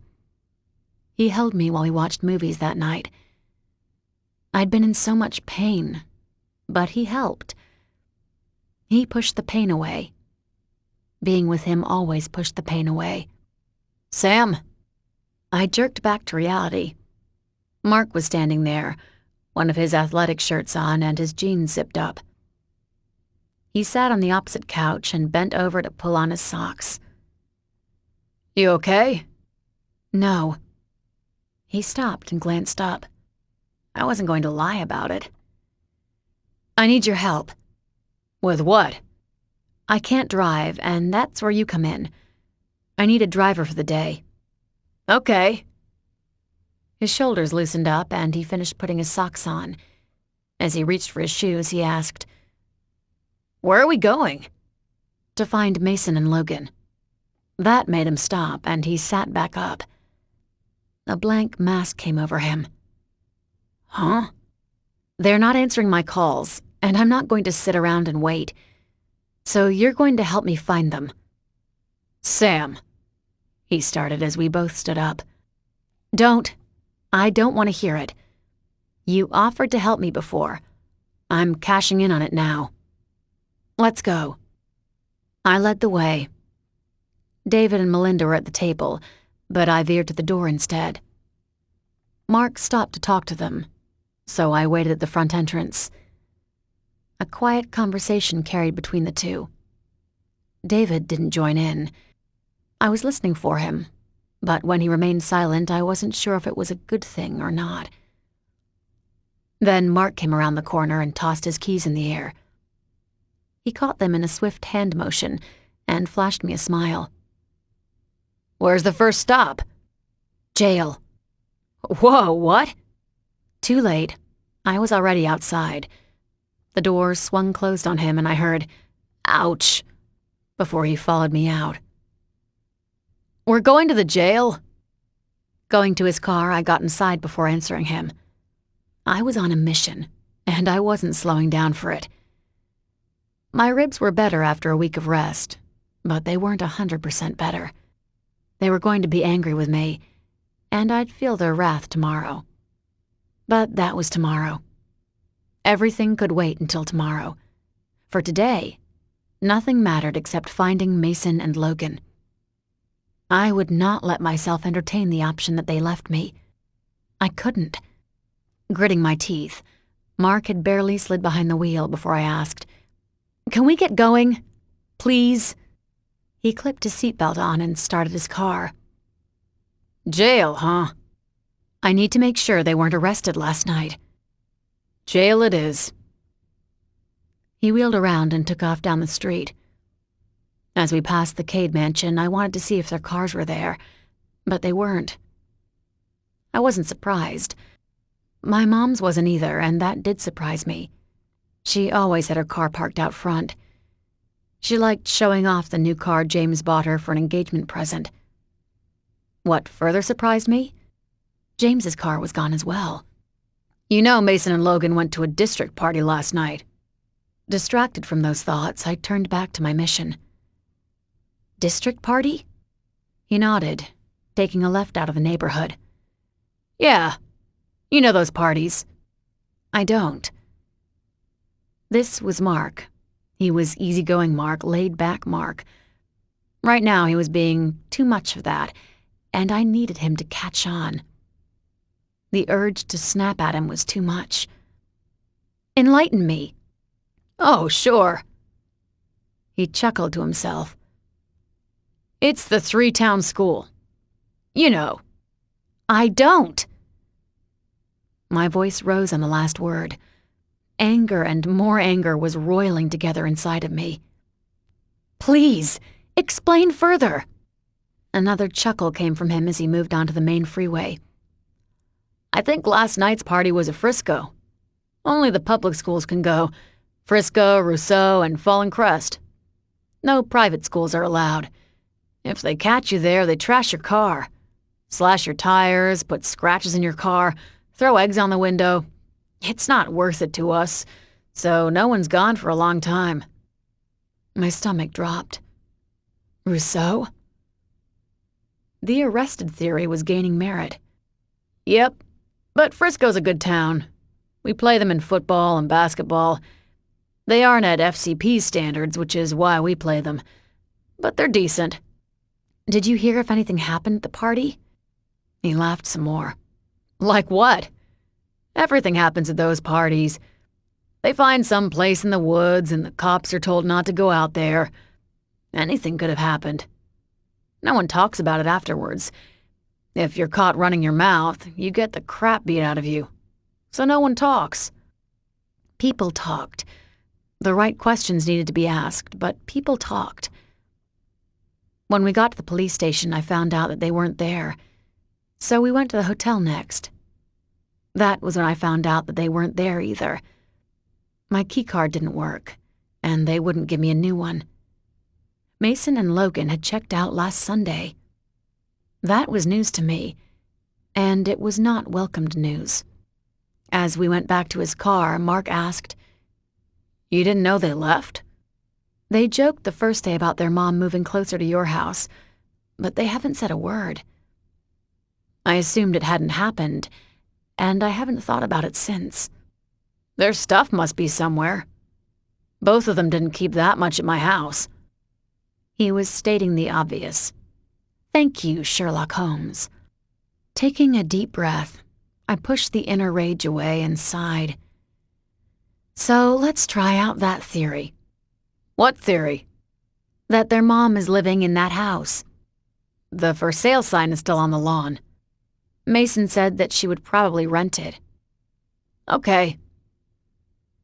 He turned the car back to his home.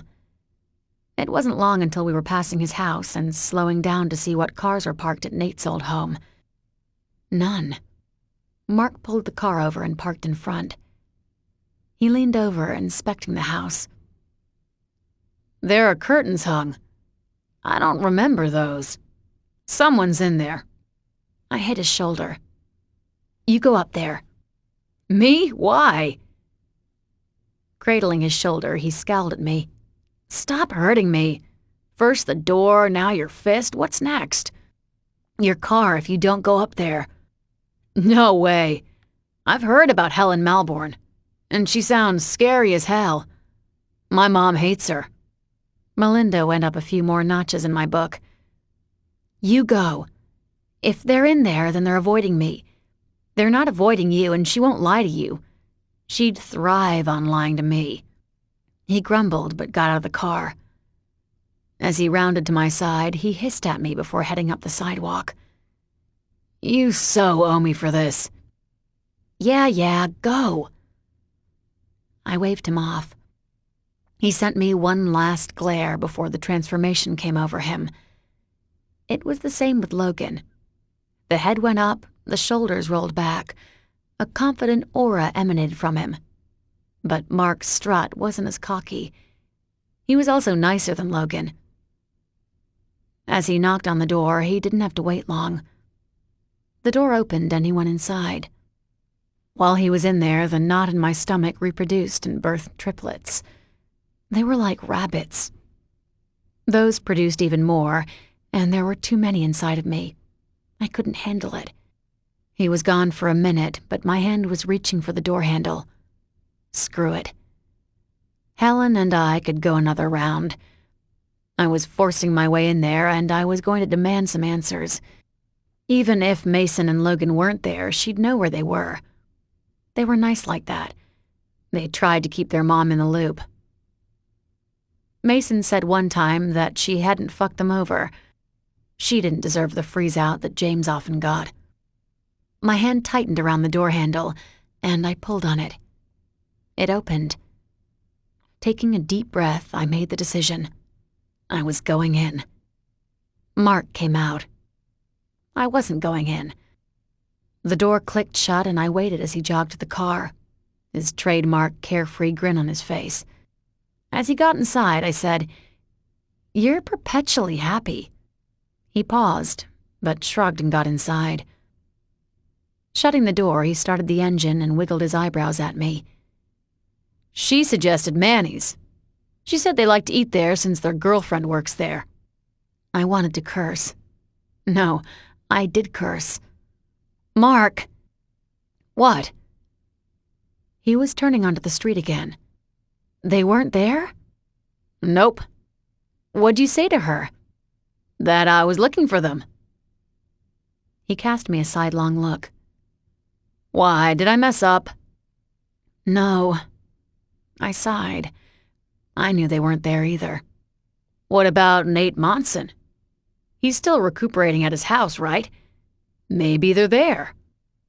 I shook my head. They wouldn't both be there. Mason said his parents have been pretty strict about who goes over there. They've been allowing him over, but they'd never let Logan and him there at the same time. He explained that they called in some hotshot doctor who said Nate can only handle so much stress. I frowned. I think it's more about Nate's parents' stress. Logan and Mason together are not parent-friendly. Mark grunted. You're telling me.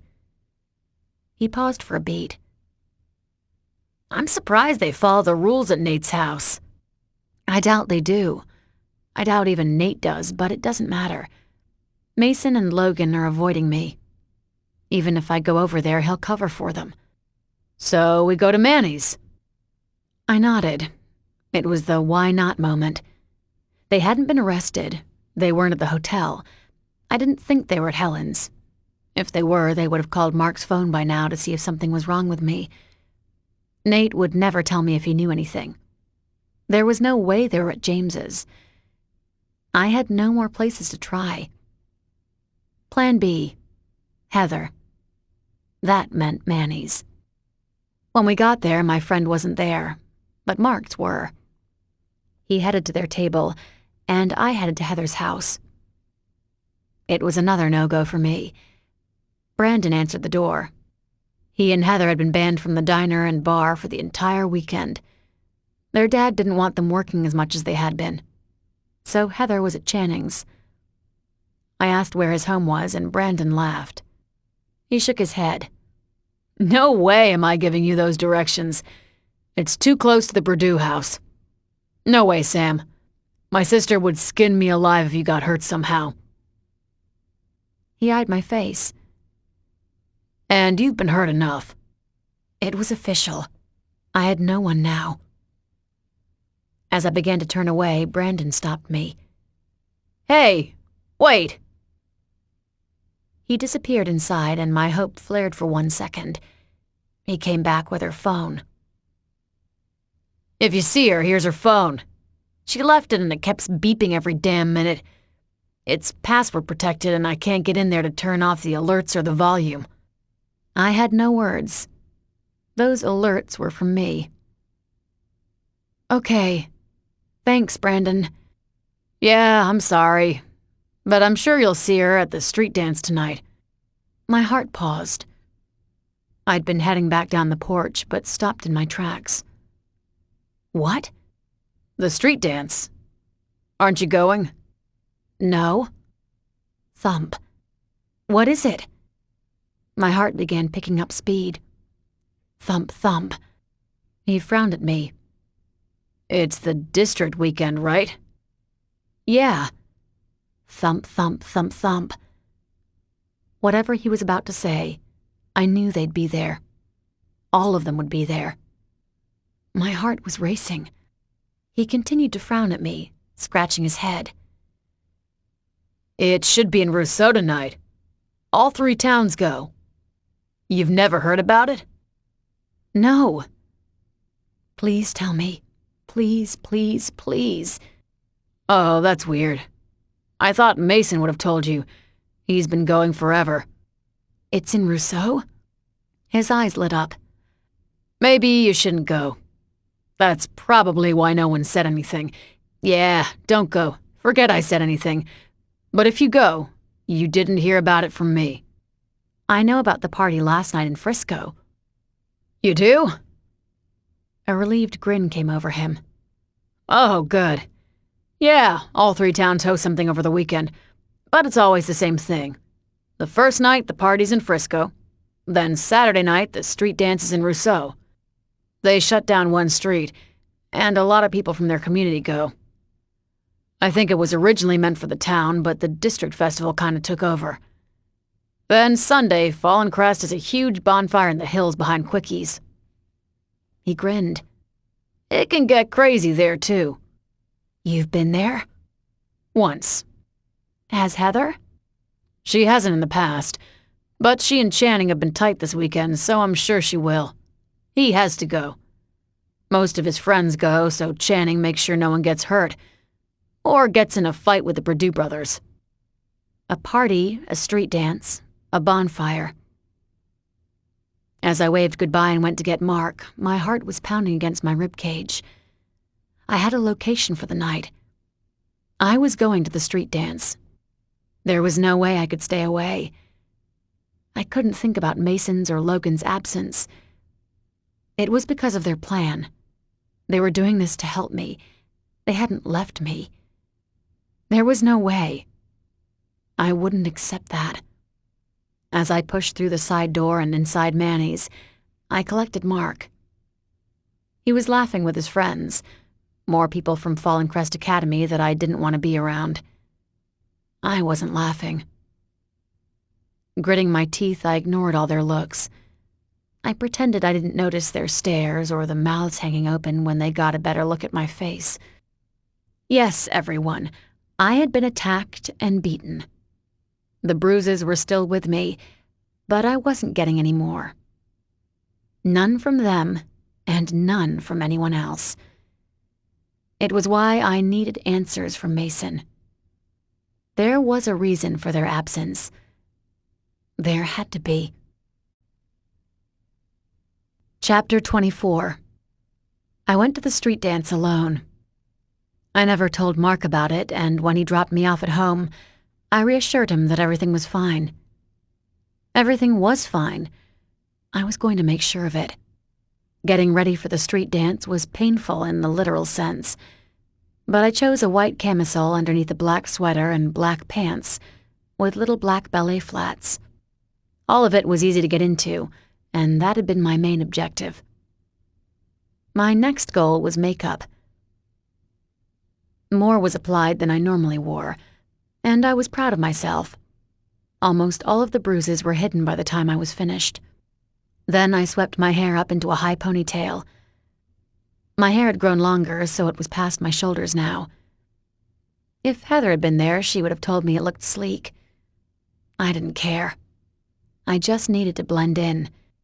I was going into Rousseau territory. I wanted to find Heather first, but as I parked my car and got out, my heart sank. Brandon said one street was blocked off. That was true, but he never said it was the entire main street blocked off. She could be anywhere. I sighed and started off on my mission. Going through the first block was easy. It was during the second that people started to look at me. A group of girls jerked together and started whispering. A few pointed at me. My heart sank again. It was already starting, so I veered into the first bathroom I could find. Checking my makeup in the mirror, I didn't see anything wrong. I looked fine. Normal, even. The evening had grown dark, so my face looked flawless with none of my bruises showing. But when I went back out, they were still there. There were more behind them, and they were watching me now. Frowning at them, I turned to slip away, but came to an abrupt stop. Bud Bredoux was in front of me, a leer on his face as he looked me up and down. I hardened inside. The longer his gaze lingered on me, the dirtier I felt. As they were transfixed below my waist, I shifted on my feet and snapped. "What do you want?" He grinned and lifted his hand. A 40-ounce bottle touched his lips, and he took a long pull from it before wiping his mouth with the back of his hand. Then he licked his lips and tugged at his jeans.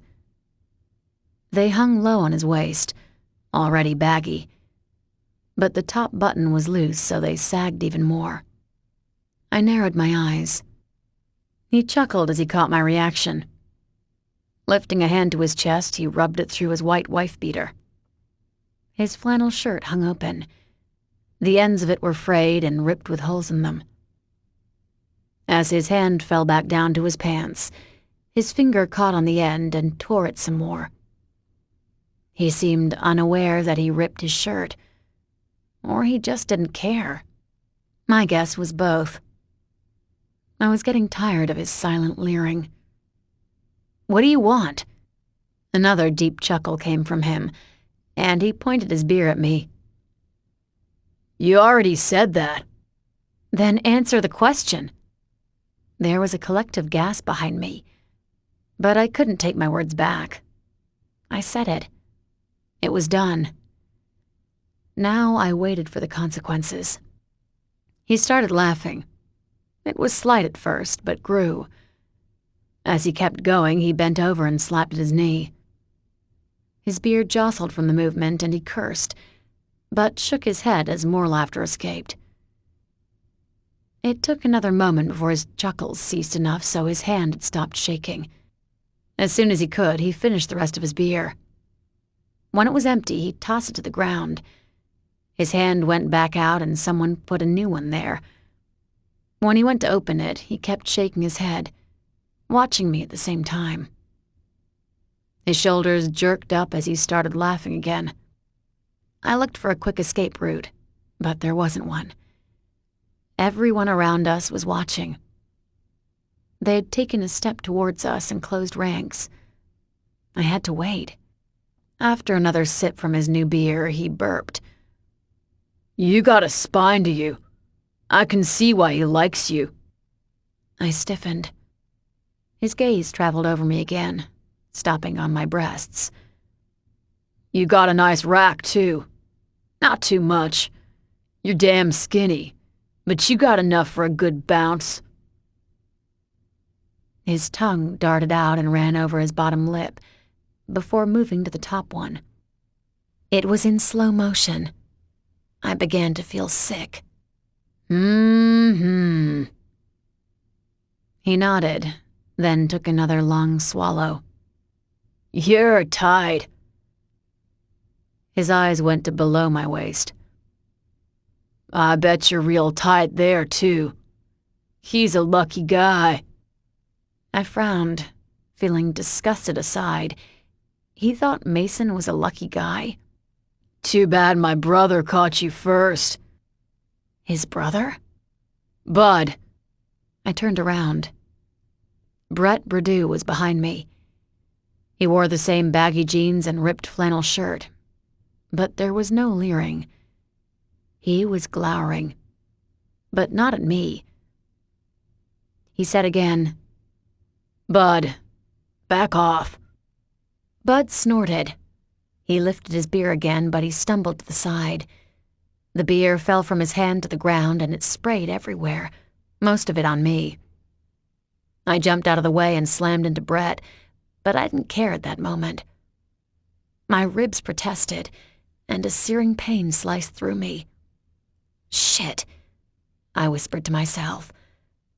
But then I bounced off of Brett and began to fall to the side. The ground was coming at me. My eyes went wide. The pain was going to be paralyzing, so I readied myself for the impact. It never came. I had stopped halfway there and looked up. Brett caught me. His one hand held a twin 40-ounce beer, but his other hand was wrapped around my arm. Our eyes caught, and an apology flashed in his as he lifted me back to my feet.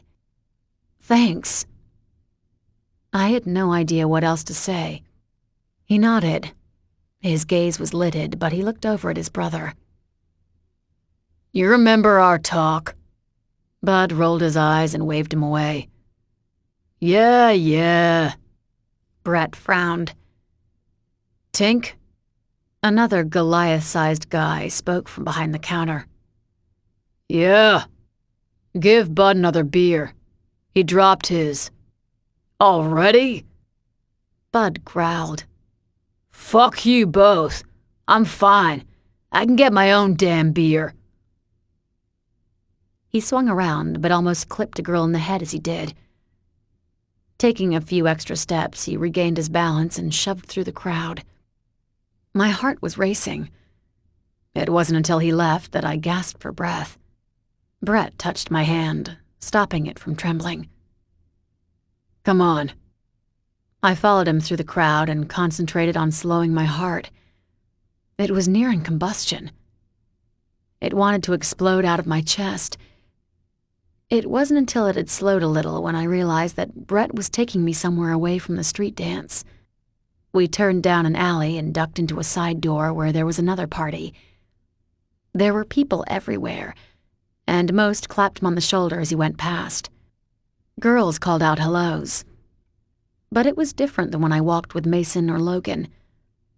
The attention they got from girls was sexual. This was genuine.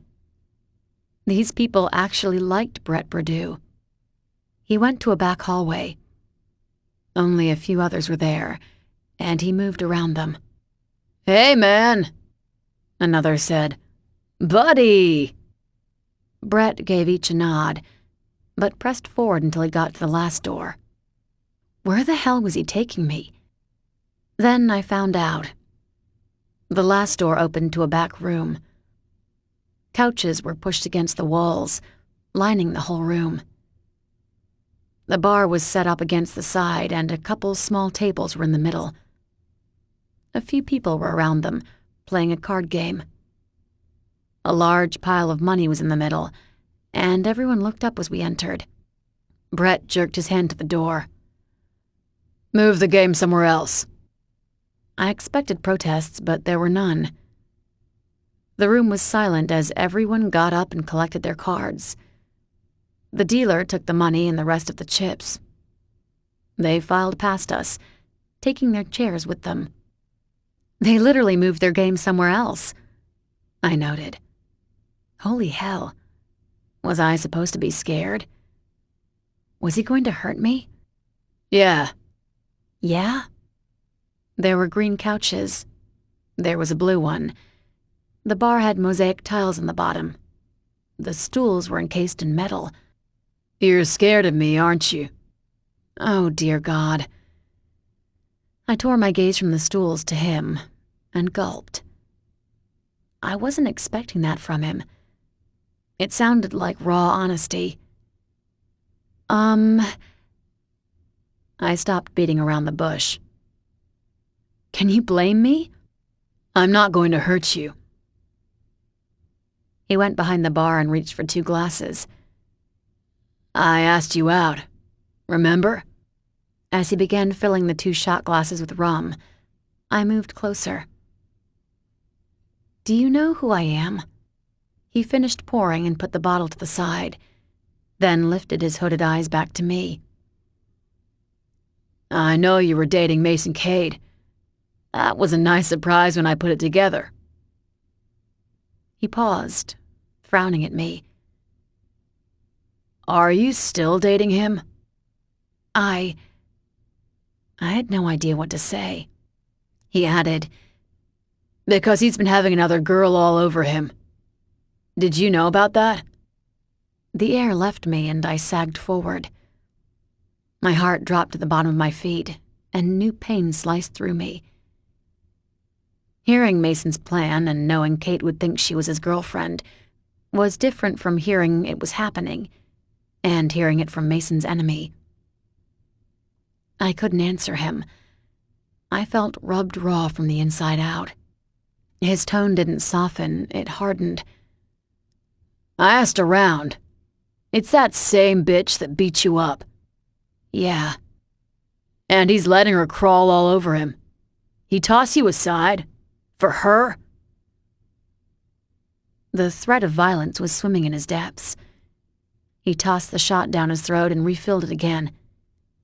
Nudging mine towards me, he waited for me this time. I took it. I didn't feel a thing. More? He lifted the rum again. I nodded. I needed all I could get. He took 2 more shots before I moved my glass to the side. No more for me, but he still downed 2 more. Then he leaned against the far wall behind the bar, and I slid onto a stool. The alcohol was beginning to work. I was beginning to feel warm again. You never answered my question. Are you still with the guy? I don't know. Disappointment flared over him, followed by pity. That's too bad. You're not going to tell your brother. Pushing away from the wall, he reached for the rum again. He spoke with a savage tone. Are you kidding me? You know what my brother does. He hurts people. I frowned. Didn't he? I know what you're thinking. He held his glass towards me, the shot ready to go. I hurt people too, but I don't hurt girls, and I don't hurt people weaker than me. I don't stop my brother either. I can't. I tried, but people only get hurt worse. Why are you telling me this? Because my brother really wants to hurt you. He downed his shot and filled it again. No. He wants to hurt whoever Mason Cade cares about. Good thing that bitch has been all over him this weekend. Bud thinks it's her that he cares about. But it's not. Is it? It's you. He almost drove over my brother when he found out you were hurt. I was too stunned. I almost let it happen. Shit. Mason almost drove over Bud. I couldn't think about that. Grabbing my shot glass, I pushed it to him. One more. He grinned, but his eyes were hungry. They were angry. I didn't care. I was starting to relax. He wasn't going to hurt me. He said it, and I was beginning to trust him. "You're not going to tell your brother?" No.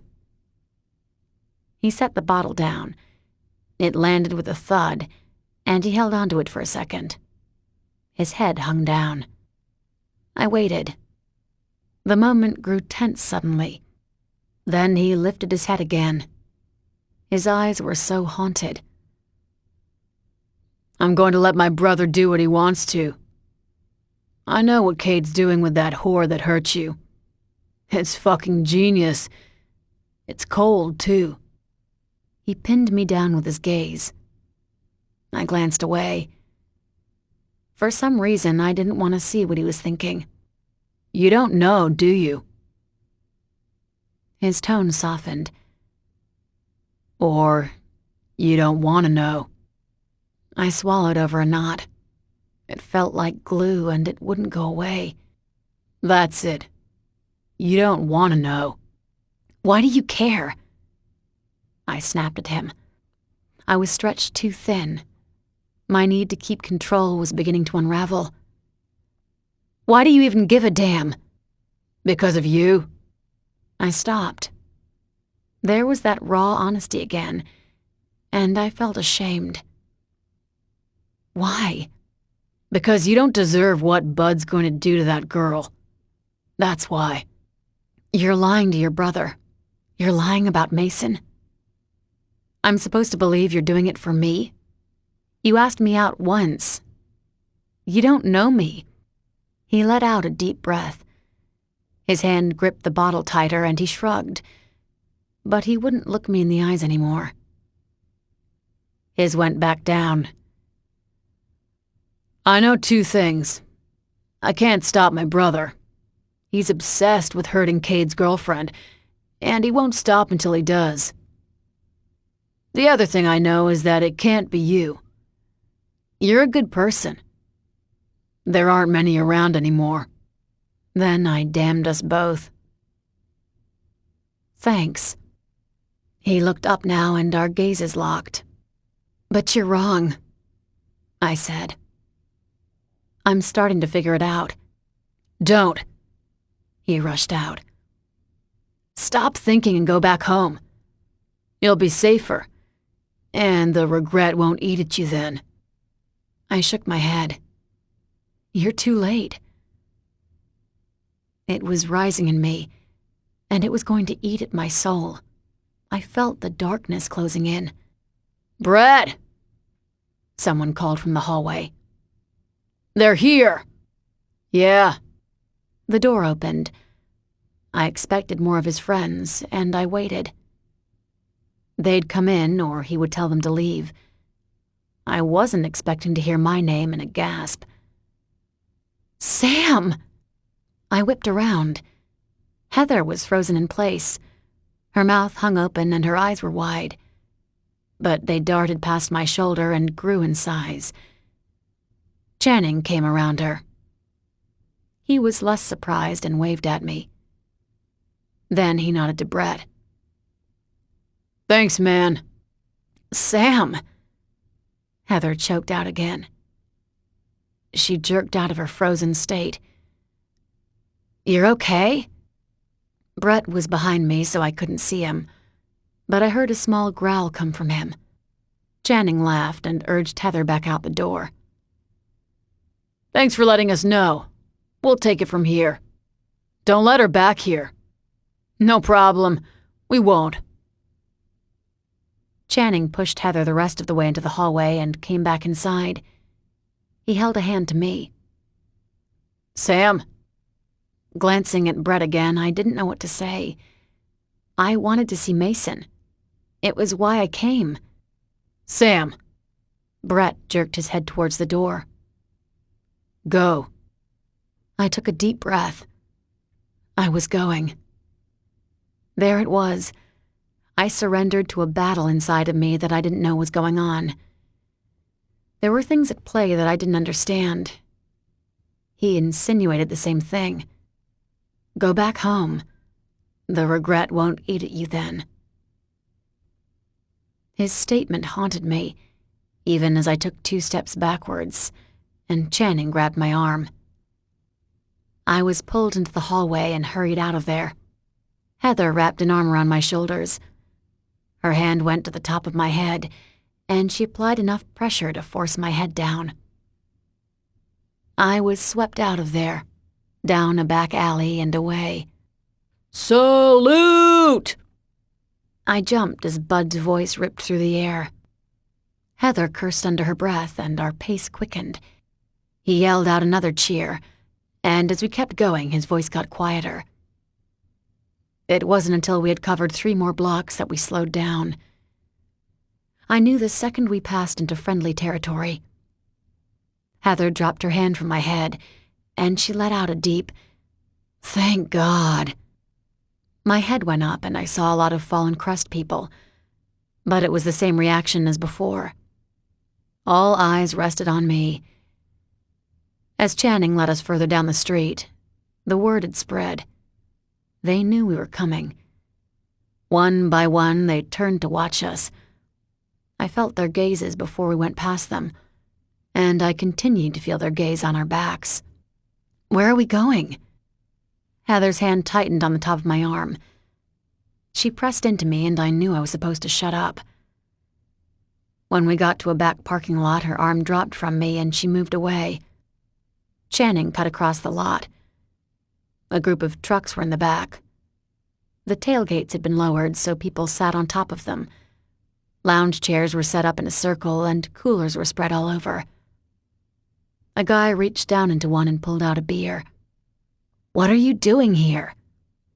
Heather asked me now in a quiet voice. She moved closer, but her arm didn't reach around me again. I shrugged. My mind was racing. I didn't have that answer anymore. She sighed. "We're mostly around Fallen Crest people now, but there's still a few Rousseau people here. All of Channing's friends are close by, but you shouldn't have come here." "Why?" That was the answer. That was why I came. I wanted to know why Mason hadn't called, why Logan remained silent, why Heather was with Channing for the weekend, why I felt like my insides were being ripped out. I wasn't leaving until I found out. Holy shit. Finally. Logan stood behind me, a beer in hand. I turned all the way around, and when he saw my face, the beer slipped from his hand. It splattered on the ground, spraying everywhere. He didn't move. His eyes never left mine. Then his eyes bulged out before he lunged for me. His hand grabbed my arm and he hissed at Heather. "What the hell were you thinking?" "We didn't. I didn't. She came by herself." "What?" His eyes were fierce. "What are you thinking, Sam? It's dangerous here." I waited for Heather to tell him the rest. She didn't. As my gaze darted to hers, her head shook from side to side. It was the slightest of movements. She didn't want Logan to know about Brett. I nodded to her, the same slightest of movements. The corners of her mouth lifted up in a faint grin. It vanished as quick as it appeared, and then she started to move away. "Wait!" I held out her phone. "Your brother gave it to me. Wanted me to give it to you if I saw you." "Oh." She ran her thumb across the screen and typed in the password. As she saw the missed calls and text alerts from me, she looked up. An apology was there. I lifted a shoulder. I was here. It didn't matter anymore. "Let's go." Logan growled in my ear. "Be nice to her." He swung back around to Heather. "Are you kidding me?" "Be nice to her," she repeated. A different message was sent between them, and she added, "You're not seeing it from her eyes." He stopped. Whatever she meant, it hit him. More curses slipped out before his hand gentled on my arm. "Come on, Sam. I'll take you home." "Can you drive?" "Yes." He looked as if he'd seen his own ghost. I'm suddenly very sober. Then he turned and I started to go with him. It was then that I saw them. Everything stopped. My heart froze. My lungs shrunk. Everything shattered. Knowing about it hadn't prepared me. Hearing about it hadn't prepared me, but seeing it was the worst way for it to become real. Mason was sitting on the back of a truck. It had been pulled so it was hidden behind the others. But it wasn't the sight of him that had a dagger slicing through my insides. Kate was straddling him. Her breasts were pushed against his chest, and she had both arms around him. She grabbed a fistful of his hair as she gyrated on top of him, rubbing against him. A smirk came over him as he took hold of the back of her neck and tilted her head to the side. Then his mouth opened over hers, demanding entrance, and she shuddered in his arms. She shuddered for him, and so did I, but for different reasons. Logan pulled me backwards. Come on, Sam. His tone softened and he led me away. He was trying to be gentle with me, all the way to his car, and as he took me home. But it didn't matter. I was numb again. Chapter 25. My house was cold when I went inside. Logan flipped the lights on, but I shook my head. I didn't want them on. He didn't see me and went to the counter. A note was there and he lifted it to read. Samantha, I'm at Melinda's. Please call me when you get in and I will come home. Love, David. He lowered it, a slight sneer on his face. Gee, that's sweet of him. Shut up. He put the note back. Sorry. Images of them flashed in my mind. Mason on the truck, Kate on him, his mouth on her hand twisting in his hair. They kept coming and I couldn't stop them. If I closed my eyes, they were worse. I was there again. When he tilted her head to the side and opened his mouth, I flinched. My eyelids flew up, but it didn't matter. They were still there. They were all I could see. Here. Feeling something cold being pushed into my hand, I looked down. Logan was holding a glass to me. He held the bottle up in his other hand. I found your dad's secret stash. He's got good taste. What is this? Does it matter? I drank it. It was like water, and I held my glass up again. More. I needed more than more. Tonight, I wanted to get drunk. All the pain needed to stop. I wanted to go back to being numb. Life was so much easier then. We didn't talk. Logan took my glass from my hand and went into the living room. When he went to turn the light on, I cried out, "Don't!" He heard me this time and let the dark remain. I sat on one couch and he took the chair across from me. The large windows were behind him, and moonlight shone inside. No curtains restricted it. It felt warming to me. I had no idea why. Maybe if the lights were on, then I'd have to face reality. If the lights remained off, I could still hide. If that was the case, I never wanted to turn the lights on again. I wanted to hide from this. I wanted to run, but I couldn't, so I asked for another drink. That'd be my escape for the night. It wasn't until my fourth drink that I began to feel the alcohol. I drew in a shuddering breath. It needed to work faster. I thrust my glass out and leaned forward. Again. Logan raised an eyebrow, but he filled it. Leaning back, he tipped the bottle and drank straight from it. His glass was left forgotten on the table beside him. As he finished and tucked the bottle into the seat beside him, he asked, "Do you want to talk about it?" "No." "Yes, but not with him." I sighed and gave in.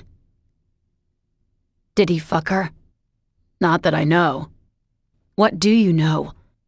That he did it all to protect you. I shook my head. That wasn't good enough. He was with her and not me. He was kissing her, touching her, tasting her.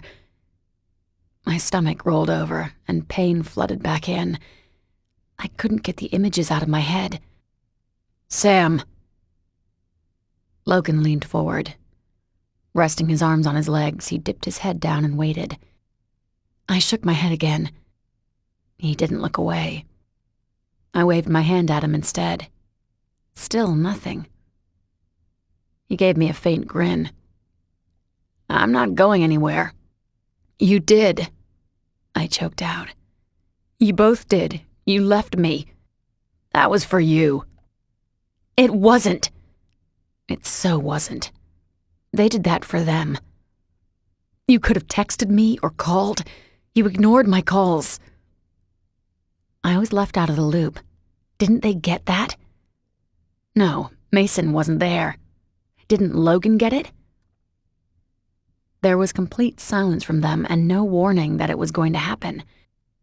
My chest constricted. It was like before. David dropped me. So did Garrett. I had them, or I thought I had them, and then nothing after that. I drew in a painful breath. I couldn't go through that again. And I thought I had. Mason still wasn't here. He was still with her. So much damn pain, and Logan had no clue how it felt. You're lucky, do you know that? He frowned, but leaned back in his chair again. The bottle was lifted for another drink. His eyes were lidded, but I knew he was going to let me talk. Your parents would do anything for you. Logan snorted. My eyes jerked to his. What's that mean? Your parents would. Your mother moved back here for you guys. Yeah, and she did that because my dad's choosing his new psycho over his sons. He stared right back at me, without pausing or breaking stride. His tone was cool. And my dad doesn't love your mom. You have to know that, don't you? She's his pet project. It's like he's trying to make up for all his past fuck-ups by fixing her. It's pathetic. No, Sam. We're not that lucky. We've got messed up parents just like you. I drew in a breath. Did yours slap you around? Did yours tell you to fuck a colleague's daughter because she was fat and lonely? Logan laughed to himself. His eyes were hard. The guy didn't even care that she'd be hurt later. He said the one time would be enough for her to hold on to through college. He said he had no hope for his daughter finding a guy, and one good screw could help her out. You know who your parents are. So do you. He threw right back. Lifting the bottle again, he drank from it and tucked it back in place. What are you doing, Sam? Tit for tat? Are you trying to make me feel sorry for you? Mason's not with her because he wants to be. He's with her to protect you. How? It ripped from me. He gave her what she wants. She won, Logan. Don't you get that? She beat me up, tried to make my friend dump me, and she didn't even get in trouble for it. It's not right. She got ISS. In-school suspension is not good enough. I shot forward. So did he. Stop.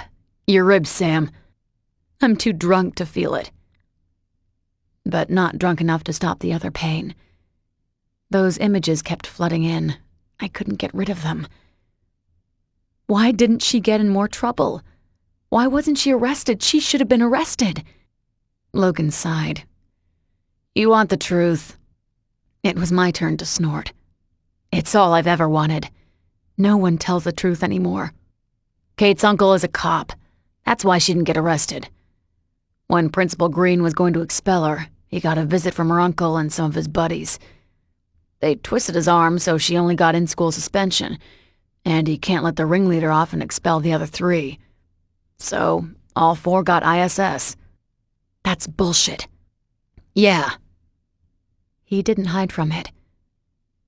That's why we don't bother with reporting shit. We learned long ago it doesn't do a thing. We settle things our own way now. Their way? Screwing the enemy? Is that how you do it? No, Sam. He stood. Is that all you can think about? Look, Mason didn't want you to know about it. He's protecting you again so that you're not a part of it. I know you've had a rough ride, but what have we done to lose your trust? He's fucking her! I cried out and pushed up from the couch. Then I swayed. The alcohol made me sluggish, but a sudden sharp stabbing had me falling to the side. Grabbing my side, I bent over again. Logan cursed, but caught me. Sam, stop. Sit down. I shook my head and pushed him away. Then I regretted it. He was sturdy. He was strong. I needed his support at that moment. Logan! Everything crumbled inside me. A sob escaped me, but then he was there.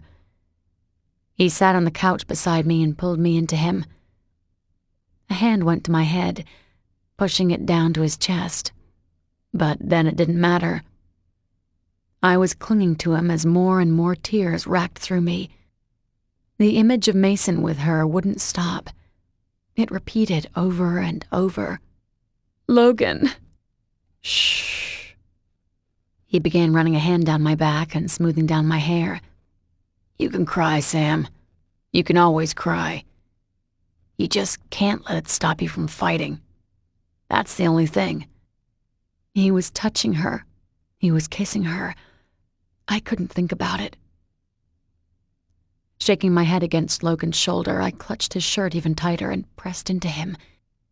Logan drew in a breath, and he never released it. He had gone from being comforting to being rigid. I pressed even more against him.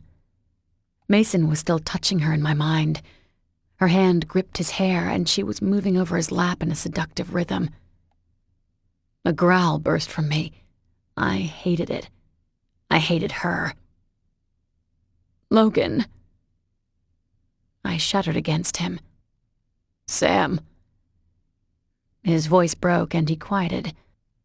I clambered to get closer.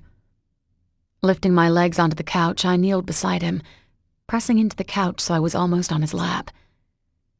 His hand swept down and caught one of my legs. He lifted it with me, and I let out a ragged breath. I needed his comfort. That was all I needed. Slipping my arms around him, I hugged him.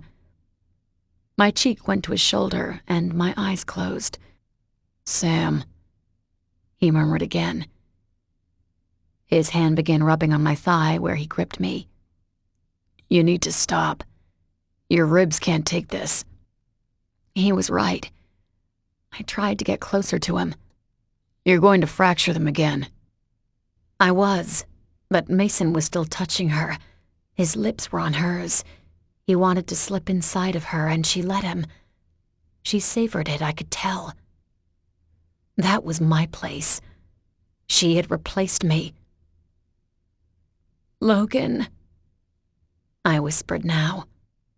His hand smoothed my hair, running down and over my back to circle up and repeat the caress. His other hand was rubbing over my thigh. I paused. A small trigger went off. Mason. He was close. I felt his presence how I always felt him. But that wasn't true.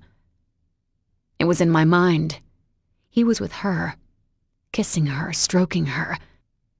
It was like his hand went to my chest and grabbed my heart. He squeezed it with every memory. He was with her. I needed it gone. Now, any way I could, and I felt Logan's hand then. It touched the side of my face, and I turned back to him. Mason moved to the back of my mind. What the fuck? But he wasn't. I turned. Mason was standing right there. He wasn't in the back of my mind anymore. Logan's hand jerked away, like it had been burned. He lifted me off his lap to the couch and stood up. It's not what you think. Mason was there, The timing struck me, and I started laughing. He was there now, and that was all he had to say. Neither of them said another word. Both were silent, and I couldn't stop laughing. No, I was crying now. The booze wasn't helping. I was still feeling everything. Even the pain from my ribs were hurting me again. I tried to stop laughing, but I couldn't. The couch had imprisoned me. I curled to my side and stopped laughing enough so I could draw in a deep breath. Shit.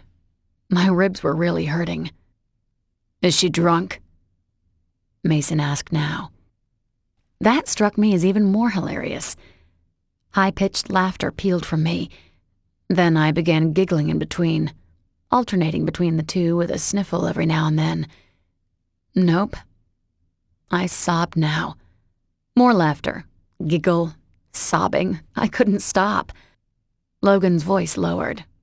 He was cautious. She saw you and Kate. I know. Mason whipped at him. The rage was there. He was barely holding it back. I recognized it, but I couldn't say anything. I was able to stop the laugh, so only giggles came from me.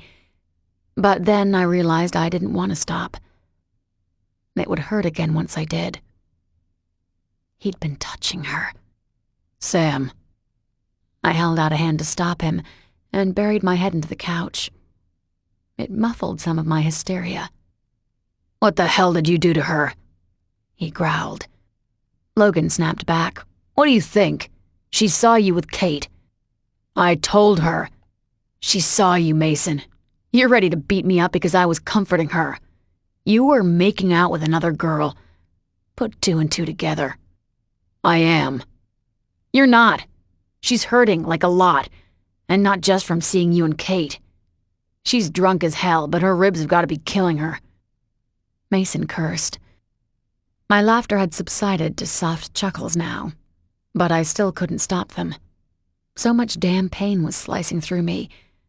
I couldn't move, so I stayed there, curled into the couch, my head pressed against the cushion.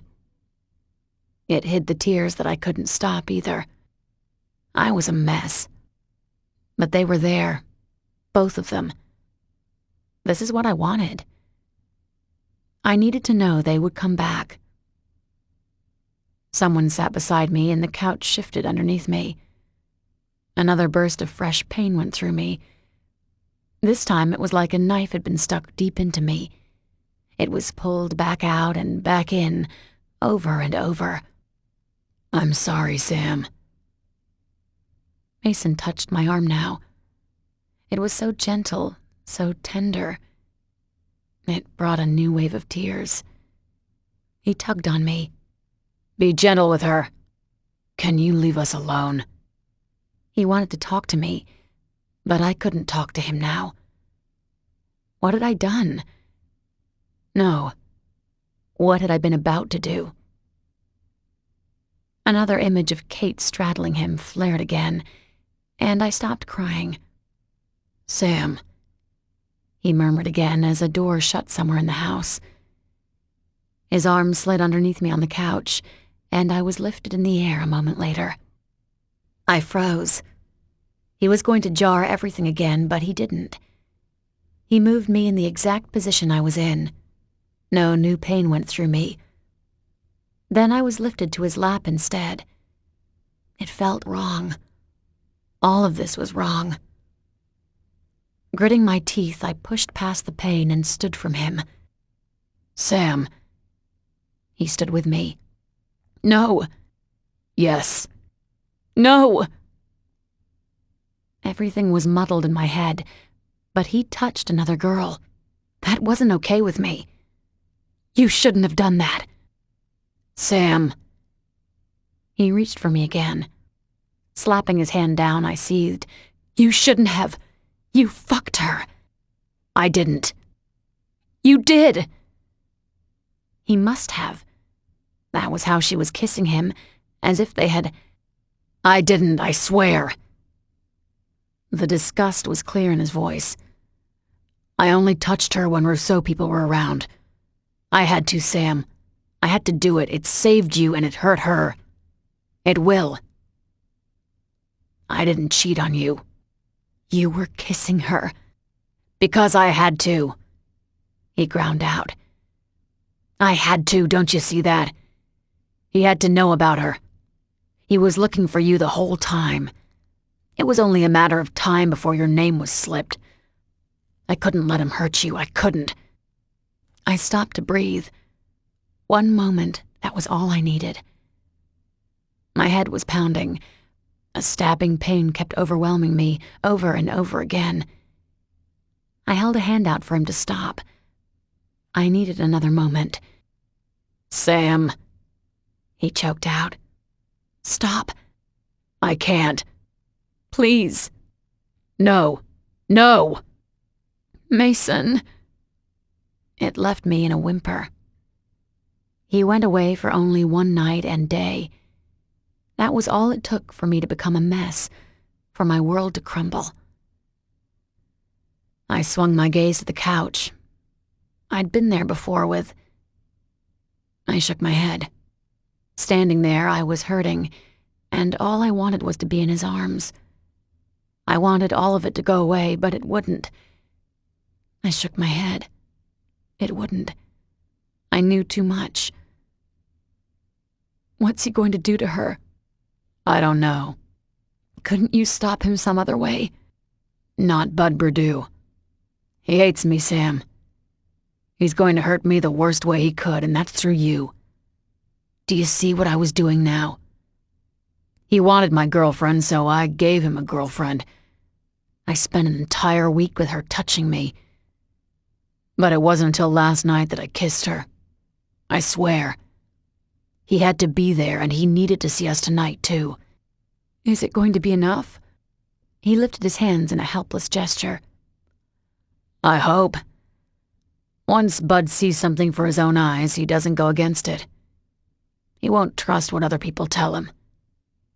Besides, something tells me that there are people close to him who won't let him know about you.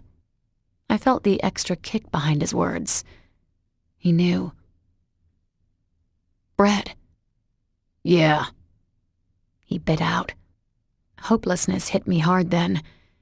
There was so much distance between us now. Brett had been... What lie? I couldn't remember now. I meant to tell you about him. It would have been nice to know my girlfriend was on a first-name basis with one of them. Or when you first ran into them. I flinched from the accusation in his tone. You lied to me, too. When? Don't play that game with me. When?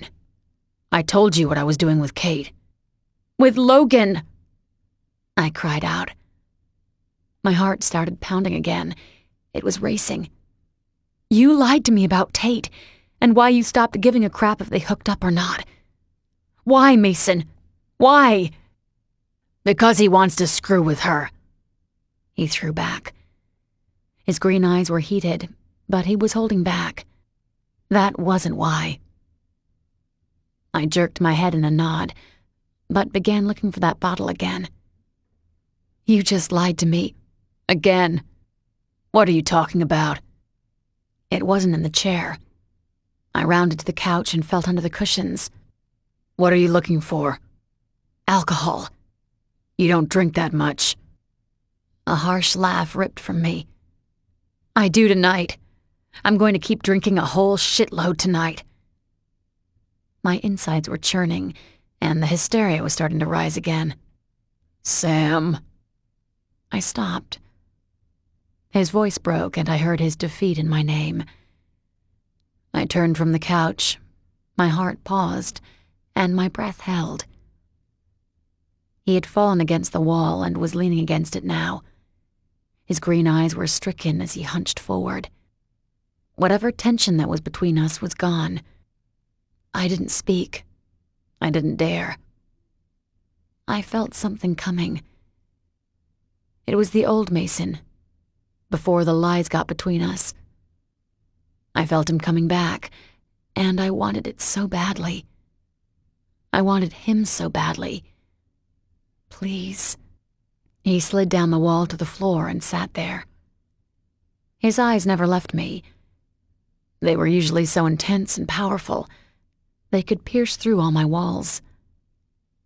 He had since the beginning, but it was me this time. I pierced through his and he surrendered to me. I took a step towards him. My heart began beating rapidly. I missed him so damn much. "You touched another girl." "It was the only way, Sam. I know it hurt you, and I'm sorry for that. It was the only way. She hurt you. I can't let that go. No one hurts you, and Bud wanted to. I've stopped that too now." What could I say to that? I had no idea, but I took another step. I saw it then. He was sorry. As I closed the distance and stood above him, his head tipped back. There was agony inside of him, but determination too. He would do it again. That knowledge slammed against me, and I stumbled back a step. "Sam." He reached for me and caught the back of my leg. His hand cupped me there, and he pulled me back to him. "Please." "You lied to me." "Because I see that it's already getting to you. He's going to hurt her. I didn't want you to know. I didn't want that on your conscience." "But it is now." "Yeah, it is now." I drew in a sudden breath. He was right. He was right about everything. He touched her, but it was for me. He lied to me. I lied to him. I was so tired of it all, and I just wanted him again. Mason had been my shelter for so long. The world hurt when I wasn't with him. Folding my knees, I bent, and he caught me. He pulled me onto his lap like I had never left. I was home again. Cradling my head in his hand, he took a deep breath. I felt his relief because it was mine too. Our old connection was coming back. But I couldn't forget what Brett had warned. Go back home. The regret won't eat at you then. Mason's arm slid around me, and I was moved so my back rested against his chest. "What's Bud going to do to her?" I asked. She had kissed Mason. She ran her hands over him and pushed her breasts against him. Anger clawed at me. She wanted to take what was mine. "I don't know." His arms tightened around me. His tone was soothing once again. "But it's not you. That's all I care about. Better her than you." He knew my lies, but he still held that one truth from me. It took root inside of me, and it was going to grow until it would take us over. I was too weak to fight for it now. He evaded, but he was here. He was mine. That would be enough. For now. Chapter 26. "Hey." Logan came back from the back porch, the bottle in one hand, his phone in the other, wearing a dark frown. "Not to interrupt, but I just checked my phone." Mason stiffened underneath me. "Yeah?" "Yeah." That didn't sound good. "We have a problem."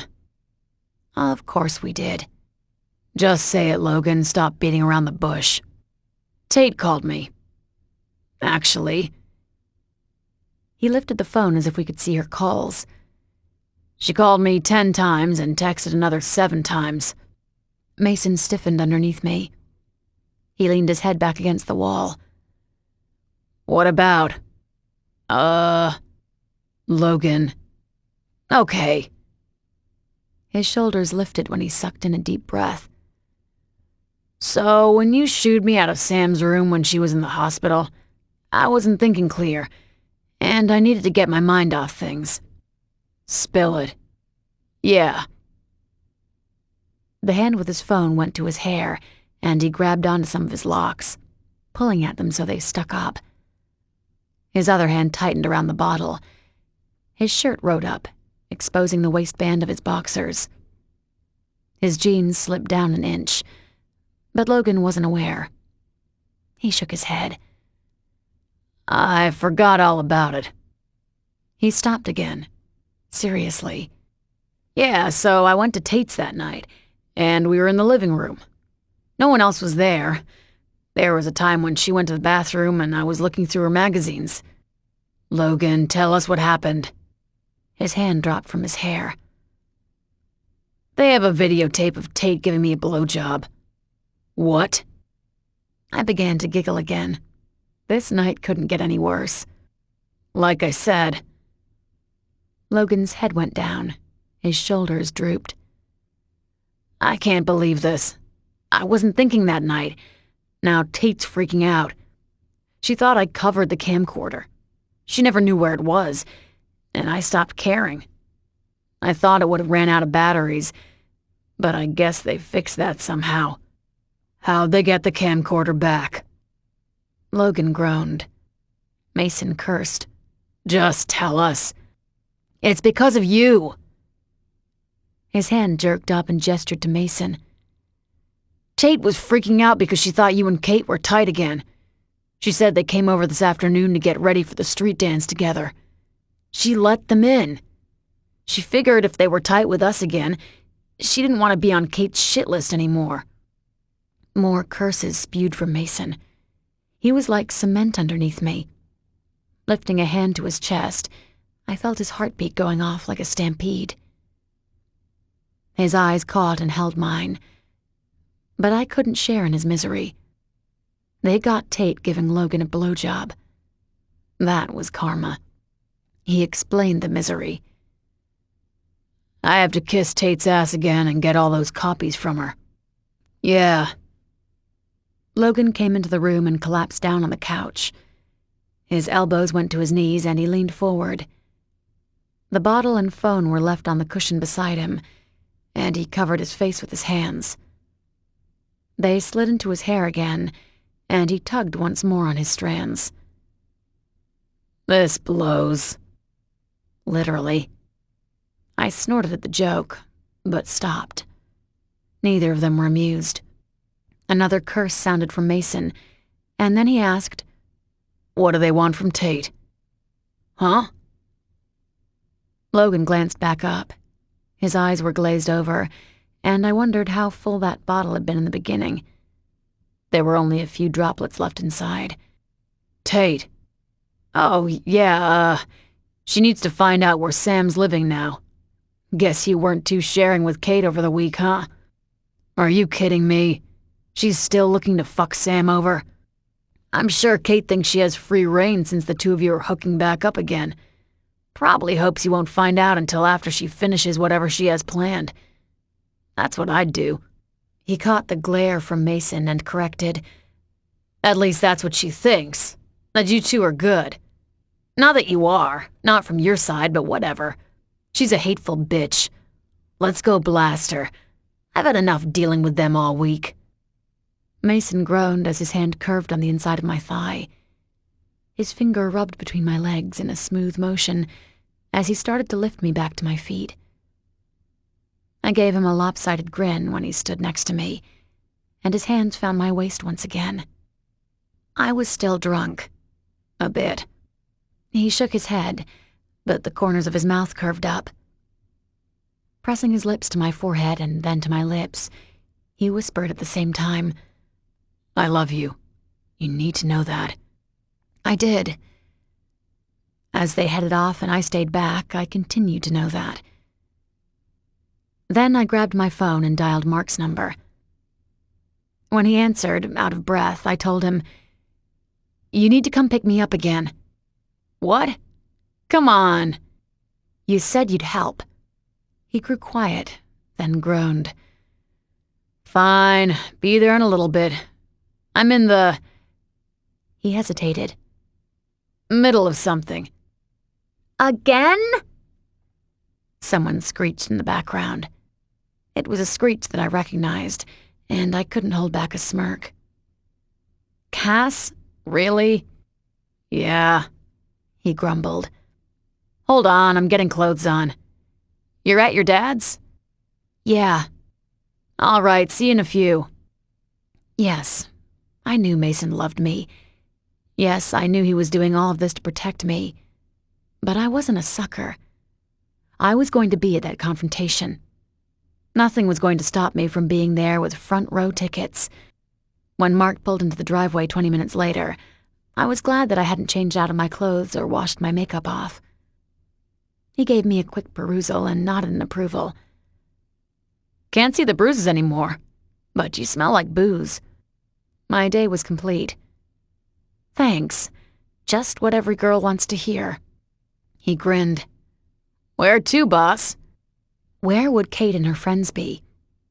Or the better question is, where would they go after sending Tate a blackmail message? I shrugged. Where's the party tonight?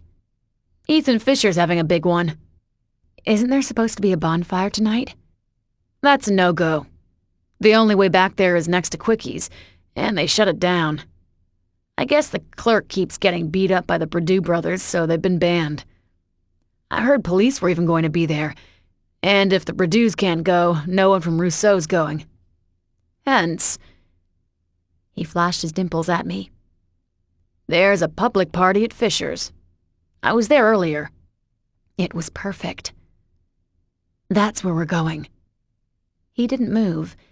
In fact, he turned the engine off. Mark? You sure about this? What do you mean? There was something in his gaze that made me uncomfortable. As he continued to stare at me, the more I wanted to run. Then it clicked. Pity. He felt sorry for me. I know. You do?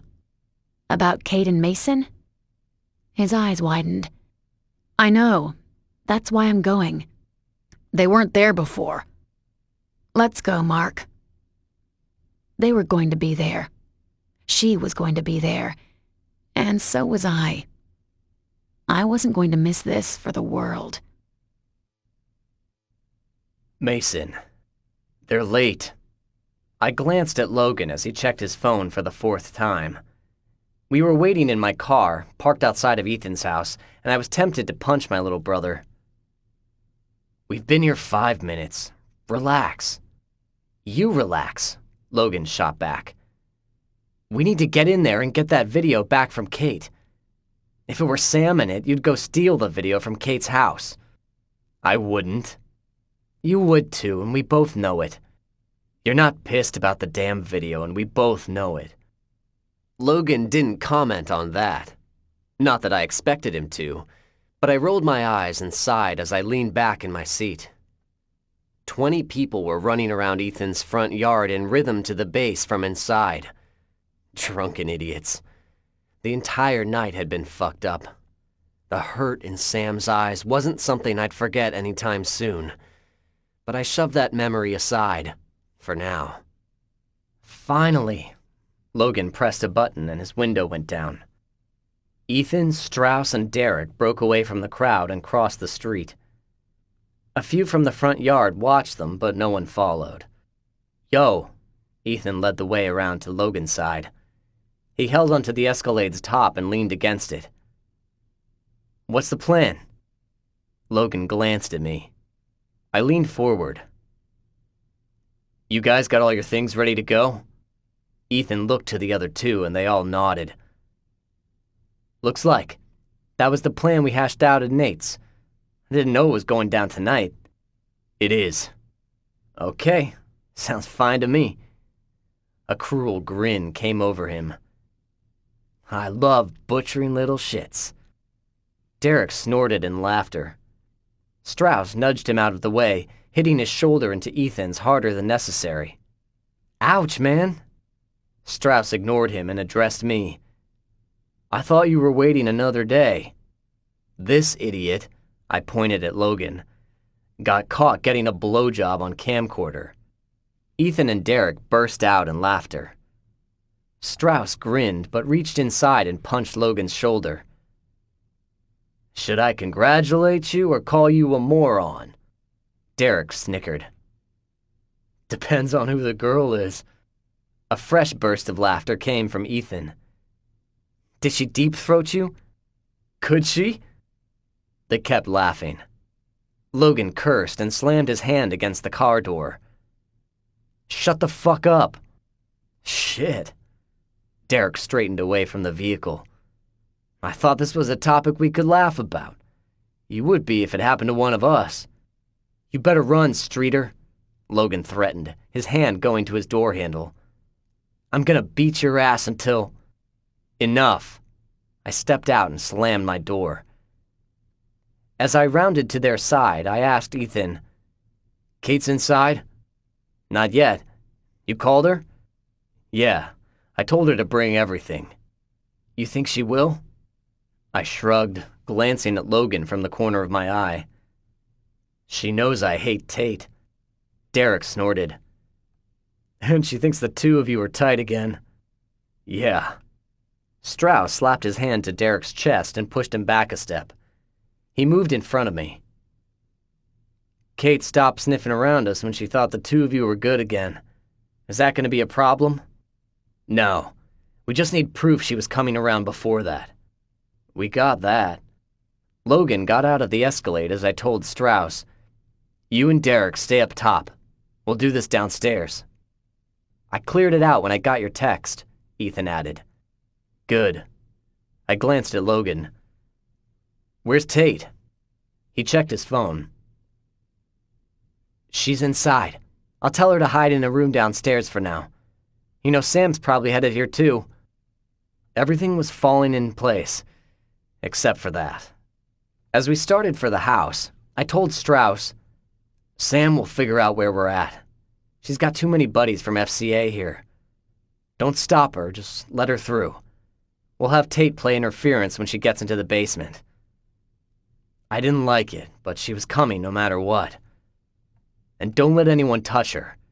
She's still hurting. A lot. Strauss asked, What about the other girls? Kate and Parker can come down with us right away. Hold Natalie and Jasmine back. But what about the stuff? They need to hear it, don't they? We'll text you when to let them hear.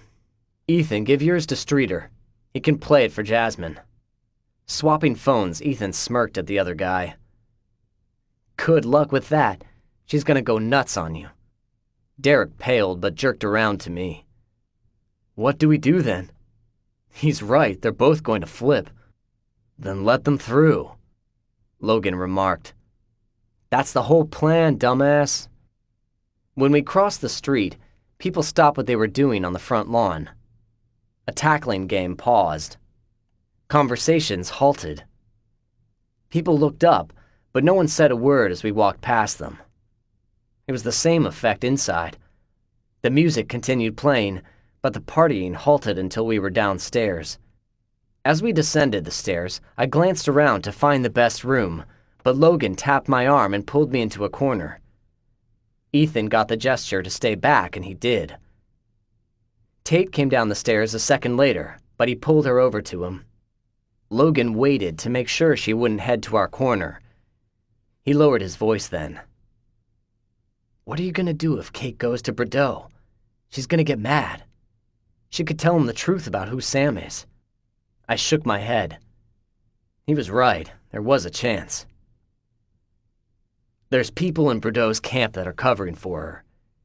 He saw Kate and me. We both know he doesn't trust other people's word, just what he sees for himself. And when he does whatever he's going to do, Channing said he'd let us know. We'll call the cops. She won't go to the cops. Kate hates being the victim. I flashed him a grin, though my eyes were dead. We'll make a personal call to her uncle.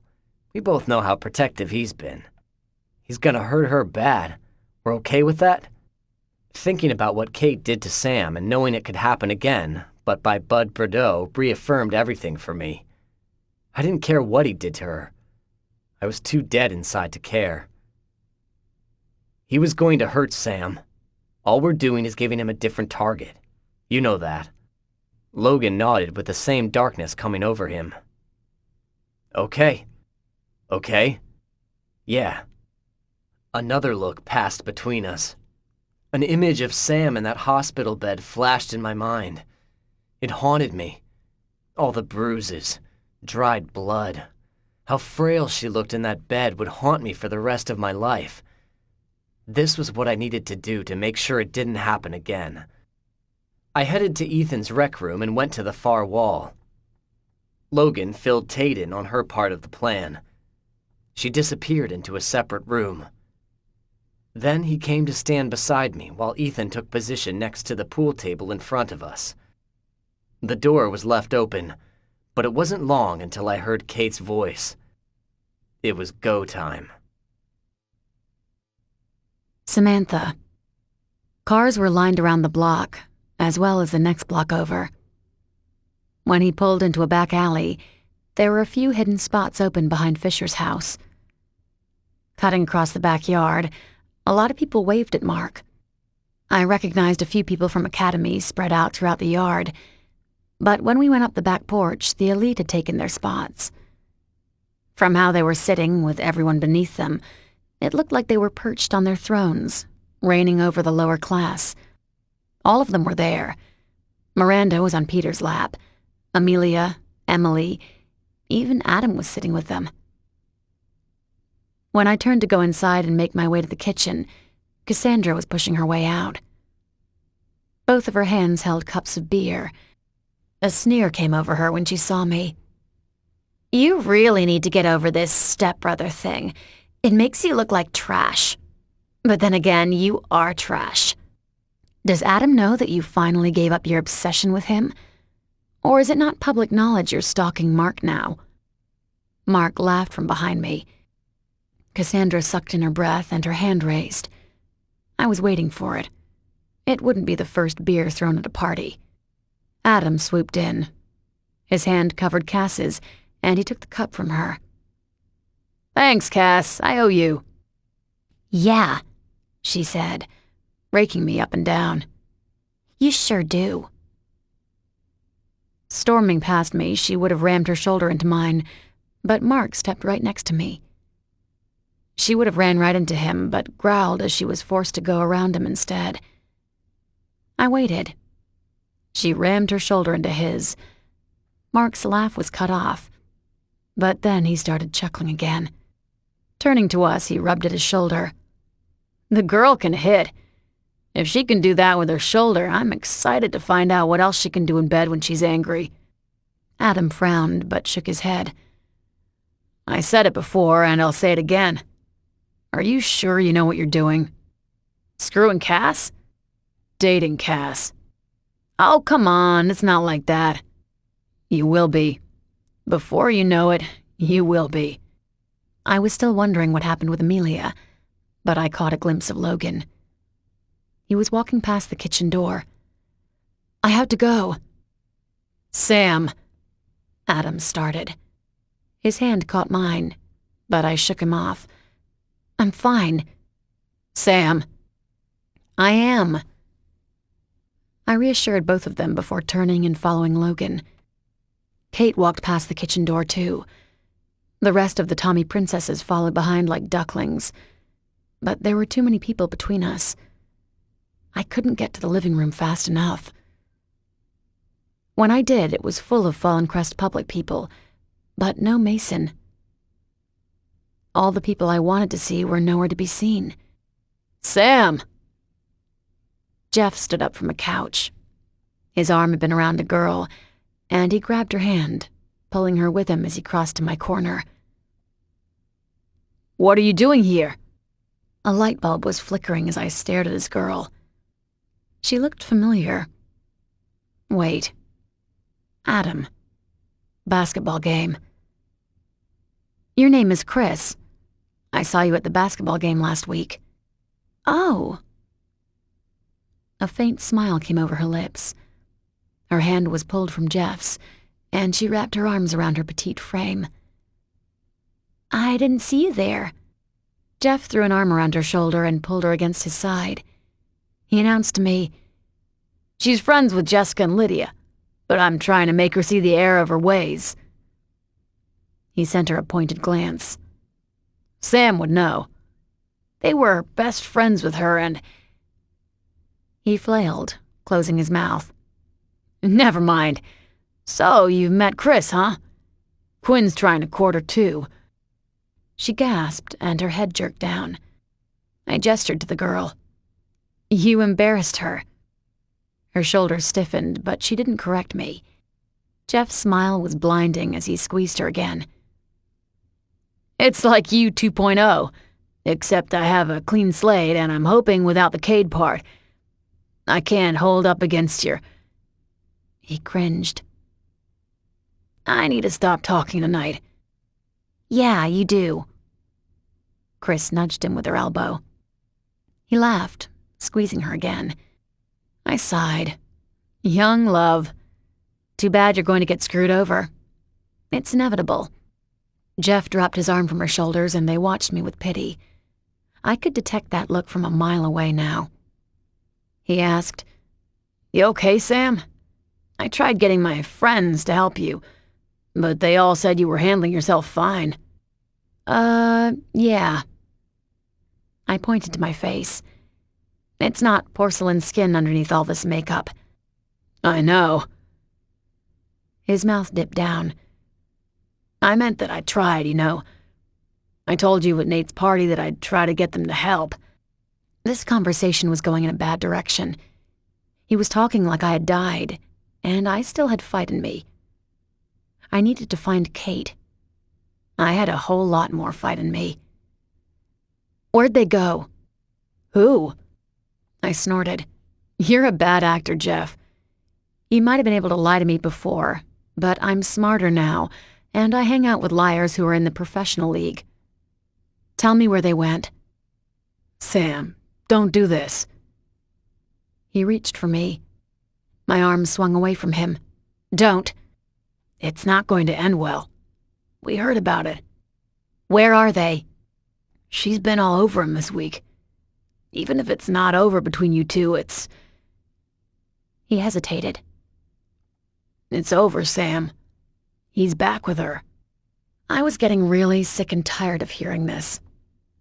You tell me where they are, or I'm going to give a character reference to your new girlfriend. I bared my teeth at him. And it won't be a good one, if you know what I mean. They went downstairs. That door right there. He pointed at a door behind me. It was closed, with Jasmine and Natalie guarding it. Strauss and another guy stood with them. But I marched over anyway. No! No way! Jasmine started to say, raising her hand at the same time. Strauss caught it and twisted it behind her back. The other guy opened the door for me and stepped so that he was blocking Natalie from me. I sailed behind both of them without breaking stride. As the door closed behind me, I heard Jasmine cry out, "What?" As soon as the door clicked shut, I stopped on the other side of it. The stairs were in front of me, but I grabbed the railing and held onto it. I couldn't move. Everything in me was trembling. I felt them kicking me, hitting me. Shut up and get her. Kate's voice came back to me. Images flashed in my head, and I flinched with each one. I felt every hit and every kick all over again. I was back in that bathroom.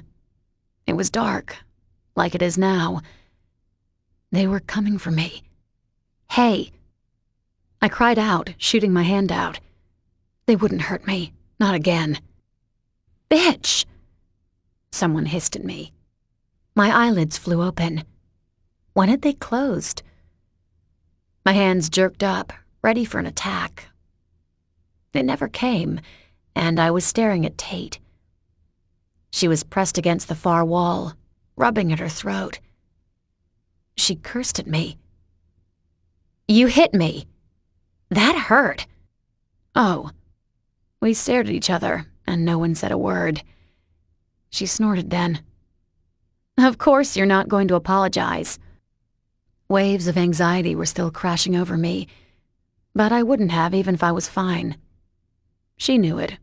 I knew it. Why lie about it? I'm in this mess because of you, you know. How? Because I backed you in the hallway. You backed Heather, not me. It doesn't matter to Kate.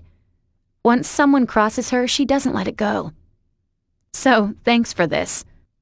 You blew Logan when you knew a camcorder was there. I thought he covered it up.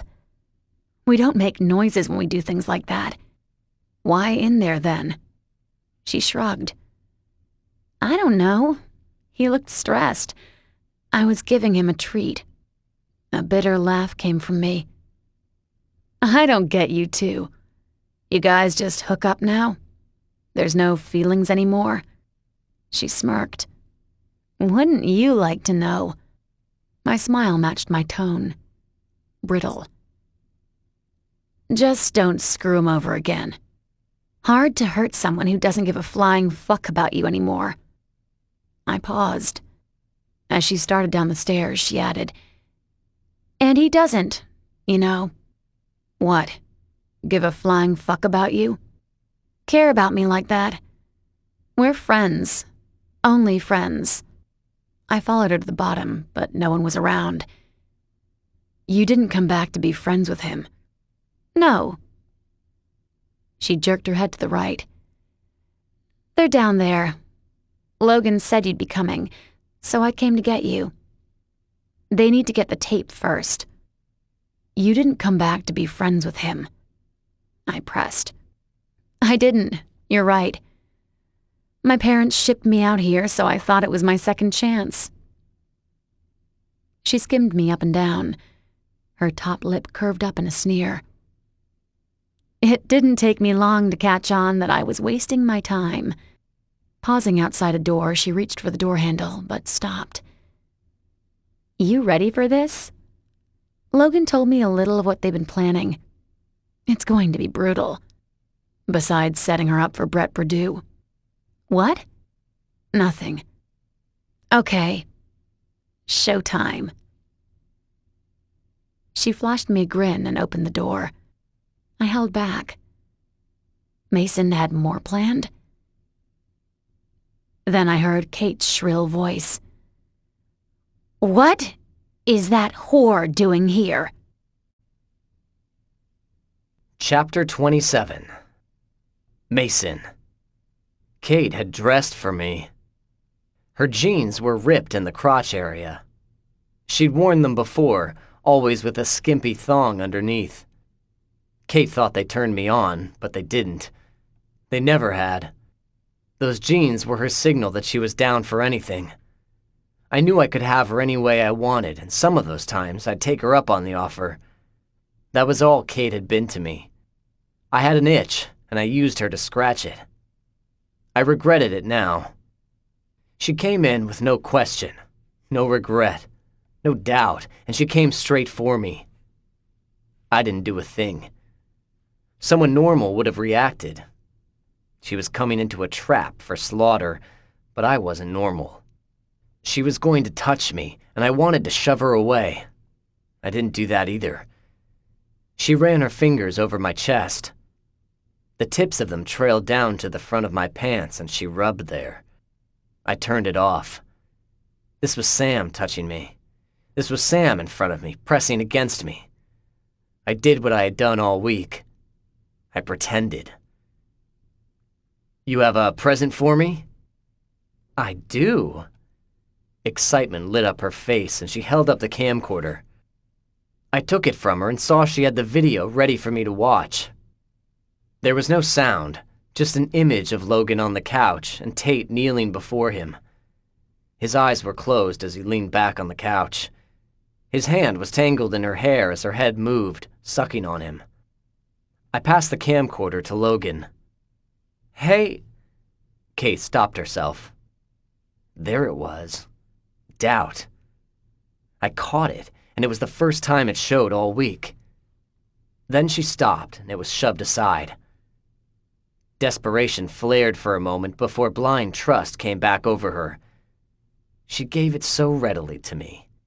I told her, he doesn't care. He just wanted to see the evidence before it goes viral. Oh. Relief flashed over her face. You have other copies? Just what's on there. And this. Parker held up a USB drive. We'll keep it safe. Ethan snatched it from her hands. I don't think so. Hey! We'll keep it safe, I said. Parker cast Ethan a sidelong look, but quieted. Kate's hand grew bolder as she continued to rub on me. She was more insistent. So, what's next? Did you email this to anybody? Just Tate. I'm sure she's freaking out. I glanced at Logan, who nodded. His thumb hit a button. The video was gone. With that done, I texted Nate and then nodded to Ethan. Without hesitation, Ethan took off the case, pulled the chip out, and tossed the case to Logan. Then he left the room. Hey! Parker cried out again. What the hell? Kate frowned. What's going on? I waited a minute. They needed a head start. That was Ethan destroying your USB drive. What? I knew we shouldn't have trusted these guys.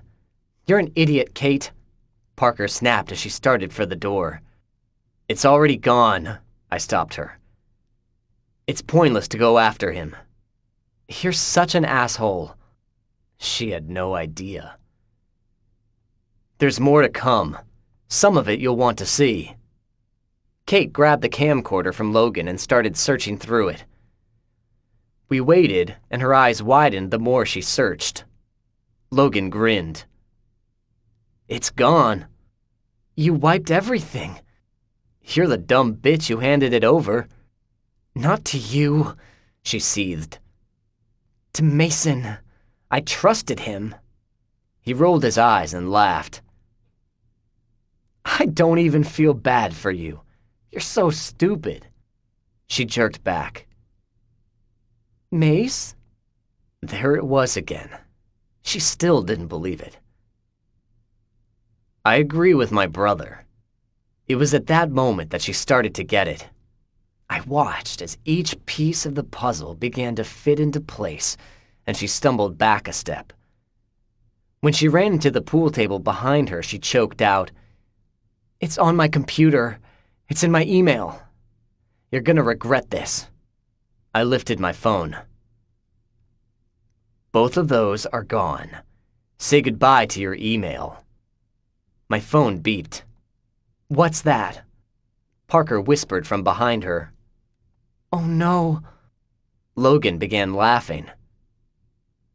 You guys are so screwed. Getting it, Park? Did you get a text too? Kate whipped around. Parker had gone pale and she showed her phone to Kate. It's Nate. Nate? Yeah, Nate, you fuckheads. Logan shook his head. He might be injured, but he's not out of action. He hasn't been the whole time. We knew about your plans for Sam. You wanted to drug her, have him make a sex tape with her? Oh my God. Kate lifted stricken eyes to me. You knew? Logan started to say it, but I shook my head. I needed to do this. Everything was cold inside of me. I'd been hiding it for the past week. They should have known better. Smarter people would have. But Kate wasn't sane. She was desperate, so I used that to pull her back in. She saw what she wanted, but she couldn't mistake it this time. I let her see my loathing. I let her see the cold calculation, and when she did, she began shaking. The blood drained from her face, and I knew she was going over everything in her head. I waited, and when she gasped, I knew she remembered. You should have listened to me that day. No, she shook her head. No, you dumped her for me. Did I? You? She hasn't been in school since we attacked her, Parker said. Kate's mouth clamped shut and she began to turn away. No, no, no, no, no. It can't be. Parker growled. It is. Get with the program. They played us. They all played us. Nate just sent me a text. It's done between me and him. What did you do? Kate turned back to me. She cried out, "What did you do?" Nate sent me a text just now, too. I would spell it all out for her. He went to your home, Kate. I told him how to get in.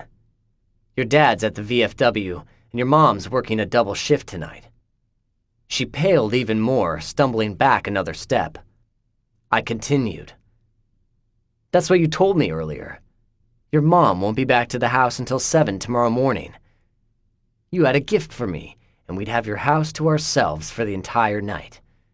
Your dad would go to some whore's house after closing. Those were your words. So? I mean... She looked to Parker, who rolled her eyes and moved away. Kate shook her head. This can't be happening. Nate can't do anything. All of you guys are here. I mean... Logan snorted. You're too slow to deal with us. You never should have tried. Nate was at your house. That was him texting me. I gave him your password. Sex controls them all. You never changed it. You told me it last summer. You laughed about it. Did you forget that? You should have remembered telling me. You should have changed it when I brought Sam around. Sam, Kate spewed out. Her. This is all about her, isn't it? Yes. Logan hit his palm against his forehead. Are you seriously only now getting that? He worked you, Kate. You went after the woman he loves. He told you he was going to fuck you over. You didn't listen. Listen now. He laughed to himself. You might pick up a few pointers for the next time a guy screws you over, and it'll happen. You're dumb enough to think you're smart, but you're not. You need to be smarter to realize how stupid you are. Hey, Parker started, but stopped. Logan cut his gaze to her. When she couldn't say anything, he nodded. Exactly. Stay out of this, Logan, Kate cursed at him. This has nothing to do with you. An exasperated laugh ripped from him. You took a video of me getting a blowjob, and you beat up my stepsister. Sam's not loved by only Mason, you know. I care about her too. Any of this filtering in that thick head of yours? I can't believe how you're not shitting your pants right now. He hasn't even gotten to the good part. Parker, grab a bucket. Stick it between your legs. Shit's gonna fall any second now. Enough! Parker jerked forward a step and pulled Kate back to her. She glared at him. She's getting it. The guy she loved just stabbed her in the back. Let her figure it out without all the insults. No. Logan opened his mouth but stopped. All three turned back to me. I said it again. No, you don't get to think like that. I'm not the guy she loved who turned out to be an asshole. I've always been an asshole, and I've never cared about her. I used her for sex. That was it. You don't get to spin it how you're doing it. I've been honest about that with her. I told her it was just sex with us. No girlfriend-boyfriend status. No lover's title on us. Sex. That was it. Parker glared at him. We were your friends. The group of you hung out with us, but you were never considered friends on my part. You kept the other girls away. That's the only use I enjoyed from you. You were deterrence. That was all. You're such an asshole. Parker wrapped her arms tighter around Kate. It'll be okay. No, it won't. Would you stop? Her eyes were heated now. We got it. Nate broke into her email and put a virus on her computer, Logan added. He began chuckling again. You guys have nothing now. We're getting that too. I nodded to Logan. It was time the rest joined the party. He sent another round of text messages to the guys, and I said, Kate? I knew each guy would share their own recording with her friends. She lifted her head from Parker's shoulder. It was tear-streaked, but I saw the resolve there. She was hurt. I knew that, but she would come back. She would garner the strength and support she needed from her friends, and she'd launch another attack. I couldn't have that. I shook my head. Now's not the time to act like a victim. Everyone in this room knows what you can do. Her chest lifted as she took a deep breath, but the acknowledgement was in her depths. I baited her just now. I called her weak, and Kate wasn't weak. I was right. Everyone in the room knew it too. She stepped away from her friend's shelter. I smirked at her. Good. It'd be the last time that shelter would be offered. As the door opened, I asked, "You remember what I said to you at my car?" Tate led the way. She came in first. Kate saw a new target. "What is that whore doing here?" "Kate?" I brought her attention back to me. "Do you remember?" I felt Sam's presence and gestured for her to come to me, and she did. Kate sucked in her breath when my hand reached for Sam's and she took it. I pulled her behind me now, and Logan moved closer to shield her from the other side. "Do you remember, Kate? You have 3 friends. I told you that I'd take them away." I paused for a beat. "Hey, Parker." "What?" She wanted to murder me, but I was going to change her mind in the next second. "Right before Nate told me what you guys wanted to do with Sam, he told me something else." She froze. Her chest stopped moving as she stopped breathing. Kate started under her breath. "No, no, no, no, no, no, no, no, no." My voice lifted over Kate's protests as I told her friend, "There's a reason why Nate wanted to be the one to go to Kate's house. He told me about the video Kate said she had. That video of you two. That bluff started this whole thing." Kate's voice rose in volume. "No, no, no, no, no, no, no." Oh my God. Parker was connecting those dots too. Her eyes were glued to Kate as she started trembling. Then her phone beeped again. Her attention was torn away as she checked it once more. When she hit a button and noises came over the room, this was it.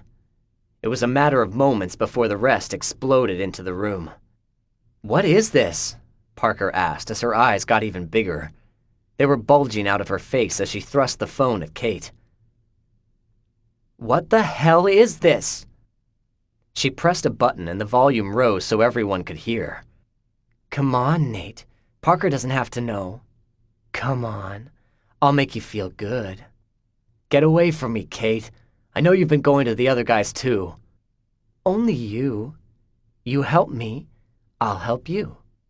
You can help me by telling me where the video is." A seductive laugh came next. "There's no video, but there could be, of you and me, if you'd like." "There's no video?" Her voice grew louder as if she had taken a step closer to him. "You're hurting. I know Parker hasn't come to see you since the accident. I'll make you feel good." "There's no video?" "No." The recording stopped after that, and Parker remained holding it in the air. Her hand gripped it tightly as her chest lifted up and down. She was seething as she stared at her friend. A strangled laugh came from her next. "Were you with him? Nate's mine. Mine. You went to him and—" She choked off again. Kate jumped back as if expecting to be attacked. She hissed first. "I needed help. I had to find it from somewhere. I had to create it. We had nothing. I didn't think beating her up was going to be good enough. We needed something to make sure she stayed away. I did it for us. I needed him to help us get something on her. We needed to destroy her." As she said the last word and her lip curved in a snarl, she looked at Sam. Everyone knew who she meant. "She took him away from me. She took all of them away from us. I had to do something. We were nobodies in school again. I did that for you too." "You bitch." "He didn't believe you about the tape. He wasn't going to help, but I needed help from somewhere. It's the only reason I went to Nate, I promise. That was it. You would do the same thing. A door banged shut in the hallway. They were coming, but I said first, "You did it for power, Kate. Don't delude yourself. You wanted to make Sam's friends turn on her, so I did it to you first. I just used what you were already doing. I didn't blackmail you. I didn't have to threaten you, drug you, or video you. I didn't have to do any of that. You handed it to me on a silver platter. What else did you do?" She snarled at me. She shouldn't waste the energy. She would need it to run from her friends. "You went to each of the guys, Nate, Ethan, Strauss, even Derek. You tried it with each of them. I didn't do anything with them. But you tried, even after they reminded you about your friends. Nate hooked up with Parker.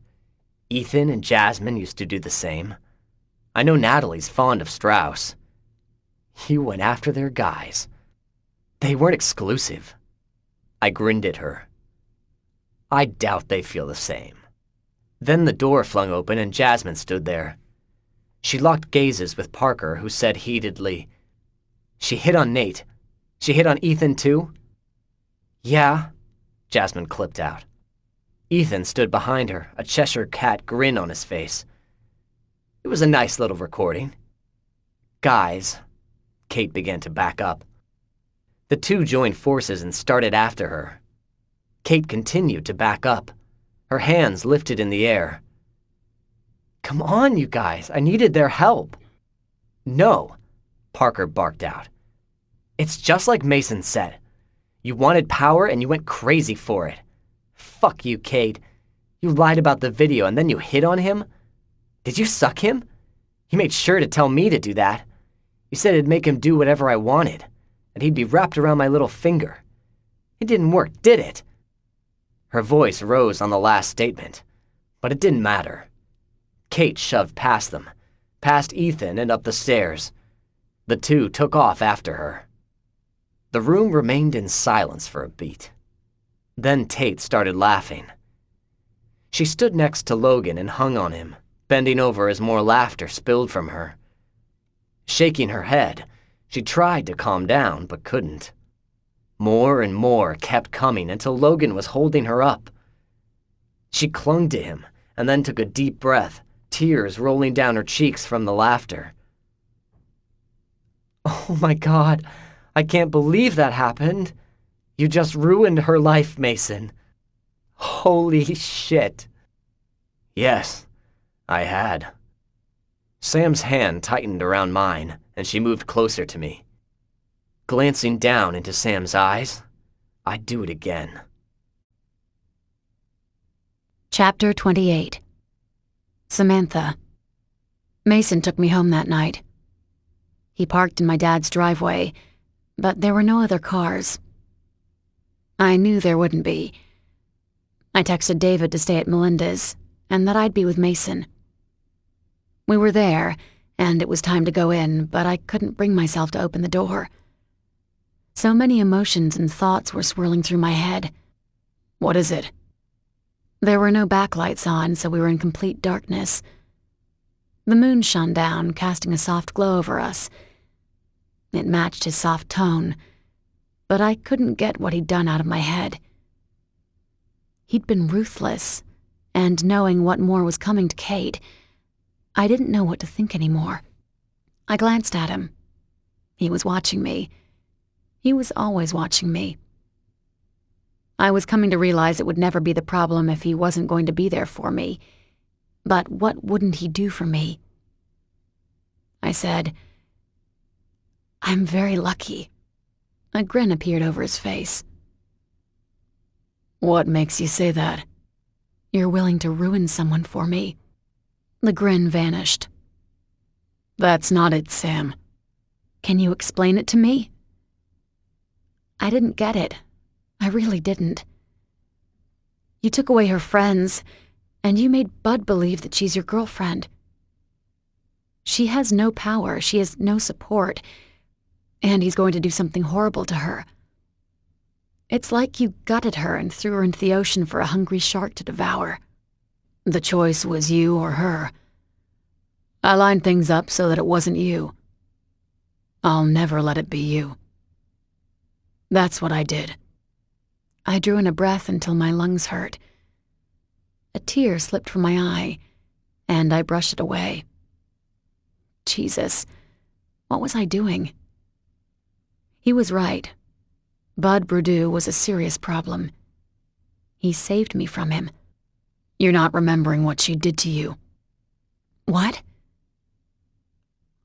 I looked at him again. He was so beautiful. Tall, with broad shoulders, a trim waist, and emerald eyes. But it was his angelic face that held me spellbound right now. Mason wasn't an angel. That was obvious, had always been obvious. But when he loved, he truly loved. It was beautiful, and it was something that I'd forgotten the past couple days. He leaned back, but he watched me. I caught the wariness in his eyes. He was always so cautious and on guard. He was scared of me right now. This man that could render so much power was fearful of me. The irony was not lost on me. I'm not remembering her the right way? She wanted Nate to drug you, Sam. I sucked in my breath. I didn't know that. He was supposed to get you naked, and then he was supposed to take pictures of you. He was supposed to do worse things, too. Nate. My ribs were in flames now. Everything was screaming from pain inside of me. Nate. I couldn't believe it. Mason added, Heather and Tate. My mind was reeling from Nate, what they wanted him to do. I frowned. What about Heather and Tate? Heather stood against them. Tate did it once, but it was enough. He paused a moment. Kate wanted to take your friend away, and I think she wanted to make Tate your enemy again. He was right. He was so right. I sucked in another breath. Why did it hurt so much to breathe? I shook my head and pulled my shirt away. I needed to breathe, but I couldn't forget. She sent Heather text messages threatening her. They were going to go to Manny's tomorrow night. An invisible hand went to my chest. It began pushing down on it, pushing down on me. He was saying, they were going to break in and destroy as much as they could before anyone woke up in the house. You said they sleep with loud fans because they're all light sleepers. Think about how much damage they could have done before someone woke up. I turned away. I didn't want to hear anymore. But his voice had a soft beckoning to it. I couldn't look away. His eyes darkened, but I couldn't tell if it was from pity or regret. I didn't want to know. They were going to hurt my friend.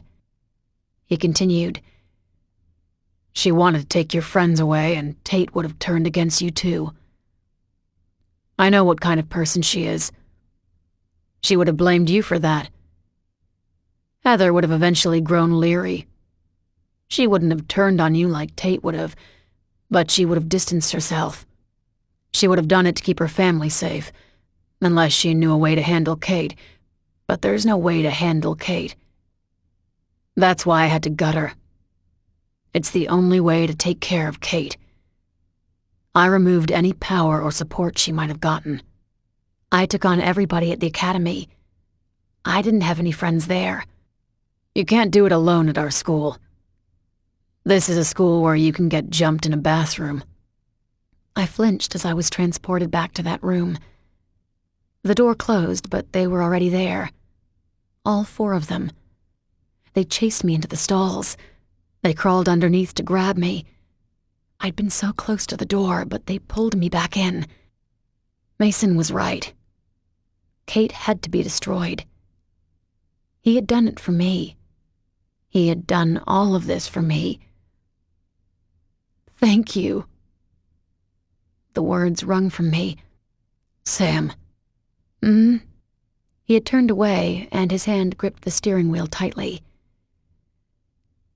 Next time you're pissed at me, can you do me a favor? Yeah? Don't go to Logan. His eyes moved to mine and held them captive. My mouth dropped open as he stole my breath away. That hand went back into my chest and squeezed. But it was a different pain this time. It was from the pain I caused him. I nodded. I'm sorry. He's my brother. You're my other half. I can't. When he struggled for words, I reached for his hand. I started to go to him, but my ribs protested, so I gripped his hand as tight as I could. I won't ever do that again. I promise. He nodded, but I saw that he couldn't say anything. Mason, I whispered. What? I'm sorry for that. He nodded again, exhaling a deep breath at the same time. That must have looked horrible. Not good. A harsh laugh came from him. Probably the same as you seeing me with Kate. The anger began to flood back in, but I didn't want to think about it. I felt bad for her, but he was right. Kate got what she had coming to her, and whatever else was going to happen, it wasn't me. Mason took care of me again. The magnitude of everything that had happened over the last few weeks rushed in, and I grew overwhelmed. Let's go to bed. As we went inside, the lights were left off, and I took his hand, leading him to my room. I hadn't taken full inventory of my room my first night back, but taking Mason to it made me look at it through new eyes. My desk was covered in old pictures. Jeff, Lydia, Jessica, all four of us at various events and Jeff's football games. Jessica and Lydia were both on the cheerleading squad our freshman year.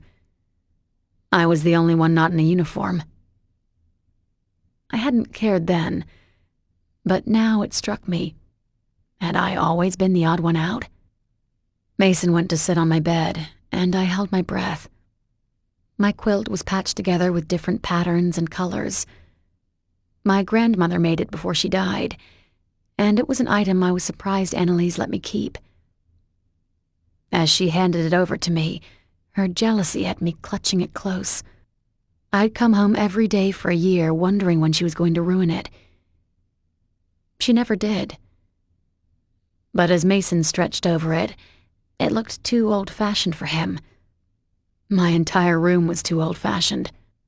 What's wrong? He followed my gaze as I studied my old books. Babysitter's Club? I used to read a lot. I used to do a lot of other things, but that seemed so long ago. I sat beside him and felt him take my hand. I'm seeing everything through your eyes. It must seem so. This was your home, Sam. I ended with childish. Why do you think that?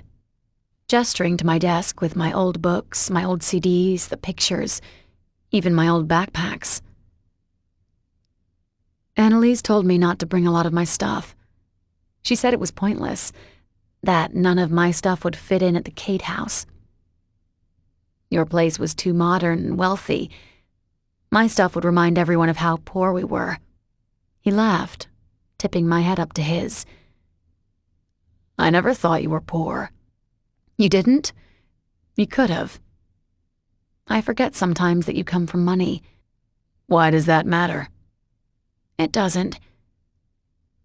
But it did. Then why'd you look away just now, Sam? He brought me back to face him. Money is just padding. It can be used to shelter you from some things, but there's no sheltering from other things like love and kindness. Money has no effect on the real stuff. Is Helen going to buy that house? Nate's old house? Wait, where'd that come from? Money was important to her. Helen Malborn would never approve of me. She didn't think I was good enough for Mason. I know she's there. It's another thing you didn't tell me this past week. Oh. His hand fell away from my face. You don't trust me now? After all he had done, that was the last thing I should be feeling. No, I'm sorry. Sam. I sighed on the inside. Would I ever be secure enough? Sam. What? Look at me. I refused, glancing with my hands. Twisting them in my lap, I looked again after he gently nudged me with his shoulder. He smiled at me. Seeing the tenderness in his gaze, I melted inside. Then he murmured as he drew closer to me. You have baggage. I understand. Your mom betrayed you. Both of your dads left you. Your two best friends and your ex screwed you over. I start keeping secrets and you see me kissing another girl. I get it. I'm sorry for making you doubt me. This week sucked. He laughed, capturing my hand again and bringing it onto his lap. He held it with both of his. The past couple weeks have sucked. Is it done? Who knows? I cracked a grin. That's not very reassuring. Whatever else happens, we'll deal. We always do. Turning to me, he lifted me onto his lap and scooted back until he was resting against my headboard. For some reason, sheltered in his arms in my old room, gave me a peaceful feeling. My old and new had combined, and somehow that was all I'd needed. He pressed a kiss to the side of my head. You don't believe me? I did, but words weren't coming to me right then and there. My throat swelled and a big knot lodged in my chest. But it was the good kind, for once. Sam, he whispered, his breath caressing my skin. I love you. I clasped my other hand over his and squeezed with as much force as I could. I loved him. I just couldn't say it. The knot had doubled, so I tried to turn around so he could see it. I needed him to see my love. Tears and all, they were shining within me, and I wanted him to see it all. He always saw everything. Then he groaned. Do you know how hard I am right now? A laugh broke free. My ribs hated me, but I kept laughing. It wasn't until later that night, when the lights were off and we were in my bed, that I was able to speak over the pain. So, your mom really is buying that house? His arms tightened around me. Yeah, I think so. And especially after last night. What else happened? He stiffened underneath me. I got a call last night from my dad, and I didn't even think about it until now. But you should know something. Your mom had another freak-out. My dad had to call the cops on her. I didn't know what hit me first, fear or hope. He added, she was admitted to the hospital, and she's under a 72-hour psychiatric hold. My dad says that your mom has a disorder or something. She's going to some treatment center. For how long? He's hoping for as long as it takes. Takes? For what? I don't know. For her to get better, I guess. Maybe just for her to deal with things before bringing her back. The bottom line is that they're going to be gone for a long time. My mom hasn't said anything, but I'd be surprised if that doesn't seal the deal. She'll buy that house or another one in the same neighborhood. To be close to your dad's house? Because of you. I lifted my head from his chest. What? Because of Melinda DeCraw. It's where she lives. What are you talking about? I sat up and leaned against the wall, gazing down at him. He grinned at me, reaching for my shirt and pulling down on the top so he could graze against my breasts. He captured one in his hand. Your dad's going to marry that woman. And you'll be there from now on. We could go back to the old house. Your dad's. Nah. His thumb rubbed back and forth over my nipple, and I sucked in my breath. A burning sensation was going through me, the kind that I couldn't do anything about. I'm not dumb, Sam. You moved back in with your dad. You can't leave him. Not when you just got him back. And that's his woman, so I'm guessing we'll be spending a lot of time going between Melinda's and my mom's houses. What about this house? I just got it back, too. You really want to stay here? We can if you want. But he was right. This home was cold now. David was right. This was Annalise's home. There were too many bad memories here. Melinda's was warm, loving, caring. She was the future for my dad. I sighed out loud and laid back into his side. Well, that'll be interesting. What will? Going between Helen and Melinda's houses all the time. Yeah. His voice dipped and he shifted to his side. His arm tightened around me and he slid his hand down the length of my side.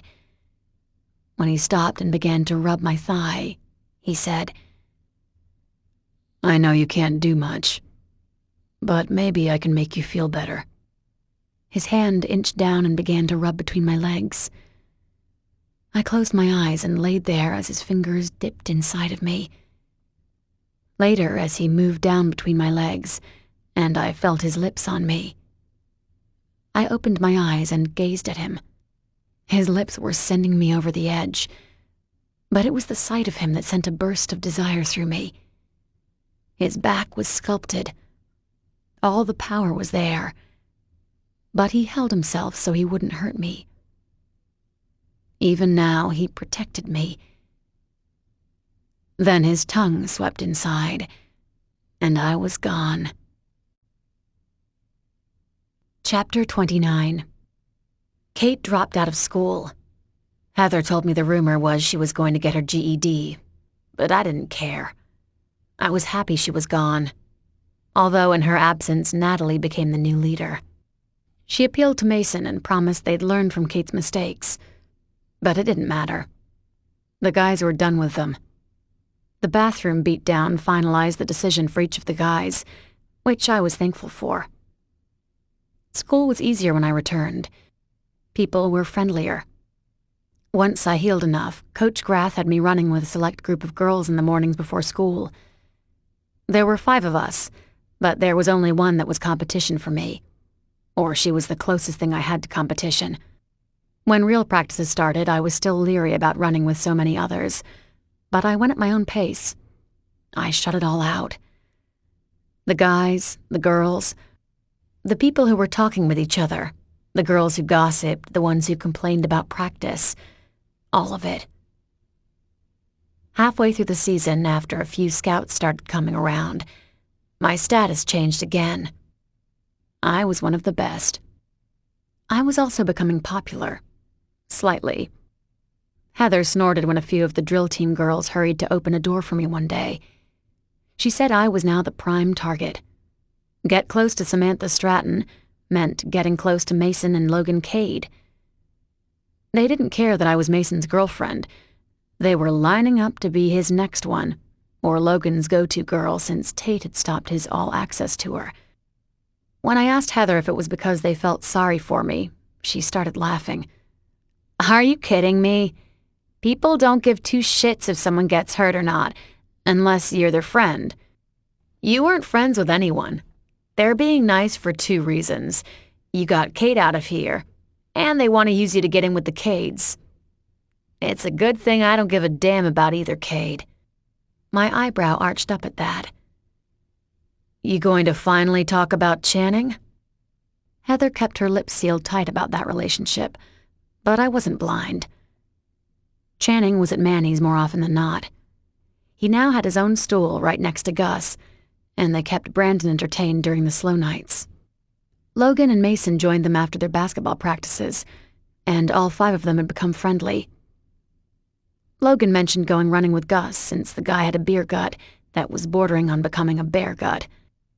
He even invited Gus to family dinner at Helen's. That didn't go well. Nothing went over well with Helen. Mason had been right and wrong. She didn't buy Nate's old home. She bought land at the end of the block. She was going to build her ultimate dream home. Since James and Annalise were gone, she moved into their house until it was done. I moved into Melinda's home, and that seemed to be the official move-in day for David as well. He reassured me he wouldn't sell the old house.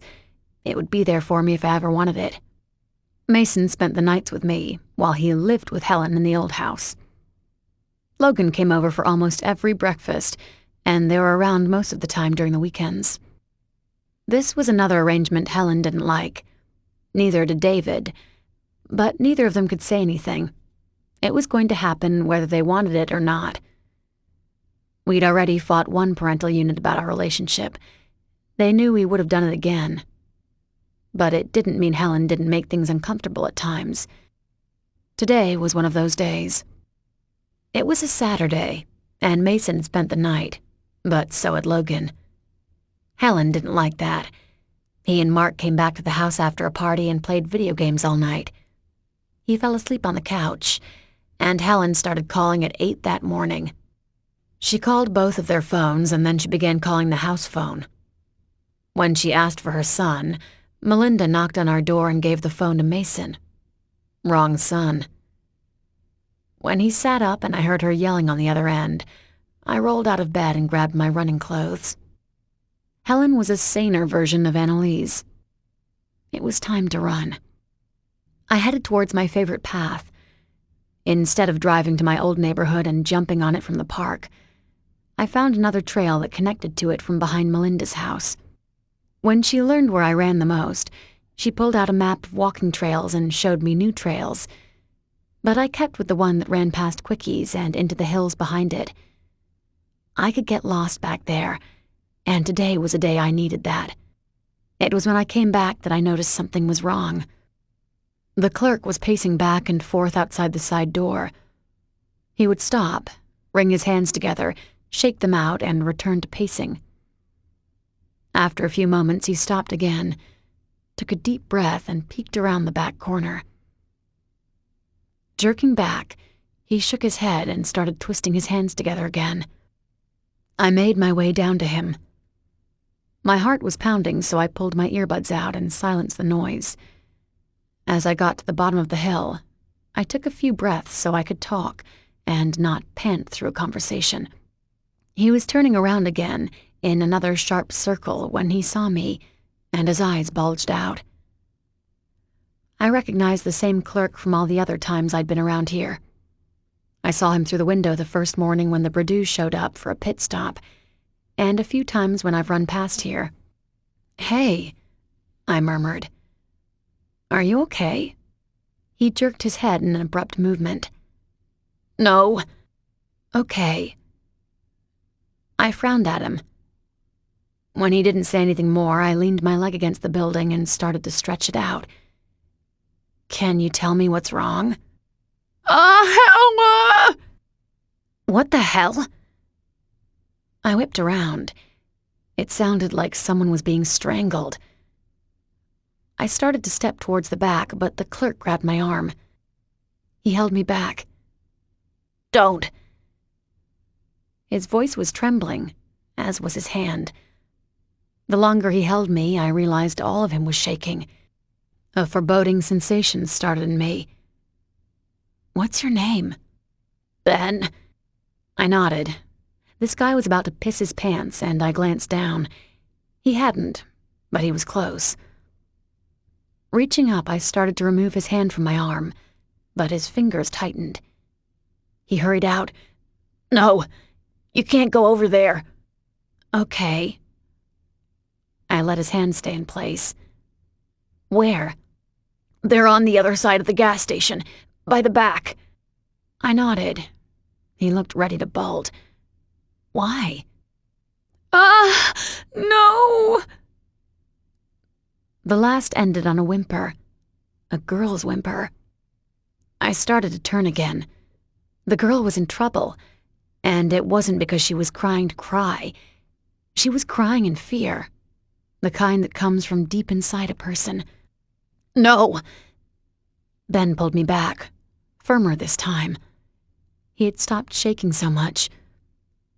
You can't go back there. Okay, but why? His mouth closed and his lips pressed tight. Ben, you have to tell me or I'm going to kick you in the balls so I can go and see who that is. He winced and tried to cover himself with one hand.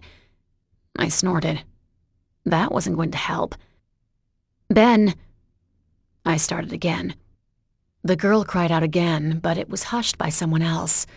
A male someone. The foreboding sense kicked into full gear. Disgust was next. I had to go.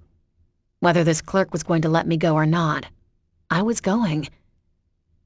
I mean it. Let go or you're never going to have children.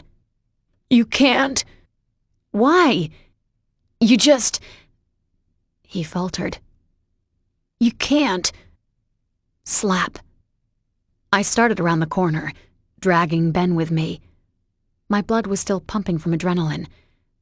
I hadn't gone numb like I usually did when I run. I was going to help whoever was back there. I'd been hurt. Someone came to help me. I was going to do the same. You can't! Ben grunted as he held me back. He was scrawny, but he was stronger than me. I was hauled back and then shoved toward the front of the gas station. Bud Perdue is back there. I stopped. Ice-cold water filled my veins, and I couldn't move. That was Bud. So that was Kate.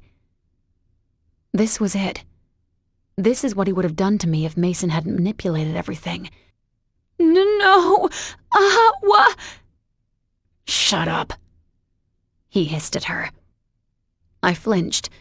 I could imagine him slapping his hand over her mouth. Then he continued doing whatever he was doing. Oh my God. See? Ben yanked me the rest of the way. You can't go back there. He'll hurt you.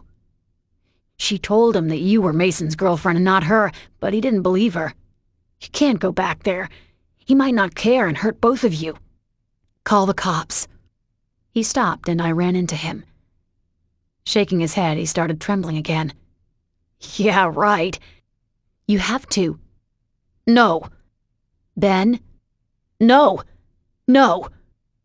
He's hurting her. It didn't matter. None of it mattered. If she hurt me, if she hadn't. What he was doing, I didn't even want to know, though I had a good idea, was wrong. Revulsion swept through me, but I shoved it down. I'd been hurting. Someone helped me. That kept running through my head. I had to help her, no matter who she was.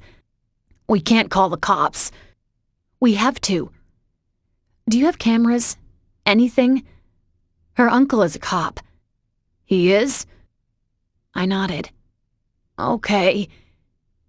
He still looked ready to piss his pants. We have 2 cameras. No, 3. We have 3 cameras.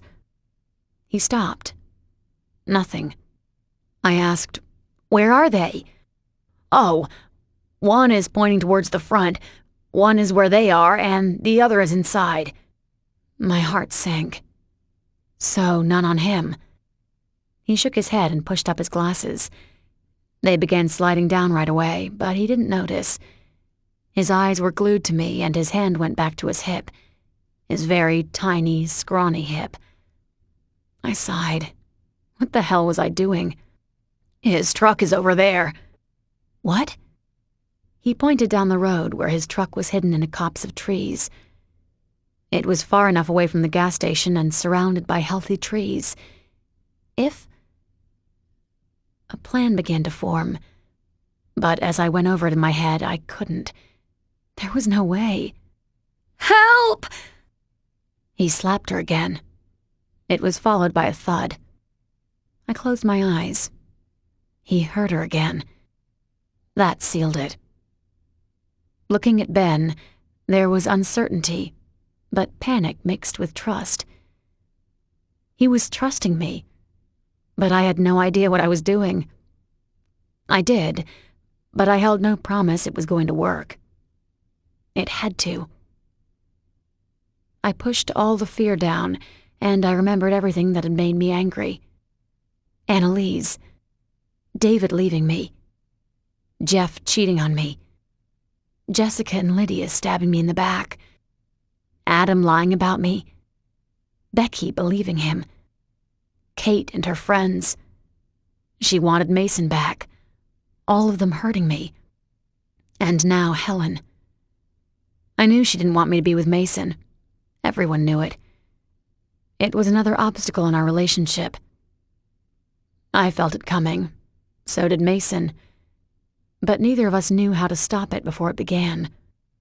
By the time I remembered everything, all that old anger had mixed with the adrenaline from my run. I was heated. I was sick and tired of being hurt, being shoved down, being pushed around, being punched, stabbed, and being replaced. Ben. My voice was firm. He settled down and nodded. Turn your cameras off in the front. There can't be any evidence of me. There won't, but... He hesitated. What are you going to do? I'm going to distract him. Okay. Another beat of hesitation. What do you want me to do? Wait until I light it before you call the fire station. Okay. He rushed back inside. I waited a second. He rushed back out. Light what? I took a deep breath. I need some gasoline. His eyes popped out, but he went inside and brought back 2 full red containers and handed them over without a word. This was the time when I was making the decision to help someone else. This could cost me my life. I had no idea, but he was hurting another girl, and I couldn't let that happen. There was no way I could walk away from it without losing a piece of my soul. So I took the 2 containers of gasoline Ben gave me and carried them to Bud's truck. It was hidden, and I had no doubt that he was going to use the running trail to slip past the cameras and drive away. That pissed me off even more. I had no idea why, but he wanted to get away with it, using my trails. Everyone got away with screwing people over. Not this time. I didn't touch the truck, but I doused the entire thing with gasoline. When I was done, I heard Kate cry out again. He was still doing whatever it was he was doing. I closed my eyes and pulled my sleeves over my hands. I wiped down the containers. Ben told me to do that. He said they could maybe get my fingerprints off them. I had no idea what he was going to say when the police would come. He said he would turn the cameras off. He was an accomplice, but he told me not to worry about it. He had my back. Apparently, he had my back the entire time. Bud kept coming back to the gas station and questioned Ben about Mason's girlfriend. He never told him, not once. I could only imagine what Bud must have put him through. I'd never come to Quickies again without being thankful. "Oh, God," Kate moaned, but not the good kind. It was the kind that reached inside a person's darkest parts and took root. I moved far enough away before I flipped the lighter and bent down. Grabbing some old branches, I put the flame to them and waited. My heart was pounding in my chest, and everything went to slow motion then. I was going to do this. I kept hearing her cries. "You should have quit school today. I gave you your last out." My thumb slipped off the lighter, but I couldn't move. I remained crouched down, the lighter to the tree branch, and my hand never trembled. "This isn't payback. This is your punishment." She wanted to destroy me, but she had only hurt me. I fought back. When I was down, I got back up. She hadn't destroyed me. "Shut up and get her." I dropped the lighter. My hand jerked as I felt their first hit, their first punch, their first kick. And when I dropped to the ground, I felt them again. They were closing in on me. I'd been so close to escaping. You can't kill her, let's go! When would she have stopped? She had wanted to do more damage that night. Her friend stopped her and he was hurting her now, but it didn't matter. He was killing her on the inside. I heard her cries and I knew that agony. It had been me, but at her hands. I reached for the lighter again. This time there was no wavering, and I waited until the branch was burning before I tossed it towards the truck. Then I ran. When he saw the fire, Ben was supposed to call the fire station and the cops. I wasn't going to wait and see the fireworks. I needed to leave. As I sprinted across the road and over to the next running trail that would take me back to Melinda's, I froze for a second. Kate saw me. Even from this distance, I could see the pain in her eyes. They were right there, pressed against the side of the wall. He had taken her near the dumpster, but I could see them. A passing car wouldn't be able to, and I knew that was why he chose that spot. Only someone walking or running by would see them. He had a hand to her throat, and another hand between their bodies. I didn't know what he was doing, and I didn't want to know. Boom! The explosion had enough force to push me back, but I didn't look away. Bud let her go, and he ran around the side of the gas station. What the hell? Kate pushed herself up, but she didn't look away from me. Her hair was matted and she had scrapes over her face. It was red from where he had slapped her. Her throat was already bruising, but she mouthed, "Thank you." She knew. I jerked my head in a nod. She had hurt me and I had saved her. The irony was not lost on me, but I didn't wait to see what else happened next. I took off. As I pushed up another hill, just nearing the trail to Melinda's, I heard sirens in the distance. I couldn't help myself, so I stopped and looked down. There was a tiny opening between some trees, so I could see quickies. The flames had lifted high in the air, but that wasn't what I cared about. Bud was pacing back and forth. I laughed to myself. He tried to get inside the gas station, but he couldn't. The doors were locked. Ben and Kate stood inside and watched him. He kept trying, but when he heard sirens, he started running. He wouldn't get far enough. I heard him yell, "Fuck!" I turned and started walking now. The need to run had left me. I wanted to savor this. He'd gone after Mason. He'd gone after Logan, put Nate in the hospital, and terrorized way too many others. Bud Bredoux was going to jail. I knew it, and he knew it. It was a day that I would enjoy for a long time. Maybe Mason was right. Maybe taking control into your own hands was the best way to serve justice. I remembered Kate's whimpers, and my conscience was clear. I did more for her than she had done for me. It was good enough for me. Chapter 30. 3 months later. Bud had been arrested for trying to rape Kate. Her uncle was first on scene, and they arrested him right away. He hadn't gotten far down the road, and there was enough evidence to send him to prison. As for Kate, she moved in with her uncle. Heather heard through the rumor mill that he hadn't been happy with her parents for years, and with so many problems happening at the same time, he had her move in with him and his wife. Her mom and dad never fought the decision, so as everyone else was finishing up their spring semester, Kate was working on getting her GED through the alternative school. I was just happy that I never saw her again. I was also happy that no one knew who set Bud's truck on fire. Ben and Kate kept quiet. I was relieved, and I wasn't going to start questioning her motives. If she talked, I'd set her truck on fire too. I was done dealing with her. "You got a visitor." I glanced up from the register. Heather had a tense smile on her face. She was standing with her back to where the guys were. Mason, Logan, Channing, and Gus were all lined up on bar stools in front of Brandon.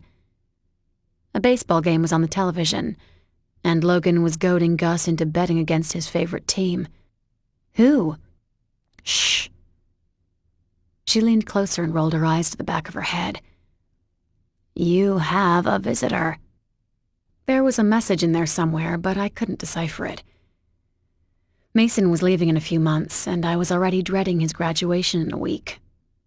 All emotional energy was spent towards that, not figuring out cryptic messages from my friend.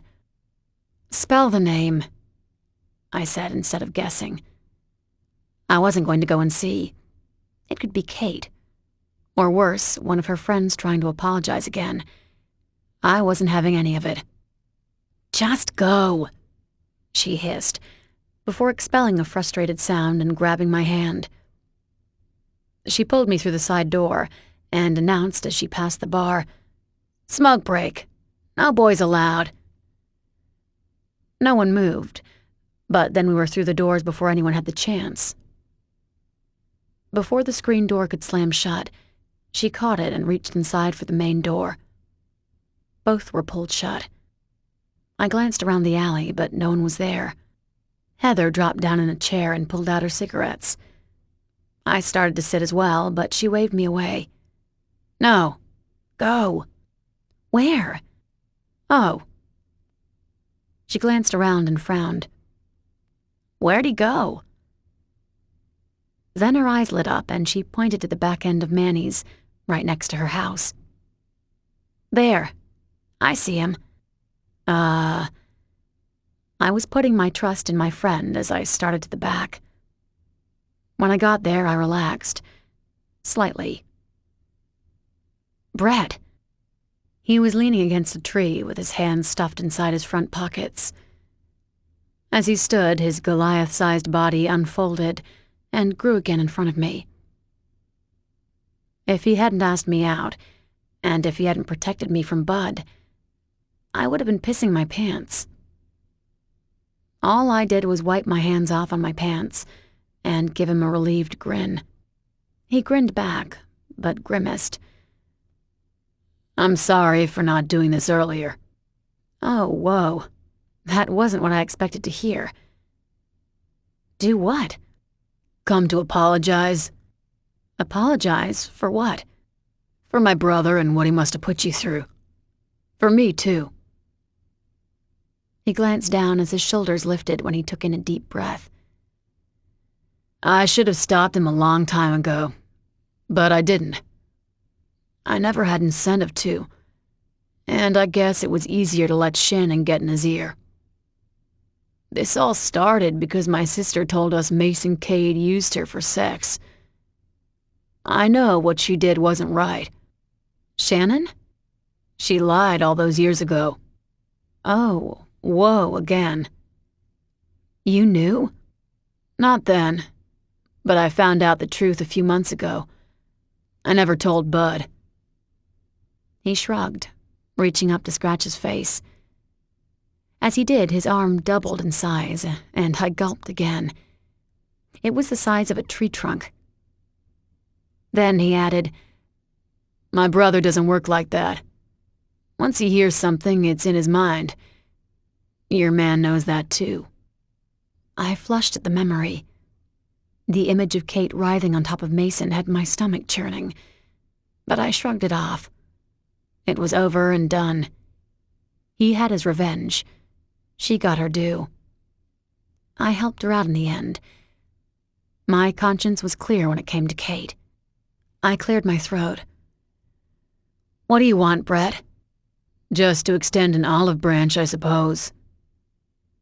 His jaw hardened, and he glanced to the side. Lifting his arms, he folded them across his chest. If it was possible, it made him look even bigger. And to let you know that the beef is over between my town and this one. As far as I'm concerned, we got no problem with Fallen Crest folk anymore. Oh, is that right? I stiffened, but I couldn't deny the relief that went through me. Mason came up behind me and stood next to me. He didn't touch me or pull me against him. For some reason, I was thankful. Brett stiffened too, but he jerked his head in a nod. I was telling your woman that I consider the rivalry done. Bud's in jail. Whoever set his truck on fire made that possible. You make it sound like you wanted him in jail.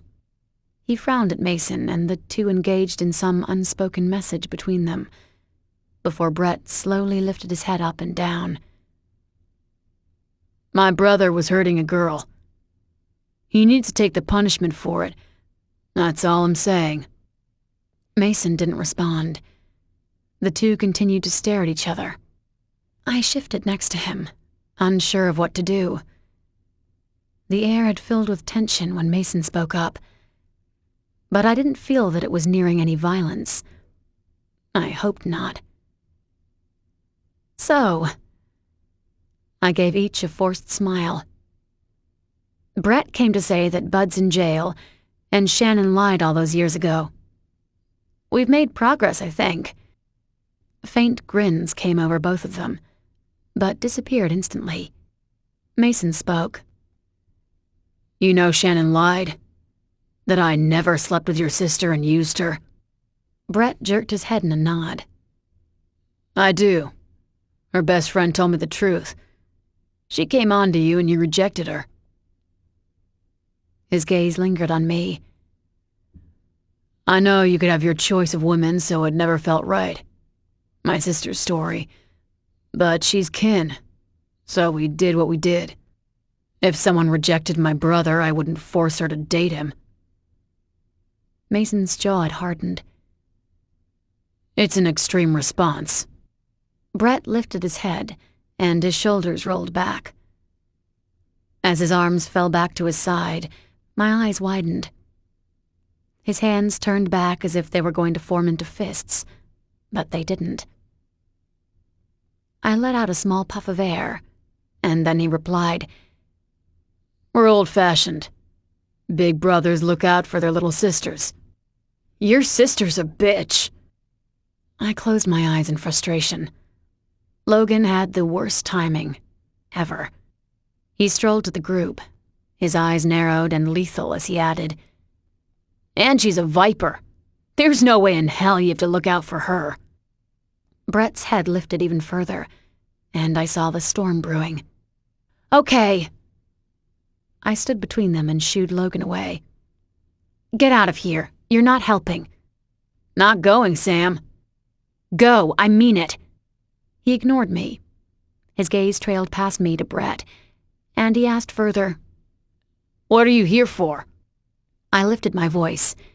He came to make peace, so get out of here before you blow it. Logan's narrowed eyes turned to me in disbelief. My eyebrow arched high, and my hands found my hips. I mean it. Go. But I stopped as Mason's hand curved around my waist, and he pulled me against him. His fingers slid under my shirt, and he pressed against me. I got the message. I shut up. Logan stepped next to me now so that all three of us stood in a line. As he did, I understood Mason's message. The three of us were together, no matter what. I'd forgotten the rule, and it felt good. It felt like home once again. Brett skimmed over us and nodded to himself. It was a faint nod, but I caught it. He gave me a small grin before he moved back a step. I came to see how Sam was doing, but to say what I already said. Bud's in jail, and he ain't getting out anytime soon. So, I run Rousseau now. As far as I'm concerned, there's no beef between us anymore.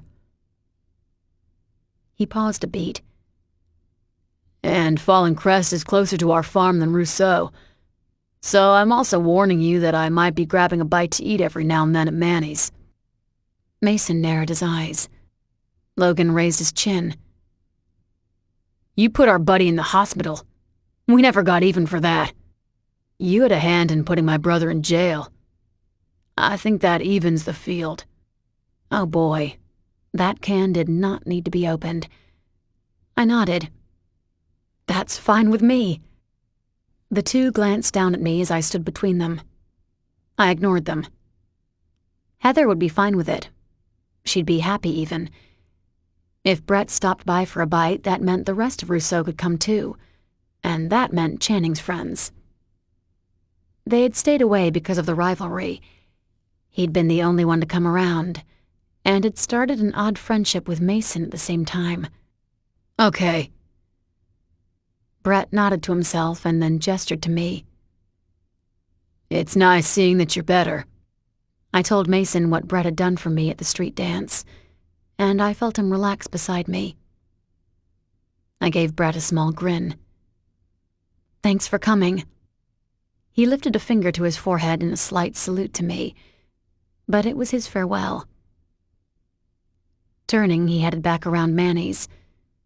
It wasn't long before he heard his truck leaving the parking lot. Well, shit. Who do we prank now? Mason grinned. What do you mean? I think we owe Principal Green a few times. Logan flashed a smile. You're right. We never got him back for not expelling Kate in the first place. He asked Mason, Where's Nate?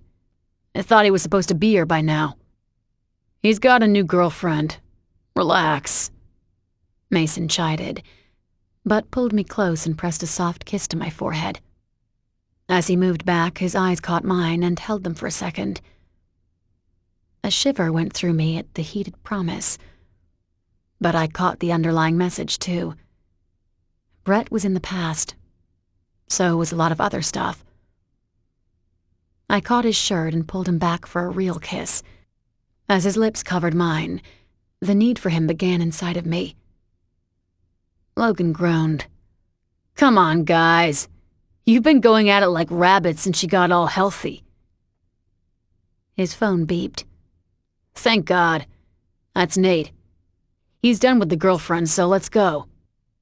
Mason pulled away, but not before giving me a tender kiss. I shook my head. Every part of me was trembling. No matter the distance and no matter the obstacles, he'd always have this hold over me. As he stepped back, his eyes never left mine. I caught another message. I was his. I sent one of my own to him. He was mine, too. When the corner of his lip curved up, I knew he read it loud and clear. You guys were going to prank Rousseau tonight? I asked hoarsely. They had never told me. We need to do something. Graduation's in a week. Logan threw an arm around his brother and pulled his head down. He tousled his hair before Mason shoved him off. We got 2 more months with this guy. We need to make memories, and that means we gotta do some damage. He let out a loud whoop. Let's go, Mace. I'm in the mood to get in trouble tonight. He pressed a quick kiss to my forehead. If we don't come home tonight, check the jail first, Sam. As he disappeared around the corner, I asked Mason, Is he serious? You're going to get arrested tonight? Nah. He paused. I don't think so. Come on, Mace! He grimaced. Maybe. Mason. He shrugged before giving me another kiss on the lips. Then he whispered against them. We'll be fine. We always are. He started to pull away, but I grabbed him one more time. He caught the need in my eyes and took over. I was lifted in the air and pushed against the wall. He pressed into me, and it was a long time before he pulled away. When he did, both of us were panting. The rest of the night was going to be uncomfortable. I knew I'd be walking with this ache between my legs, and it wouldn't go away until he got home. He flashed me a rueful grin and smoothed a tender hand down the side of my face. As he tucked some hair strands behind my ear, he asked, Are you okay? I'm hot and bothered. No. He chuckled, but stepped close again. His hips pressed against mine, and I felt his own need as he grounded into me. I meant if you're okay after seeing Brett Perdue again. Oh. Some of the desire lessened, but he moved into me in a rhythmic motion, and it came back again. I struggled to think over what he was doing to me. Yeah, I guess. My head went against the wall, and I gasped as he moved even closer. Are you okay? I will be, he murmured under his breath. His gaze was on my lips. I will be. Then his hand went to my pants, and I felt him grab for my zipper. No! I caught his hand. Shit. Then I shoved him back. Logan had been right. Since I was given a clean bill of health, we'd been insatiable. Another second longer, he would have slipped inside of me, and I would have let him. Tonight. He nodded and stepped closer once more. Mason, I warned softly. A grin appeared as he kept his hips away, but rested his forehead on mine. I sighed a breath of relief mixed with bitter longing. He was leaving. I knew that was the reason for this need that had become so overwhelming, and I didn't want to control it anymore. He was leaving. I couldn't get enough of him until he left for college. Logan had been right. 2 more months was all we had with Mason. I closed my eyes as my hands went to his jeans. My fingers caught a loop on the waistband, and I struggled. I wanted to pull him back to me. I wanted to forget where we were and forget where we were going. I wanted all of it to go away. But I couldn't. Mason! He chuckled softly against my skin and pressed another kiss there. How many had there been? I needed so many more. Then he stepped back. I'll see you tonight. Do not get arrested. He flashed me a grin. I won't. Promise. Then he was gone, and I was left to collapse and pick up the pieces. I had a feeling this was my future. I'd be picking up the pieces every time he left. Tonight. We had tonight, and we had over 60 more of them before he left early for football practice. It'd be fine. I'd make sure it'd be fine. When I was able to go back, I stopped again as I went around the corner. Tate was in one of the chairs Heather and I sat in when we took our breaks. As I came closer, she readjusted her legs, throwing one over the opposite knee, and doing it again before she realized I was there. Her fingers had been tapping on the chair in an impatient motion, but she stopped all of it and threw me a forced smile. I should have figured you were there. Your 2 men took off a second ago. Yeah. I frowned at her. What are you doing here? Since she got the blowjob video back, Tate had melted into the background. I rarely saw her at school. She called everything off with Logan, no longer hooking up with him when he wanted. If she was here, it was because of Heather, and that had me worried. She sighed, rolling her eyes. Don't worry. I'm not here to mess up your holy trinity with the 2 gods. I'm here to see Heather. Like I said. I clipped out. What are you doing here? Mason had told me what he thought would have happened with Tate and Heather if Kate had done everything she wanted. I agreed with him about Tate.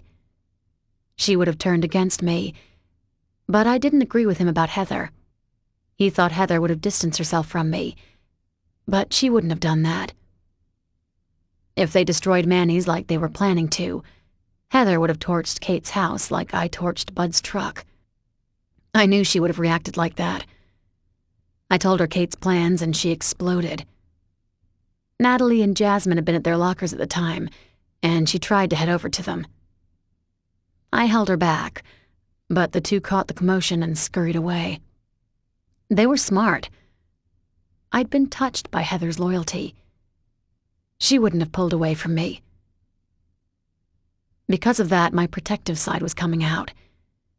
Tate had hurt Heather too much in the past. I wasn't going to let her do it again. When Tate flicked her hair over her shoulder and ignored my question, I yanked her chair towards me. She was trapped by me now, and I repeated my question. What are you doing here? She rolled her eyes. Seriously? You're Mama Bear now? Violence doesn't scare me. You should remember that.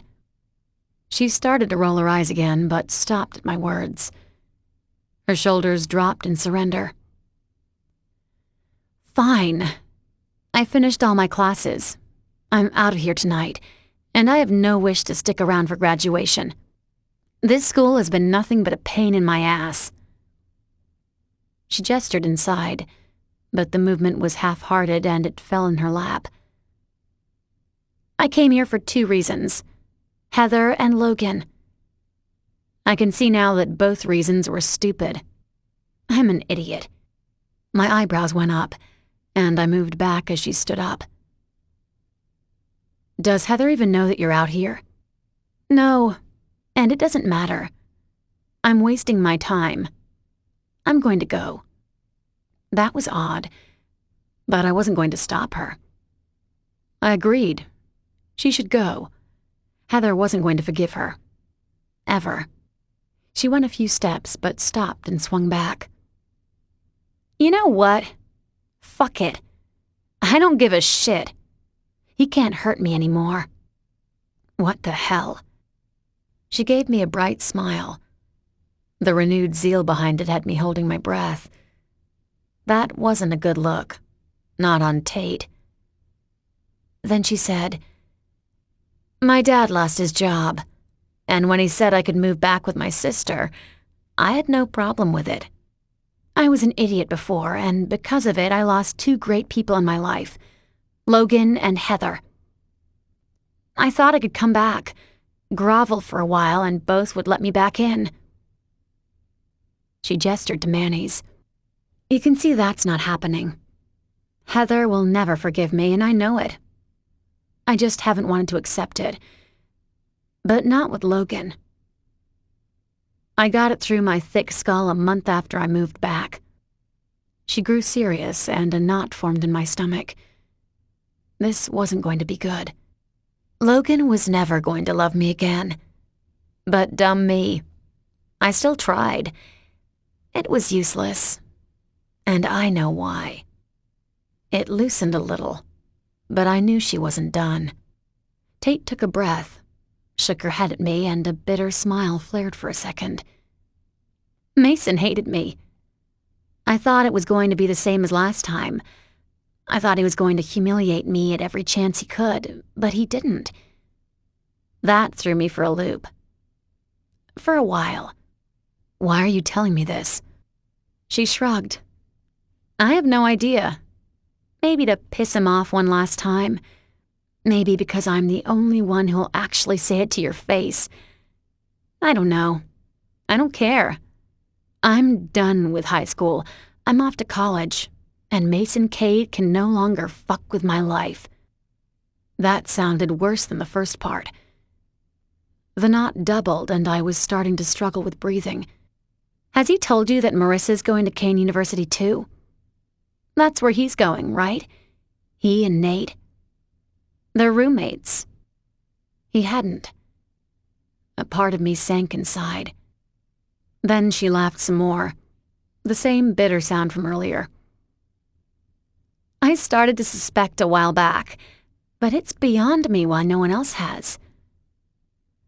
I was at Fisher's party earlier, you know? The one where Mason relished ruining Kate's life. Guess who I ran into there? Miranda Stewart. I heard that she dated Logan for a little bit, but I never thought about it. Who would? He goes through girls like beer. He chugs one down and throws the can away. This wasn't going where I wanted it to go. I knew where it was going, but I didn't want to know. I didn't want to hear the words, and I began to shake my head. Things were good. Things were better than good. The 3 of us were united again. Mason and I were together. I needed him. She kept laughing. Miranda has no idea what happened. From what I heard, she got all judgment on whoever slept with Logan. Then he turned the tides on her and seduced her. She dumped her longtime boyfriend for him, only to get dumped by Logan a month later. She nodded. She told me about that night at the party. She told me she had had words with Mason and Logan, and that was when he seduced her. It was that night. It was because of Mason, wasn't it? Dread began to form in me. It went deep, all the way down, and I couldn't answer her. I started to turn away. Tate kept going, as if she was enjoying this. You see, Logan rarely does something without a reason. Not a lot of people know that about him, but you and I do. So does Mason. I was curious, so I kept asking her more questions. She explained everything, how she was a hypocrite to her friends. Tate paused and drew in a ragged breath. She bit out, "She has no idea. That's the beauty of everything. She has no fucking clue." No, no, no. I shook my head. I knew what was coming, and I didn't want to hear it. And she didn't even say anything. It was all in her look. She told me how she was so confused. She thought you were dating Logan, but then Mason stepped up and set her straight. She couldn't believe it, but that was all that was needed. Mason saw it, didn't he? This couldn't be said. It would make it real. She saw what he already knows. Kate kept going. Her voice was so goddamn cheerful. "And I love it because it sent him into a tailspin. It wasn't that he couldn't lose his brother, it was you. He couldn't lose you. I don't know what he did, but I'm not stupid. I know how Mason works. He was behind Logan dating her and dumping her, wasn't he? I love this. I love that I'm the one that's going to spill it." I held my breath. My hands were in fists now, and I pressed them into my legs. He wanted to silence the one other person that caught on, and she might have said something. Too bad she never figured it out. But she is dumb. Quite dumb, though she acts like a princess. A hollow laugh came from her. She saw the same thing. She saw why Mason stopped giving a damn about me this year. That's what she saw, and why she was so confused that you were with Mason. I continued to hold my breath and keep my eyes closed. No, no, no, no. Mason didn't get that video of me sucking off Logan out of the goodness of his heart. He didn't even get it to help Logan. This is Logan. He doesn't give a shit if someone watches him getting a blowjob. Oh no. Mason got that video because he was hoping it'd keep my mouth shut, because he knows I figured it out. She snorted to herself. He didn't want me to tell you what I know. And like I said before, I no longer give a shit. You want to know what Miranda saw all those months ago, even though she never connected the dots? I shook my head. I couldn't lose them. Tate continued to laugh as she started to back away. Logan couldn't love me because he's in love with you. It's finally out there now. She paused, and an abrupt laugh came from her. Logan's in love with you. She kept laughing all the way to her car. But I couldn't move. Logan was in love with me. Fuck. This concludes Fallen Crest Public by Tijan. Narrated by Saskia Marleveld and Graham Halstead. Copyright 2013 by Tijan Mayer.